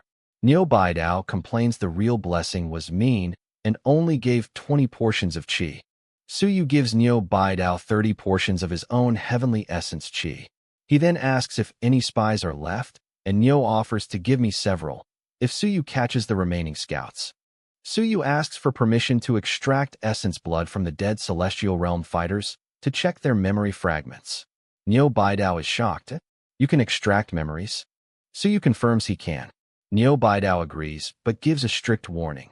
Suyu must never cultivate with the essence blood of the human race, as people who do are monsters. Niu Baidao tells Suyu that people may have different positions, but it doesn't mean they are bad guys, and that he advocates peace. Suyu says he's not so extreme, but will definitely kill some people. Niu Baidao advises him not to deny everyone, giving the invincible warrior who attacked me as an example. Niu Baidao asks Suyu's pet, Little P, if it can tell the taste of their owners from the divine character fragments it ate. Little P confirms, yes, but I have to enter their sea of consciousness and eat some. On the way to the sacred prefecture, Zhu Tiandao and his father, the king of Great Ming, are in a carriage. The king tells his son not to be gloomy, as they are just going to seek justice. The king notes the traitor is targeting the multi-character department, the fifth president, Lu Wenyan, Suyu, and that they must depend on that department to find him. The king of Great Ming fakes a bloody injury, spurt, and tells his son to testify for me. He begins a dramatic performance, complaining that 9 fighters in the celestial realm invaded and almost killed us. They arrive at the sacred prefecture. The king asks Zhu Tiandao if he brought the dragon drum from the truth-seeking realm. Zhu Tiandao beats the drum 4 times, signaling a major crisis affecting millions, and gives his speech about the invasion of Great Ming, demanding uphold justice. They enter the hall of the sacred prefecture and are greeted by its master, Lu Han, king of the Great Han, master of the truth-seeking realm. Zhu Tiandao reports his heavy losses, claiming they killed 5 fighters in the celestial realm for doppelgangers of an invincible warrior. The king of Great Han is shocked by the news of the doppelgangers. Zhu Tiandao demands to know what the truth-seeking realm was doing. He reveals that in less than half a year, 15 fighters in the celestial realm have attacked Great Ming and Great Xia, and he wants an answer. The other elders in the hall are shocked by this number and ask the king of Great Han if it's true. The king is silent, unable to answer. In the hall of the sacred prefecture, the king of Great Han is forced to admit he told the truth. The other elders are stunned by the security failure. The king of Great Han is embarrassed and angry. B** starts. Why did the restriction fail to work? He demands to know why the truth-seeking realm wasn't alerted. Zhu Tiandao presses his advantage, demanding the truth-seeking realm wipe out the Hexawing God sect who attacked Feng Qi, and calling out Yuan Qingdong for his failure. The king of Great Han concedes. The Hexawing God sect shall be terminated. Zhu Tiandao then demands 100,000 fighters from the truth-seeking realm to protect Great Ming. After haggling, the king of Great Han agrees to send 30,000 fighters, but says Great Ming must support them on your own. Zhu Tiandao accepts. Zhu Tiandao brings up his final point, the Eternity Realm traitor. He threatens that if the attacks continue, his father, the king of Great Ming, will do the same thing. The elders agree to investigate any invincible warrior who refuses to be checked next time. The Great Han Prefecture allies with Great Ming. Zhu Tiandao demands the immediate destruction of the Hexawing God sect. The king of Great Han agrees. 1 month. The 8 families will send out 1 fighter at the celestial realm each. Zhu Tiandao is pleased, as this will also protect his allies, Feng Qi and Chen Yao. An elder then brings up Suyu's breakthrough and the blessing from an ancient emperor.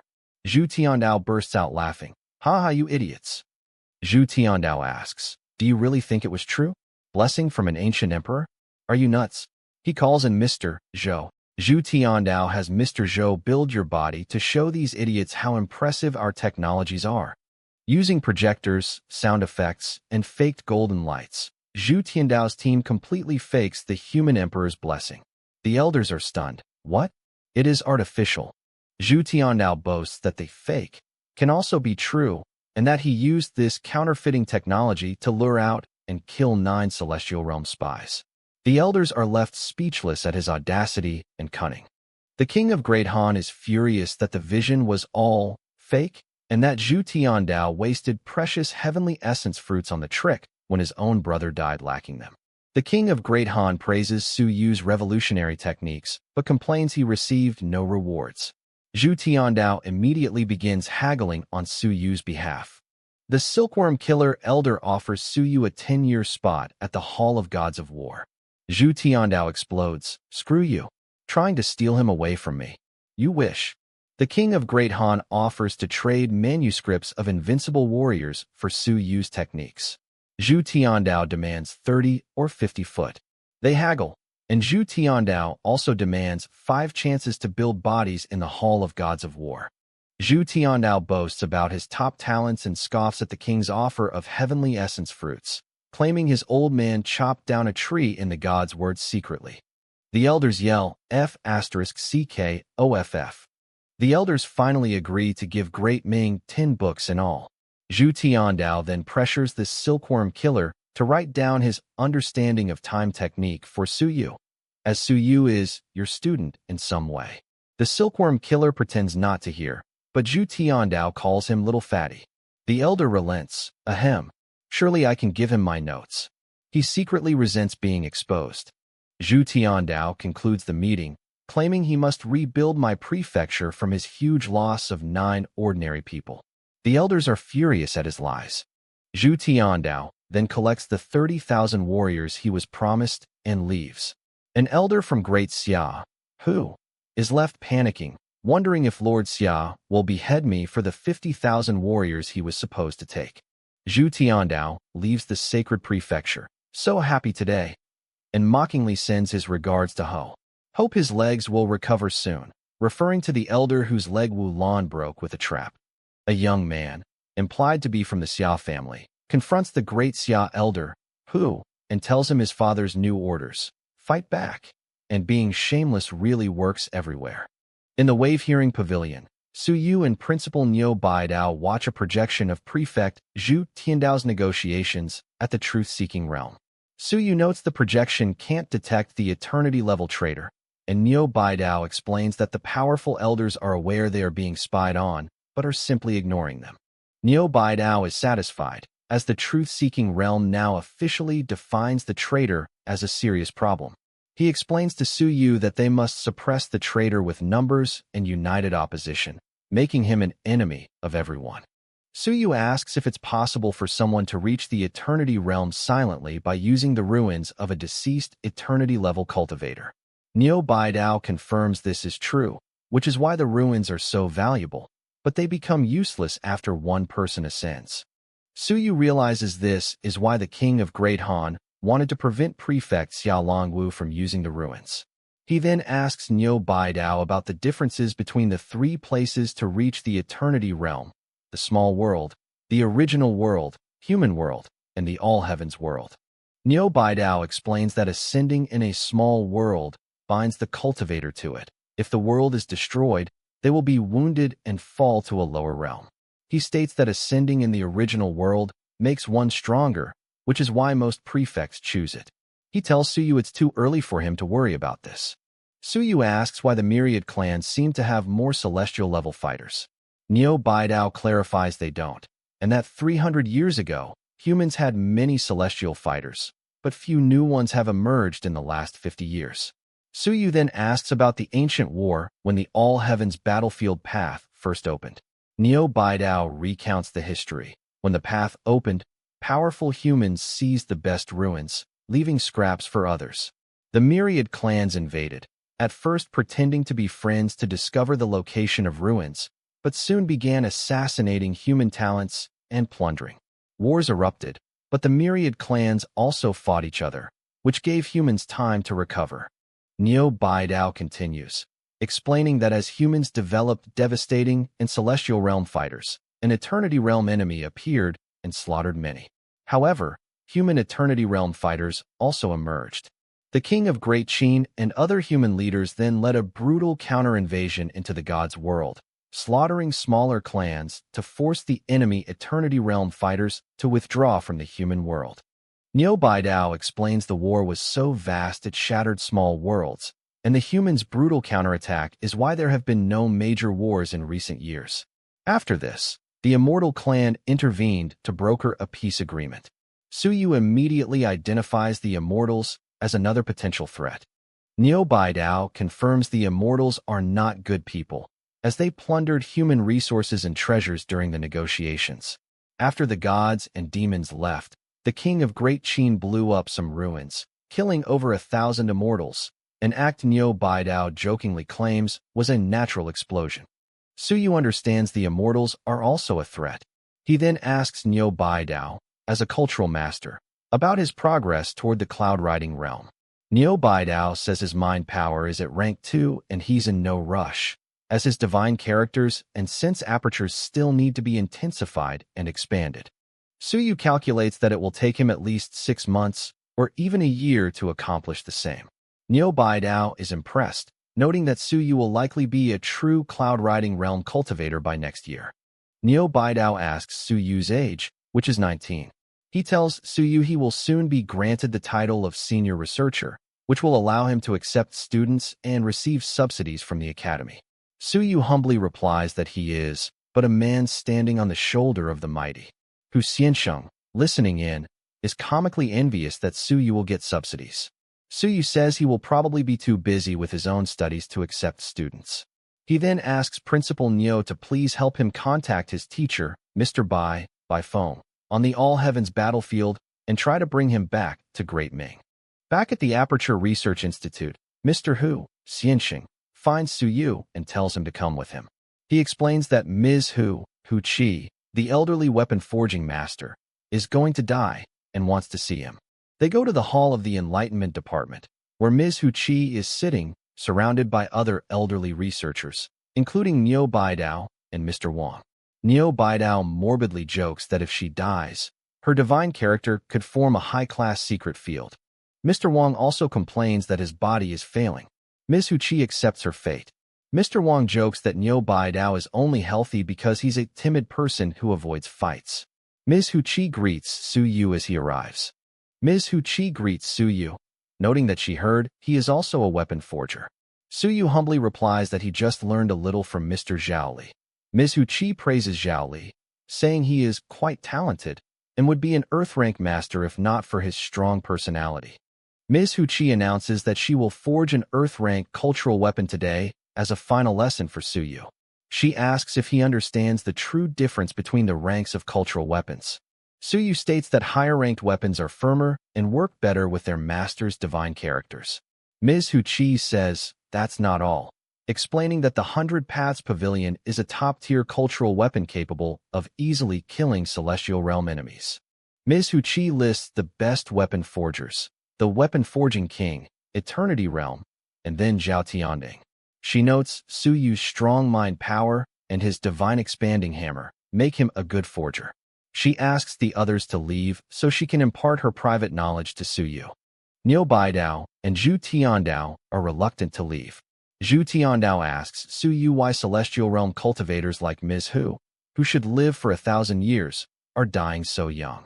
Ms. Hu Qi explains that her lifespan has been sharply shortened by fire poison from her years of weapon forging. She says rebuilding her body would take decades, which she doesn't have, and opening new sense apertures is too difficult. Suyu, watching her die, is determined to find a way to help. Suyu suddenly has a major breakthrough. Bingo! There is a life-extending cultivation technique. He exclaims that combining some body apertures with some sense apertures can extend one's life. He realizes this must be a new path. Suyu, filled with the excitement of his new discovery, throws his arms wide and exclaims, "All right, it's done." The elderly researchers are stunned into silence by his sudden, bizarre outburst. The elders ask if his life-extending technique can really work. The scene then shifts abruptly to the Great Xia Prefecture, where an attendant is reporting to Lord Xia that accepting Myriad Clan students will cost them 10 million merit points a year. Xia Longwu is seen in closed-door training. His uncle, Lord Xia asks why he is out. Xia Longwu, referred to as Longwu in the text, but it's the prefect, states he is going out for a while and tells his uncle to please take care of Great Xia Prefecture for me and keep an eye on Xia Huyo. As Xia Longwu leaves, Wan Tianxing appears, asking, "Why are you always spying on us?" Knowing Longwu is gone, Wan Tianxing announces his new, radical plans.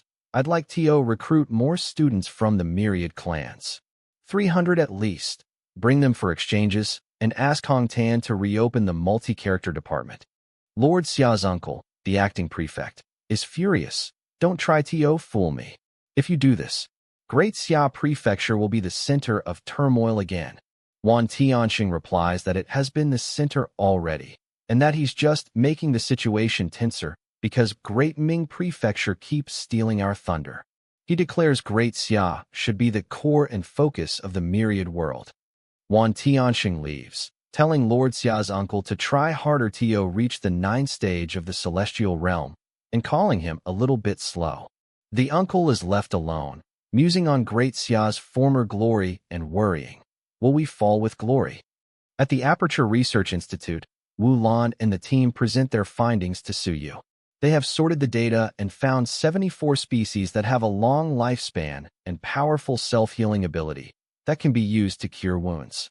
Wu Lan adds, "By the way, my grandma asked someone to bring me a letter." The letter from Wu Yuehua confirms that Su Yu's father, Su Long, has withdrawn from the front line and is stationed in the rear base. It also mentions a few small turmoils in Great Xia Prefecture. Su Yu is relieved. Dad has withdrawn from the front line? Excellent. Su Yu is unconcerned about the turmoils in Great Xia Prefecture. He uses his voice transmission divine rune to contact Zhang, who is Zhang Hao. Su Yu asks Zhang Hao about the situation in Great Xia. Zhang Hao reports that the academy is tedious, but he heard a bigger compromise might be made by Great Xia Prefecture for making it convenient for the prefect to reach the Eternity Realm. Zhang Hao elaborates on the shocking rumor. Lord Xia sent someone to contact the Myriad Clans, including some clans of gods and demons. He wants a peace agreement with them. He is offering to open this academy for the gods and demons and give up quotas for this star space mansion in exchange for their support during Xia Longwu's breakthrough. Su Yu is disgusted by the news. Seeking support from alien clans? Are they nuts? He rants that the proud, fearless Great Xia Prefecture is now bowed down to the Myriad Clans and breaking its spine just to help one man. Zhang Hao isn't sure if the rumor is true, but says Lord Xia is really anxious this time, and Xia Longwu will start breaking through soon. Su Yu asks him to contact the king of Great Ming if possible. Zhang Hao agrees to try and also reports, "I heard that Elder Hong, or Mr. Zhou, was about to finish their closed-door training. They might be at the Celestial Realm." Su Yu acknowledges the news. Su Yu hangs up, disturbed by the news from Great Xia, and decides he need to have a word with Prefect Zhu. At the mayor's mansion, Su Yu gives Zhu Tiandao a list of essence blood from species that can extend the human lifespan and cure wounds. Zhu Tiandao agrees to procure the list of essence blood. Su Yu then asks him about the rumor that Great Xia Prefecture will recruit a few god and demon students the next semester. Zhu Tiandao confirms he heard it too. He explains that Great Xia plans to pull back some of their troops, turning the attacking model into the defensive one as part of a larger plan. Zhu Tiandao reveals that Great Xia is willing to hand over a few small worlds they had conquered in an attempt to seek less disturbance outside. Su Yu, clenching his fist, is enraged. "I'm from Great Xia Prefecture. People there are proud of being a warrior and ashamed of being a deserter." He laments that they are welcoming the biggest enemy. Zhu Tiandao explains it's a strategic move to make the gods and demons believe they are not a threat, giving Xia Longwu a chance to reach the Eternity Realm. Su Yu asks why the mono-character department and Great Zhou Prefecture are still causing trouble if Great Xia is trying to appear weak. Zhu Tiandao poses a dark question. What kind of choices will you make if the gods and demons allow your clan to have a few more Eternity-level fighters?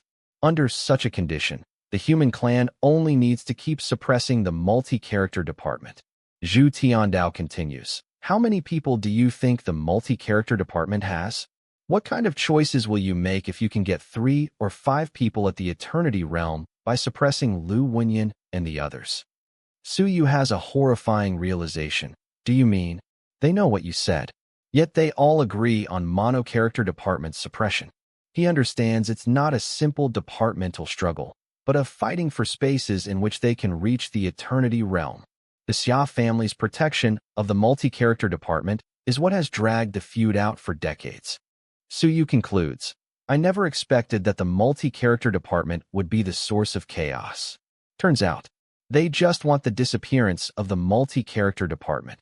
Zhu Tiandao suggests that Yi Batian, the 5th president, must have found some true secrets about how To reached the Eternity Realm, which is why the Myriad clans are so worried.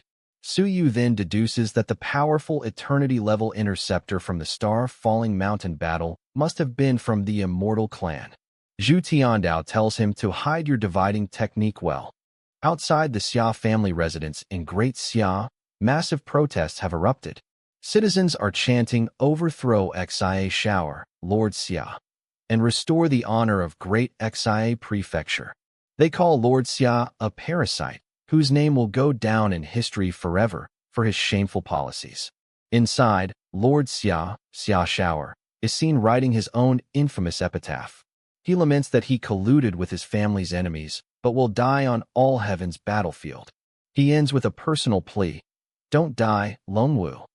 In a basement interrogation room in Great Ming, Suyu's colleagues, Mr. One and Mr. Hu, discuss the captured Myriad Clan sect prisoners, noting that one named Da Fei is particularly tough. The observers note that the Great Ming Prefecture has captured many people from the Myriad Clan sect. Suyu enters the cell of a prisoner, Sun Fei. The prisoner defiantly asks, Suyu? Why are you keeping me here? Trying to kill me. Suyu begins his interrogation, asking, tell us which sect you serve. What is your mission? The prisoner, Sun Fei, denies everything. I don't know what you are talking about. Bullsh *T. Suyu scolds him for betraying the human clan. He then unlocks the prisoner's handcuffs and offers him a fair game. If you can defeat me, I will let you go. He justifies this by noting the prisoner is 8 stages higher than me, implying Suyu is soaring realm and the prisoner is cloud riding. The prisoner, Sun Fei, tries to refuse, but Suyu, now at the soaring realm, lands a powerful punch, sending the cloud-riding realm prisoner flying and spitting blood. Sun Fei, terrified, begs for mercy. I will tell you nothing. Suyu reiterates his choice. Or you can just tell me what I want to know. A second prisoner is brought in. Suyu offers him the same deal. This prisoner, also at the cloud-riding realm, sees Suyu is only at the soaring realm and eagerly accepts. You asked for this, stupid kid. He immediately attacks Suyu. Suyu is hit by the cloud-riding realm prisoner's attack and sent flying. The prisoner continues to pummel Suyu, sending him crashing to the ground. Suyu, lying on the ground, unleashes his time technique, devastate mountains and seas. The powerful attack blasts the prisoner, who is horrified. This brat is a monster. Suyu stands up, cracks his knuckles, and says, next one. The first prisoner, Sun Fei, who witnessed the entire fight, immediately breaks. Wait for a second, my lord. I will tell you. Suyu turns to Sun Fei and mocks him. Tell me? Did I ask you to do so? The observers, Mr. One and Mr. Hu, are shocked by what they just saw. He killed that guy at the cloud-riding realm without using his divine characters. They note Suyu is here for killing, and that he killed a 3-stage man at the cloud-riding realm, making him more terrible now. They are glad they captured a few poor guys for him to interrogate. The first prisoner, Sun Fei, now identified as Da Fei, gives his full confession. Lord Su, I'll tell you everything. I'm a traitor. I joined the Earth Fire sect. Suyu mocks him. Really? I thought you were tough. Looks like you don't deserve your name at all. In the interrogation basement, the prisoner Sun Fei continues his confession. The deputy leader was my supervisor. After he was killed, all his spies stopped their activities. Sir, I'd like to serve you with my loyalty. In return, I just hope you can protect my family. Suyu asks the Cloud-Riding Realm prisoner if he can contact Celestial Realm sect members. Sun Fei says no. One is only allowed to contact his senior by a single line. He offers to help capture a devastating level, Rad, since his identity isn't exposed. He also offers to reveal the sects, trading sites, and mission releasing points. Suyu dismisses the information as useless. He then tells his devastating realm prisoner, One Eye, to have fun with the rest of them. As Sun Fei begs for his life, One Eye cackles, I can smash them into meat pies, can I? Inside his secret chamber at the Institute, Suyu looks at the dozens of tubes of essence blood given to him by Prefect Zhu. He finds the essence blood of a Xian turtle at the Soaring Realm and decides to start with you. Suyu swallows the Xian turtle essence blood, and his mysterious book immediately activates. The book unlocks the page for the Xian turtle, Stage 7 of the Soaring Realm. Its special skills are dormancy, diving, and turtle armor. Its techniques are Turtle QI Technique and Turtle Armor Enhancement. Suyu is particularly interested in the dormancy skill. After reviewing the new techniques, Suyu sighs in frustration. Yet I still found no cultivation technique to stimulate life force. As Suyu leaves the chamber, Mr. Wen suggests he look into a clan that can prolong one's lifespan. Suyu immediately thinks of the Immortal Clan. Mr. Wen confirms the Immortals resemble humans and claim they can grant long life.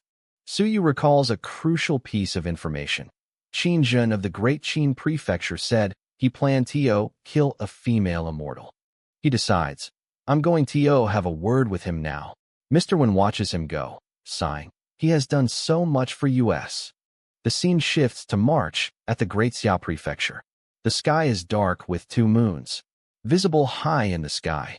At the Academy of Cultural Research's secret cultivation area, two figures are competing to break through.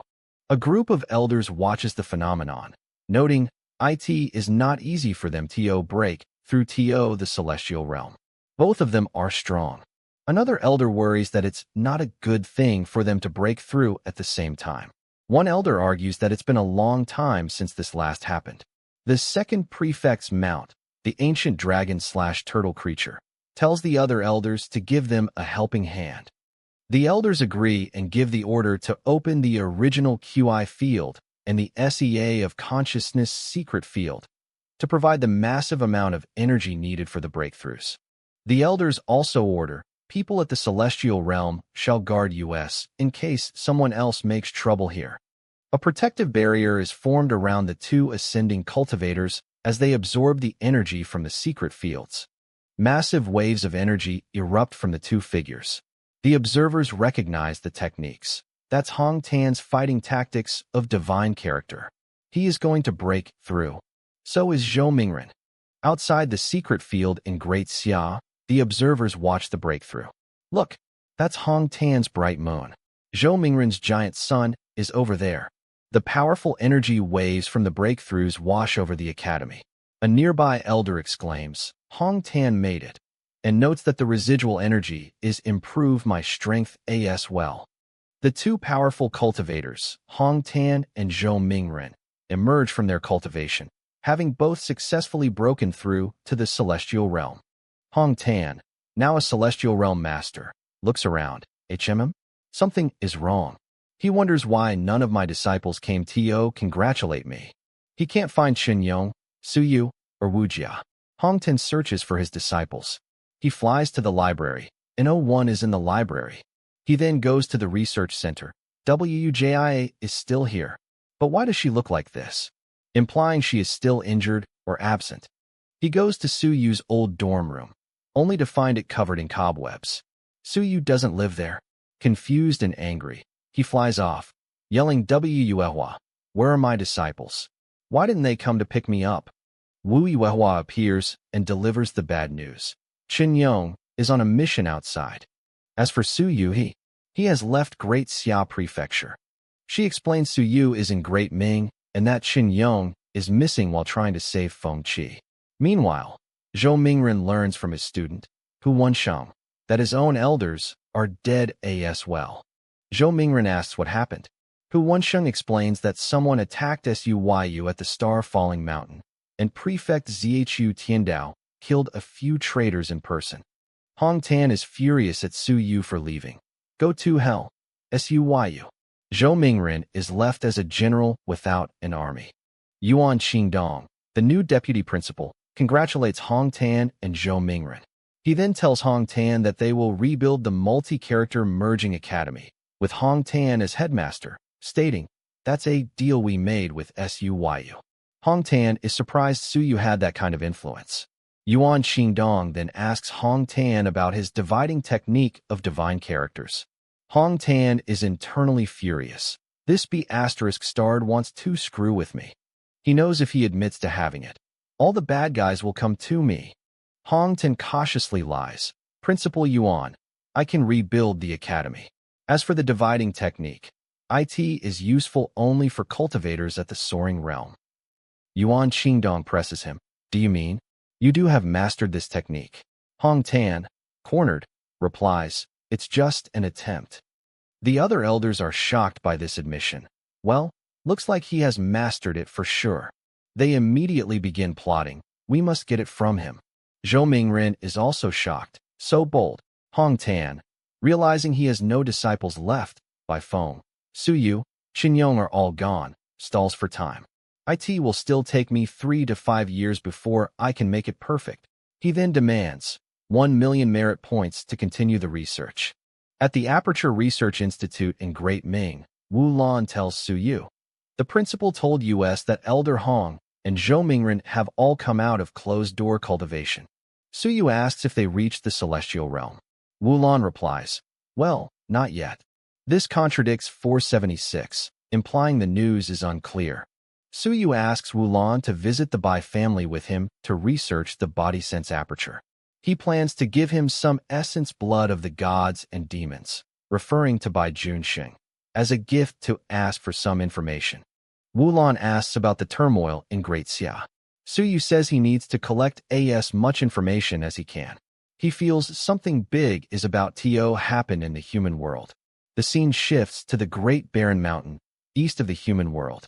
A view of the Great Barren Mountain, located near the Oriental Sunrise SEA.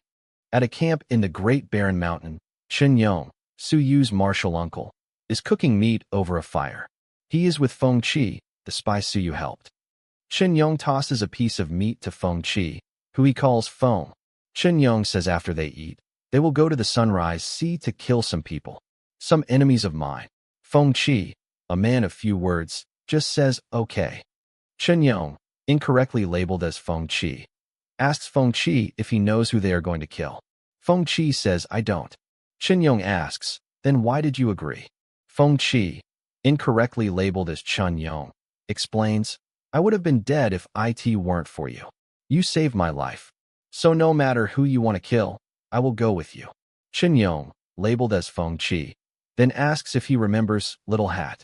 Feng Qi, labeled as Chen Yong, remembers Little Hat as a guy with few hairs. You kicked him out of multi-character department. Chen Yong, labeled as Feng Qi, reveals that he expelled them because I wanted to preserve more seeds for the department, but some people didn't want to let them go. Chen Yong, labeled as Feng Qi, reveals the grim truth. Little Hat died in Sunrise SEA. I found out that he was killed by someone. He says most of the students I expelled were dead, and that most of them died in Sunrise SEA. He believes this Sunrise SEA is the den of the mastermind. Chen Yong, labeled as Feng Qi, explains his plan for revenge. I want to kill a few people of his and try to force him to come out. He doesn't know who the mastermind is, but notes there are no people at the Eternity Realm in Sunrise SEA. He speculates the killer might be from the Great Jin Prefecture in the east. Chen Yong, labeled as Feng Qi, tells Feng Qi to take the trackers and they will find a way to make them kill each other.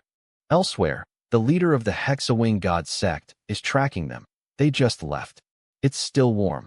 He declares Chun Yong and Feng Qi must die. The Hexawing God sect leader orders his men to keep chasing them, as his vice leader is distracting the Celestial Realm fighters. One of his subordinates then steps on a divine rune trap.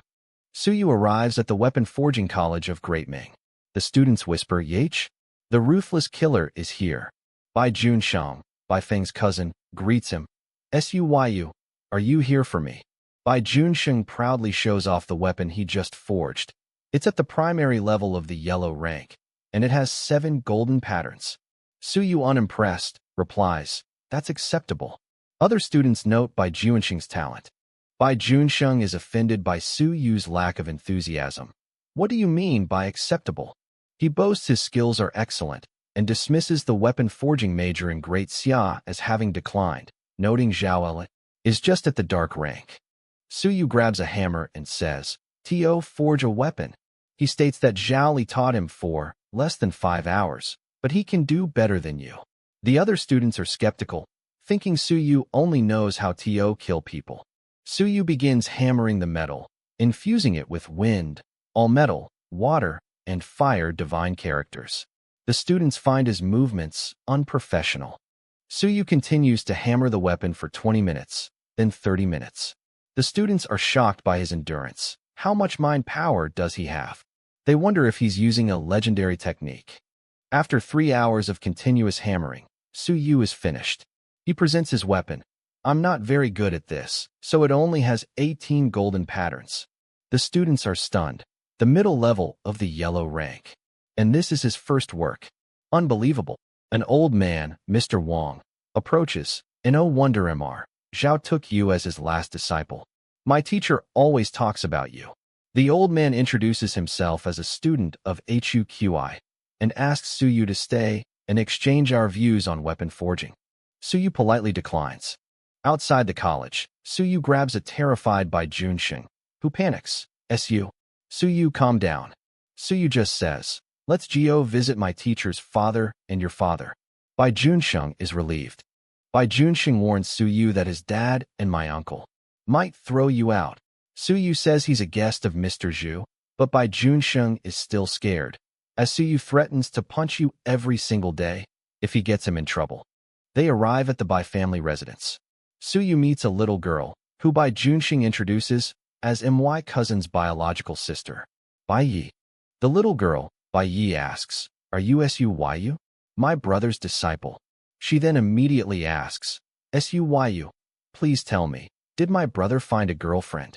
Suyu jokes, he's an old bachelor.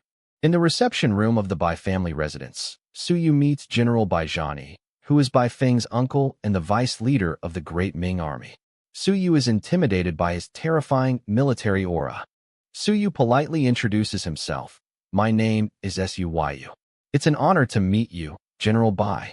General Bai is friendly. So, you are Bai Feng's student. Ha, nice to meet you. He notes that Suyu, being polite and dressed in white, looks like Bai Feng in his younger days. General Bai apologizes for not inviting him sooner. Suyu says he should have visited. General Bai then states that it's unlikely that he, Bai Feng, would return to the Great Ming Prefecture. He explains that Hong Tan came out of his closed-door cultivation, confirming the celestial breakthrough from CH 476. He knows Bai Feng is loyal and won't choose to leave Hong Tan aside at such a critical moment, even with the danger. General Bai tells Suyu to forget about him and instead help him in the future if he can. General Bai then gets to the real reason for the visit. I know you are studying the body sense aperture. I believe this is why you came to US. General Bai laughs and says, we don't know much about the body sense aperture. However, he confirms our ancestors did leave some documents in our library. He tells Bai Junsheng to take Suyu there and show him around. Suyu thanks the general, relieved that Bai Feng's uncle is not as scary as I previously thought. In the Bai family library, Bai Junsheng and his little sister, Bai Yi, argue. Bai Junsheng says his cousin, Bai Feng, was proud and left for Great Xia because he was attracted by the glory, power, mysteries, and decline of the multi-character department. Bai Yi starts to cry. I hate to stay at the source opening realm. Bai Junsheng panics, telling her not to cry or my dad will beat me. Suyu, overhearing, offers a heavenly essence fruit to help her. Bai Yi is shocked by the precious gift. That's too precious. I can't take it. Suyu gives her the fruit, saying, "Don't worry. It's of no use to me now." Bai Yi thanks him, and he is left alone in the library to read the books. In a secret room, General Baizhani reports to an old, coughing man, his father, Bai Feng's grandfather. "Father, Bai Feng's student is here. He's been studying the body sense aperture. Maybe he can." The old man, Bai Feng's grandpa, coughs up blood. He warns, "The body sense aperture. That's a dangerous thing. Anyone who tries to activate it will die. General Bai says Su Yu's research might cure you." The old man mentions Hong Tan's celestial breakthrough and suspects Bai Feng invented the dividing technique. The old man reveals the Bai family's secret. Apertures will come into one. Apertures will gather after they are broken. If anyone wants to regain the core of apertures, he will have to break them and organize them again. He reveals he tried it a few times and it left serious injuries on my body. He tells his son to leave him some clues. Back in the library, Su Yu is reading notes left by Bai Tianhao. Bai Junxing returns and gives him the written notes of one of my ancestors to see if it's useful. Su Yu reads the new notes and is shocked by a key phrase, "broken apertures." In the Bai family's library, Su Yu continues to read the ancestors' notes, which state, "The ancestor of the Bai family once opened the body sense aperture." This book is so detailed. He reads the ancestors' key theory. The body apertures are yang. The sense apertures are yin. The combination of them is the real body sense aperture. This confirms Wu Lan's previous hypothesis that there must be 360 sense apertures to match the 360 body apertures. Su Yu is shocked by the revelation. Holy crap! Is this really something I can read? He understands the Bai family is intentionally doing me a favor by giving him this priceless secret. He decides to go back to the institute and check it out. At the Aperture Research Institute, Su Yu discusses mind power extraction with an elderly researcher, Kong Yuxian. She explains that the secret fields, Sea of Consciousness, 100 Paths Pavilion, can provide pure mind power because their essence is related to divine characters. Kong Yuxian elaborates, the SEA of Consciousness secret field is left by Xia Chun, the first president of Great Xia Prefecture. She explains Xia Chun was famous for his profound mind power, and that his fighting tactics of divine character was, in fact, the secret field of multiple divine characters. Kong Yuxian tells Wu Lan that with Su Yu's new body sense technique, the major problem is how to extract mind power now. She tells Wu Lan, "You can help him."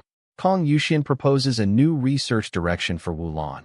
"I want you to draw the fighting tactics of divine character of Xia Chun, which has purification, extraction, and filtration properties." She tells Wu Lan to learn from Su Yu, who should have the fighting tactics monument of divine character.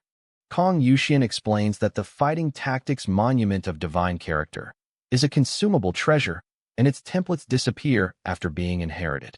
The one in Great Xia, the birthplace of the department, is the only one with so many templates left. Wu Lan is skeptical, but even if I draw the fighting tactics, it doesn't make much difference. Kong Yuxian scolds her, "Are you silly?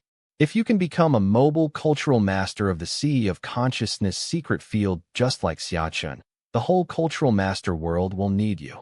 Kong Yuxian encourages Wu Lan, "If you draw the fighting tactics of divine character, you can even surpass Su Yu." Wu Lan is motivated by this.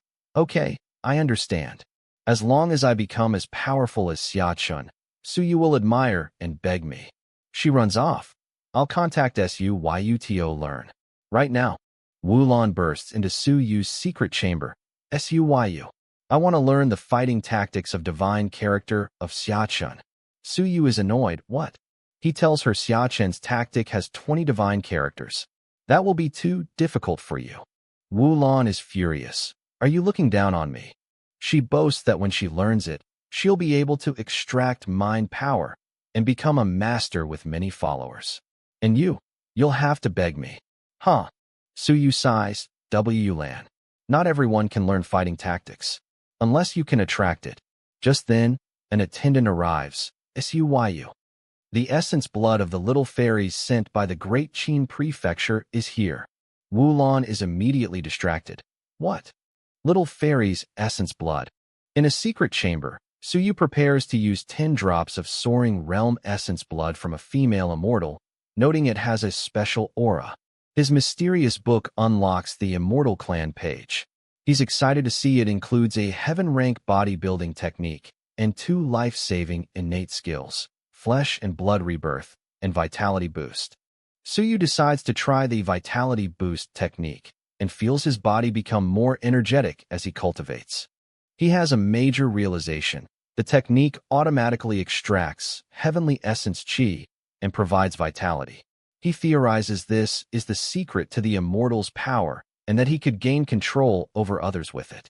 He discovers that Vitality Boost also makes his bodybuilding process speed up, making his body more compatible with the heavenly essence chi. Suyu deduces that this combination of skills is how the elderly and powerful immortals maintain their youth and strength.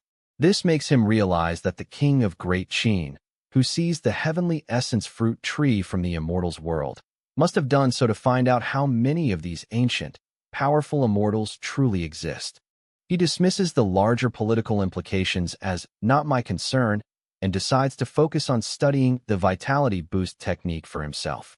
In his cultivation room, he's comically shocked to find the immortal technique activated an aperture on my butt, causing him to fart. He jokes that this must be the immortal's secret of longevity.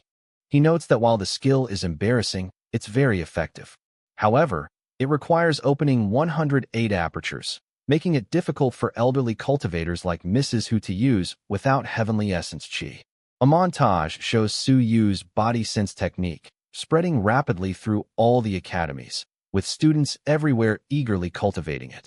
News reports confirm the massive popularity of Suyu's cultivation techniques, which have led to a surge in new cultivators and a revival of the long-declining multi-character department.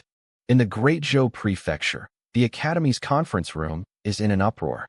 The elders are furious that the multi-character department, which they actively suppress, is recovering because of Suyu's technique.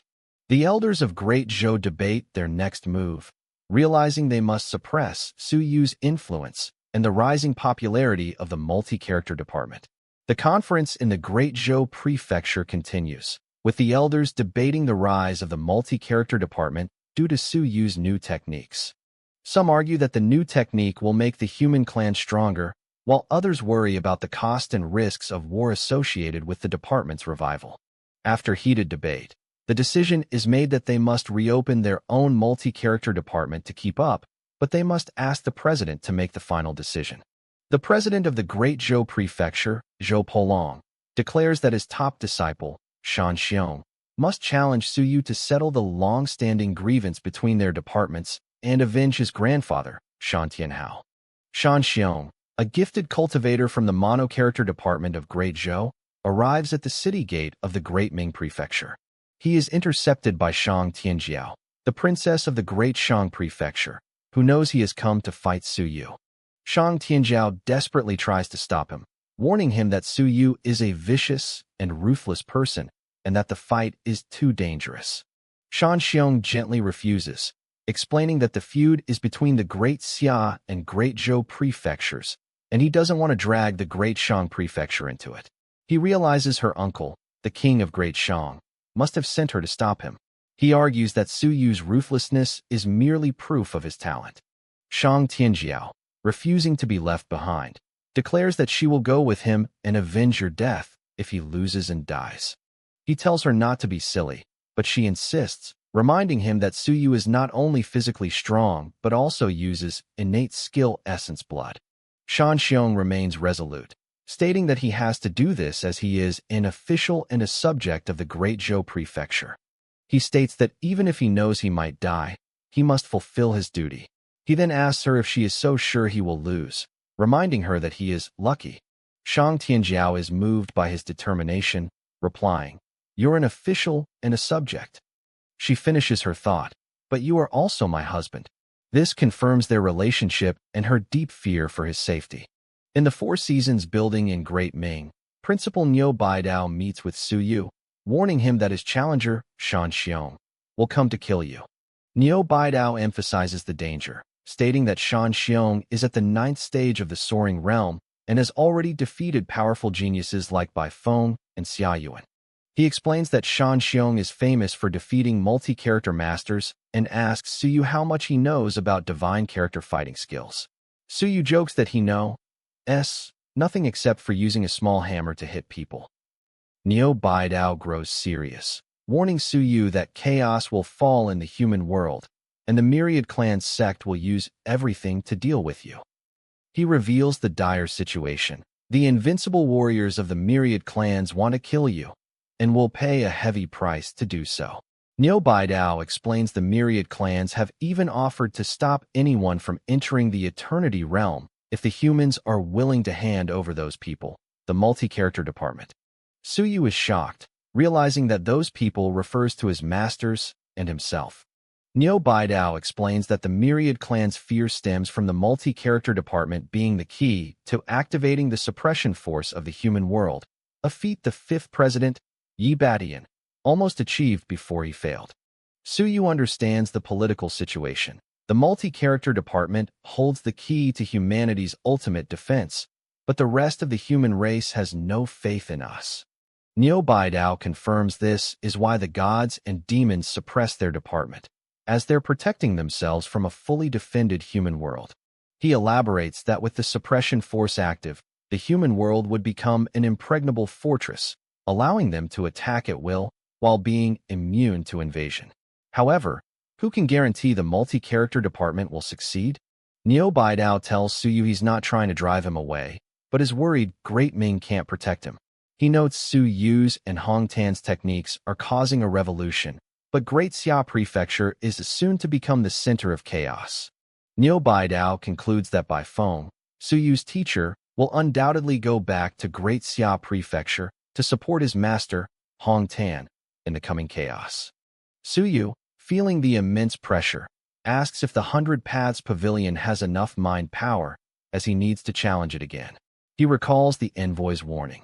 The source of all chaos will surely come from the Great Xia Prefecture. Suyu resolves to be stronger, needing more essence blood. He even considers ing to be a member of the ancient clan to kill his enemies on the battlefield. Niu Baidao tells Suyu to prepare for Shan Xiong's arrival. Suyu then mentions he has got some clues about the cultivation technique of life extension. Niu Baidao, shocked, grabs Suyu and tells him to come to the Enlightenment Department. The scene shifts to the library in the Great Xia Prefecture, where Hong Tan, now at the Celestial Realm, confronts Yuan Qingdong. Hong Tan, wearing his Hong robes, asks Yuan Qingdong, "What do I mean by this?" Yuan Qingdong replies, "Mr. Hong." This is a continuation of a scene from 484. At the Great Xia Prefecture Library, Hong Tan, now at the Celestial Realm, confronts Yuan Qingdong. He declares that the library and other assets, like the Sea of Consciousness secret field, belong to the multi-character department, and he is taking them back as the department is reopening. Yuan Qingdong protests, but Hong Tan overrules him, stating, "From now on, the library will be the territory of our multi-character department." Hong Tan enters the library alone, noting how much it has totally changed since Chun Yong valued it, and sighs. He wonders where his disciple, Chun Yong, has gone. The scene cuts to Chun Yong at the Sunrise Sea. At the Sunrise Sea, a battle-worn Chun Yong and Feng Qi are recovering. Chun Yong confirms they are still alive and that they finally killed him. He tells Feng Qi to heal so they can continue to kill people. Feng Qi notes Chun Yong is stronger. Chun Yong, who follows a defensive cultivation path, says he was only slightly injured despite killing 8th-stage devastating realm foes. He tells Feng Qi not to worry about the Hexawing God sect and to just lead them around and frame them if needed. Chun Yong reveals that Great Xia and its academy have imprisoned many people who bore grievance, frustration, sadness, and anger, but wish the prefecture a bright future. He states that the chains are being broken, and it's time to go. He tells Feng Qi he will show you the spectacle of the human world this time, as they set out to kill people across the human world. The Hexawing God sect members pursuing them are frustrated at losing them again. They realize they've been framed for killing a garrison general, Lu Qi, and are now doomed, forcing them to flee to the All Heavens battlefield. An unknown lord, the true mastermind, is informed that Lu Qi is dead, but not by Chen Yong. He orders his subordinates to kill Chen Yong at all costs. The lord gives his subordinates a list of places Chen Yong might go and orders them to keep chasing them and find a way to kill him. Two other trackers, also part of the lord's faction, investigate Lu Qi's death scene. They sense the aura of the soul-absorbing technique and realize Chen Yong is deliberately avoiding us. At the human world base entrance, Bai Feng, wearing his BI lab coat, confirms his identity to a female guard, stating he wants to enter the human world. In his secret chamber in Great Ming, Suyu receives a notification and smiles. Great. Mr. Bai is back in the human world. Suyu worries for Bai Feng's safety, knowing Great Xia is in chaos and lacks celestial realm protectors. He resolves to find somebody to keep Mr. Bai safe. The thief, Su Bing, flies over the city in a female disguise, complaining about running errands for Su Yu and his faction. Su Bing notes that Su Yu is heavily protected, 3 devastating realm monsters, and a secret celestial realm guardian, while Bai Feng is so miserable by comparison, having no one to protect him. Su Yu goes to Hu Xianqing's office and asks for help protecting Bai Feng. He asks if Mr. Hu, the #1 in space research, can travel through space with other people. Hu Xianqing confirms he can, but warns that for a soaring realm cultivator like Bai Feng, the unsecured space travel might shatter their bodies. Su Yu, horrified, asks if he can just protect his sea of consciousness. Hu Xianqing agrees. In theory, I can. Su Yu is worried, thinking, Mr. Bai, you must hold on. Hu Xianqing notes that Great Xia must have a plan for Bai Feng's safety. Su Yu insists, please, help me, asking Hu Xianqing to save Bai Feng's life at a critical moment. Hu Xianqing laughs and agrees. All right, I'm good at running away. Hu Xianqing asks for payment. Su Yu, claiming to be broke, offers his newly discovered cultivation technique that can extend one's lifespan as payment. Hu Xianqing is intrigued, asking if it's the technique that made Hu Qi go into closed-door cultivation. He warns Su Yu that he'll be a sinner if the technique is fake and wasting their last days. Su Yu confirms the technique is good for the body and can keep one's body in the best state. Hu Xianqing agrees to the deal. He will protect Bai Feng, and Su Yu will give him the secret life extension technique. He agrees to run away without hesitation if the enemies are above the 6th stage of the celestial realm. Hu Xianqing teleports away, and Su Yu is relieved, noting space traveling is indeed good. It's a life-saving skill. At the human world base, Bai Feng is being aggressively recruited by the Great Shang Prefecture, who offer him a senior researcher position, 100 drops of god/demon blood, and the chance to reopen his academy there. Bai Feng refuses. Suddenly, his old allies from Great Xia arrive to pick you up, Zhao Minjive, Xia Yunqi, and Hu Ping. Bai Feng is annoyed it's just you guys and worries about being attacked. They mock him, saying his master, Hong Tan, said he would only make trouble. He then hears the shocking news that his disciple, Su Yu, is now an honorary elder in Great Ming. Bai Feng is horrified at the thought of being his disciple's subordinate. How can a master be a toy boy of his disciple? He refuses to go to Great Ming. It's not my style. I'm not going back to the human world. Hu Xianqing appears, grabs the protesting Bai Feng, let go of me, and teleports him away. At the Xianqing Research Institute, Mr. Wen Zhong tells Su Yu he called him out of his closed-door cultivation. Mr. Wen delivers a warning. Shan Xiong is out of his closed-door cultivation. He will arrive here in about 3 days. He explains that Zhou Polong, president of Great Zhou, ordered him to challenge you. Su Yu is unconcerned and says he's looking forward to fighting with a top-level genius. Mr. Wen warns him that Shan Xiong has defeated many multi-character masters and is definitely powerful. Mr. Wen details Shan Xiong's formidable strength. He has opened 144 apertures, and his mind power is at the peak of the 2nd rank, soaring 9th. He adds that Shan Xiong's divine character is special and has several properties, making it difficult to analyze. Su Yu is confused, as he thought the number of divine characters should be easy to tell. Mr. Wen confirms Shan Xiong's divine character is special and better than others. Furthermore, Shan Xiong has grasped several divine skills, has over 60 sense apertures, and is with Shang Tianjiao, the granddaughter of the king of Great Shang. Suyu cuts him off. I will be careful. Mr. Wen advises Suyu not to be too aggressive because of the Shang family's status. Suyu scoffs. If this is going to be a life-and-death fight, I will show no mercy to him.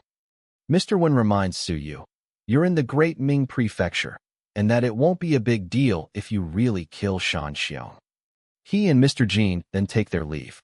Suyu, alone, decides he needs to prepare for Shan Xiong's special divine character and skills. He plans to re-enter the Fighting Tactics Monument of Divine Character and decides to bring Wu Lan with him. In the secret chamber, Suyu tells Wu Lan his plan. She's nervous but agrees to try. He tells her he'll go into the monument first to pull some templates for you, and then she can enter. Suyu enters the Fighting Tactics Monument of Divine Character. He finds he can see more of them than the last time, but feels the monument repelling me and knows he must be quick. He pulls on the templates, and a lot of stars appear, over 3,000. He's shocked, wondering why there are so many templates, far more than the number of people in the department. He sorts through the templates, finding ones that require 10, 12, 16, and 18 divine characters. He is comically disappointed to see the 18-character templates look like a pot and a stove. He has a revelation about Bai Feng's dividing method, wondering if he can break the fighting tactics into these templates himself, based on their fundamental nodes. He realizes this would allow him to change his weapon's form mid-fight, from a spear to a sword, a shield, or something else, or even turn it into a hammer and integrate his little hammer of the Strength God spell.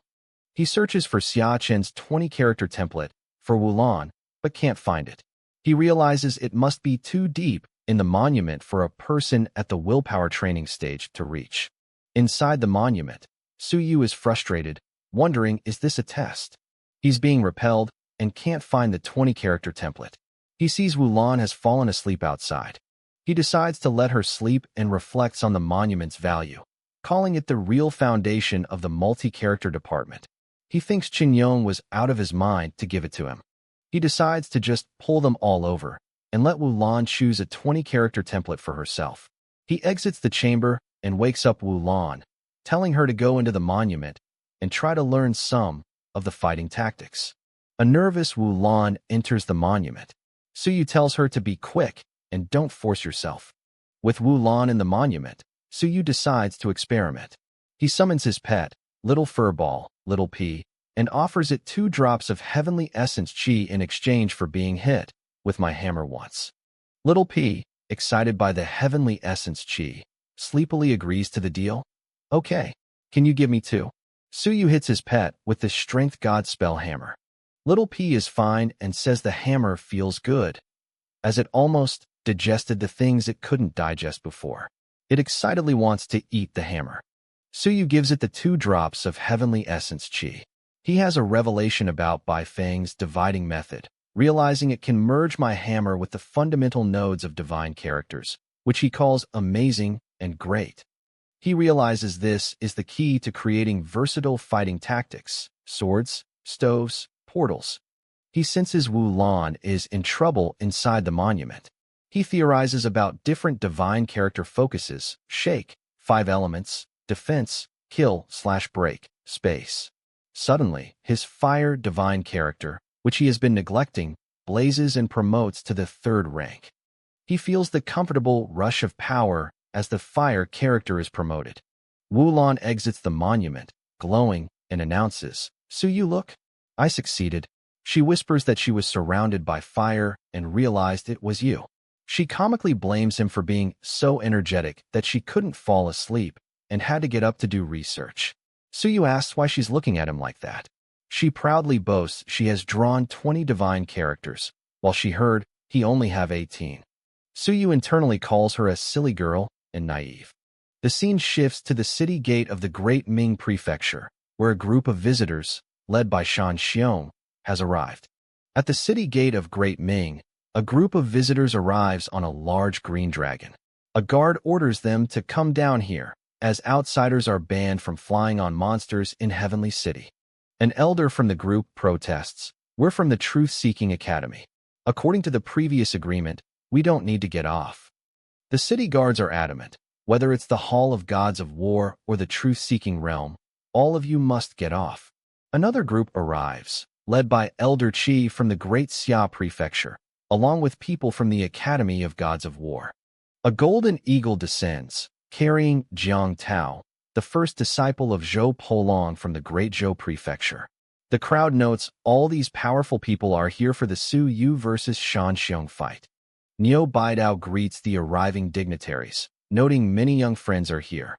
He greets Jiang Tao, reminiscing about meeting his father when he was a child.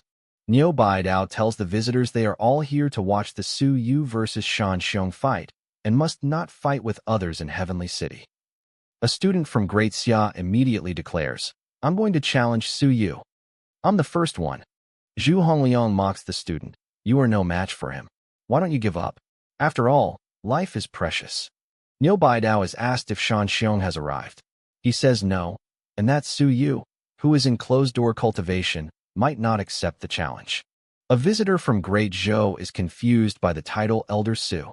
Niu Baidao confirms Su Yu is an honorary elder of their academy, citing his revolutionary techniques, body sense technique, aperture merging technique, as enough to get the position. The visiting students are horrified by this revelation. F***CK. He's an elder, so we have to bow to him when we see Su Yu. Niu Baidao leads the visiting dignitaries into the city to arrange their lodgings. He lodges them in vacant yards near 100 Paths Pavilion, and then tries to rob them by charging 500 merit points for students and 1,000 for devastating realm fighters to challenge the pavilion. A student scoffs at the high price. Shan Xiong's group is shown walking. Shan Xiong's hand cracks with power as he looks at the pavilion. Shan Xiong suddenly enters the 100 Paths Pavilion. Niu Baidao is shocked, realizing Shan Xiong entered the pavilion without him noticing, a sign of his power, way beyond imagination. The crystal tablet updates. 50. 51. Shan Xiong. Shan Xiong has reached the 51st floor, surpassing Su Yu's record of 49. Niu Baidao tells Su Yu, who is not present, to be careful. At the fighting skill arena in Great Ming, Wu Lan confronts Shang Tianjiao, asking if the rumors of Shan Xiong defeating Huang Tong, a top genius, are true. Shang Tianjiao retorts that Su Yu is younger than Shan Xiong. The crowd spots both challengers arriving. Su Yu, the ruthless killer, arrives, and the crowd notes he looks so handsome. He formally greets his opponent. "Nice to meet you, Shan Xiong." Shan Xiong greets him back. The crowd buzzes about the genius of the Great Zhou Prefecture fighting the ruthless killer. Su Yu asks Shan Xiong how he wants to conduct the duel. Shan Xiong suggests a friendly competition, but Su Yu finds that too boring and proposes a bet. Su Yu proposes a high-stakes duel. "If you lose, I take away your divine character. If I lose, you take mine." He confirms he has just 18 of them. Shan Xiong, respecting Su Yu's boldness, agrees to the dangerous bet. "Since this is what you want, I agree." Shan Xiong's companion, Mr. Jiang, tries to stop him, Shan. But Shan Xiong cuts him off. "Mr. Jiang, let me make the decision this time, okay?" Niu Baidao, acting as referee, says they are both powerful and don't need a referee. He tells them to begin, and the fight starts instantly with an explosion of power. They clash with physical strength first. Shan Xiong is impressed by Su Yu's huge physical strength, and Su Yu returns the compliment. The crowd is shocked. I can't see where Su Yu is. They note both soaring realm cultural masters have bodies almost close to the cloud-riding realm. They exchange more blows, and Su Yu is knocked back by a powerful rumble. Su Yu tells Shan Xiong he can't defeat me with your physical strength, and to use your cultivation of divine characters. Shan Xiong agrees, "As you wish." Shan Xiong activates his special divine character. Su Yu notes his original chi has no effect on him, and that he seems to be in another time and space. Su Yu realizes Shan Xiong has turned himself into a divine character. Finding this interesting, Su Yu unleashes his own arsenal of human divine characters: shadow, metal, wood, fire, break, water, and blade. The duel between Su Yu and Shan Xiong continues, with their divine character attacks clashing in a watery explosion. Their divine character attacks, fire and water, collide violently. Suyu notes the waves of energy are too strong as their attacks continue to clash. Suyu assesses his opponent, realizing Shan Xiong's mind power is more powerful than me and must be at the third rank, cloud riding. He still can't tell if his strange divine character is one or many. They continue to exchange blows with their divine characters. Shan Xiong unleashes a wind is coming attack. The wind attack, composed of sharp leaves, strikes Suyu. Suyu is wounded by the attack. He realizes Shan Xiong turned himself into wind, a special fighting skill. Suyu attacks, asking, "You turned yourself into a divine character." Suyu summons his mental hammer from the Strength God spell, declaring it's specially made for shattering divine characters. He strikes, "It's over, Mr. Shan." However, Shan Xiong blocks the hammer with vibrating energy. He admits Suyu slighted him. Their attacks clash again, and Niu Baidao, watching from the stands, notes that the students around the arena will be affected if they continue. Niu Baidao erects a protective barrier around the arena, making the crowd wonder if they are going to unleash their final skills.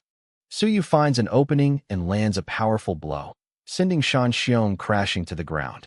The crowd gasps, thinking Shan Xiong has lost. Shang Tianjiao cries out his name. Shan Xiong gets back up from the water. He can still fight back. "I shouldn't hold back now." Shan Xiong unleashes his full power, hit him, and the two clash in a final, massive explosion. Shan Xiong's eyes glow as he prepares his final, powerful attack. The duel between Suyu and Shan Xiong continues. Suyu, wounded in the neck, faces a coughing and equally injured Shan Xiong. Both fighters struggle back to their feet, panting heavily as the crowd watches the intense stalemate. Suyu suddenly uses a heal skill and smiles, then summons a massive, glowing ball of energy, creating a barrier that seals the entire arena. The crowd outside is baffled, staring in confusion at the huge, mysterious orb that has completely hidden the fighters from view. Inside the barrier, Shan Xiong is horrified to find his original chi and mind power completely sealed. Suyu declares that they must now finish the duel with a hand-to-hand fight. Suyu, relying on his superior physical strength, brutally pummels the powerless Shan Xiong. Realizing he can't win, Shan Xiong desperately shatters the barrier, but Suyu is already there waiting for him. Shang Tianjiao screams in terror as a desperate Shan Xiong, knowing he is defeated, decides to burst his own essence blood for a final, suicidal move. Shan Xiong makes a terrifying choice, igniting all 144 of his body apertures to self-explode, gambling that Suyu cannot survive the blast. A massive, deafening explosion rocks the arena as Shan Xiong unleashes the full, unrestrained power of his self-detonation. Shan Xiong's body begins to crack and disintegrate, shattering under the immense force of his own attack as Shang Tianjiao watches in horror. In his final moments, as his body dissolves, Shan Xiong has a sudden breakthrough, discovering the yang aperture. His physical form is annihilated, leaving only a single, glowing golden orb of energy. The golden orb, Shan Xiong's core divine character and all that remains of him, flies out of the explosion. His companion, Mr. Jiang, catches it as Shang Tianjiao weeps. Mr. Jiang confronts Suyu, stating he only wants the divine character and asks what Suyu's price is. Before Suyu can answer, a powerful new elder arrives, Shang Tianjiao, the prefect of the Great Shang Prefecture and Shang Tianjiao's grandfather, here to intervene. Shang Tianjiao, the prefect of Great Shang, arrives and comforts his granddaughter, confirming Shan Xiong is seriously injured. He introduces himself to Suyu. The prefect offers Suyu a massive bribe, 100 drops of devastating realm essence blood from gods and demons in exchange for Shan Xiong's divine character. Niu Baidao, the referee, warns him to stop using his mind power in their territory.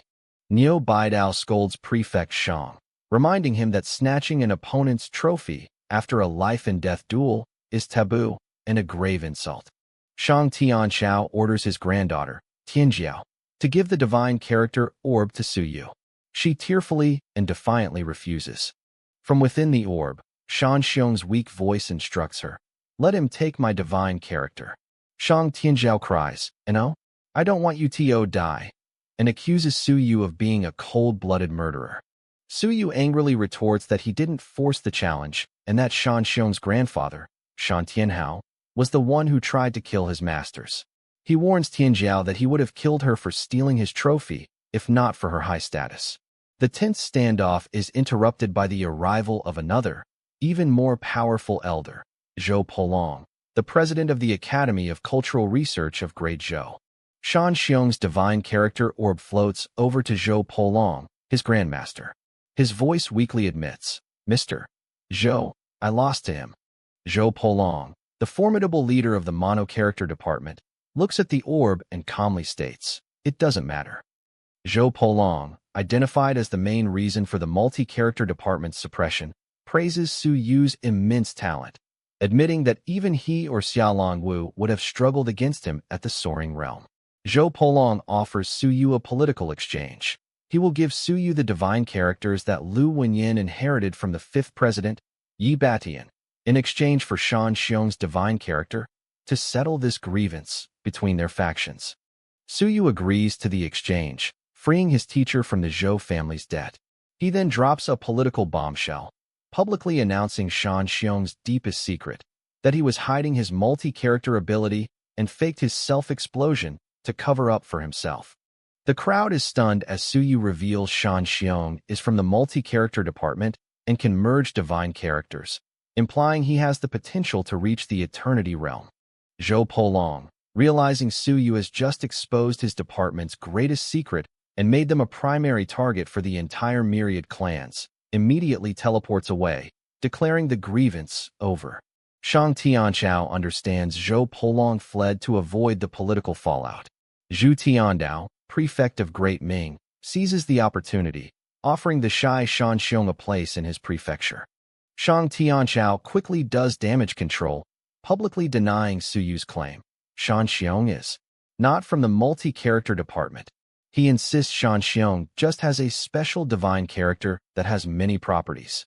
Zhu Tiandao mocks Shang Tianchao's lie and apologizes to Shan Xiong for his grandfather's, Shan Tianhao's, death, revealing Shan Tianhao died because he was trying to obtain Yi Beishan's merging divine characters for Shan Xiong.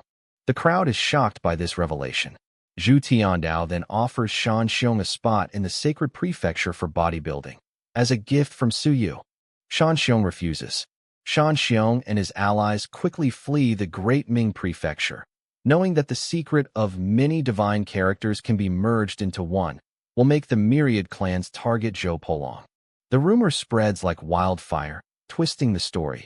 Shan Xiong is from the multi-character department, and his grandfather died trying to get Yi Beishan's merging characters for him.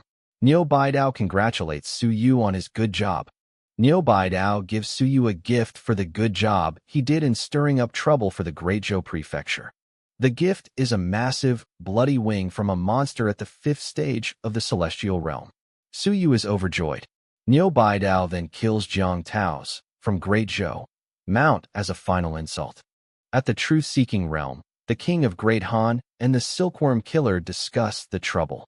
They realize Su Yu's rumor has put Zhou Polong in more dangers than Xia Longwu, as the Myriad clans will now hunt him, believing he's about to reach the Eternity Realm. At the Xia family residence, Lord Xia also discusses the news, musing that Su Yu has made both the Myriad clans and the human world uneasy, and that he got everything under control. In an underground palace, Myriad clan sect leaders discuss the big war Su Yu's rumor has started. They are terrified that Zhou Polong might activate the suppression force of the human world. The sect leaders know the Myriad clans will not allow a human cultural master to reach the Eternity Realm and activate the human world's ultimate defense, making Zhou Polong a top priority target. One leader worries the Myriad clans will force them to assassinate Zhou Polong, a death for U.S. Lan Tian, original Demon Clan leader, arrives and offers them a chance to turn to us. The sect leaders accuse Lan Tian of being a stooge for Wan Tianxing. Lan Tian mocks them, asking what the difference is, since they are already stooges for the mono-character department. The original Heaven sect leader states that cooperation is nonsense, as they don't trust each other and have different goals. They agree to at least unite their Celestial Realm fighters to rescue the Hexawing God Sect members who are still being hunted by Chun Yong and Feng Qi. In the Institute Lounge in Great Ming, Niu Baidao tells Suyu he knows the consequences of what he did by spreading the rumor about Zhou Polong. Niu Baidao confirms Suyu has put Zhou Polong in huge trouble. Suyu is unconcerned, stating, "That's not my concern as payback for the years of suppression." Suyu admits he also needed a distraction, so he wouldn't be the main target. He then brings up Niu Baidao's old friends whose lives will come to and end soon, and asks if he can help them. Suyu explains his life-extending cultivation technique can only take effect when used with Heavenly Essence QI, which he doesn't have. Niu Baidao is disappointed but asks Suyu to give some to them, as long as it can help them live a little longer. Suyu reveals the crushing cost. It requires at least 100 Heavenly Essence fruits for each person. Niu Baidao is horrified. F*CK? 100? Niu Baidao sighs. Okay, I get it. Suyu then offers another way. Suyu whispers his big secret. He inherited a treasure land of Heavenly Essence QI, and he need UTO cover for me while he goes to get it. Niu Baidao is overjoyed, calling Suyu an affectionate and righteous man. He pounds his chest. I should repay your favor, and promises to protect him at any time. Suyu says he needs a few more days to recover and make some preparations to go out. Niu Baidao agrees, promising his reliable friends will give their lives to save you. Suyu, alone, reflects on his plan to go out. His first priority is to help Mr. Zhao Li forge weapons. His second goal is to GOTOCBAI Feng and the other teachers in Great Xia. His third goal is to see my dad. He will go once his wounds are healed, and he has successfully built my body 8 times. On April 1st, Suyu, now healed, decides to improve his weapon forging skills and heads to the 100 Paths Pavilion. He arrives at the plaza in front of the 100 Paths Pavilion. To hide his identity, he wears a tiger mask, which he notes is normal in Great Ming. He shows his card of honorary elder to the guard, Mr. Yun. Mr. Yun asks if he's going in again. Suyu asks to change my name to Zhou Padao, break Zhou, to avoid being too high profile. Mr. Yun finds the name strange, asking if he wants to defeat Niu Baidao or Zichu Tiandao. He lets him in. Suyu enters, knowing the pavilion, knows that I'm here to forge weapons.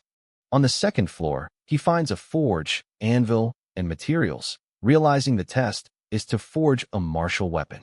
Suyu reflects that forging a basic, martial weapon is not difficult for him and begins hammering. He successfully forges a simple, glowing knife. The pavilion can give instructions directly through a series of light orbs, showing him the next steps in the forging process, which Suyu finds F*King awesome. On the third floor, he finds the same test, realizing it's checking if he learned the lessons. He passes. Niu Baidao, sensing this, complains, "Why hasn't SUYU come out?" He's starting to rip off the resources. Again, the ranking tablet shows Zhou Padao on the 5th floor, ranking 987th. Niu Baidao is annoyed. On the 20th floor, Suyu finds an inheritance of a top weapon forging master, who will demonstrate the forging process over and over again. On April 3rd, Suyu successfully forges a weapon with 18 golden patterns, reaching the intermediate level of the yellow rank. Outside, the crowd is confused, as Suyu, Zhou Padao, has been in the willpower training area for a long time. They speculate he's learning to forge, but note he reached the 40th floor before. An explanation of golden patterns and ranks: 36, Yellow Peak, Soaring, 72, Dark Peak, Cloud/Devastating, 108, Earth Peak, Celestial, and over 108, Heaven, Eternity.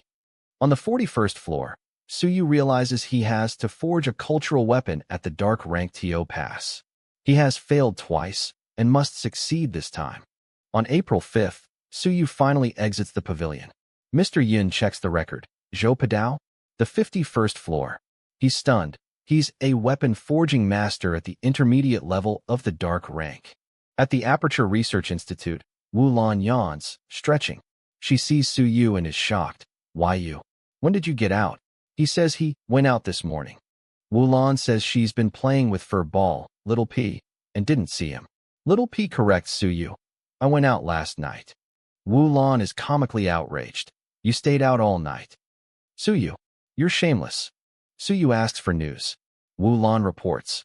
1. Wars in Great Zhou Prefecture. 2. Assassins have killed several devastating realm warriors in the human world. 3.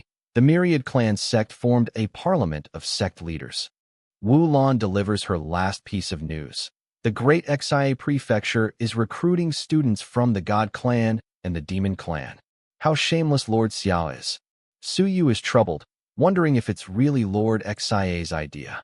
Wulan has another thing. Do you know Wan Mingze? She claps, impressed.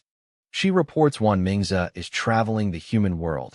To persuade those geniuses to join his Youth League Association and form a Youth League army in the human world. Su Yu is intrigued. A Youth League army in the human world. He recalls Wan Mingze telling him in Great Xia that they should put the infighting aside.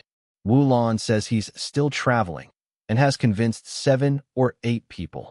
Su Yu reflects that it's a not simple task, but not easy to take the first step forward, so I hope he can succeed. Wulan reveals that Wan Mingze convinced Jiang Mu and Jiuo Xingqiuan, Hu Wenxing's disciple, to join. Su Yu is surprised Jiang Mu joined. Wulan then adds, do you still remember Zhan Hai, the first one on the top 100 list? He joined them too.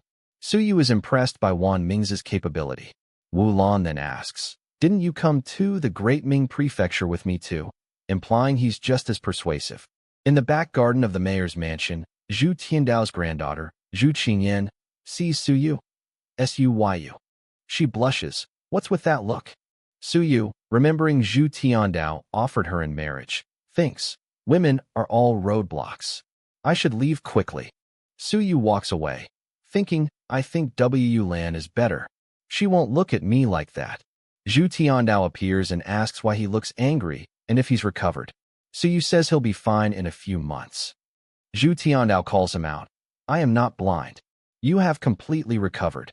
He reveals the profit from Su Yu's technique is 1.76 million merit points and asks how he wants it. Su Yu asks for 1.5 million merit points directly and to exchange the remaining 260,000 for essence blood of soaring and cloud-riding monsters, needed for his innate skill essence blood research. Su Yu also asks for weapon forging materials worth 100,000 merit points. Zhu Tiandao asks why, since he got a lot from the treasure of the Heavenly God sect. He correctly guesses Su Yu gave them to Zhaoli.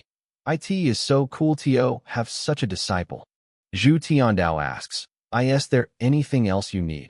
Su Yu hesitates. Well, Su Yu adds, I also need a batch of essence blood of monsters at the devastating realm. 10 drops of each race. Zhu Tiandao is shocked. What? Wondering if Su Yu can use the combat power of the devastating realm now. He agrees. All right, you are an elder. I have to meet your needs. Su Yu thanks him and leaves. Zhu Tiandao alone thinks, this boy, he needs so much essence blood. He's planning to go out for something. Zhu Tiandao summons a subordinate, Dark Shadow, and orders him to go with Suyu. You don't have to show up until he is on the verge of death. In the courtyard of the Great Xia Prefecture base, Su Yu's father, Su Long, lies in bed, staring at the stars. What's Suyu doing now? I heard he got hurt in a fight. Is he okay? In his secret chamber, Su Yu prepares for the All Heavens battlefield. He decides to read the manuscripts of some invincible warriors that Zhu Tiandao got for him, starting with the notes of the King of Great Han. He reads the notes and instantly draws the divine character, Power. He's shocked. I know I'm a genius, but I have just read a few lines. He reads the manuscript of King of Great Yuan and instantly draws the divine character, Fight. He reads another manuscript from the King of Great Zhou. This divine character is. He draws Calm from the King of Great Zhou's notes, noting it can make the enemy ignore the crisis. He then looks at the cultivation technique from Xu Bing, the thief. He draws Transform from Su Bing's technique, noting it's not bad for a first-rank character. He reflects that he stripped 3 divine characters from the celestial fighters he killed and decides to break the other 3 to upgrade the transform divine character to the 3rd level. He crushes the 3 stolen characters, Crack, Neo Baidao, on Marinus Island, senses it. Did SUYU break the divine characters of the celestial realm? No, he won't. He's not insane. On May 5th, Suyu has recovered his 144 broken body apertures. He has a few more divine characters now and decides to try to activate the Yang aperture. He feels the Yang aperture absorbing the power of my other apertures. The power becomes violent and explodes. Boom. The strengthened secret chamber cracks. Suyu pants. The power of the Yang aperture must be mitigated by the Ying aperture. But my body can withstand its power. It seems that I just got another trump card. He exits the chamber. I should get out of here. He goes to the Hall of the Enlightenment Department and congratulates MRS. Hu-Chi on her boosted vitality. She says, "It's all because of you." Mr. Wen-Zhong asks about his new technique. Suyu names it the Vitality Boost spell. The elderly researchers ask if they can learn it. Is it easy? Suyu says, "You can, but it requires some heavenly essence chi." The elders give up. I can't get a heavenly essence fruit even if I risk my life. Well, forget it. Suyu tells Mrs. Hu his sensor jade, from Zhao has minor problems, as it can't tell the number of people. Mr. Wen-Zhong, who is also a master forger, says it's a piece of cake. Leave it to me. Mrs. Hu thanks Suyu for saving her life. I owe you. My life is yours now. Suyu tells her, you don't have to risk your life for me. He then mentions his one thing left and asks for a new identity. Suyu is on Marinus Island, presumably at Neo Baidao's residence. Neo Baidao tells Suyu he's been busy and that balance is the key to cultivation, advising him to take a break. Suyu replies that the world is in chaos and it's not easy to take a break. He then states his purpose. I come here to ask for a new identity. Neo Baidao asks what kind. Suyu lists his demanding requirements. Weapon Forging Master. Cultural Master at the 9th stage of the Soaring Realm. Physical Strength. Built his body 18 times. And a Heaven-ranked technique. Neo Baidao scoffs at the high demands. Suyu coughs. A female disciple of mine. Neo immediately interrupts. You want me to dress like a woman? I'm not a pervert like Su Bing. Neo Baidao clarifies. Listen to me first. This female disciple, she has a younger brother. He meets your requirements. He's only about 35 years old, and he is a genius. Neo Baidao warns that the brother is a playboy who slept with a girl whose grandfather was at the 9th stage of the celestial realm. The girl didn't want to marry anyone else except for him, so he went hiding. Suyu is immediately turned off. Forget it. I don't want to mess with a man at the 9th stage of the celestial realm. Neo Baidao clarifies the grandfather is in closed-door cultivation and won't come out for the moment.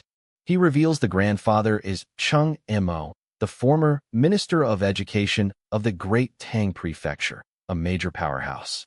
Suyu asks the identity's name. Cui Lang. Suyu finds the name fitting. Lang means not being serious. Neo Baidao agrees to bring him to see you right now. At night on Marinus Island, Cui Lang arrives. He's a playboy with long black hair. Nice to meet you. I'm Cui Lang. He's honored that Elder Su, the top genius, is going to use my identity. A chibi-style panel shows the serious Suyu standing next to the grinning, straw-chewing Cui Lang. Cui Lang tells Suyu, Mr. Niu has told you about me. There's not too much trouble. He explains, the only trouble is from the Great Tang Prefecture. That girl tricked me. Suyu asks if he mess, with other strong warriors. Cui Lang grins, don't worry. I've always been a rule follower. Cui Lang clarifies, except for the time with that woman. She insisted that she was from an ordinary family. Well, I believed her. Suyu thinks, you should never trust women. Cui Lang explains he's also a disciple of Niu Baidao and has friends in other prefectures but isn't familiar with them. On May 15th, in the Hall of Marinus Island, Su Yu and Chui Lang, who now look identical, greet Niu Baidao. Niu Baidao is shocked. You too. He scolds Su Yu. Do you really think I can't tell which one is Suyu? He points out Su Yu's transformation comes from a third-rank divine character, transform. And you won't be able to fool people at the celestial realm. The real Su Yu asks, are you Suyu? The fake Su Yu, Chui Lang, says got it. The real Su Yu then impersonates Chui Lang. Mr. Niu, why would you beat me? Did you mistake me for Cui Lang? Niu Baidao gives up. All right. Stop it. He asks Su Yu when he's leaving. Su Yu says on May 18th, and from today on, I will be Cui Lang. Su Yu will be officially in closed-door cultivation. On May 17th, Su Yu hosts a farewell meal for the elderly researchers, Mr. 1, Mr. Jean, Mrs. Hu. They ask if he has good news. He announces, I will be in closed-door cultivation from tomorrow on.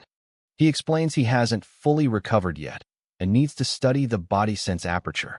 He then offers to help any of them break through now using my little fur ball, Little P, which can reduce the repulsive force by eating their conflicting divine characters. Little P is shown eating grass. Mr. Jean sighs, I don't want to part with any of my divine characters. He then says, but I want to see which side has a stronger repulsive force. Su Yu calls Little P. Furball, come here. Su Yu calls for Little P, but it's gone. Wulan asks, where is he? Little P complains my food is not ready yet. It doesn't smell good. Wulan grabs it. Furball. Su Yu asks, what food? Wulan yells, he just entered my SEA of consciousness without my permission. Wulan clarifies, he said our divine characters are his food. Don't you understand? Su Yu sternly scolds Little P, remember my words. Nothing is yours unless I give it to you.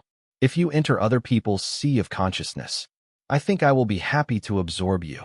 Little P squeaks, understanding the threat. Su Yu tells Little P to eat Mr.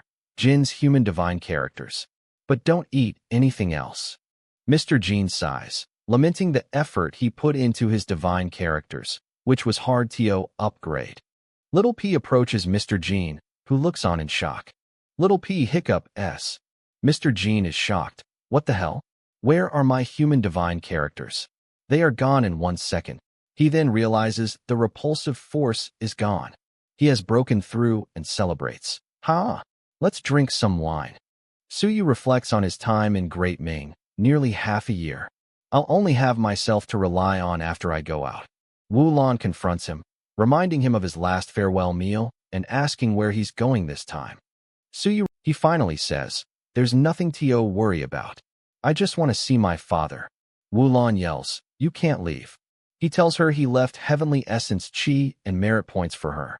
Su Yu also reveals, the 3 monsters at the devastating realm in the basement are under your command now. Wulan asks, will you come back? He replies, I will. He then says, it's going to rain. I need to go to Marinus Island.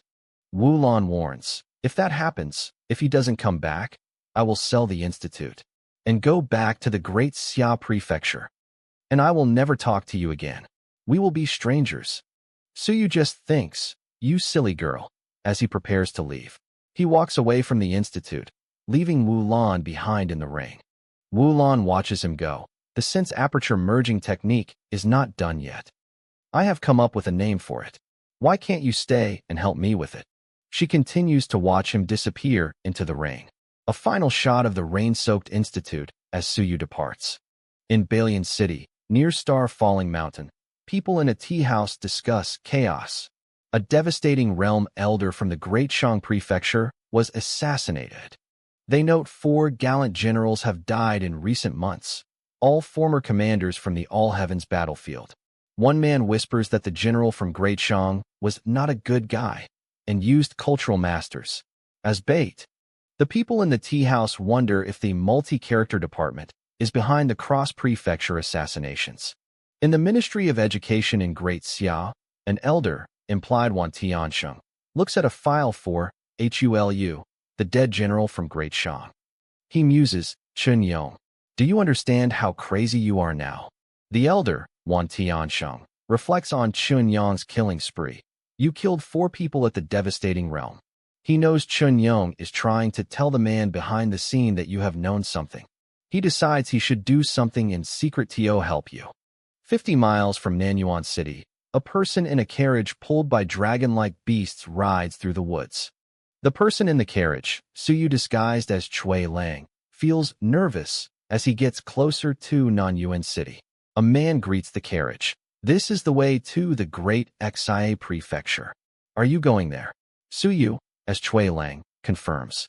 The man asks, do you want to join us? Suyu, as Chui Lang, thinks the man wants a bodyguard for free. He replies, I, Cui Lang, have always been an easygoing man. If you want to hire a bodyguard, you should pay. The man is shocked. Cui Lang, are you the romantic swordsman? Cui Lang. A woman in his carriage scoffs. Humph. A scumbag. Suyu, as Chui Lang, boasts. You know me? A genius is like a shining star. I will escort you. Suyu, as Chui Lang, immediately asks the man, Biaro, is there any beautiful girl you know? Can you introduce her to me? The man sighs. Cui Lang, you haven't changed a bit. Aren't you afraid that the man in the Great Tang Prefecture will come to you? The man asks what Chui Lang is selling in Great Xia. Suyu, as Chui Lang, says gadgets and casual works of cultural masters to get money. He adds that some core disciples of the 2 holy lands are planning to go to Great Xia for study. He guesses they want the dividing method of Hong Tan. A robber jumps out. Stop right there. Give me your money. Before the robber can finish his lines, Suyu, as Chui Lang, kills him with a single, fast sword strike. Suyu, as Chui Lang, spits, so unlucky. I was expecting beautiful girls, but it turns out that there's only a robber. He notes the robber was a man at the Soaring Realm. The man in the carriage is stunned. He killed a man at the Soaring Realm with just 1 slash. Suyu, as Chui Lang, wonders why an unknown man at the Soaring Realm is here, suspecting he was here for the relics. Suyu, as Chui Lang, continues to ask about beautiful girl S among the bandits. The man sighs. Let's go. Their carriage continues through the woods, passing some hidden, cloaked figures. The 2 cloaked figures watch from the woods. Cui Lang. Suyu, disguised as the playboy Chui Lang, arrives at the city gate of his hometown, Nanyuan City. His travel companion, Mr. Huang, remarks that Nanyuan is Suyu's hometown and that many people have flocked here to search for the relics Suyu supposedly mentioned. Mr. Huang adds that these relic hunters just enter Suyu's abandoned home at will. As they approach Suyu's old neighborhood, Suyu looks up at his apartment and is enraged to see people inside. Suyu's former high school classmate, Deng Zilong, is seen confronting the intruders, arguing that private property is a sacred right and they are committing robbery. One of the intruders, Zhou Hongba from the Truth-Seeking Academy, dismissively claims they are on official business and tells Deng Zilong not to interrupt. Deng Zilong scoffs, knowing they are all just there for the relics. Zhou Hongba threatens Deng Zilong with the consequences of obstructing the truth-seeking realm, but Deng Zilong courageously counters, asking if he knows the consequences of breaking into Suyu's home. Angered, Zhou Hongba calls Deng Zilong a moron and moves to strike him. Suyu, still in his Chui Lang disguise, intervenes, grabbing Zhou Hongba's arm and asking who he is. Suyu introduces himself as Chui Lang, claiming to be Suyu's colleague and best friend. He thanks Deng Zilong for standing up for his buddy and says he'll take it from here. Another intruder, Lu Hang from the Academy of Gods of War, recognizes the name Chui Lang. The intruders quickly change their tune, claiming it was all a misunderstanding and they were just verifying a report of a break-in. Suyu, as Chui Lang, sarcastically allows the intruders from the 2 holy lands to continue their official business and lets them enter his ransacked apartment. Inside his home, Suyu, as Chui Lang, picks up a cracked picture frame, his expression hardening as he sees the mess. Lu Hang sighs, admitting that powerful men already searched the place days ago and found nothing. Suyu, as Chui Lang, mockingly asks if they can trace a man at the celestial realm who might have been the thief. Suyu, as Chui Lang, walks further into his desecrated home. He spots his father's old, small apron lying on the floor which triggers a painful memory of the last meal they shared together. Suyu, as Chui Lang, reflects sadly that if his father returned now, he wouldn't even be able to recognize his own home. One of the intruders, Zhou Hongba, picks up another broken photo frame.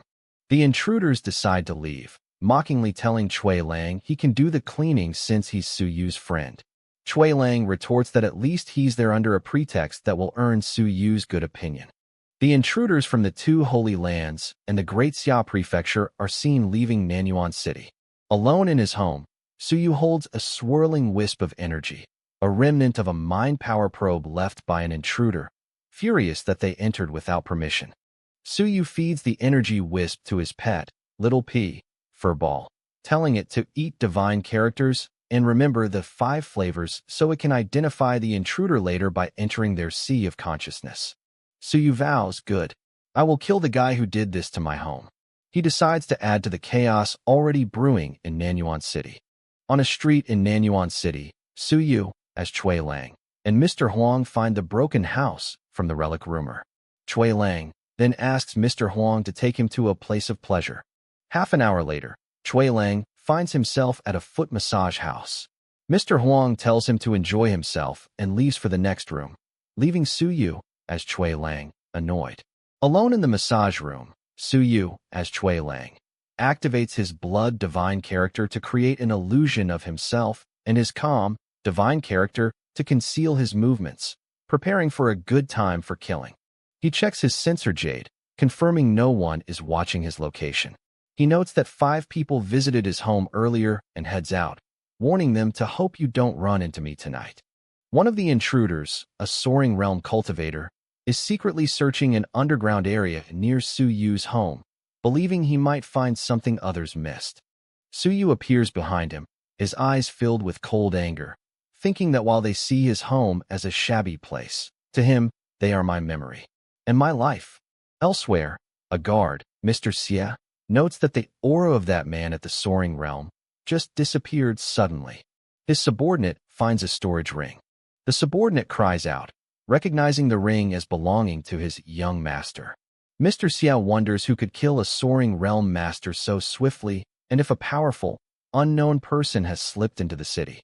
Mr. Huang bursts into Chui Lang's massage room, where the illusion is shouting bad news.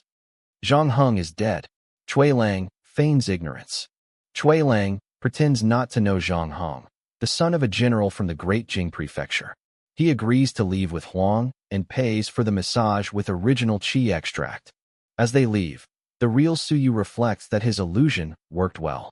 Mr. Huang urges him to hurry, as Zhang Heng is an important figure. On the street, they see the city is in an uproar over the murder. Huang worries they should leave, but Chui Lang shrewdly points out that leaving now would make them the prime suspects. They arrive at the scene and meet another man, Lu and I. Chui Lang plays the brave protector, telling Lu and I not to worry and that they'll be safer together checking out the scene. At the murder scene, near Suyu's home, Chui Lang notes there's no trace at all. Mr. Xie, the guard, uses his mind power to probe the group. Chui Lang loudly objects, but is internally pleased. Good. Use your mind power. Then Furball will be able to know who had been in my home. Chui Lang then loudly boasts about his powerful family, a Celestial 7th stage teacher and Celestial 9th stage grandfather, to intimidate the investigators and establish his carefree, playboy persona. Suyu, as Chui Lang, is on a rooftop with Mr. Huang and Lu and I. Chui Lang admires the good things in Great Ming, like flying monsters. Chui Lang says Mr. Huang understands him, though Huang seems confused by his specific interests. Chui Lang announces he plans to spend the night here and leave at dawn. Mr. Huang is surprised, asking if he'll wait to see if Zhang Heng is just lost in the relics, noting others are still searching. Chui Lang yawns, dismissing the idea. Whatever. I don't think it is worthwhile to stay. There's nothing here. I'm bored.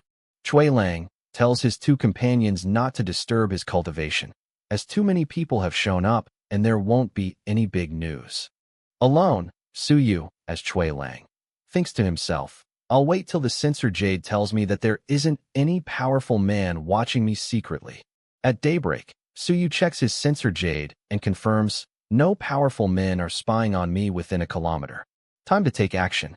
He decides an illusion is too obvious to use near two soaring realm cultivators, so he uses his shadow divine character to slip away. Su Yu, as Chui Lang, activates his flesh and blood rebirth skill and burrows underground. He moves through the earth as a bubble of energy. He swiftly follows the route he had just observed. He arrives at his destination, a hidden underground room. This is it. Inside, two men are hiding. Su Yu identifies their strength. One is at the soaring realm, and the other at the 9th stage of the cloud riding realm. The younger man asks his grandpa if Zhang Heng is dead or in the relics. The older man, the cloud riding realm expert, says it's hard to tell. He reveals he found useful clues in Su Yu's home. The grandpa reveals he found quite a few things belonging to Chun Hao in Su Yu's home, including clothes, books, and photos, proving they are close friends. The younger man notes Chun Hao's progress at the Longwu Academy and asks if Chun Hao knows where the relics are. The grandpa finds the Longwu Academy connection tricky. The younger man plots to capture him on his way back here during his vacation and torture him for information by pulling his fingernails and cutting off his fingers and toes. Su Yu, listening in, is horrified. My mistake. I didn't want to drag Hao into this. Su Yu regrets not clearing out his house, sighing, I didn't know that I wouldn't come back. Su Yu makes a firm decision. I have to tell Hao to stay in the Longwu Academy of War Sciences. It's too dangerous for him to come here. The younger man tells his grandpa he is going to his room to cultivate and leaves. The grandpa, now alone, suddenly gets a strange feeling of being watched. The grandpa is on high alert, sensing an intruder. Su Yu, as Chui Lang, appears behind him using his shadow divine character, wondering if the old man sensed him or if it's a false impression. The old man senses the danger. The old man shouts a warning. Wait, there's danger. The cloud-riding 9th stage grandpa is shocked as Su Yu, as Chui Lang, appears. When did he come in? He attacks. How dare you? Let me see how good you are. Su Yu, as Chui Lang, attacks, aiming for the grandpa's sea of consciousness. The younger man runs back in. Grandpa. Su Yu, as Chui Lang, sees another one and moves to kill the younger man, who screams, stay away from me. Su Yu, as Chui Lang, kills the younger man, soaring realm, instantly. Okay, now there is only one person at the cloud riding realm. Su Yu, as Chui Lang, decides, attacking his sea of consciousness is not enough. I must kill him. Otherwise, the divine expanding hammer and furball will be exposed. Su Yu, as Chui Lang, unleashes a powerful attack, killing the grandpa. He immediately senses a powerful warrior probing the area and knows he got to go. Su Yu, as Chui Lang, flees the scene of the murders. A celestial realm general of the Great Xia Prefecture appears. The explosive power is so strong. A person at the 9th stage of the cloud-riding realm was killed by one strike. A subordinate guard asks the general what happened. The general identifies the killer as a cultural master. Mind power at the devastating realm. He wonders if it's that killer? Qinyong. A message arrives for Lord Xia, reporting the assassination in Nanyuan City. The message suggests the killer is Qinyong, which shocks Lord Xia. Lord Xia receives another report. A man from the Great Wu Prefecture at the devastating realm was assassinated. Lord Xia is shocked they were killed at the same time, implying other conspirators. He's told all the victims had been to Su Yu's home. He orders the dragon guards to get out of Nanyuan City and tell everyone that we won't look into this case anymore. The general of the dragon guards announces to the remaining relic hunters that the Xia family is leaving Nanyuan and has no obligation or responsibility to protect you. Pray for yourself. On a rooftop, Su Yu, as Chui Lang, and his companions, Mr. Huang, Lu and I, see the Xia family leaving. They agree Nanyuan is now too dangerous and we have to go, as a cloud-riding 9th stage man was killed so easily. Su Yu, as Chui Lang, loudly offers to escort anyone to Great Xia, boasting he can forge valuable cultural weapons at the dark rank to attract powerful bodyguards. Other relic hunters, including Mr. Zhou, are impressed by his offer and decide to go together. Chui Lang is pleased. Ha! We are safe now. Su Yu, as Chui Lang, thinks to himself, that's right. If you guys don't leave, you'll be killed by me. So, come with me, and then you'll be safe. In the wilderness of the Great Wu Prefecture, Chun Yong and Feng Qi are on the run, hiding in a forest. Chun Yong, wounded, coughs but says, "I think I won't die." Feng Qi notes their pursuer is so patient and might not come out even if we kill all his men. Chun Yong tells Feng Qi to go back to Great Xia, as he can't go back now. Their pursuers arrive, demanding they surrender, and you'll have a chance to live. Chun Yong pushes Feng Qi away, telling him to go to the Great Xia Prefecture to find my master. He will protect you. He says, "There's no turning back for me now. Rules are shackles for the just and the weak." Chun Yong declares that he, his master, his disciple, his martial uncle, and even his grandmaster were just pawns. Feng Qi is shocked. Could the fifth president be a pawn? Chun Yong laughs bitterly. Who knows? We're just cannon fodder. They're the good people, and we're the villains. He refuses to accept this result and should do something about it. Later, in a cave, Chun Yong tells Feng Qi, "I need you to do me a favor. Please take good care of Jia. Except for that, I have nothing to ask for." Feng Qi is confused. Chun Yong says, "After today, I won't be Chun Yong anymore." Chun Yong prepares to tamper with some of your memories, telling Feng Qi it's better for you if you don't remember what happened, but to please remember to take care of Jia for me. Chun Yong begins to tamper with Feng Qi's memories, his hands glowing with purple energy. Chun Yong extracts Feng Qi's essence, blood, and memories, absorbing the memories of the recent killings himself. After stripping the memory and then injecting the essence blood back into your body, you'll be safe. Chun Yong, having taken on the burden of the crimes, says one sinner is enough. Goodbye, Feng Qi. Chun Yong triggers an explosion and escapes, leaving the unconscious Feng Qi behind. Pursuers from the Great Xia Prefecture arrive and find the dazed Feng Qi. That's Feng Qi. They ask the confused Feng Qi who he is and why he is there. Me? Why am I? Feng Qi, his memory altered, recalls Chun and I were going somewhere. He was going to kill someone. I stopped him and was knocked out by him.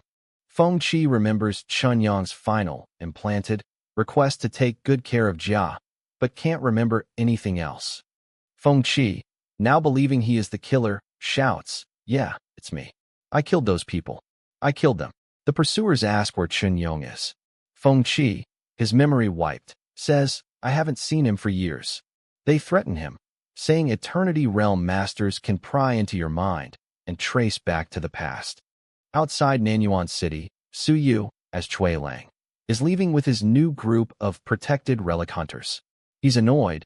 "People who want to leave, just be quick. I'm in a hurry to get to the Great Xia Prefecture."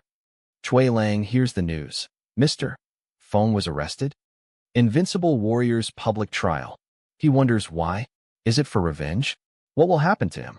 In an office at the Academy of Cultural Research of Great Xia, Wan Tianxing and Lord Xia, Shower, discuss the situation. Lord Xia notes Feng Qi is caught, but will probably be fine.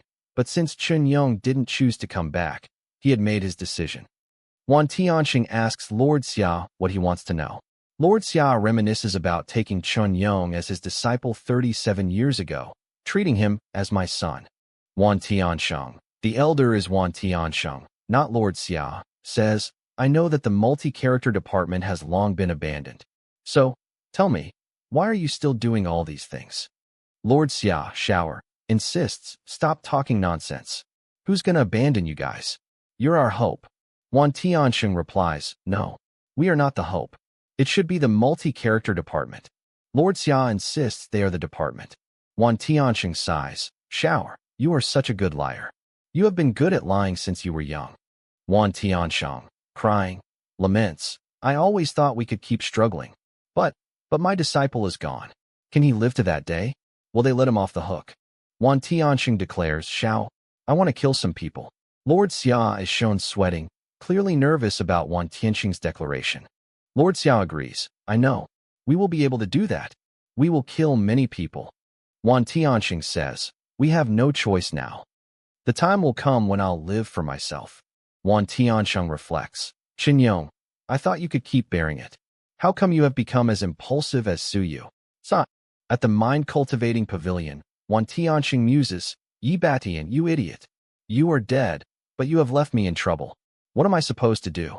Wan Tianxing blames Yi Batian, the fifth president, for his disciples, Chen Yong, Hong Tan, Lu Wenyan, all being driven crazy.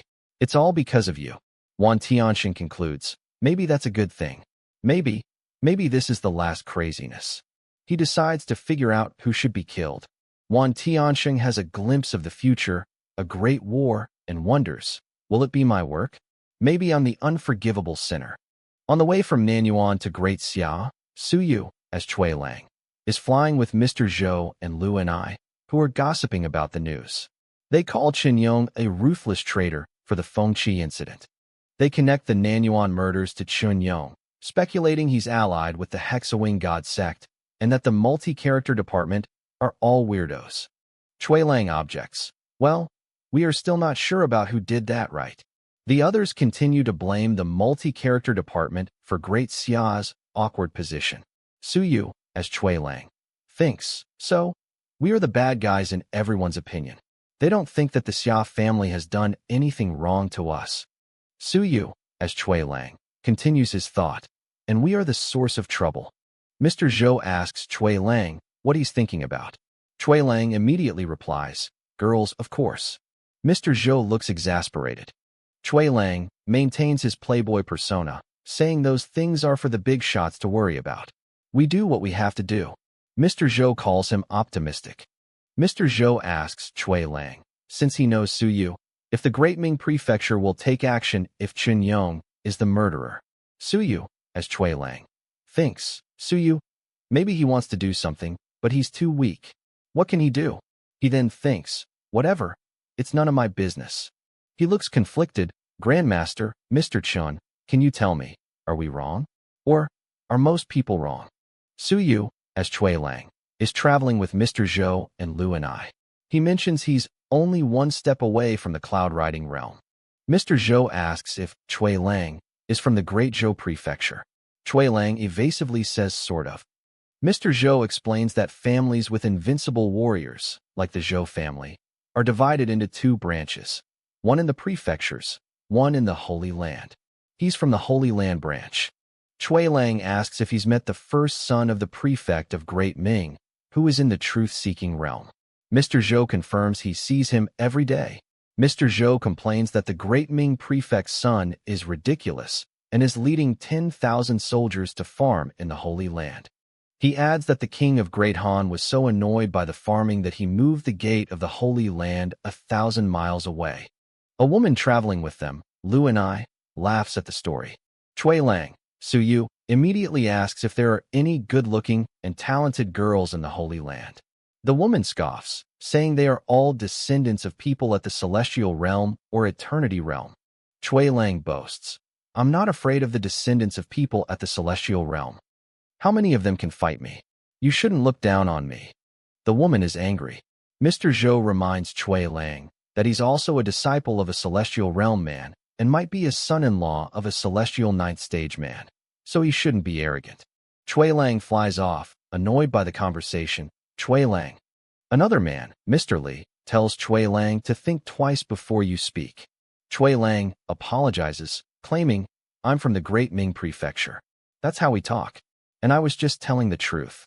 Mr. Li is annoyed. Mr. Zhou thinks, people of the Great Ming Prefecture are surprisingly audacious. Chui Lang and his group continue their journey toward the Great Xia Prefecture. Mr. Li's companion, a student from Great Xia, asks if there are any other weapon-forging masters in Great Xia besides Master Ma. Chui Lang asks if he means Master Zhao Li. The student, named Li, confirms he means Zhao Li and wants to visit him to learn from him. Mr. Li says Zhao Li is grumpy, but suggests Chui Lang mention he knows Su Yu to get a meeting. Chui Lang asks if Su Yu can forge weapons. Mr. Li confirms Su Yu learned Zhao Li's Strength God spell when he was studying weapon forging, but he used it to smash people. Chui Lang, Su Yu, immediately plots, Strength God spell, that's great. He asks if Master Zhao has a granddaughter he can marry to learn the spell. The woman from the Holy Land, Lu and I, scoffs. Here we go again. How many grandpas do you want to have? Chui Lang ignores her and asks Mr. Li to introduce him. and send his own cultural weapon for advice.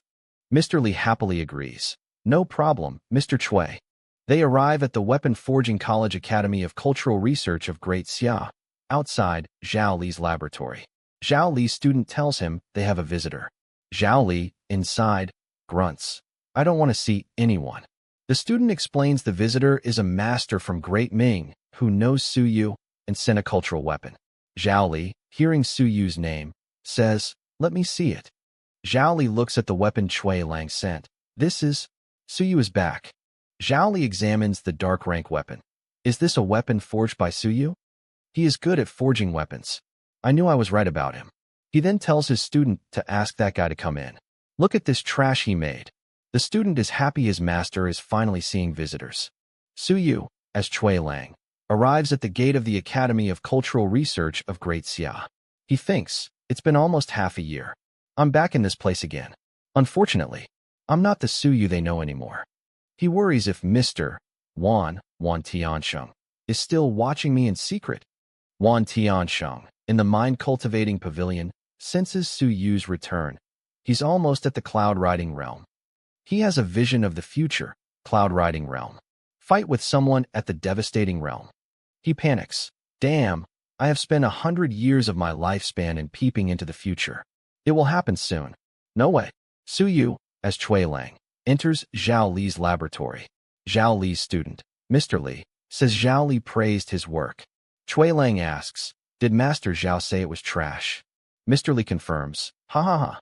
You are smart.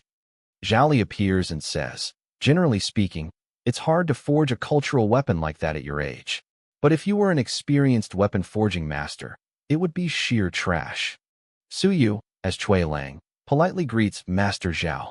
Zhao Li, who is watching a screen, tells him to come in. Su Yu, as Chui Lang, enters, noting the shabby sofa and how familiar the place is, thinking Master Zhao's sofa is so shabby. I already told him to buy a new one last time. Zhao Li tells him, follow me to the weapon forging room. Show me your way of forging weapons. Su Yu, as Chui Lang, agrees. Sure, my pleasure. I also want to hear your advice. They enter the forge, which is blazing with fire. Zhao Li tells his student, Mr. Li, to get out, as he's going to snoop into his weapon forging technique. Mr. Li is confused. Mr. Li leaves. Zhao Li tells Chui Lang, come on, show me how you forge weapons. Su Yu, as Chui Lang, holds his hammer. My weapon forging technique will surprise you. He infuses it with water and fire divine characters. Su Yu, as Chui Lang, begins to forge, infusing the weapon with his divine characters. Zhao Li watches Chui Lang forge the weapon with powerful, fast strikes. Zhao Li is impressed. He has made much progress. The weapon glows. Su Yu, as Chui Lang, continues to forge, panting from the exertion. Chui Lang complains, my mind power is running out too fast. Zhao Li scolds him, your method is too rigid. The heat is too stable. He instructs him to use wood to generate fire, wind to force drafts, metal to hone it, and his divine expanding hammer. Zhao Li tells him, you fool, are cultural masters the only ones who can forge weapons? Mind power is power. So is original chi. Use your original chi. Zhao Li tells him to change your power to original chi when your weapon has 51 golden patterns. Chui Lang worries the transition will cause the forging to fail, but Zhao Li yells now. Do it. Su Yu, as Chui Lang, attempts the power transition, causing a small boom explosion. Zhao Li instructs him to slow down the transition speed, as his original chi is a little bit violent. He says Chui Lang needs some practice and can stay for a few days. Su Yu, as Chui Lang, says he wants to see Mr. Feng Chi, who is arrested and going to be tried publicly. Zhao Li says he needs to delay the trial for a few days. If he wants to sneak into the trial scene. Chui Lang asks how. Zhao Li says, humph. I have my own way.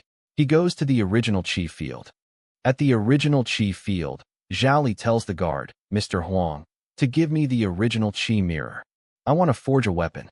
In the mayor's mansion of Great Xia, Lord Xia notes Zhao Li is going to forge a weapon. An elder, king of Great Song, identifies him as Zhao Sanchue's son and wonders if he can use the human weapon forging technique now. Lord Xia says Zhao Li's forging will divert the attention of the public away from the trial.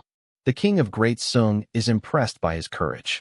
In Zhao Li's laboratory, Zhao Li tells Su Yu, as Cui Lang, to get ready and keep forging it, as the original chi field is increasing their recovery speed. Cui Lang complains it's so hard. Zhao Li tells him to be quick, and they must persist for a few days. Zhao Li tells Cui Lang that no pressure, no motivation. He says he'll only lose his divine characters, my power, and the original chi field. If they fail, Zhao Li tells Cui Lang to stop, and that he'll help you forge it. Outside, Lu Hong and other elders watch the spectacle, wondering who is Cui Lang? Why can he help Zhao Li forge weapons? Inside, Cui Lang is forging, counting 51 golden patterns. 52 golden patterns. Zhao Li fails his own attempt. I failed again. Why? The power transition is smooth. Su Yu, as Cui Lang, tells him to calm down. The weapon can feel your inner emotions. He says Zhao Li is restless and moody. So will be your weapon. Zhao Li is shocked. I can't believe that he has so many divine characters. Zhao Li decides to forge my weapon at the earth rank back to its original state in about 3 days, which will be the best material. He asks Cui Lang to help me forge my weapon when I finish that work. Zhao Li thinks that with Cui Lang's help, there will be 2 weapon forging masters at the earth rank. Cui Lang offers his heavenly essence chi to speed up the process. Zhao Li is shocked. Damn, he's so rich. Su Yu, as Cui Lang, rips off his shirt to forge. Zhao Li tells him to get yourself dressed when he goes out. Don't embarrass yourself. Outside the lab, the crowd of elders, including Lu Hong, is shocked by the buzz of energy. An elder, Chen Su, notes Zhao Li is forg ing back. That's a bold choice. Chen Su, an earth rank weapon forging master, explains the benefits. First, the material will be stronger and reach the top level of the earth rank. Second, it remove impurities. Chen Su continues. Third, forging, again, will make the cultural weapon stronger. Fourth, Cui Lang will gain great benefits. Another researcher, Hu Qi from Great Ming, notes Cui Lang is so lucky and will be an earth rank master under 40. The crowd gossips about Cui Lang, wondering if he's familiar with Su Yu. They watch as the golden patterns disappeared and the forge back process begins. In Zhao Li's laboratory, Su Yu, as Cui Lang, is forging 154 golden patterns. He complains he still haven't reached the high level of the dark rank. Zhao Li scolds him, shut up. You are the one who should be watching. He says, I'll forge my cultural weapon again later. When I need your help, you come to help. Zhao Li begins to forge his weapon, starting the power scattering process. The last golden pattern disappeared. He tells Cui Lang to watch it carefully. Zhao Li warns that once it starts, it can't be interrupted, or it will backfire. That will be big trouble. Su Yu, as Cui Lang, notes the hammer is shaking. Zhao Li tells Cui Lang to build your body while you are watching me. He'll slow down at the beginning so Cui Lang can feel the vibration frequency and keep the same pace as me. Cui Lang agrees. Yes, sir. He then POTS, blaming the aperture on my butt. Zhao Li yells at him not to pollute my original chi field. The rhythmic vibration from the forging spreads outside. An elder tells the students to calm down and cross your legs to cultivate. The students realize the earth rank master is helping us purify our bodies. In the mayor's mansion, Lord Xia notes the generous vibration. Tianbing, Zhao Tianbing, arrives. Lord Xia asks if Zhao Li will succeed. Tianbing says the rate of success is 30%, but I believe he can do it. On the 27th day, at night, Zhao Li is still forging. Su Yu, as Cui Lang, suddenly understands. That strike. It's not just one strike. It vibrated many times. Zhao Li confirms. Yeah, you finally got it.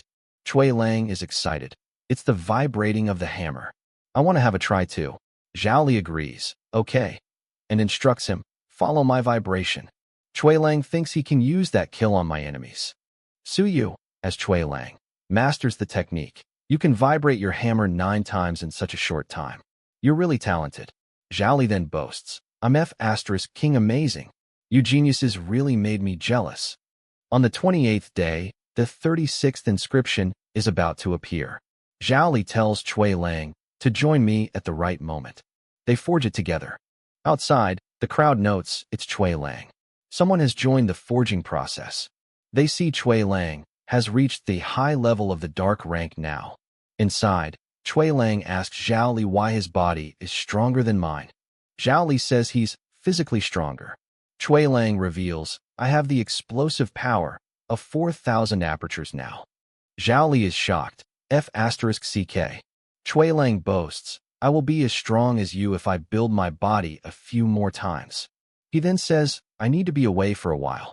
I'm going to build my body 9 times. Zhao Li tells him to slow down. Inside Zhao Li's laboratory, Su Yu, disguised as Cui Lang, assists in forging a weapon.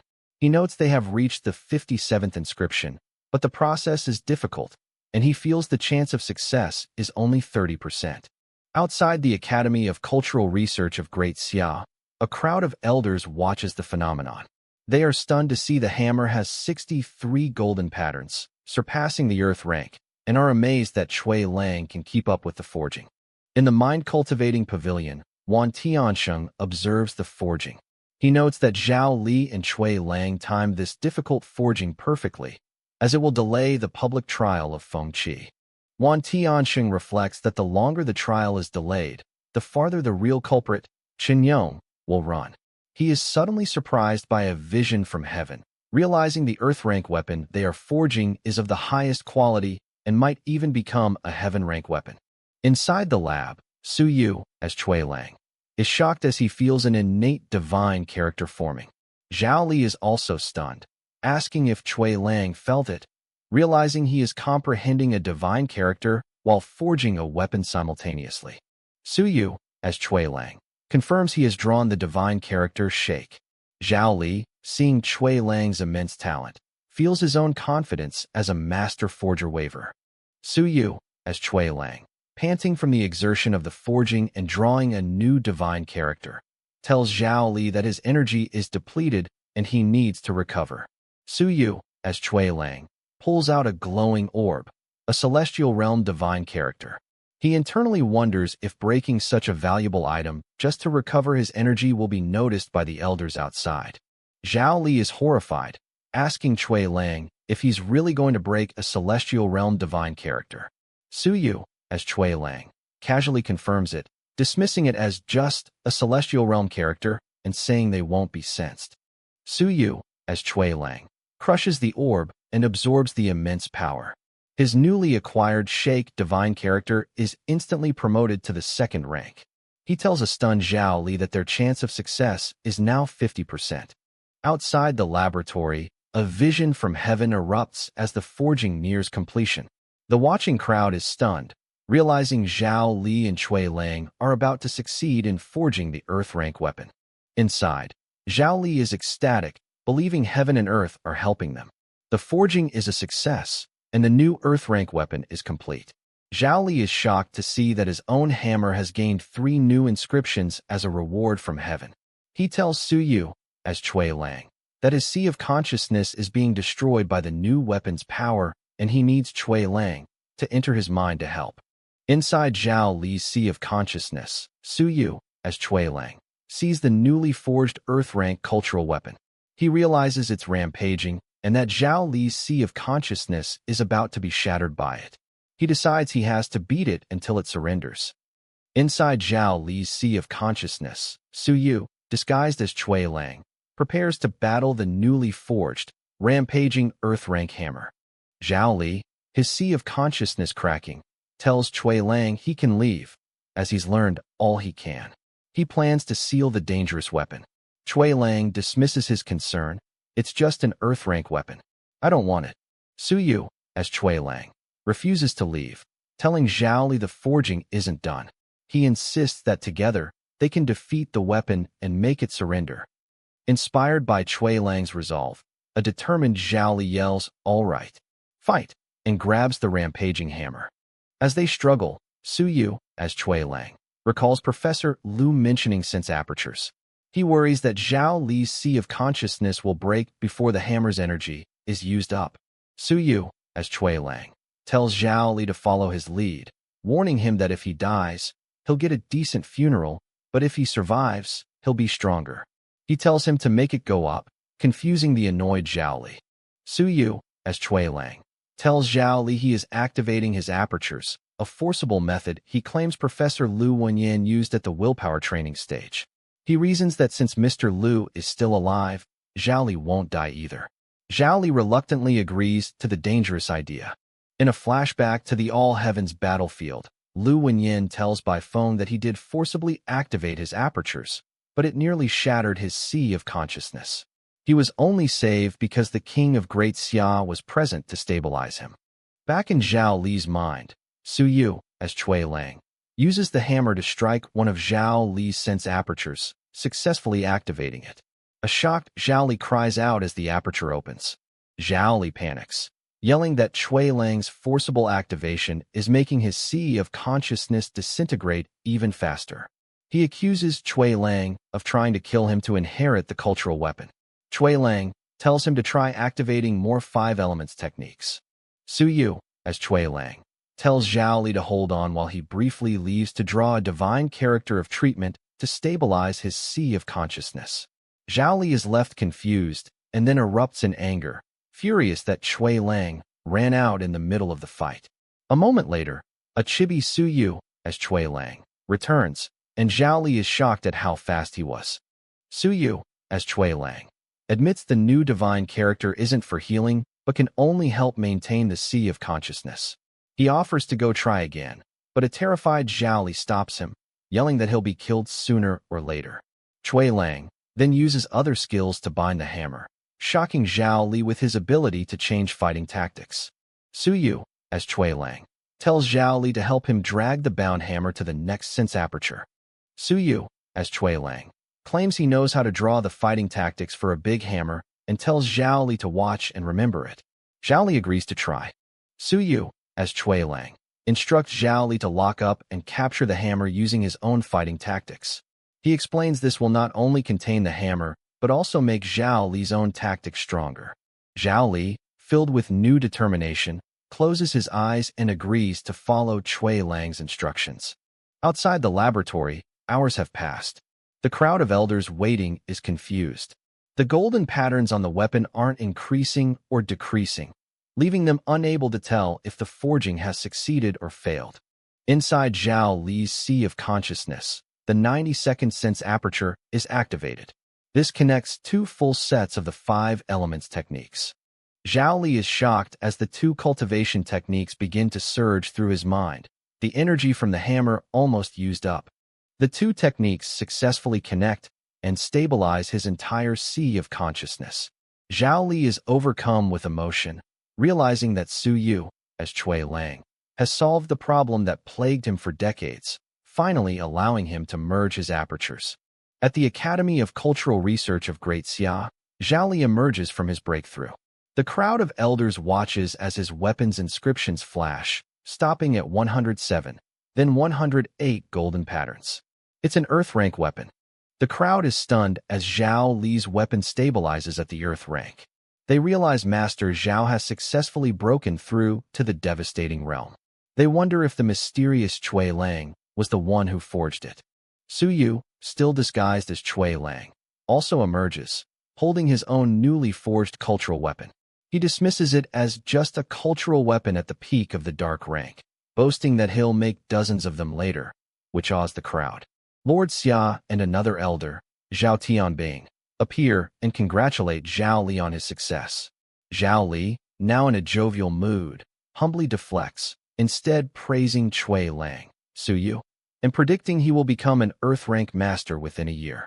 Su Yu, as Chui Lang, flatters Zhao Li, promising to help him forge a heaven rank weapon in the future. Zhao Li is pleased and hopes Chui Lang will promote the weapon forging major, boasting that he will be more successful than the weapon forging king. Su Yu, as Chui Lang, decides to leave now that the forging is complete. Other weapon forging masters, including an old woman named Hu Qi, congratulate Chui Lang on his success. They invite him to a meal to discuss weapon forging techniques, and he graciously accepts. In the mayor's mansion, Lord Xia asks his attendant, Xia Huyo, about the schedule for the public trial. Xia Huyo confirms the trial is set for tomorrow. An elder woman asks Lord Xia if they can attend the trial tomorrow, noting that news about him is everywhere now. Lord Xia agrees. In a restaurant, Su Yu, as Chui Lang, dines with the other forging masters. He internally worries about the public trial, as he doesn't want to get involved and meet people from Great Xia. At the mayor's mansion in the Great Xia Prefecture, Lord Xia and Xia Huyo are having a meal. Lord Xia reviews the profile of Chui Lang, while Xia Huyo comments on his fun life. Lord Xia tells him to focus, noting Chui Lang was only a yellow rank master before, but made rapid progress. Xia Huyo reports that Chui Lang only learned the Strength God spell and visited Zhao Li's place 3 or 4 times. Lord Xia becomes suspicious and asks if Su Yu can forge weapons. Huyo says no. Lord Xia asks if Su Yu, who is in closed-door cultivation, knows about the trial. He begins to suspect a connection between Chui Lang and Su Yu. Lord Xia connects the dots, the Strength God spell, Zhao Li, Su Yu, and Chui Lang. He wonders if Chui Lang's sudden rise in talent has something to do with Su Yu. Lord Xia recalls the profile of the murderer from Nanyuan, Su Yu, noting the use of fire, fleeing technique, powerful physical strength, and devastating realm mind power, concluding, he looks like Su Yu. Xia Huyo asks his grandpa, Lord Xia, why he doesn't just summon Celestial Realm guards to kill all the suspects at the trial and frame them as Myriad Clan supporters. Lord Xia calls the idea cruel, as it would put Huyo's father in a desperate position. In a hotel in the Great Xia Prefecture, Su Yu, as Chui Lang, is with his new weapon forging master colleagues. One of his companions, General Liu, asks Mr. Zhao about the public trial for Feng Qi. An attendant confirms it will be held at 8 a.m. at the Academy of Cultural Research. Su Yu, as Chui Lang, comments that he hopes it's all a misunderstanding. They arrive at the supervision department of the Great Xia Academy. The crowd is already gossiping, wondering why only Feng Qi was caught, and if Chen Yong ran away to avoid punishment. The crowd continues to gossip, questioning if Feng Qi, a known spy for Principal Wan, really has the strength to assassinate generals. Su Yu, as Chui Lang, arrives and spots people from the multi-character merging academy, thinking of his masters, Bai Feng, Hong Tan, and his martial uncle, Chen Yong, and friend, Wu Jia. Zhao Li and Hu Qi, the elderly female forger, arrive at the trial. Zhao Li tells Hu Qi he must be there because he is Su Yu's teacher, and Chen Yong is Su Yu's martial uncle. He states that if Feng Qi is innocent, he will defend him, but if he's guilty, he won't help. Hu Qi tells him to go in. Inside the hall of the supervision department, Su Yu, as Chui Lang, recognizes many acquaintances, including Zhou Mingren and Xia Yuan, and notes that others haven't arrived yet. Xia Huyo spots Chui Lang, Su Yu, and asks if he can sit next to him. Chui Lang agrees. Xia Huyo thanks Chui Lang, Su Yu, for his help with the weapon forging and asks if he'd consider coming to the Great Xia Prefecture. Xia Huyo explains to Chui Lang, Su Yu, that 3 invincible warriors are coming to the trial: the King of Great Han, from the Truth-Seeking Realm, the Silkworm Killer, from the Hall of Gods of War, and the King of Great Sung, from the All Heavens Battlefield. Su Yu, as Chui Lang, is surprised that the trial has attracted attention from the All Heavens Battlefield. Xia Huyo explains it's because several of the generals who were assassinated were from there. The 3 kings, invincible warriors, teleport in and take their seats as the assembly greets them. The King of Great Han tells the assembly they may rise. Lord Xia officially begins the public trial of Feng Qi, stating it's being held because 5 devastating realm fighters from different prefectures were assassinated. Lord Xia orders the guards to bring Feng Qi to the hall. Feng Qi is brought before the assembly. Lord Xia tells him the 3 kings are present and he must tell the truth, as he cannot hide anything from invincible warriors. Xia Huyo asks Chui Lang, Su Yu, if he knows Feng Qi. Chui Lang denies it, but says Su Yu mentioned him. The King of Great Han probes Chui Lang with his mind power, asking if he knows Su Yu and Chen Yong. Chui Lang blocks the probe. Feng Qi, looking weary, states the trial is meaningless. He has already confessed to killing the generals and tells them to do your worst. Lord Xia questions his confession, asking how Feng Qi, who is only at the third stage of the devastating realm, could kill people at higher stages. Feng Qi simply replies, ambush. When asked why he killed them, Feng Qi claims personal vengeance and that he's a narrow-minded man who is not afraid of death. An envoy from the Great Shang Prefecture slams the table, calling Feng Qi's confession nonsense and demanding that they be allowed to participate in the interrogation. The king of Great Han grants permission. The envoy asks Feng Qi why he faked his death in the Star Space Mansion. Feng Qi glares at a man named Qian Jun in the crowd, implying he was the one who wanted to kill him for his treasure. Qian Jun, one of the 8 pursuers, is shocked and angrily denies any grudge, asking why Feng Qi is framing him. The envoy continues, questioning Feng Qi's claim that Chen Yong sent him to be a spy with Principal Wan's permission, and asks if the files recording such an arrangement still exist. Lord Xia replies that Principal Wan Tiansheng is in closed-door cultivation to break through to the celestial realm and cannot be disturbed. Su Yu, as Cui Lang, internally notes that Wan Tiansheng always uses closed-door cultivation to avoid problems. The public trial of Feng Qi continues in the hall of the Supervision Department. Feng Qi, looking defiant, maintains his confession that he killed the generals and tells them to close the case now. An elder questions Feng Qi, stating that since he has nothing to lose and isn't afraid of death, the interrogation is pointless. At that moment, Zhou Mingren steps in, asking to question the prisoner. Su Yu, as Cui Lang, wonders why Zhou Mingren is intervening. Zhou Mingren addresses Feng Qi, saying he knows Feng Qi plans to self-explode if his memory is scanned, but asks if that will stop his partner, Chen Yong. Zhou Mingren pressures Feng Qi, asking if Chen Yong even cares about Wu Jia, whom he treats like a daughter. He points out that if the killings continue after Feng Qi's death, his sacrifice will be pointless. The silkworm killer reflects that Zhou Mingren is right. Chen Yong won't stop, and Feng Qi's death won't solve anything. Just then, an attendant bursts in with an urgent message. The attendant reports that another devastating realm person from the Great Jin Prefecture has just been assassinated, in the same manner as the previous victims. The king of Great Han tells Feng Qi there is no point in keeping denying it now, as he clearly has an accomplice. Feng Qi, remembering Chen Yong's last words to take care of Jia, insists he has told them everything he knows. The king of Great Han states that since the real killer is on the run, they will continue to investigate the case even if Feng Qi pleads guilty. Feng Qi flashes back to Chen Yong's parting words. Feng Qi, take care of Jia for me. He realizes Chen Yong's latest murder was a deliberate act to clear his name, and that Chen Yong doesn't want to go back. The king of Great Han asks Hong Tan, Chen Yong's master, if he has anything to say. Hong Tan argues that since people can change their appearance, what people see isn't necessarily the truth. Hong Tan gives a pointed example. His master was killed by an invincible warrior, but does that mean the invincible warrior he saw was the one who actually killed his master? The king of Great Han, visibly angered by the implication, roars, Hong Tan, don't talk nonsense. Hong Tan apologizes, claiming it was just an example. He argues that since people are claiming his disciple is the killer, he suspects Chen Yong is already dead and is being framed. Hong Tan turns the accusation on the 8 pursuers from the 8 families, questioning why 8 Celestial Realm Masters were unable to catch 2 traitors from the Hexawing God sect for decades. A woman from the pursuer group, Mrs. Zhang, angrily calls Hong Tan's accusation sophistry. Zhao Rui, from the Dragon Guards, interrupts, stating that according to his observations, Chen Yong did not have the time to commit the crime. Hong Tan immediately seizes on this, declaring the 8 pursuers are the most suspicious people.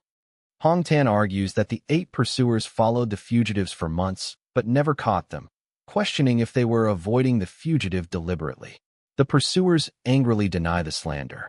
Just then, Feng Qi speaks. Feng Qi retracts his confession. He claims he woke up from his coma alone and assumed Chen Yong had killed someone and run away. So he admitted I was the murderer out of worry. Su Yu, as Cui Lang, thinks to himself, Grandmaster finally did a good job. As long as there is no evidence, they can't convict Chen Yong. Xia Huyo suddenly stands up again, announcing to the kings that he has something to say. Xia Huyo claims that he rushed to the crime scene the day General Lu Qi was killed and found a drop of blood left by the killer. The silkworm killer agrees to reconstruct the image of its owner. The silkworm killer begins the reconstruction. A drop of blood appears, and he is shocked. Damn it! Is it really Chunyang's blood? At the public trial in the hall of the supervision department, a drop of blood is presented as evidence. The silkworm killer examines the blood and is surprised. He identifies it as belonging to Hong Yi, a vice leader of the Hexawing God sect at the 7th stage of the devastating realm, noting he didn't expect it to be him. The king of Great Han points out that Hong Yi is dead and the blood's power is disconnected, yet the killings are still happening. He insists they must skin Feng Qi's soul. An elder protests, arguing that scanning the soul of Feng Qi, a hero who spied on the Hexawing God sect for decades, will damage his foundation and disappoint the public. The silkworm killer asks if they should stop the investigation. The elder replies that the investigation must continue, but it should start with the 8 pursuers instead. The 8 pursuers are shocked by the suggestion. One protests, stating they acted together on behalf of the 8 families in the truth-seeking realm and wouldn't collude with the Myriad Clans sect. Another argues they cannot cooperate because scanning their souls would reveal their ancestors' cultivation techniques and invincible warriors' secret skills. The silkworm killer is annoyed by their refusal to cooperate. The king of Great Han suggests that if no one wants to cooperate, they should just let the killer continue to kill people. The king of Great Han proposes a vote to resolve the stalemate. He offers 3 choices. 1. Skin only Feng Qi's soul. 2. Skin the souls of Feng Qi and the 8 pursuers. 3.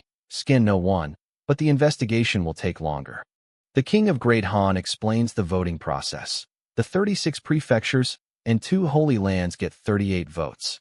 He then adds the silkworm killer, who has no prefecture, for 39 votes. He then adds the weapon forging masters, representing the weapon forging king, as a 40th vote. The 40 delegates prepare to vote by secret ballot using jade tokens. The king of Great Han explains the political meaning of the choices. Option 1 supports the Xia prefecture, Option 2 is against it, and Option 3 is neutral. The weapon forging masters, led by Mrs. Hu, discuss their vote. She decides they will vote as representatives of the weapon forging masters, regardless of the weapon forging king's personal attitude. Suddenly, Zhou Po Chong, the 8th-stage celestial realm son of the king of Great Zhou, arrives. He states that Chun Yong is the killer and votes for Option 1, scanning Feng Qi. The silkworm killer questions if Zhou Po Chong can represent the entire truth-seeking realm. Zhou Po Chong confirms that the 8 families in charge agree he is qualified. Zhou Po Chong declares that Chun Yong's guilt is inexcusable and there is no need to vote. The king of Great Han angrily tells Zhou Po Chong he has no say in this. Hong Ten speaks up, reminding the assembly of the sacrifices his faction has made. Zhou Po Chong counters, asking if Hong Ten knows the damage his master, the 5th president, caused when he reached the Eternity Realm. The king of Great Han lists the dire threats facing the human world: gods and demons in the Eastern War Zone, the Spirit Clan in the West, the Immortals in the North, and the Dragon Clan demanding captives. He argues that with chaos and a great war looming, they cannot afford an internal conflict now, just for Chun Yong and Feng Qi. Su Yu, as Chui Lang, is alarmed, realizing this is a disaster for the human world. Lord Xia speaks, reminding the delegates that Feng Qi is from the Great Xia Prefecture and they should think twice before voting. An attendant from Great Ming informs Su Yu, as Chui Lang, that Prefect Zhu Tiandao has left the decision to him. Su Yu, guessing his prefect's intentions, decides to vote for Option 2 against Great Xia. Su Yu, as Chui Lang, changes his mind at the last second. Hold on. Mrs. Hu, let's write one. He decides to support the Great Xia Prefecture.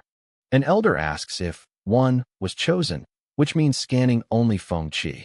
He wonders if the person who voted isn't going to help Feng Qi, or if they have other plans. The vote is cast. An elder, representing his faction, writes 1 on his token. An elder asks the silkworm killer what he chose. The silkworm killer reveals he abstained from voting. The representatives for the 2 prefectures, Great Zhou and Great Qin, are also present. The Great Qin representative also chooses to abstain. The king of Great Han, annoyed, asks what they are doing. An elder, implied to be Zhao Li's ally, stands and demands they choose option 2, skin all of their souls. An elder woman, allied with Wu Yuehua, agrees, stating she is not afraid of the 8 families. The elder from Great Zhou, Zhou Po Chong, is confronted by the weapon forging master, who also chooses option 2, citing his family's long history of forging weapons and the favors owed to them. The king of Great Han, seeing the split, agrees to choose option 2 for fairness. Su Yu, as Chui Lang, internally notes that Zhao Li is doing his best to help him and his faction. The king of Great Han, counting the 40 votes, is amused by the complex situation and wonders what the final result will be. The votes are tallied. Option 1, Skin Feng Qi, has 15 votes. Option 2, Skin All, has 13 votes. Option 3, Skin None, has 11 votes. The king of Great Han announces that with 15 votes, option 1 wins. Only Feng Qi's soul will be scanned. Lord Xia calmly accepts the result. The silkworm killer is puzzled, wondering who else, besides himself, voted for option 1. The king of Great Han wonders what the Xia family voted. He announces the soul scanning will begin, which will reveal everyone's allies and enemies. On Marinus Island in the Great Ming Prefecture, Niu Baidao receives a message with the trial's result. 15-13, Feng Qi's soul will be scanned. He asks his attendant what the Great Ming Prefecture chose, and the attendant confirms he asked Su Yu to cast their vote. The attendant asks Niu Baidao what Great Ming's official standpoint is. Niu Baidao, playing Go, evasively replies, "Humph. Who knows? And maybe it's not up to me." Back at the trial in the hall of the supervision department, Feng Qi asks the king of Great Han what will happen if they find someone else guilty after scanning his soul, alluding to the person who attacked him in the Star Space Mansion. The king of Great Han confirms that if there is evidence in Feng Qi's memory, he will scan that person's soul as well. Feng Qi agrees to the scan. The king of Great Han explains the soul scan is like time rewinding. Their souls will enter a different dimension, but their bodies will remain. The silkworm killer notes that he and Feng Qi seem to have disappeared. The silkworm killer finds himself in the darkness of Feng Qi's memory. He realizes he has traveled to the day Feng Qi fell into a coma. The silkworm killer moves through Feng Qi's memories, observing events from 1, 2, and 3 years ago.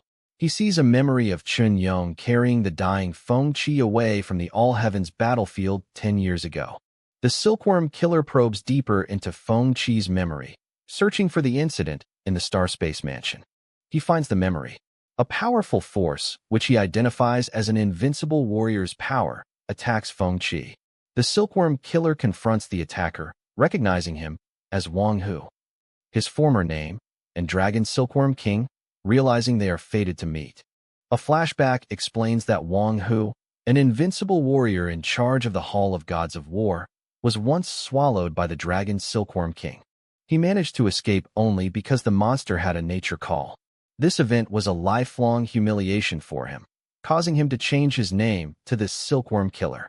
Inside Feng Qi's memory of the Star Space Mansion, the Silkworm Killer confronts his past self. Wang Hu? Why the F***ck are you here? His past self yells back, F***ck. I'm called Silkworm Killer now. The past version of the Silkworm Killer yells, I'm gonna kill you one day. An ancient, horned being appears, mocking the Silkworm Killer for being in Feng Qi's memory and asking if he's afraid of me. The Silkworm Killer yells, screw you, and unleashes a blaze attack at the horned being. The horned being simply claps, and the Silkworm Killer is left confused. The Silkworm Killer is jolted back to the memory of the Star Space Mansion, wondering what just happened. In the memory, Feng Qi's female companion begs for help. Su Yu, as Chui Lang, is also present, watching the scene unfold. The Silkworm Killer yells, damn it. The Silkworm Killer tries to intervene in the memory, but the horned being tells him it's too late, as a massive explosion occurs. The Silkworm Killer coughs from the blast's aftershock.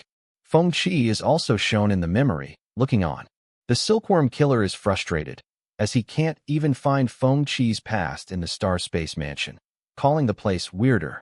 Back in the trial hall, The king of Great Han reports that he scanned Feng Qi's memory but found no evidence of the murders, only that he was with Chun Yong before his coma. He demands Chun Yong return to explain.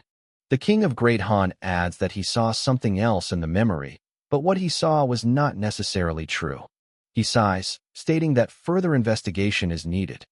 The king of Great Han suddenly attacks Qian Jun, one of the 8 pursuers, sending him flying with a powerful bang. The king of Great Han scoffs. He deserves it. He confesses that he is guilty of covering for Qian Jun, as he knew he was strange years ago but was reluctant to give him up. Zhou Pochong asks if the king is taking the blame, noting that he can't afford to kill an intermediate researcher for no reason. The king of Great Han states Qian Jun deserved to die and that Zhou Mingren also made a mistake. He banishes Zhou Mingren to the vanguard camp to help Lu Wenyan and kill a celestial realm enemy as punishment for covering for Qian Jun. Zhou Mingren accepts. The king of Great Han announces the trial's final result. Chun Yong must return to the Great Xia Prefecture by the end of the year to explain what he has done. Otherwise, everyone can kill him if they meet him. He rules that Feng Qi lied and caused unrest, but his great contributions as a spy mitigate his punishment. He is not allowed to leave the Great Xia Prefecture for the next 3 years. Finally, the king of Great Han, the Silkworm Killer, and the king of Great Sung will personally search the human world for the 2 Hexawing God Sect traitors and Chun Yong, as all 3 are suspects. They will provide an explanation in the end.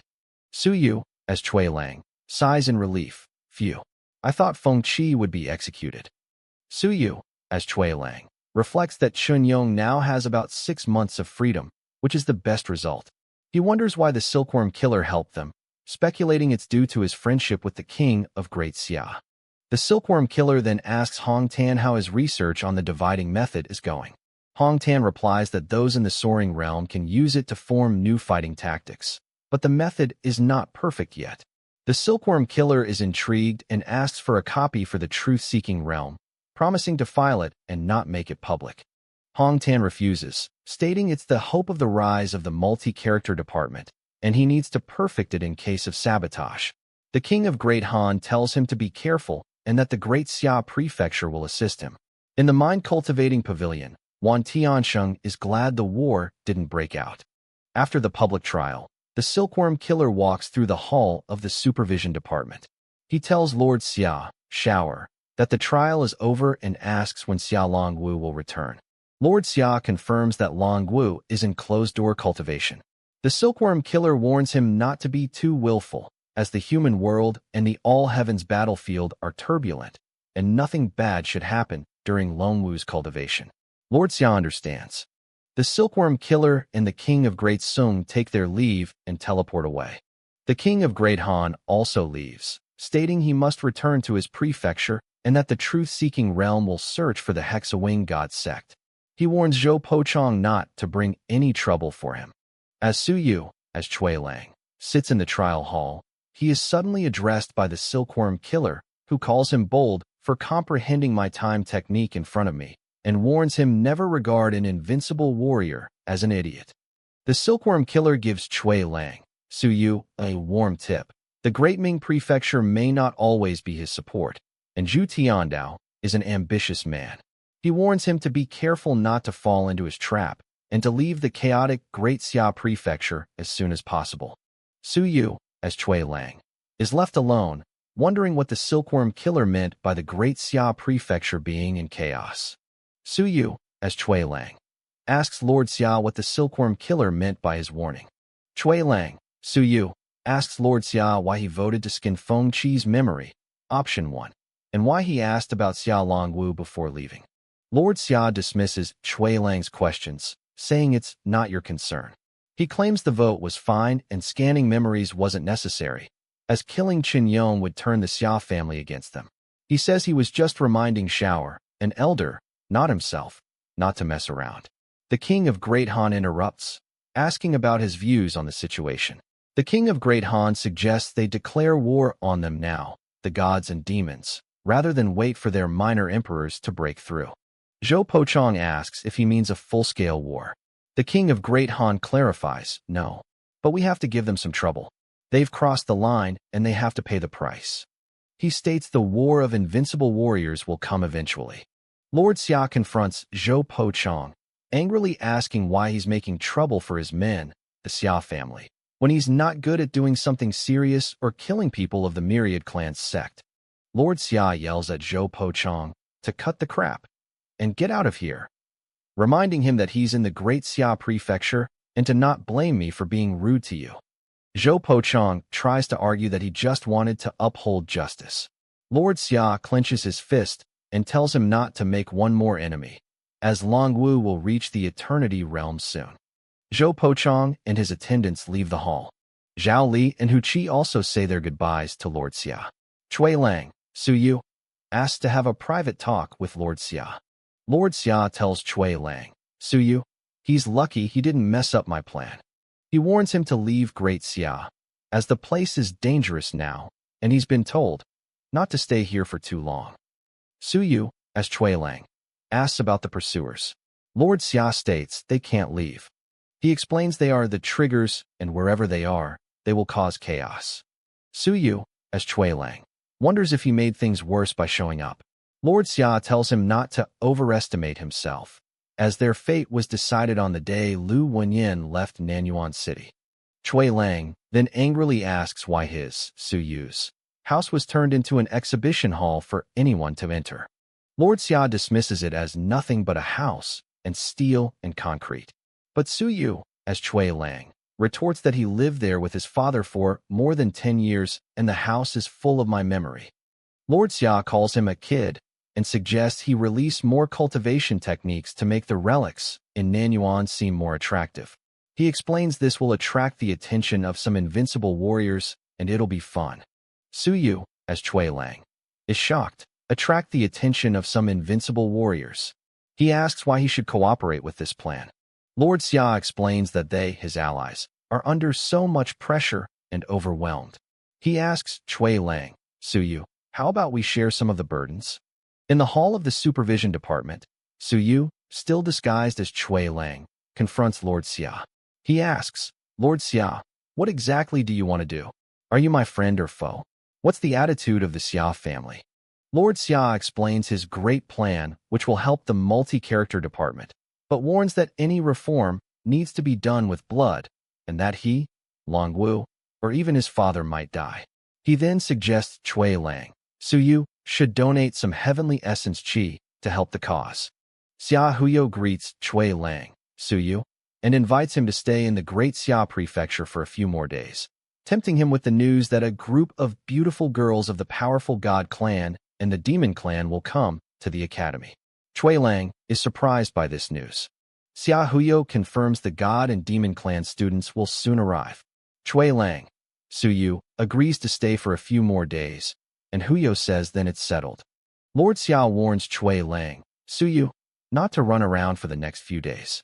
He explains that several people have died in Nanyuan City, the ones Su Yu killed, and some powerful people are heading here, likely the victims' families. Su Yu, as Cui Lang, realizes the families of the intruders he killed in Nanyuan are coming. Xia Huyo asks Mr. Cui. Xia Huyo suggests Cui Lang, Su Yu, stay in the academy for a few days for safety. Cui Lang agrees, saying it's my honor. Bai Feng is also at the academy, relaxing.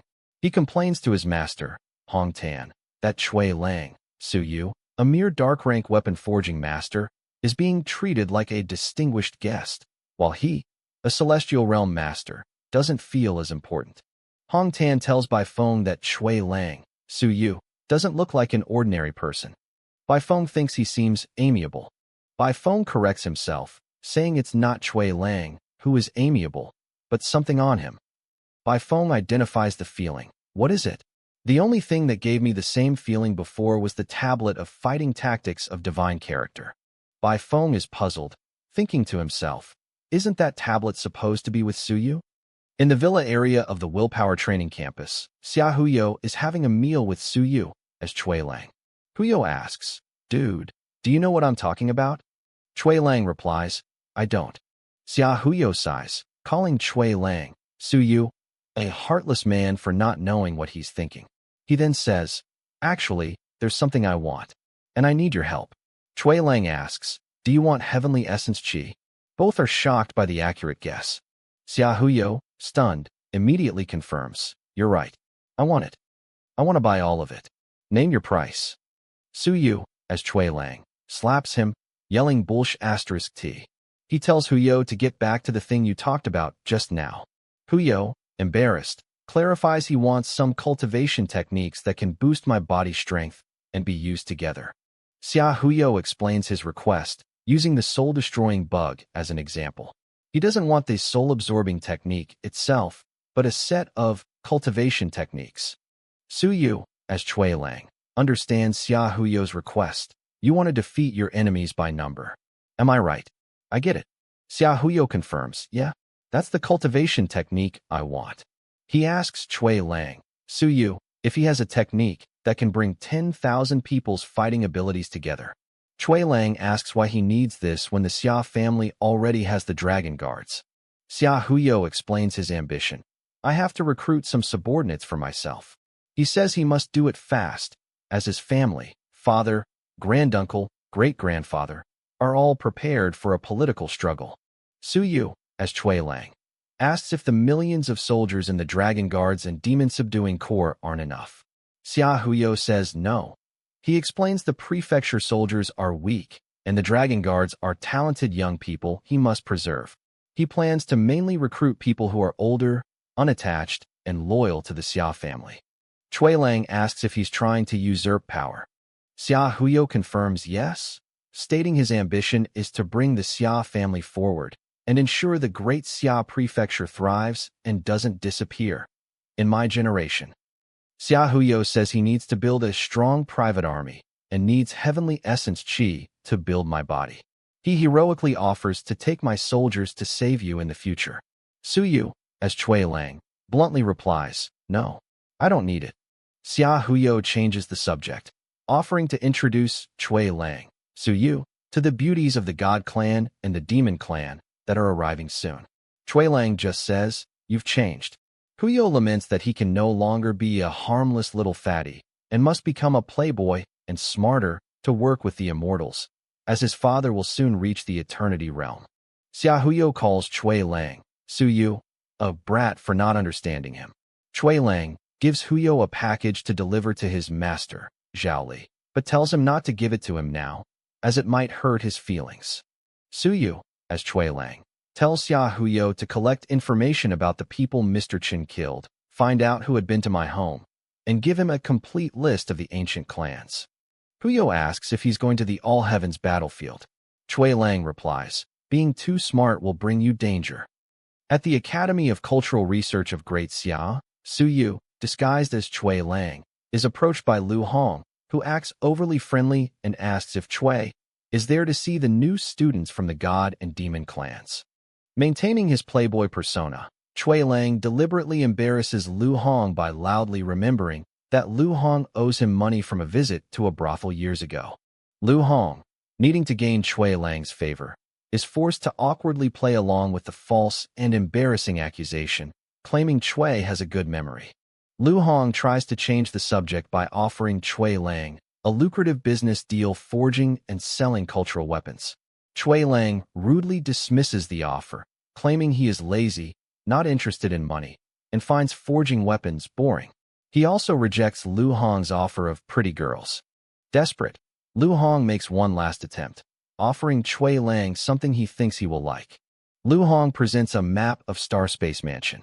However, Chui Lang foils the trap, claiming the map might be fake and that he can easily get a real one from Xia Huyo.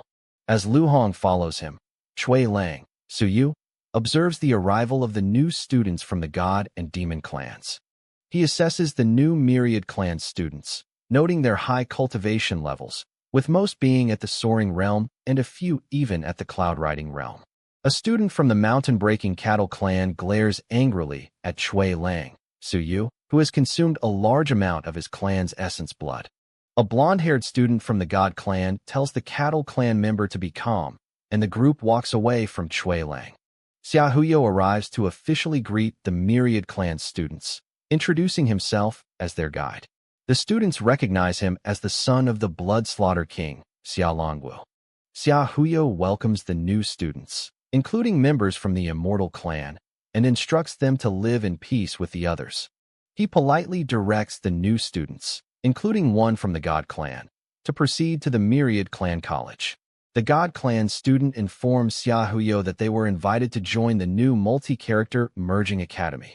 Huyo explains it hasn't opened yet, and they will be enrolled in August.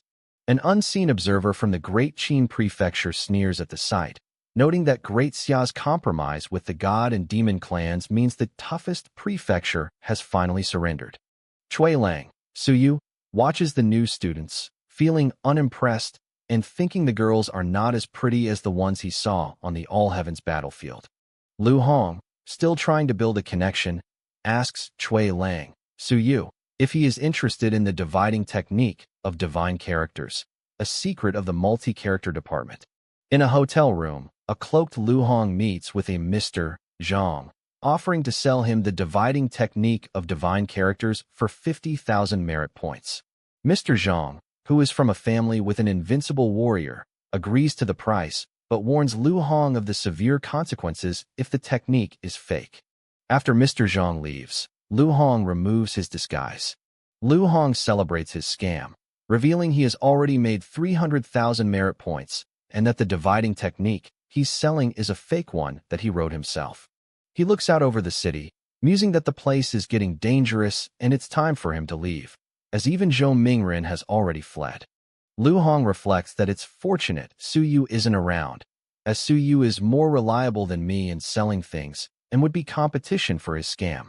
Having made his fortune, Lu Hong finalizes his plan to leave for the All Heavens battlefield within a month. Lu Hong calls by phone, asking to meet him at their old place and offering 1,000 merit points to discuss something. By phone, surprised by the generous offer, haggles for 2,000 merit points and agrees to the deal, warning Lu Hong to be careful as many people are watching him. At the city gate of Great Xia, Suyu, still disguised as Cui Lang, prepares to depart for the All Heavens battlefield, reflecting on his time in the prefecture. Cui Lang, Suyu, feels a pang of sadness, knowing he can't change the situation for his masters and must leave again. He has a brief montage of memories of his friends and masters from the multi-character department, by Feng, Qinyong, and Wu Jia. Cui Lang, Suyu, rides his horse into the wilderness, vowing to improve his strength on the battlefield and return for his masters. He arrives at the border between the Great Xia and Great Wu prefectures, nearing the next stage of his journey. Suddenly, an ambush is sprung as a magical arrow streaks through the air toward him. A cloaked figure, a Myriad Clan's sect assassin, grabs Cui Lang, Suyu, directly from his horse. The assassin lands with his captive, but Cui Lang, Suyu, remains calm. Cui Lang, Suyu, draws his blade, preparing to fight the ambusher. The cloaked assassin is shocked by Cui Lang's, Suyu's, powerful aura, identifying the Strength God spell, and wondering if all weapon forging masters are this strong. A second assassin appears, but the first one warns him to retreat, as Cui Lang, Suyu, shattered his sea of consciousness with a single strike. The 1,000-point bounty isn't worth it. Cui Lang, Suyu, swiftly kills the first attacker and then loots a must-kill list from the Myriad Clan's sect, which lists Xiaolong Wu at the top, with a massive 3 million-point bounty. At the border of the Great Wu Prefecture, two cloaked Myriad Clan's sect members watch Cui Lang, Suyu pass by. The sect members decide not to attack Cui Lang, Suyu, as he is not their primary target. They let Cui Lang, Suyu, ride past, noting that he seems to be in no hurry. The sect member's real target, by phone, arrives, complaining about Lu Hong's nonsense and his low bounty. Bai Feng quickly realizes he's being ambushed by the Myriad Clan's sect members. The two assassins, at the 7th and 8th stages of the Soaring Realm, emerge from the shadows and attack Bai Feng.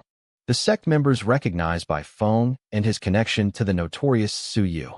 Bai Feng, despite being only at the 7th stage of the Soaring Realm, confidently boasts that he was waiting for them. Bai Feng unleashes his dragon-slaying sword, a powerful fighting tactic formed from merged divine characters, and kills one of the assassins instantly. The second assassin, terrified by Bai Feng's power, turns and tries to flee for his life.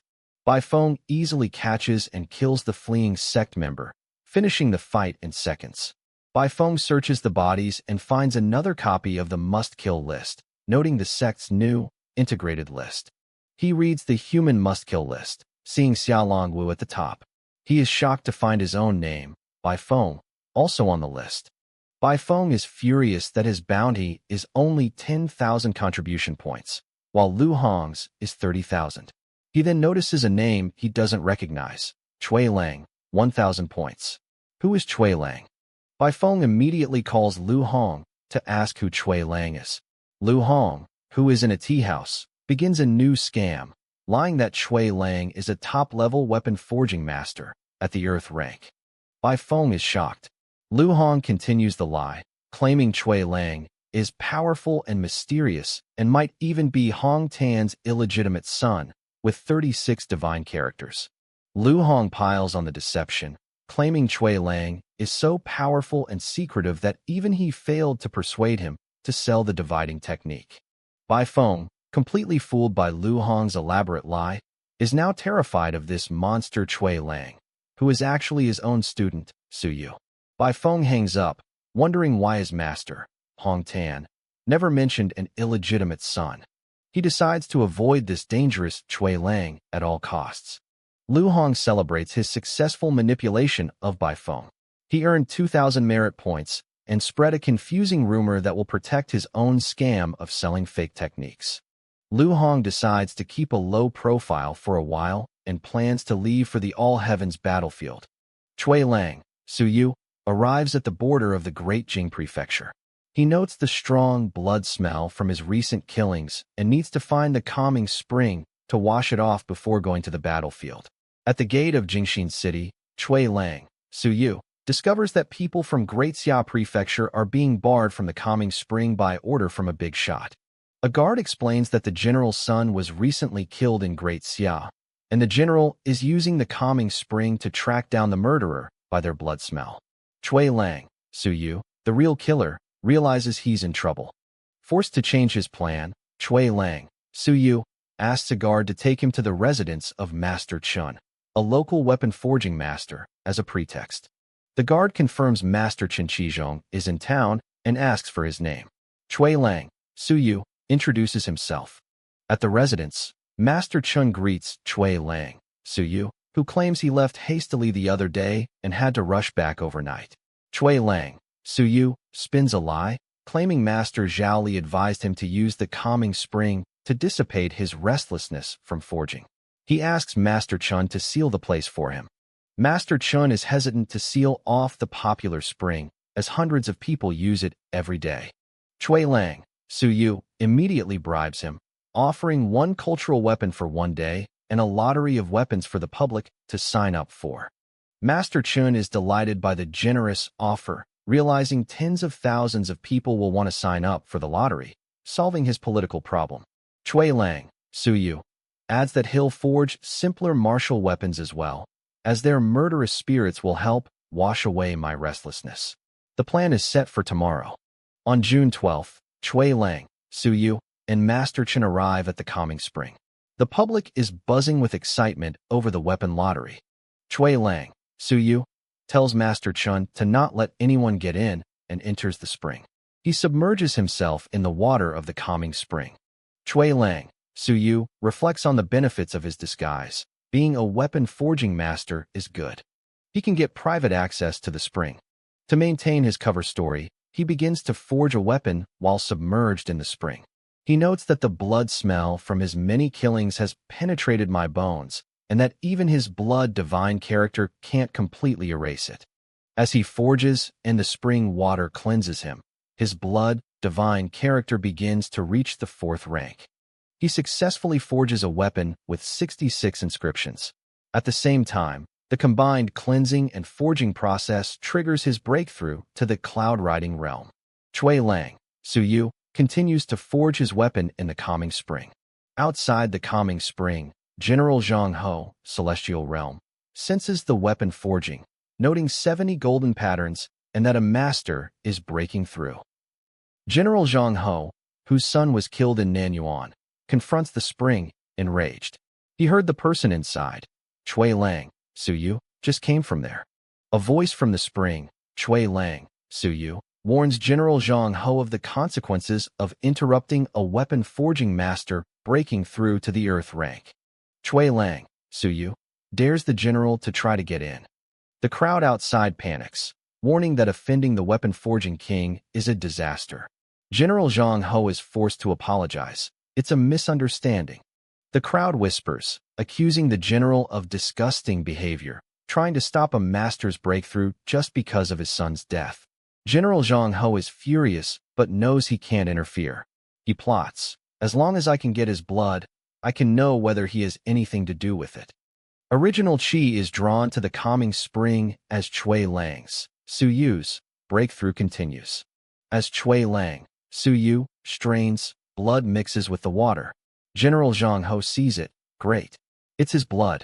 He also notes Chui Lang, Su Yu, has entered the cloud riding realm. A powerful surge of energy buzzes from the spring as the forging continues. General Zhang Ho probes Chui Lang, Su Yu, with his mind power, sensing a fire, divine character, and devastating realm-level mind power. He asks, "Was it you who killed my son?" The weapon being forged now shows 71 golden patterns. An elder in the crowd watches intently, noting that if the weapon reaches 73 patterns, Chui Lang, Su Yu, will truly reach the earth rank. The elder warns General Zhang Ho not to make trouble at this moment, as neither of them can afford to anger the prefect or the weapon forging king. 2 hours later, Chui Lang, Su Yu, pushes his energy, 73. Go, attempting to forge the final patterns. A massive boom echoes from the spring as the forging fails. The crowd cries, "Oh no, he didn't make it." Chui Lang, Su Yu, is thrown out of the spring by the force of the explosion. General Zhang Ho uses the explosion as a cover to accidentally attack Chui Lang, Su Yu, catching a spray of his blood to test. General Zhang Ho looks at the blood on his hand, ready to check if Chui Lang, Su Yu, is the murderer. Master Chen Qizhong, claps, interrupting the general before he can perform the blood test. General Zhang Ho quickly apologizes to Master Chui, Su Yu, for being reckless and not considering his feelings. General Zhang Ho discreetly checks the blood and is surprised. It's a surprise that he has nothing to do with it. Chui Lang, Su Yu, wounded, thinks, "Fortunately, I asked Chui Lang to give me a few drops of his blood before I left." Confirming Su Yu is using the real Chui Lang's blood as a decoy. Chui Lang, Su Yu, confronts General Zhang Ho about the failed breakthrough. "I failed. You must know the consequences." He angrily throws the failed, but still high-level, weapon away and demands Zhang Ho make it up to me for interfering with his Earth-rank breakthrough. General Zhang Ho tries to calm him down. "Master Chui, don't get me wrong. I was." Chui Lang, Su Yu, laments his destroyed breakthrough, claiming he could have been at the second or even the third stage of the cloud-riding realm, if not for the interruption. The crowd, hearing Su Yu, is furious on his behalf, calling the Celestial Realm General shameless for making trouble. Chui Lang, Su Yu, speaks with General Zhang Ho, who apologizes, explaining he's been restless these days since his son died in Great Xia. Chui Lang, Su Yu, cleverly uses the opportunity to mention his grandfather-in-law Cheng Yamo, the Celestial Ninth Stage Master from Great Tang, which terrifies General Zhang Ho. General Zhang Ho panics, realizing Chui Lang hooked up with his granddaughter. He knows Cheng Yamo will be furious if his grandson-in-law is mistreated. General Zhang Ho apologizes profusely to Master Chui, offering to compensate you for all your losses. Chui Lang, Su Yu, plays the victim, demanding forging materials for an Earth-rank weapon and 20,000 merit points as compensation. General Zhang Ho, afraid of Cheng Mo's wrath, readily agrees. "No, you are not asking for too much." Chui Lang, Su Yu, adds another demand. "Actually, I'm planning to go to the All Heavens battlefield. Can you escort me, General Zhang?" Zhang Ho is shocked. Chui Lang, Su Yu, lies, claiming he needs to see the weapon forging king for guidance, and ask the king of Great Ming to warn his grandfather-in-law, Cheng Yamo, to stop him from being taken to the Great Tang Prefecture to marry that fierce girl. Chui Lang, Su Yu, blackmails General Zhang Ho. If he gets caught by Cheng Yemo, he'll tell Mr. Cheng that it's your fault that I can't reach the Earth rank. Chui Lang, Su Yu, continues his threat. I'll tell him that you are the demon in my mind. I can't get to the next rank if you are still alive. General Zhang Ho calls this too ruthless. General Zhang Ho, completely defeated and blackmailed, agrees to go all out to escort you. Chui Lang, Su Yu, tells him he'll pick him up tomorrow morning. On Marinus Island in Great Ming, the real Chui Lang is in closed-door cultivation, complaining that Su Yu has made people believe that I have reached the Earth rank, and now he absolutely can't go out. Meanwhile, in the Great Tang Prefecture, an attendant informs Mr. Cheng Yemo about the news. The attendant congratulates Cheng Yemo. Your grandson-in-law is about to be an Earth-rank weapon forging master. Cheng Yemo is shocked. Chui Lang? 72 golden patterns. Cheng Yemo, Celestial Ninth, is enraged. Which B***star did that?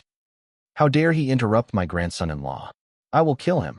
Cheng Yemo, completely fooled by Su Yu's scam, flies off. My grandson-in-law. I'm coming to help you. At the gate of Jingxin City, Chui Lang, Su Yu, bids farewell to his new weapon forging master friends. General Zhang Ho arrives and gives Chui Lang, Su Yu, a bag and a merit card as compensation. Chui Lang, Su Yu, internally curses that the general's demands cost me several thousand merit points. F***CK. Chui Lang, Su Yu, gives a grand farewell speech to the other weapon forging masters, wishing them well and hoping they all reach the Earth rank. Chui Lang, Su Yu, and General Zhang Ho fly off, heading for the Great Zhou Prefecture, then the All Heavens Prefecture. Chui Lang, Su Yu, jokes about wanting to see beauties of the gods and the demons. Chui Lang, Su Yu, asks General Zhang Ho if there's anything interesting on the battlefield. Zhang Ho grimly replies, nothing is interesting. General Zhang Ho warns that war is about to break out soon on the All Heavens battlefield. General Zhang Ho details the formidable geniuses appearing on the battlefield.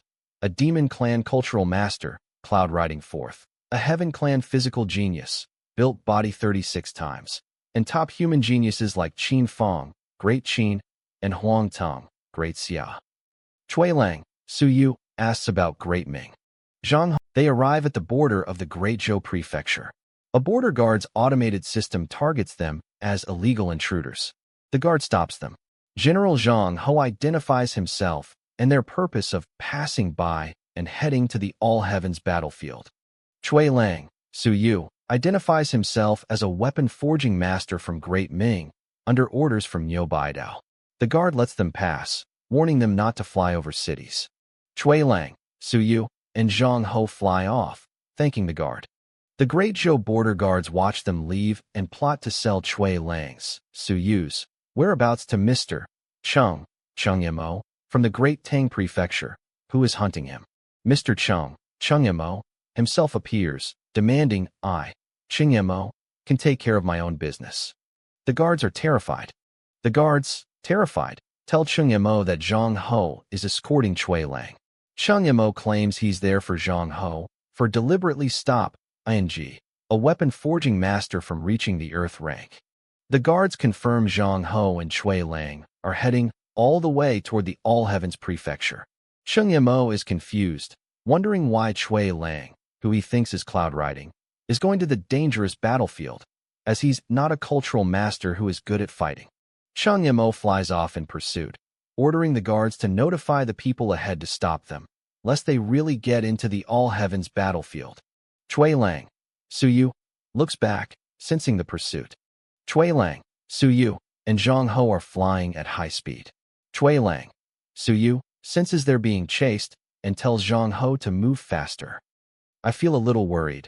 Someone is coming after us. Cheng Yemo, Celestial Ninth, is in fast pursuit, closing the distance. Cheng Yemo easily catches up, boasting that they are still too young and won't escape my hunting. Chui Lang, Su Yu, and Zhang Ho are flying at high speed, trying to escape the pursuing Cheng Yemo. Chui Lang, Su Yu, tells Zhang Ho, faster. He is catching up. Chui Lang, Su Yu panics. Holy sh**t. The old guy, at the 9th stage of the celestial realm. How shameful. I will be screwed if I get caught. General Zhang Ho, Celestial Third, says he can't go faster. He offers to use second-dimensional space travel, but Chui Lang's, Su Yu's, body can't take it.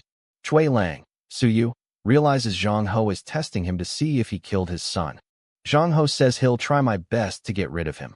Chui Lang, Su Yu, realizes Zhang Ho is deliberately flying faster to create sharp wind, trying to collect another drop of my blood for testing. To protect himself, Chui Lang, Su Yu, is forced to reveal his battle armor at the peak of the dark rank. Zhang Ho is shocked at his wealth. Chui Lang, Su Yu, tells Zhang Ho to slow down, as he doesn't want to be killed by the sharp wind, foiling the blood collection attempt. Zhang Ho is forced to slow down. The pursuing Chung Mo, Celestial Ninth, yells Zhang Ho. Chung Mo orders Zhang Ho to surrender. Zhang Ho is annoyed. Chui Lang, Su Yu, tries to de-escalate. Mr. Chung, stop chasing us. I'm going to see your granddaughter and admit my mistake. Chung Mo ignores Chui Lang's, Su Yu's, plea. Wait till I deal with Zhang Ho. Chui Lang, Su Yu, tries to defend Zhang Ho, but Chung Mo says Zhang Ho must be punished for interfering with an Earth rank breakthrough. Zhang Ho, terrified of the Celestial Ninth Stage Master, grabs Chui Lang, Su Yu, as a hostage. Chung Mo orders him to let go of the hostage. Chui Lang, Su Yu, is baffled by the situation. Hostage? Have you ever seen such a hostage?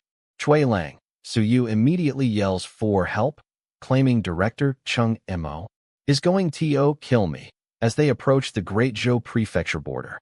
Chui Lang, Su Yu, yells at the Great Zhou guards. I ask this how you treat a weapon-forging master of the human world. Chung Mo is annoyed. Chung Mo, furious, accuses Chui Lang, Su Yu, of Defil and Ji my granddaughter. Chui Lang, Su Yu denies it. Chui Lang, Su Yu, panics as Chung Mo doubled his speed. Chui Lang, Su Yu, continues to panic. I can even see Chung Mo's white beard. My identity will be exposed if I get caught. Chui Lang, Su Yu, tries one last lie. Mr. Chung, stop chasing me. I'm going to the All Heavens battlefield to meet Weapon Forging King. Zhang Ho, in a chibi panel, tries to support the lie. Didn't you say you would have the King of Great Ming? Teach me a lesson. Chui Lang, Su Yu, claims he was just joking.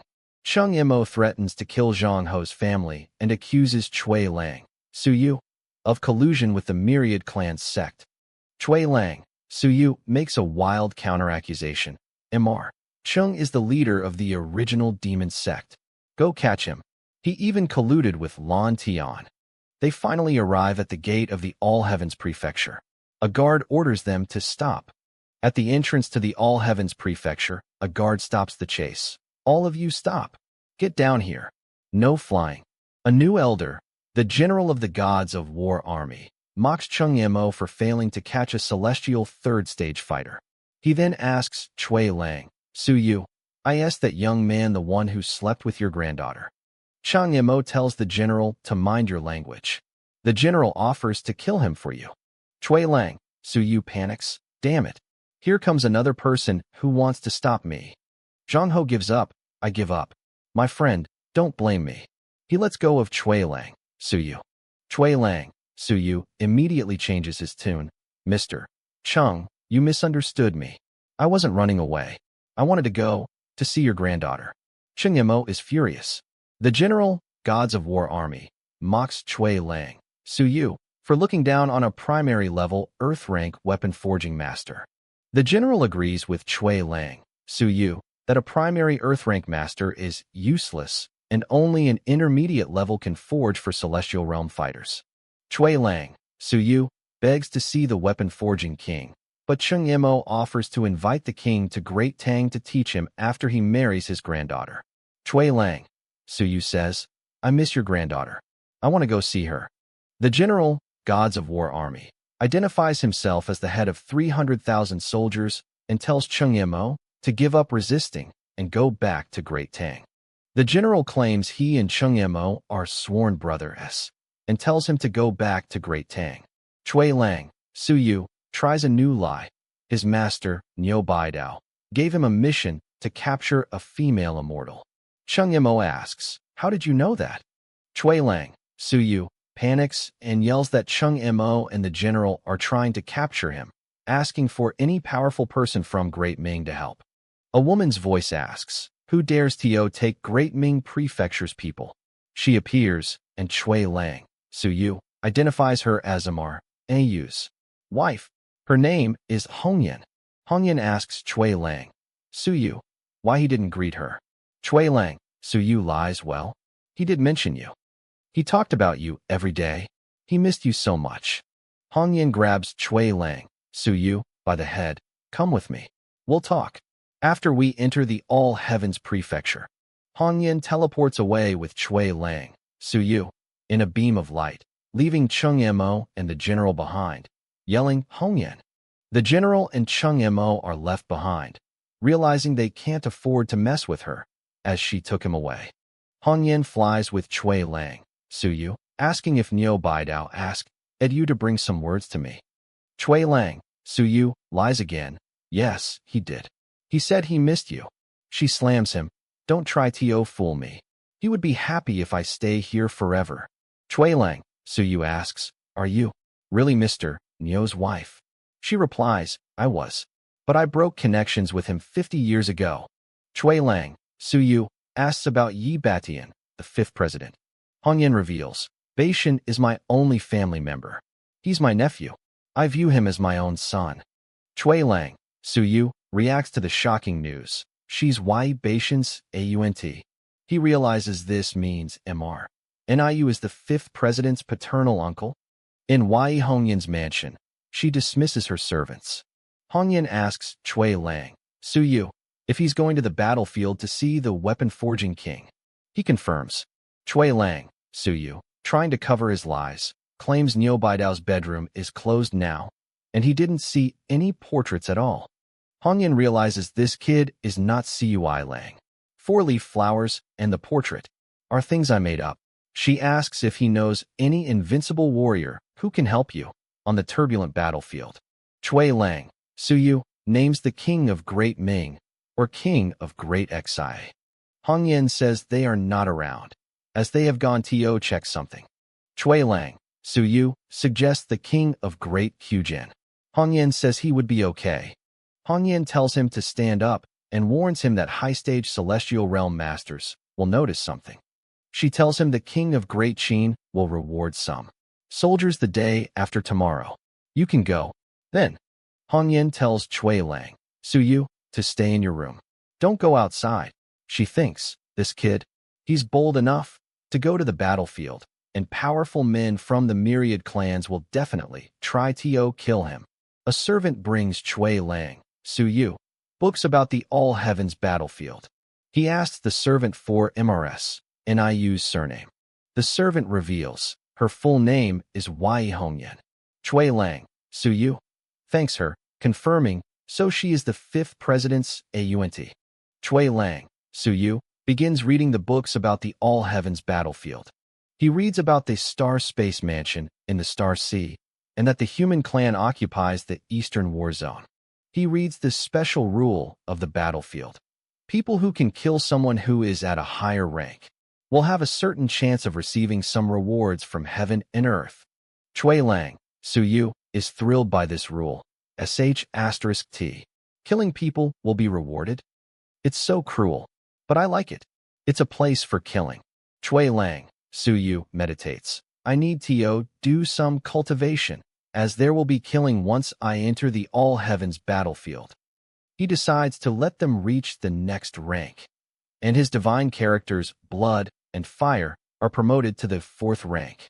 All of his divine characters, Blood, Kill, Thunder, War, Shadow, Blade, Break, Fire, Slow, Monster, appear, glowing. A vision of Yi Hongyan is shown. How many divine characters does that kid have? Yi Hongyan, sensing his power from afar, wonders, the multi-character department being on the rise again. In Yi Hongyan's mansion, she muses that the multi-character department might be rising again, wondering if Su Yu, who she notes is just like the 5th president Yi Batian, will be the new hope for all cultural masters. Su Yu, still in his Chui Lang disguise, is in his room in the mansion. He sighs, realizing that Yi Hongyan, Yi Beishan's aunt, has seen through his identity, and he wonders how long he can maintain the disguise. Su Yu, as Cui Lang, assesses his resources. He has already built his body 11 times and calculates that the heavenly essence qi he extracted from Xia Huyo's essence blood is enough to build his body another 24 times. He feels a sense of urgency, resolving to hurry up with his cultivation as he feels the day he can finally see his father on the battlefield is around the corner. On June 20th, Yi Hongyan enters Su Yu's, Cui Lang's, room with grim news. She reports that his martial uncle, Chen Yong, has killed another person and is now in danger of being targeted by an invincible warrior. Su Yu asks who the victim was. Yi Hongyan identifies the victim as a deputy commander of the Great Xia Army, a powerful 9th-stage devastating realm fighter. She notes that Chen Yong has escalated his targets to include people from Great Xia. Su Yu anxiously asks if he was caught. She explains that a celestial realm fighter tried to capture Chen Yong, but was blocked by an unknown person, who is suspected to be the traitor, Lan Tian. As a result, Chen Yong is now being labeled as a traitor colluding with Lan Tian, a claim Su Yu immediately refutes, believing Lan Tian acted alone. Yi Hongyan tells Su Yu that what they believe doesn't matter. She asks what he will do if his masters, including Chen Yong, Hong Tan, and Lu Wenyan, are all proven to be traitors. Su Yu replies that survival comes first, and their internal struggles are different from betraying humanity to the Myriad Clans sect. She warns him not to expect anyone to protect him on the All-Heavens battlefield, as there are too many geniuses in this world, and his life will depend on himself. Su Yu, as Cui Lang, confidently replies, I have never thought of relying on anyone else. On June 21st, Su Yu, as Cui Lang, stands before the massive, ancient teleportation formation that serves as the entrance to the All-Heavens battlefield. Yi Hongyan explains the legend of the ancient formation to Su Yu, as Cui Lang.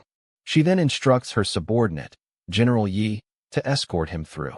Yi Hongyan tells General Yi to inform her when Cui Lang, Su Yu, returns, as she has other matters to attend to. Su Yu, as Cui Lang, steps into the portal, surrounded by blue light and the silhouettes of other travelers being teleported to the battlefield. He becomes emotional as he travels through the void, seeing visions of space and planets during the teleportation. His eyes open, taking in the new world as the teleportation completes. Su Yu, as Cui Lang, finally arrives at the All-Heavens battlefield, finding himself in a massive, fortified base camp. A guard is shouting regulations and processing new arrivals. A guard processes Su Yu's, Cui Lang's, identity papers. Cui Lang, at the first stage of the cloud riding realm, from the Great Ming Prefecture, a weapon forging master.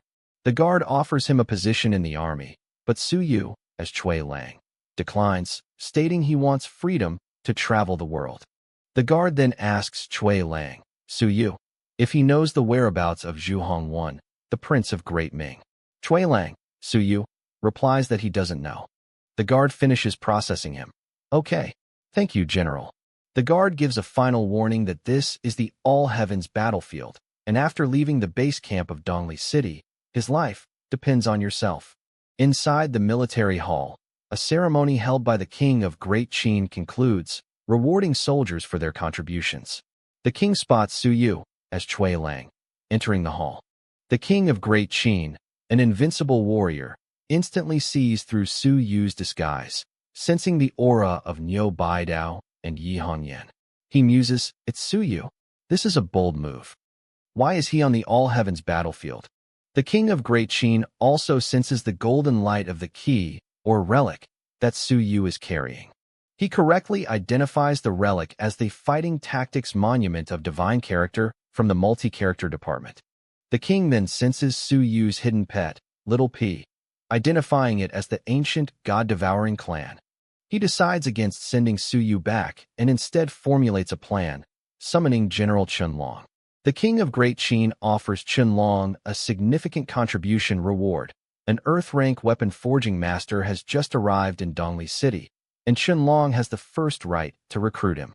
Chen Long, who desperately needs an Earth-rank weapon, is overjoyed and thanks the king for the opportunity. Su Yu, as Chui Lang, stands on the walls of Dongli City, looking out over the new territory. His travel companion, General Zhang Ho, warns Mr. Chui, Su Yu, to be careful, as wars are breaking out everywhere. Chui Lang, Su Yu, confirms he is from the Great Ming Prefecture. As Chui Lang, Su Yu, walks through the prosperous streets of Dongli City, he observes the various prefectures, Great Zhou, Great Ming, Great Shang, actively recruiting soldiers for their armies. General Chen Long, Su Yu's father's old friend, arrives on his mount. He declares he is there by order of the king of Great Qin to conscript Chui Lang into the demon-subduing corps, and the king wishes to have a talk with Mr. Chui. Another general, from the Great Zhou Prefecture, confronts Chen Long, accusing him of wrongly passing the military order and stating the king would not issue a forced conscription. Chen Long is flustered by the accusation. Su Yu, as Chui Lang, observes the confrontation, noting that the strongest fighter present is only at the cloud-riding realm. Su Yu, as Chui Lang, politely refuses the offer. Thank you, General Chen, but I'm not interested in joining the army. He muses that he's met someone from his dad's corps before finding his dad, and wonders if the king of Great Qin deliberately set this up. Su Yu, as Chui Lang, and his group ride away. Chen Long, annoyed, decides to talk to him again after he settles down. He then decides, by the way, I can go to see my brother. Su Long, Su Yu, as Chui Lang, rides through Dongli City, thinking, the demon-subduing corps. Dad, are you in the base camp? Where are you, Dad? How can I find you? At that very moment, Su Long, Su Yu's father, is in a nearby street buying vegetables. He briefly thinks he saw a man who looked like Su Yu but dismisses it. But it's impossible that he would come here. Su Yu, as Chui Lang, arrives at the Great Ming Embassy in Dongli City. His travel companion, General Zhang Ho, asks Chui Lang, Su Yu, to stay at his place. Su Yu, as Chui Lang, politely declines. Sorry, I'll just stay here. The Great Ming Embassy is more comfortable. An attendant at the embassy gate notices their arrival. Su Yu, as Chui Lang, identifies himself to the attendant, asking if Lu is still the leader. The attendant is shocked, asking, Are you Mr. Chui, the one who just became a weapon forging master at the peak of the dark rank? General Zhang Ho scoffs. Your information is outdated. Mr. Chui just forged a weapon with 72 golden patterns. The embassy leader, Mr. Lu, bursts out, Ha! Chui Lang, good to see you. You're famous all over the human world now. Mr. Lu fawns over Chui Lang, Su Yu, complaining that he wouldn't have been sent here by an outsider if he had known he was coming. Su Yu, as Chui Lang, offers to forge a dark rank weapon for General Zhang Ho as thanks for the escort. He then tells Mr. Lu that a few days ago, Chen Long came to ask for a weapon forging master. Su Yu, as Chui Lang, internally notes the name Chen Long again, suspecting he is his father's friend. Mr. Lu shows him to his room. In his luxurious room, Su Yu, as Chui Lang, reflects on how comfortable the embassy is. He muses that Chen Long will likely come here again and wonders, will I have a chance to meet my dad through Chen Long? Meanwhile, at the Great Xia Embassy, Chen Long bursts into the kitchen where Su Long is cooking. Are you cooking? What's for dinner tonight? Su Long, annoyed, asks, What are you doing here? Why do you come to the base camp all the time? Chen Long boasts, I'm not here for fun. The king of Great Qin awarded me. I may be able to take over the second corps. Su Long is skeptical. You? The king of Great Qin gave you a medal. Chen Long insists, of course. Chen Long boasts about his devastating realm status. Su Long, still cooking, sadly reflects that his former follower is going to be a commander. But I'm just a cook. Chen Long generously offers to make Su Long his deputy general when he becomes commander. Su Long angrily rejects the offer. Shut up. I don't take charity. Su Long says he doesn't want help. He just yes, my son. Chen Long then mentions the young man from the Great Ming Prefecture, Chui Lang, and suggests that since Su Yu is also in Great Ming, maybe they know each other. Su Long is immediately intrigued. Is he from the Great Ming Prefecture? Where is he? Can I meet him? Does he know my son? Chen Long suggests they visit the Great Ming Embassy. Chen Long worries that Chui Lang, Su Yu, and Su Yu might have a grudge. Su Long proudly states, My boy will never offend anyone. Chun-Long then shares the rumor he heard. Chui Lang slept with a girl and then irresponsibly left her. Su Long is instantly enraged. Scumbag. Such a man should be castrated. Su Yu, as Chui Lang, in his room at the Great Ming Embassy, shivers. Has the temperature always been so low? He's unaware his father is cursing him nearby. Su Long and Chun Long arrive at the Great Ming Embassy. Mr. Liu welcomes them to a banquet. Mr. Liu spots Su Long and is shocked. This is Su Yu's dad. Chun Long states they are there to see Mr. Chui Lang. Su Yu, as Chui Lang, is in his room, turning down an offer to forge an Earth-rank weapon for 30 to 50,000 merit points, saying he doesn't have time. He dismisses another recruiter from the Great Shang Prefecture. Just as he closes the door, Chun Long arrives. Mr. Chui, I'm Chun Long, and I'm here to see you. Su Yu, as Chui Lang, opens the door and comes face to face with his father, Su Long, and Chun Long. Su Long stares intently at Su Yu, as Chui Lang, sensing a deep familiarity. This young man feels like my son, even though he has a completely different face. In the reception hall, Su Long continues to stare at Su Yu, as Chui Lang, who has his back to him. Su Yu, as Chui Lang, turns and invites his father and Chun Long inside. Su Long is still in disbelief, thinking, no way, my son wouldn't come to the all-heavens battlefield. Su Yu, as Chui Lang, trying to maintain his cover, asks Su Long, Sir, are you sure you should call me sir? He worries his soaring realm father might see through his cloud-riding realm disguise. Chun Long, a devastating realm master, explains that Su Long used to be my platoon leader. He's also my big brother. He formally states their purpose. I want to inquire about a person. His name is Su Yu. Su Yu, as Chui Lang, plays along. So you're Su Yu's father? I've seen Su Yu, and we're familiar with each other. We're good friends. Su Long immediately tests him with a personal secret. Then did he tell you how old he was when he had nightmares that scared him to wet his bed? Su Long continues the test. The first time was when he was 6 years old. Do you know that? Su Yu, as Chui Lang, is horrified. Did Dad recognize me? He awkwardly denies knowing. Chun Long asks how Su Yu is doing, having heard he was injured. Chui Lang, Su Yu, reassures him. It was not a big problem. He's fine now. He earned millions of merit points. Su Long then begins a long, angry rant about his unfilial son. Su Long rants about Su Yu marrying 2 girls and trying to join the Zhu family, calling him a little scumbag. He then asks Chui Lang, Su Yu, why he's on the dangerous battlefield. He slams the table. It's not that dangerous? If so, why doesn't he dare to recognize his father? Chun Long is completely stunned by the revelation. Su-Yu? The guy opposite is Su Yu. He lists all of Su Yu's shocking accomplishments. 19 years old, cloud-riding realm, near-Earth rank forger, honorary elder, and the cause of multiple celestial realm deaths. Su Long finally drops the act and slaps his son, Dad. Su Yu drops his disguise, Dad. Su Long scolds him. I sent you to the academy for studying, not for making trouble. Why don't you share your burden with your family? Chun Long tells Su Yu he can come to me if you need help. Su Yu, now back in his Chui Lang disguise, dismisses him. Forget it, Mr. Chun. You're too weak. He then gives his father a storage ring full of small things he prepared. Su Yu gives Su Long 10,000 drops of original Qi extract, earthly Qi fruits, heaven-rank techniques, including a 36 times body build, and various high-rank weapons. He also gives Chun Long a 100,000 merit point card and a devastating Realm Divine rune, leaving Chun Long speechless at his wealth. Su Yu asks his father, Dad, how did you recognize me?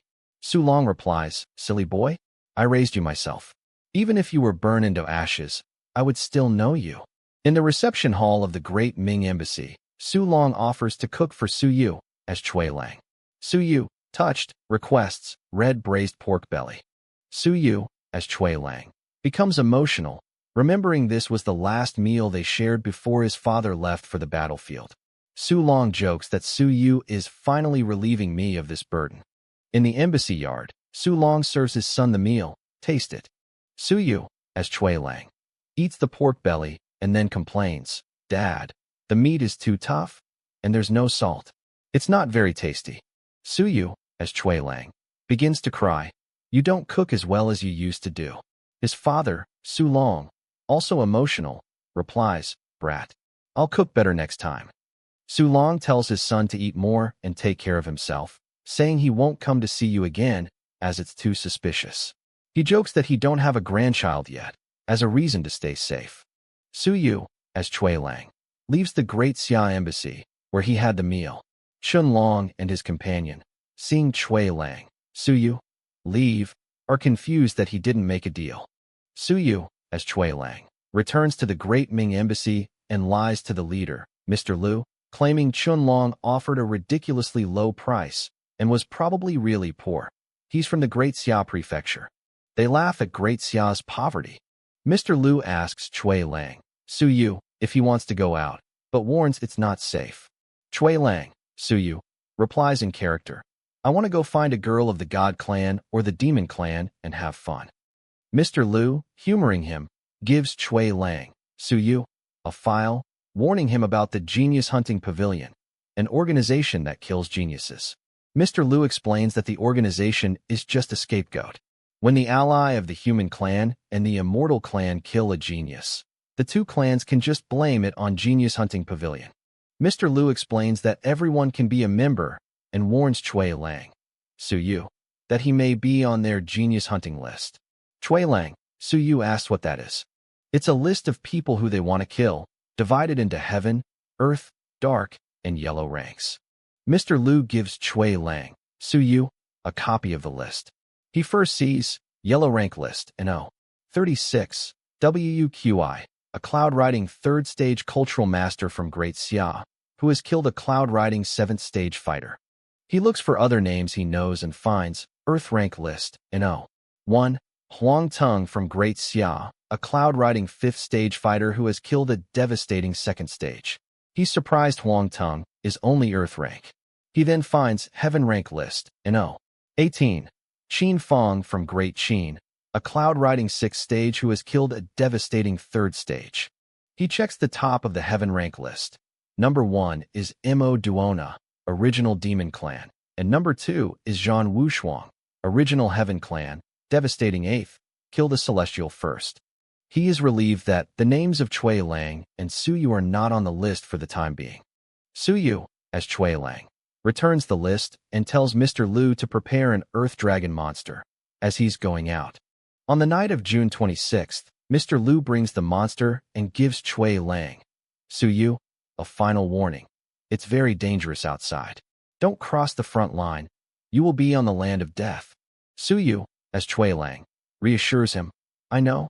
I won't force myself. If I really encounter any trouble, I'll run back immediately. Mr. Liu wishes him a good trip, comically hoping he finds ruins of an invincible warrior. Su Yu, as Chui Lang, sweats, nonplussed.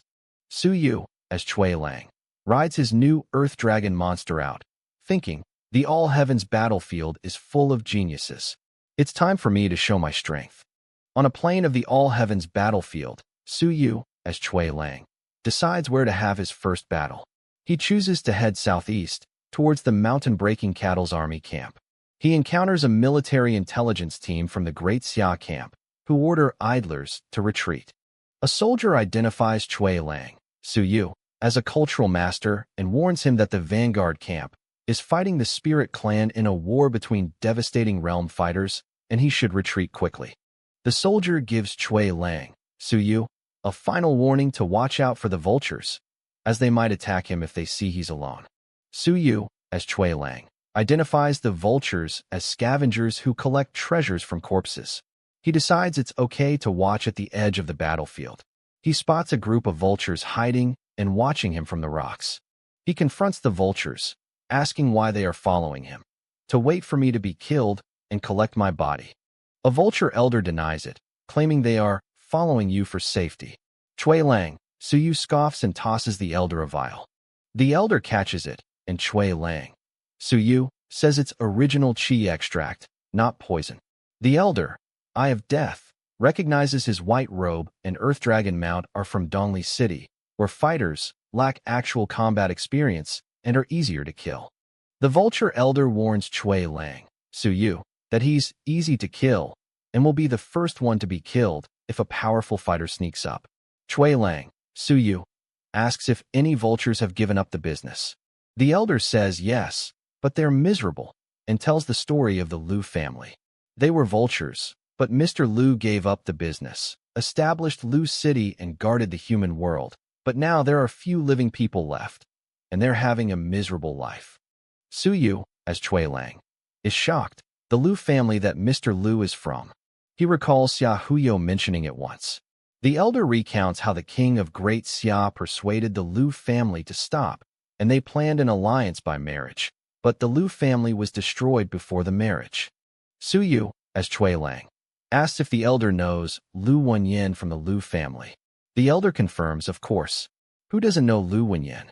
Yi Batian saw Lu Wenyan. Then he immediately took Lu Wenyan as his disciple. The elder, who knows a lot, continues, Lu Wenyan and his family enjoyed the glory. There was a banquet lasting for 3 whole days. But unfortunately, Yi Batian died later. As they talk, a shadow ghost suddenly attacks the group. Chui Lang, Su Yu, draws his weapon, a shadow ghost? It's courting death. Chui Lang, Su Yu, unleashes a massive energy attack, destroying the shadow ghost in a spectacular boom. He casually tells the stunned vulture elder, "It's just a shadow ghost. I took care of it. Come on, let's talk more about Lu Wenyan." The elder panics. "Sir, the Shadow Ghost clan is a powerful clan with an invincible warrior."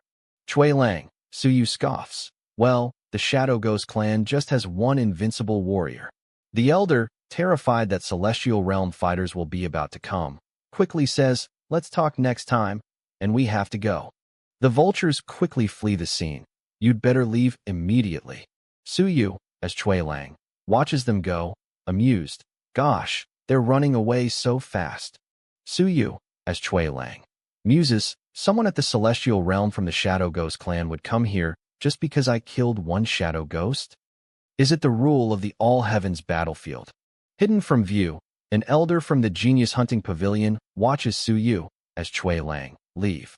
He notes, this young man is vigilant. Interesting. The elder identifies Chui Lang, Su Yu, as a weapon forging master from the Great Ming Prefecture.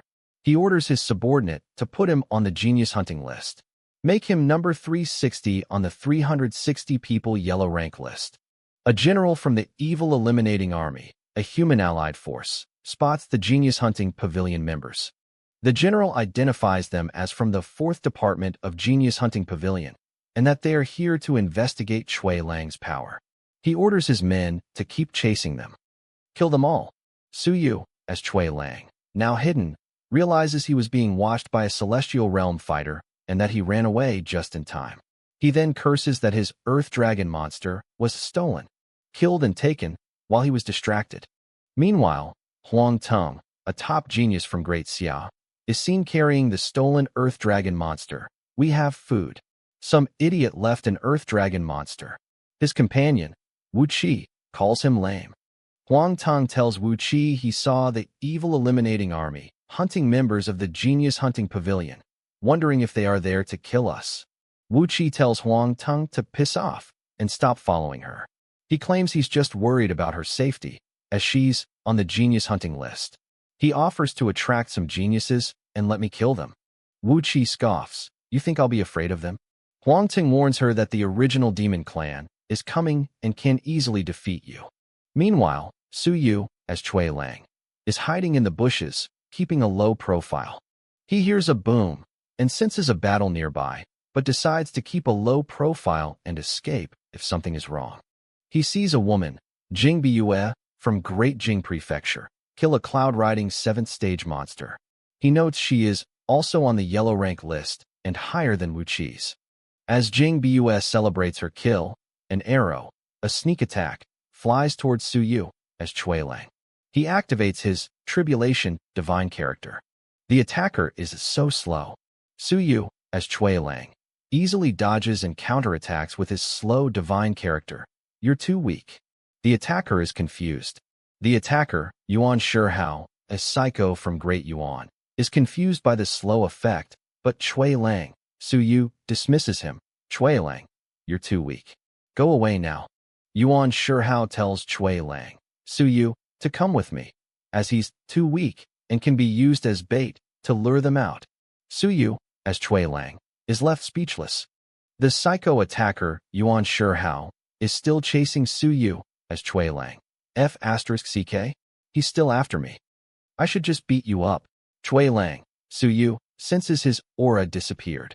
Yuan Shihao shoots a truth-seeking arrow as a sneak attack at Chui Lang, Su Yu. Chui Lang, Su Yu blocks it, sneak attack. It doesn't work. However, Yuan Shihao's attack breaks Chui Lang's, Su Yu's, defense, and a flame engulfs him. HHH. Su Yu, as Chui Lang, punches the attacker, thump, knocking him down.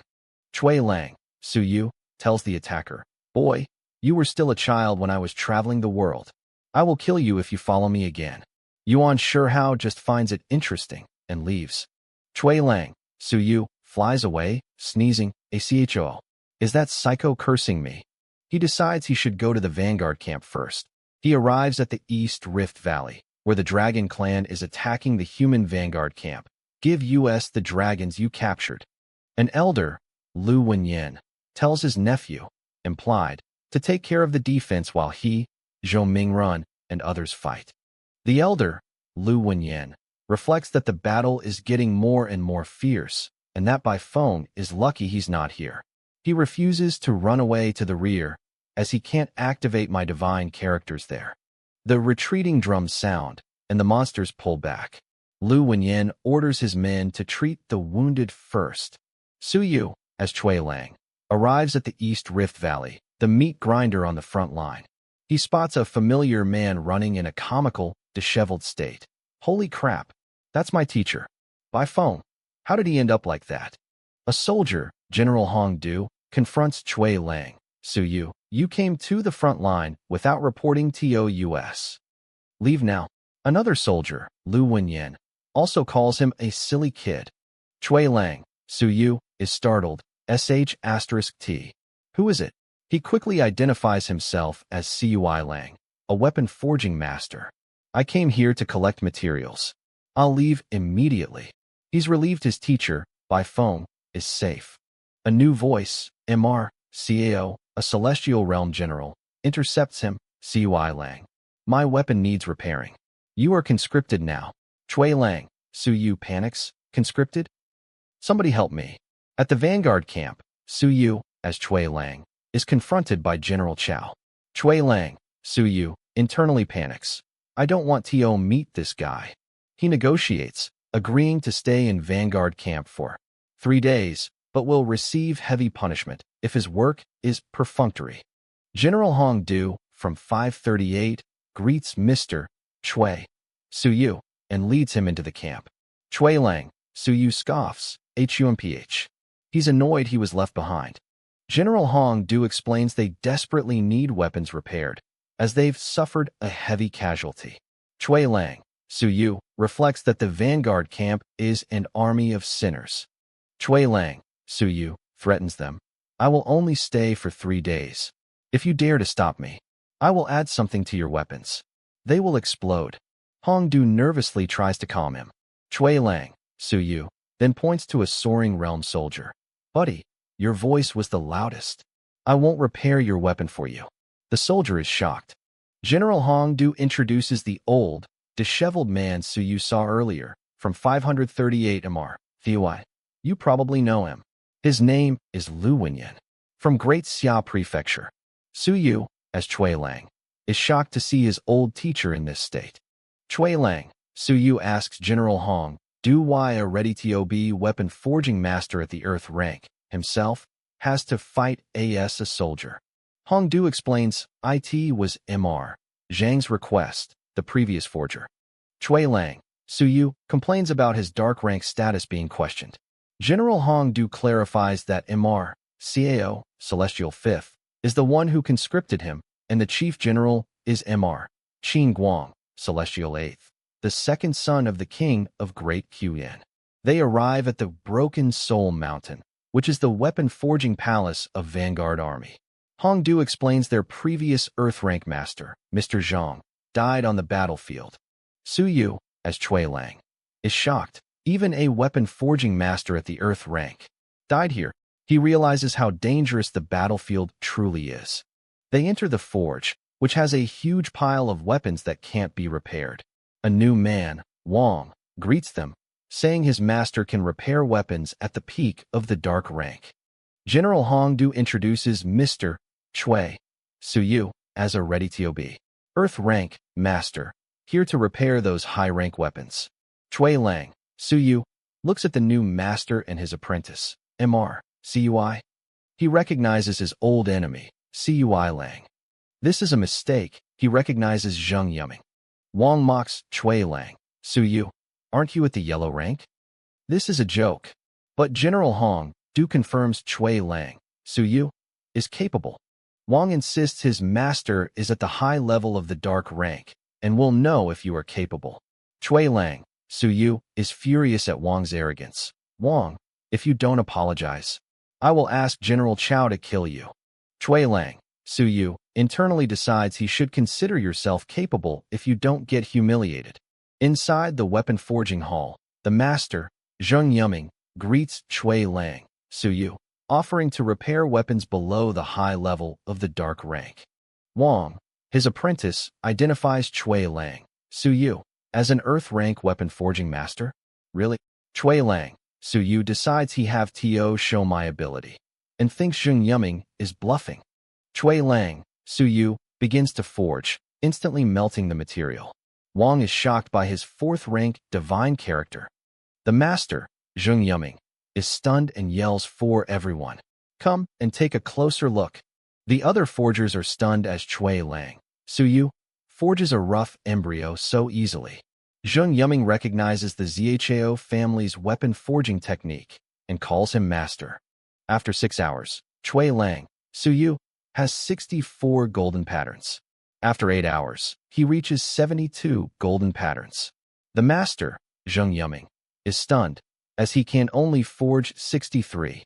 Chui Lang, Suyu, deliberately removes the 72nd pattern, claiming it was crooked, and finishes with 71 golden patterns to avoid making a defective weapon. The master, Zheng Yuming, is amazed, asking if he's already an earth rank master. Suyu, as Chui Lang, replies, I don't know. I've been too busy to test it. General Chao, Celestial Fifth, appears and claps. Awesome. Mr. Cui. He officially invite UTO join US. Chui Lang, Suyu, refuses, and oh thanks. I'll be gone in 3 days. General Chao relents. Well, it's up to you. He's annoyed but won't force him. General Chao tells General Hong Du to take Mr. Cui, Suyu, to rest, and not to bring him any weapons below the high level of the dark rank. General Hong Du leads Mr. Chui Suyu away. The other forgers, including Wang and Zheng Yuming, rush Mr. Chui Suyu, begging him to give us some advice. Chui Lang, Suyu, refuses, let go of me. He internally notes the camp is too dangerous, with 2 Celestial Realm Masters and 6 Devastating Realm Masters within 1,000 meters. Chui Lang, Suyu, escapes to the weapon forging hall, reflecting it's only 3 days. I can get through it. A soldier comes to him with a broken blade, peak dark rank, and asks if it can be repaired. Chui Lang, Suyu, says it depends on your attitude. The soldier offers a cultivation technique of the spirit clan as payment. Chui Lang, Suyu thinks, well, you are quite smart. Chui Lang, Suyu, accepts the useless technique and tells the soldier to come and get your weapon later. Chui Lang, Suyu, muses that Mr. Liu, from the embassy, is fat and wouldn't be able to run away from danger. He decides he could make a pair of earth rank shoes to increase my speed. General Hong Du informs Mr. Chui Suyu that a powerful man is here to repair his weapon. The powerful man enters. Master, I have a weapon. Could you please? Huh? Chui Lang, Suyu thinks, wait a minute. His voice sounds familiar. He looks up and recognizes his old enemy, Zheng Yuming. In a flashback, Wan Tiansheng is seen destroying Zheng Yuming's body. In the present, at the Vanguard Camp's weapon forging hall, Suyu, disguised as Chui Lang, recognizes the man who has just arrived to request a weapon repair. The man is Zheng Yuming, who apologizes for mistaking Cui Lang for someone he knew. He asks Cui Lang to repair his damaged Earth-rank cultural weapon, offering a 4th-rank divine character as payment for the difficult task. Cui Lang, Su Yu, agrees to the repair, but only on the condition that he can first examine the 4th-rank divine character. Zheng Yuming, though hesitant, agrees to the terms but asks Mr. Cui to be discreet about it. Zheng Yuming internally worries about his divine character, noting that its instability is the reason he's willing to show it to Cui Lang. Zheng Yuming manifests his human divine character, which is visibly unstable. Cui Lang, Su Yu, observes it, noting it feels ripened, and deducing that Zheng Yuming must have inherited it or acquired it through some artificial method, not cultivated it himself. Cui Lang, Su Yu, theorizes that Zheng Yuming's divine character was artificially made, possibly with technology from the Great Zhou Prefecture. He then begins the process of repairing the Earth-rank weapon. Over the next few days, Cui Lang, Su Yu, repairs many weapons for the camp, receiving various cultivation techniques, treasures, and essence blood in return. One night, he is visited by his old teacher, Lu Wenyan, who looks disheveled. Lu Wenyan asks Cui Lang, Su Yu, to repair his uncle's weapon, a downgraded Earth-rank martial weapon. Cui Lang, Su Yu, acts aggressively, asking why he should repair a weapon for a dying man and comparing it to being fooled by an incomplete Thunderblade article of will. Lu Wenyan is shocked, thinking Cui Lang somehow knew his Thunderblade article had fake skills. Cui Lang, Su Yu, then casually mentions he learned 18 languages, a specific detail that immediately makes Lu Wenyan realize who he truly is. Lu Wenyan, having recognized his student, uses a secret voice transmission to call Cui Lang, Su Yu, an ungrateful brat, for disrespectfully calling him buddy earlier. Lu Wenyan's uncle, who is with him, seals the surroundings to prevent anyone from eavesdropping on their private conversation. Su Yu, as Cui Lang, drops his disguise, and an angry Lu Wenyan immediately slaps his former student for his disrespectful behavior. Su Yu, as Cui Lang, sheepishly apologizes, explaining his cloud-riding realm weapon forger disguise and the Cui Lang playboy persona. Lu Wenyan, still angry, continues to hit him. Su Yu, as Cui Lang, apologizes again, explaining he's impersonating someone. He confirms he came to the camp to see Lu Wenyan, but now wants to go across the East Rift Valley to hunt powerful enemies, a plan Lu Wenyan calls dangerous. Cui Lang, Su Yu, boasts that he's very strong, able to deal with low-stage, devastating realm fighters, and that Lu Wenyan is no longer a match for him. Lu Wenyan, seeing his student has grown, relents, telling him to go, but to come here if he gets into trouble. Lu Wenyan reflects on how much his student has changed, noting he taught Su Yu for 5 years in Nanyuan. The comic incorrectly states 5 years, it was less, and now Su Yu can be my teacher. Su Yu, still disguised as Cui Lang, finishes repairing Lu Wenyan's uncle's weapon, successfully restoring it to the primary level of the Earth rank. Lu Wenyan thanks Mr. Cui, Su Yu, stating he has done enough for me. The two part ways, their secret meeting concluded. Cui Lang, Su Yu, dismisses the soldiers waiting for repairs, telling them to come back tomorrow as he's going to bed. In the main camp of the Vanguard Army, the generals hold a meeting. They discuss their heavy losses and the difficulty of finding Earth-rank weapon forging masters and other high-level support. A general also mentions that many young human talents from the academies have entered the East Rift Valley to hunt, and the army is ordered to let them retreat at the critical moment. The meeting concludes, and the main general, General Chao, tells his subordinate, Hong Du, to stay behind. General Chao instructs Hong Du to give Cui Lang, Su Yu, a detailed map of the Desire Sea Plain and a list of Myriad Clans geniuses, as a reward for his help repairing their weapons. Hong Du asks why they don't stop Cui Lang, Su Yu, from leaving. General Chao explains that geniuses are rebellious and must suffer losses to learn that the battlefield is a place of death, not a place to become famous. General Chao orders Hong Du to give Cui Lang, Su Yu, essence blood from the warehouse to bribe him into staying up all night forging and repairing more weapons. Su Yu, as Cui Lang, works for 3 days, repairing most of the weapons and forging a pair of Earth-rank shoes for himself. Chui Lang, Su Yu, is pleased with his new Earth-rank shoes, which make him 30% faster, comparable to a 7th-stage cloud-riding realm fighter. He prepares to leave the camp. Hongdu asks why he is going to the dangerous Desire Seaplane. Chui Lang, Su Yu, claims he is just looking for materials. Hongdu offers to send soldiers to find them for him, but Chui Lang refuses, saying they are good at killing people, not looking for things. Hongdu warns him that it's dangerous and that a spy just reported his name, Chui Lang, has been added to the yellow rank list of the Genius Hunting Pavilion, ranked last. Chui Lang, Su Yu, is comically annoyed at being ranked the last one. Hongdu reports to General Chao that Chui Lang, Su Yu, left despite the warning. General Chao dismisses it, saying Chui Lang is capable and orders his troops to defend the East Rift Valley. Chui Lang, Su Yu, flies across the mountains, heading for the Desire Seaplane. He is intercepted by a man, Sung Yi, from the Great Sung Prefecture. Sung Yi warns Chui Lang, Su Yu, that the Desire Seaplane is in chaos.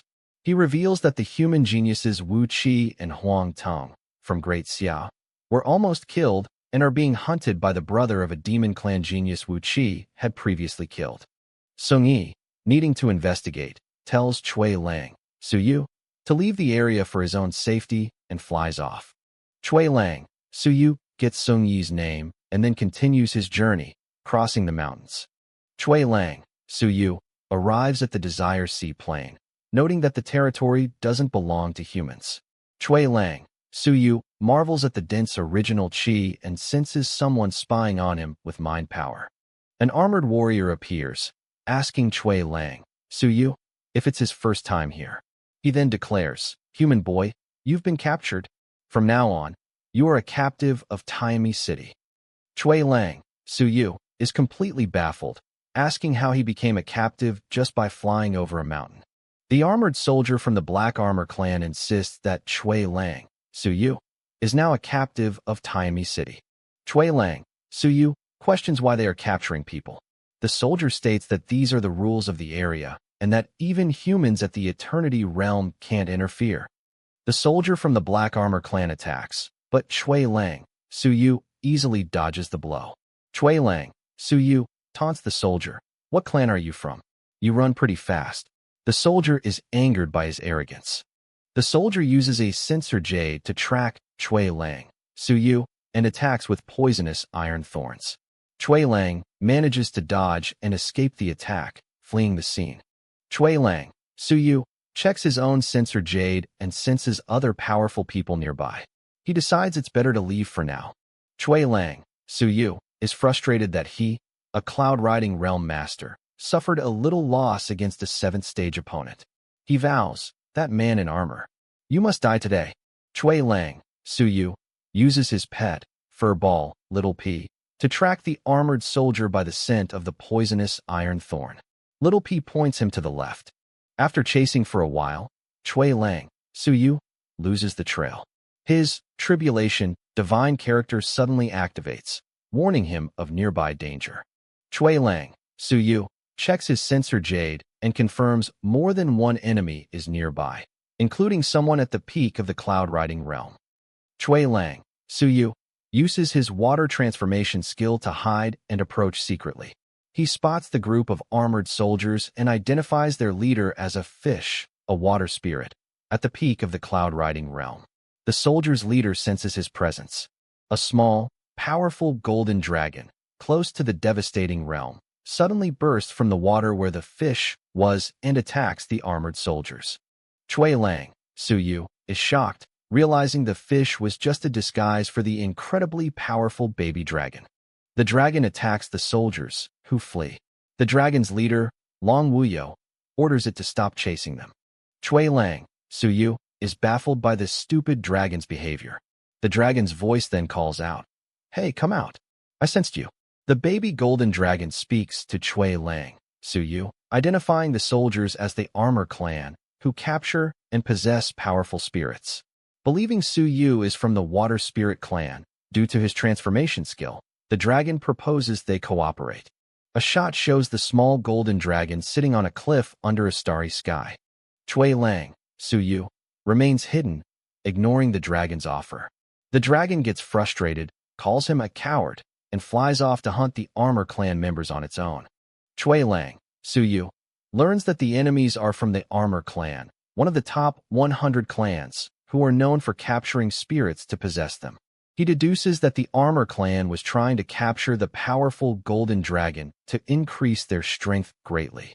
He wonders if their bodies contain essence blood. Chui Lang, Su Yu, decides to leave the chaotic area. His new plan is to go after those armored men, to obtain some essence blood and get myself a suit of armor. The group of Armor Clan soldiers sets up traps, sensing that Chui Lang, Su Yu, is nearby. The leader, Hong Kai, asks his subordinate, Qin Kai, to check the qi-detecting ruler, but it hasn't detected any changes in the nearby qi. Hong Kai mentions that the human genius Huang Tung is being chased by Tian Duo of the original demon clan. He decides they will go back to Taimi City after killing that golden dragon. The golden dragon, Long Wuyo, suddenly appears and attacks the Armor Clan soldiers. Long Wuyo, vowing revenge for his clan, attacks the soldiers. The leader, Hong Kai, orders his men to kill it. Chui Lang, Su Yu, hides underground using his water transformation, targeting Qin Kai, the soldier with the troublesome qi-detecting ruler. Qin Kai suddenly gets goosebumps from the impending danger. Hong Kai shouts a warning. Qin Kai, watch out. Chui Lang, Su Yu, attacks Qin Kai from beneath the ground. Hong Kai, seeing his man attacked, orders his team to leave this golden dragon alone. Go after that human being. Chui Lang, Su Yu, successfully kills the armored soldier, Qin Kai, who was at the 7th stage of the cloud riding realm. By killing an enemy at a higher realm, Su Yu receives a reward from heaven and earth. The golden dragon, Long Wuyo, taunts the Armor Clan leader, Human, you're doomed. Hong Kai, seeing his soldier killed, vows revenge and orders a retreat, planning to get help from the God Clan. Chui Lang, Su Yu, also flees the scene. Chui Lang, Su Yu, returns to the corpse of Qin Kai to extract his essence blood, noting with surprise that it's not red. Su Yu's mysterious book unlocks the page for the Armor Clan, 7th stage of the cloud riding realm, revealing its racial skill, armored form, and its cultivation technique, essence armor spell. Chui Lang, Su Yu, activates the armored form skill, creating armor from original qi. He finds it sort of useless, but loots a genius hunting list device from the corpse. The spirit of the list device tells him it's just something like a voice transmission divine rune and can't be used for tracking. Chui Lang, Su Yu, doesn't believe it and destroys the device. Chui Lang, Su Yu decides to keep the list's existence a secret, as my safety comes first. News of the kill reaches the Vanguard army camp. A soldier informs General Chao that Chui Lang, a weapon forging master, is now an O3 on the yellow rank list for killing a 7th stage cloud riding realm fighter. The soldier is shocked by the news, noting that Chui Lang, Su Yu, must be a little old, or his rank would be even higher. General Chao is completely stunned. Holy crap! How can a weapon forging master be so good at fighting? Chui Lang, Su Yu, flies across the East Rift Valley, realizing his aura was stolen when he was ranked on the genius hunting list, which means I'm targeted now. Despite the danger, he decides he haven't had enough fun and resolves to catch up and kill a few more enemies. The golden dragon, Long Wuyo, spots Chui Lang, Su Yu, again, wondering if it's the same person who killed Qin Kai. Long Wuyo wishes Chui Lang, Su Yu, would cooperate so they could hunt the Armor Clan together. Chui Lang, Su Yu, spots the Armor Clan soldiers regrouping. The Armor Clan leader, Hong Kai, warns his troops to stay alert, believing Chui Lang, Su Yu, is right around here. Chui Lang, Su Yu, uses his blood divine character to create an illusion. Hong Kai confronts the illusion, asking Chui Lang, Su Yu, why he keeps pestering us as humans and the Armor Clan are not enemies. The golden dragon, Long Wuyo, sees the confrontation and, thinking Chui Lang, Su Yu, is about to fight, decides I'll go help him. Chui Lang, Su Yu, suddenly flees the fight, much to the dragon's confusion. Why did he run away? The golden dragon, Long Wuyo, also flees. Hong Kai realizes the dragon was following a Chui Lang, Suyu, and that the myriad clans cannot be trusted as they are all on guard against him. Chui Lang, Suyu, flies away, vowing to upgrade his Kill Divine character to the 4th rank to become stronger. The remaining Armor Clan soldiers are terrified, now down to 8 men. A new fighter from the God Clan, Mintian, arrives to help them. Mintian, a powerful warrior at the 2nd stage of the devastating realm from the Ice God Clan, greets Hong Kai, who vows revenge on the dragon. Mintian identifies the dragon as Long Wuyo, the grandson of the Golden Dragon Clan's Grand Elder. He says he can't kill him, but Hong Kai, who is from a different clan, can. Mintian notes that Chui Lang, Suyu, sensed his arrival and ran away, confirming that Chui Lang really got something special. Hong Kai asks Mintian to cooperate with the Demon Clan, who are trying to kill the human geniuses Huang Tong and Qin Fong. Mintian agrees, deciding he'll taking some advantage if Tian Duo, original Demon Clan, fails to kill the humans. Hong Kai then asks Mintian to help him trap the Golden Dragon, Long Wuyo, so he can possess it, reach the devastating realm, and be more helpful to Mintian. Mintian agrees to the plan. Chui Lang, Suyu, is frustrated, realizing he can't defeat the stage 2 devastating realm Mintian, even with his Yang Apertures and Essence Blood. Chui Lang, Suyu, decides he can't fight the Armor Clan while they are allied with a God Clan master. He decides to find someone else to kill and laments that he has to keep a low profile again. Elsewhere, the human geniuses Wu Qi and Huang Tong are hiding. Wu Qi mocks Chui Lang, Suyu, finding it unbelievable that he's in 3 on the yellow rank list and ranked even higher than you.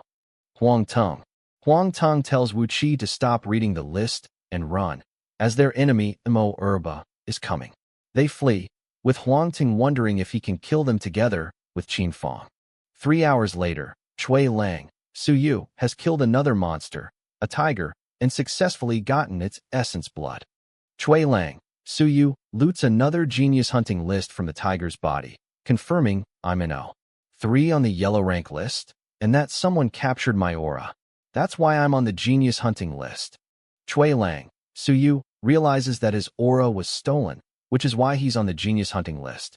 He worries his identity as Chui Lang is now compromised. He dismisses his worry and decides to go to the Heaven-Splitting Valley to check on Huang Tong and Wu Qi, using his water transformation skill to travel. Chui Lang, Suyu, disguised as a water spirit, decides to go have a look and save his Great Xia allies if they are in danger. Half an hour later, Chui Lang, Suyu, as a water spirit, is intercepted by Fu Tuliang, a spirit from the Earth Spirit Clan, who mistakes him for a fellow 5 Elements clan member and wants to team up. Chui Lang, Suyu, in his water spirit disguise, tells Fu Tuliang to leave, claiming their patriarchs are enemies. Fu Tuliang persists, arguing they should fight together. Chui Lang, Suyu, brushes him off. Don't follow me. I'm going to the Heaven-Splitting Valley to kill gods and demons. He's annoyed by the interruption. Fu Tuliang is shocked. You want to kill gods and demons? Chui Lang, Suyu, arrogantly claims he needs to prove my power and get on the genius hunting list by killing Tian Duo from the original Demon Clan. Fu Tuliang is stunned, noting Tian Duo is a stage 7 cloud riding genius. Fu Tuliang continues to follow Chui Lang, Suyu, asking about his inheritance techniques. Chui Lang, Suyu, as a water spirit, boasts that he needs no techniques, as his water transformation makes him invincible. Fu Tuliang, hiding, thinks, Humph, what an idiot. They arrive at the Heaven-Splitting Valley. Chui Lang, Suyu, as a water spirit, marvels at the terrifying aura of the blade Qi left by the King of Great Xia. Fu Tuliang confirms the King of Great Xia created the valley, killing 2 invincible warriors and countless fighters with his sky-splitting blade in a battle against gods. Chui Lang, Suyu, as a water spirit, connects the King of Great Xia to Huang Tong, wondering what Huang Tong is planning. Fu Tuliang explains that the Demon Clan, led by Tian Duo, is afraid to enter the valley because Huang Tong can trigger the remaining blade Qi of an invincible warrior to kill them. Their conversation is interrupted by Lan Ying, a woman from the Fire Demon clan. Lan Ying says Tian Duo wants a favor. Chui Lang, Suyu, as a water spirit, immediately and aggressively shouts, "No way.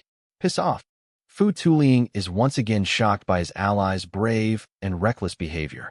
Chui Lang, Suyu, as a water spirit, rants that a Blood Fire Demon clan member once betrayed him, so he'll never help the demon clan again, and tells Lan Ying to leave or be killed.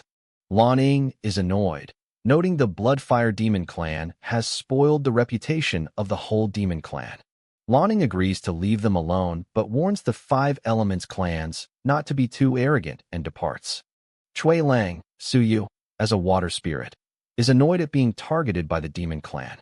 He tells Fu Tuliang he has something else to do, and to go to the valley first. Chui Lang, Suyu, as a water spirit, ditches the annoying Fu Tuliang, telling him don't follow me. Just go.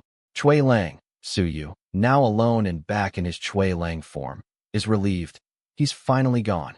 He decides to enter the heaven-splitting valley, intrigued by the invincible blade Qi. Inside the heaven-splitting valley, various cloaked figures are hunting for the badly injured Huang Tong and Wu Qi, eager for the rewards, including divine characters and divine weapons. Outside the heaven-splitting valley, Tian Duo, original demon clan, tells other Myriad Clans members that it's up to your own strength, and they don't need to cooperate. Just guard a few places where the blade Qi is weak to kill Huang Tong and Wu Qi. A warrior from the Water Spirit clan, the one Suyu tricked, objects, accusing the demon clan of using them as cannon fodder. Tian Duo attacks him. Tian Duo strikes the Water Spirit, who boasts, "I knew it. You shameless demons. Go to hell." The Water Spirit warrior escapes Tian Duo's attack, vowing revenge. Tian Duo lets the Water Spirit go, noting he ran so fast, but knowing he can find him even if he's run away. Tian Duo remembers that Fu Tuliang, the Earth Spirit, is still nearby. Fu Tuliang appears. "Oh no, they found me." Fu Tuliang quickly claims the Water Spirit attacked because he was pissed off by the Blood Fire Demon clan, convincing Tian Duo it was a misunderstanding and that killing Huang Tong and Wu Qi is a consensus. Fu Tuliang leaves, secretly pleased he's buying time for Huang Tong. Chui Lang, Suyu, also reverts to his Chui Lang identity and notes Tian Duo's physical strength must be more than 100,000 apertures. Chui Lang, Suyu, enters the foggy heaven-splitting valley, noting it's a good place for assassination and sensing a familiar aura from an armored figure. The armored figure, Hong Kai, attacks Chui Lang, Suyu, who bounces off. Hong Kai recognizes him. "Chui Lang, stop pretending. I know it's you." Other Myriad Clans members, including Tian Duo, appear, identifying Chui Lang, Suyu, as number 3 on the yellow rank list. Hong Kai demands he take off his armor. Chui Lang, Suyu, refuses, turning Tian Duo's logic against him and accusing him of starting trouble and becoming the enemy of all clans. Tian Duo tells Chui Lang, "Suyu, not to interfere, or he'll get killed." Chui Lang arrogantly replies, "Killing you is just a piece of cake for me." Hong Kai asks and Mintian, the God Clan ally, to help him defeat Chui Lang. Chui Lang, Suyu, is annoyed. "Alas, it's all because I'm too outstanding." His Tribulation divine character warns him of danger as Hong Kai and an Mintian plot against him. In the heaven-splitting valley, Chui Lang, Suyu, plots to kill Hong Kai, the Armor Clan leader. He orders his pet, Furball, Little P, to lie on my hammer and break into his sea of consciousness. Hong Kai, believing Chui Lang, Suyu, is just a stupid weapon forger, prepares to attack him.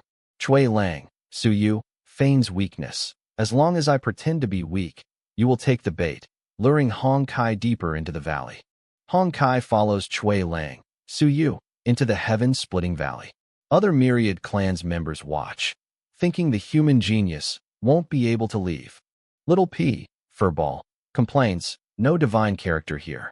I'm not happy," as it prepares to attack. Little P enters Hong Kai's sea of consciousness. Hong Kai senses the intrusion. "What the hell?" Chui Lang, Suyu attacks. "Go to hell." Hong Kai's Sea of Consciousness is shattered from within by Little P's attack, and he is killed. Little P spits out a divine character. Chui Lang, Su Yu, is annoyed. Damn it. The divine character has been broken into pieces by the handbook. I didn't get a glimpse of it.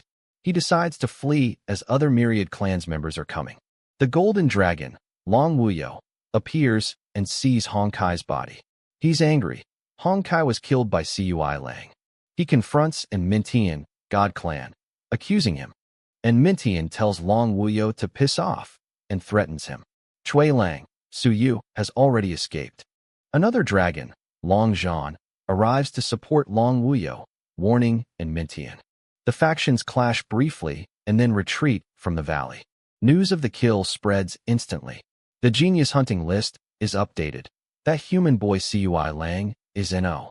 18 on the dark rank list. Observers are stunned. Where does such a human talent come from? Chui Lang, Su Yu, having escaped the valley, is pleased. NO1 seems to be chasing after me now. Chui Lang, Su Yu congratulates his pet, Furball, good job, who happily chirps, hom. He scolds Little P, but if you dare to absorb that divine character from heaven and earth again, you'll regret it. Little P just puffs its cheeks. Chui Lang, Su Yu, absorbs the heaven and earth reward from the kill. I got a divine character by killing one of them. Hee, nice reward. Chui Lang, Su Yu, is also pleased that Hong Kai's body is also a good material for weapon forging, joking that he might forge a piece of armor at the peak of the heaven rank if he kills an invincible armor clan warrior. Chui Lang, Su Yu, justifies his actions. Sure enough, I said I came to find some materials. Now it turns out that I'm not lying. The armor clan people are the best material. He also notes, and even if I lie, my name is Cui Lang, not Su Yu. News of Chui Lang's, Su Yu's, actions reaches the base camp of the Demon Subduing Corps, where Lord Xia is stationed. A soldier reports to Lord Xia and other generals. 2 powerful men from the armor clan were killed by Cui Lang. They were both on the genius hunting list. Now Cui Lang is No. 18 on the dark rank list. Lord Xia is shocked. Cui Lang killed 2 powerful men, and he is No. 18 on the dark rank list now. An elder, implied Qianlong, wonders why Chui Lang, Su Yu, went to the dangerous heaven-splitting valley. Lord Xia is stunned he killed 2 geniuses so soon. Qianlong reports he has already led a team to the valley. Lord Xia worries Qianlong isn't strong enough and orders General Zhang Ping, to go as well. He tells Zhang to save Cui Lang if you can, but if it's too dangerous, just give up. He won't die so easily. He also orders the Great Ming Prefecture to be informed. In Heavenly City, Prefect Zhu Tiandao receives the voice transmission and is furious at Su Yu. Suyu. You be *starred. You killed those men in front of everyone. Who would believe that you came from the Great Ming Prefecture? On Marinus Island, the real Chui Lang, who is in closed-door cultivation, screams in frustration, Mr. You. I hate you. Neo Baidao calmly tells the real Chui Lang not to worry, as Su Yu's identity will be exposed in less than half a year, and that Chui Lang has earned a good reputation from Su Yu's notorious actions. Back in the heaven-splitting valley, Chui Lang, Su Yu, senses the blade Qi from the king of Great Xia. He knows it will injure him if he touches it directly. Chui Lang, Su Yu, uses his own sky-splitting blade technique, which can merge with this blade Qi or dispel it, neutralizing the danger. Chui Lang, Su Yu, decides to build my body with blade Qi and begins to absorb it, noting the resentment and killing intent left behind by the king of Great Xia. He then senses a sacred aura and realizes someone from the original Heaven clan had also been there. He activates the clan's technique and a heal skill. Chui Lang, Su Yu, is pleased. So the king of Great Xia was fighting someone from the original Heaven clan. Now these 2 powers are left here, which can help me build my body. Chui Lang, Su Yu, decides to stay here and cultivate, dismissing the idea of rescuing Huang Tong and Wu Qi. I'll save him later. I need to build my body first. Deep in the heaven-splitting valley, the real Huang Tong and Wu Qi are hiding, badly injured.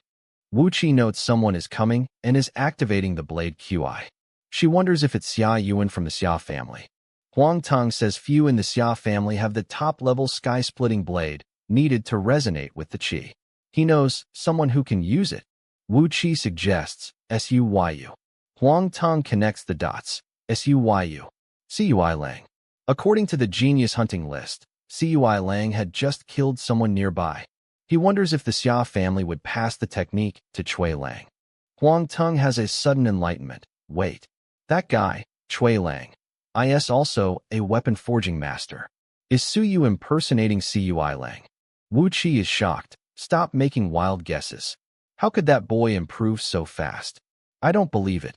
Huang Tong remembers warning Suyu a few months ago and now worries. Is he coming to take revenge on me? In the heaven-splitting valley, Cui Lang, Suyu, senses that Huang Tong should be ahead. Cui Lang, Suyu, decides to save him later. I need to build my body first, vowing to kill him if anyone disturbs his cultivation. Outside the valley, a group of myriad clans, god, demon, and spirit, led by Tian Duo, decides to get in and kill them first before human reinforcements arrive, as anyone who kills Huang Tong can improve his strength greatly. Another group, Immortal Clan, watches them, noting Huang Tong is confident, but they plan to ambush them on the path out of the valley. In the valley, Cui Lang, Suyu, is annoyed by the many people coming in to disturb my bodybuilding. He has completed the last 13 times and decides to go somewhere else to cultivate. He spots Fu Tuliang, the earth spirit from 546, floating by. Fu Tuliang is devouring a corpse. Cui Lang, Suyu, appears and warns him to be careful in your next life. Cui Lang, Suyu, kills Fu Tuliang. Cui Lang, Suyu, is pleased. Now the whole heaven-splitting valley is in chaos. I have to hurry up to cultivate. Noting the constant killing will upgrade his divine characters and feels so exciting. Deep in the valley, Huang Tong and Wu Qi are fighting for their lives against their pursuers. Wu Qi is wounded and bleeding heavily from a poison weapon. Huang Tong notes Wu Qi's cultural weapon is poisoned. She tells him to run first, as some powerful people are coming after us, and she'll kill one more to get some rewards to help her recover. Their pursuers, led by Tian Duo, are close behind. Tian Duo's group smells Wu Qi's strong poison and knows they are on the right track, but also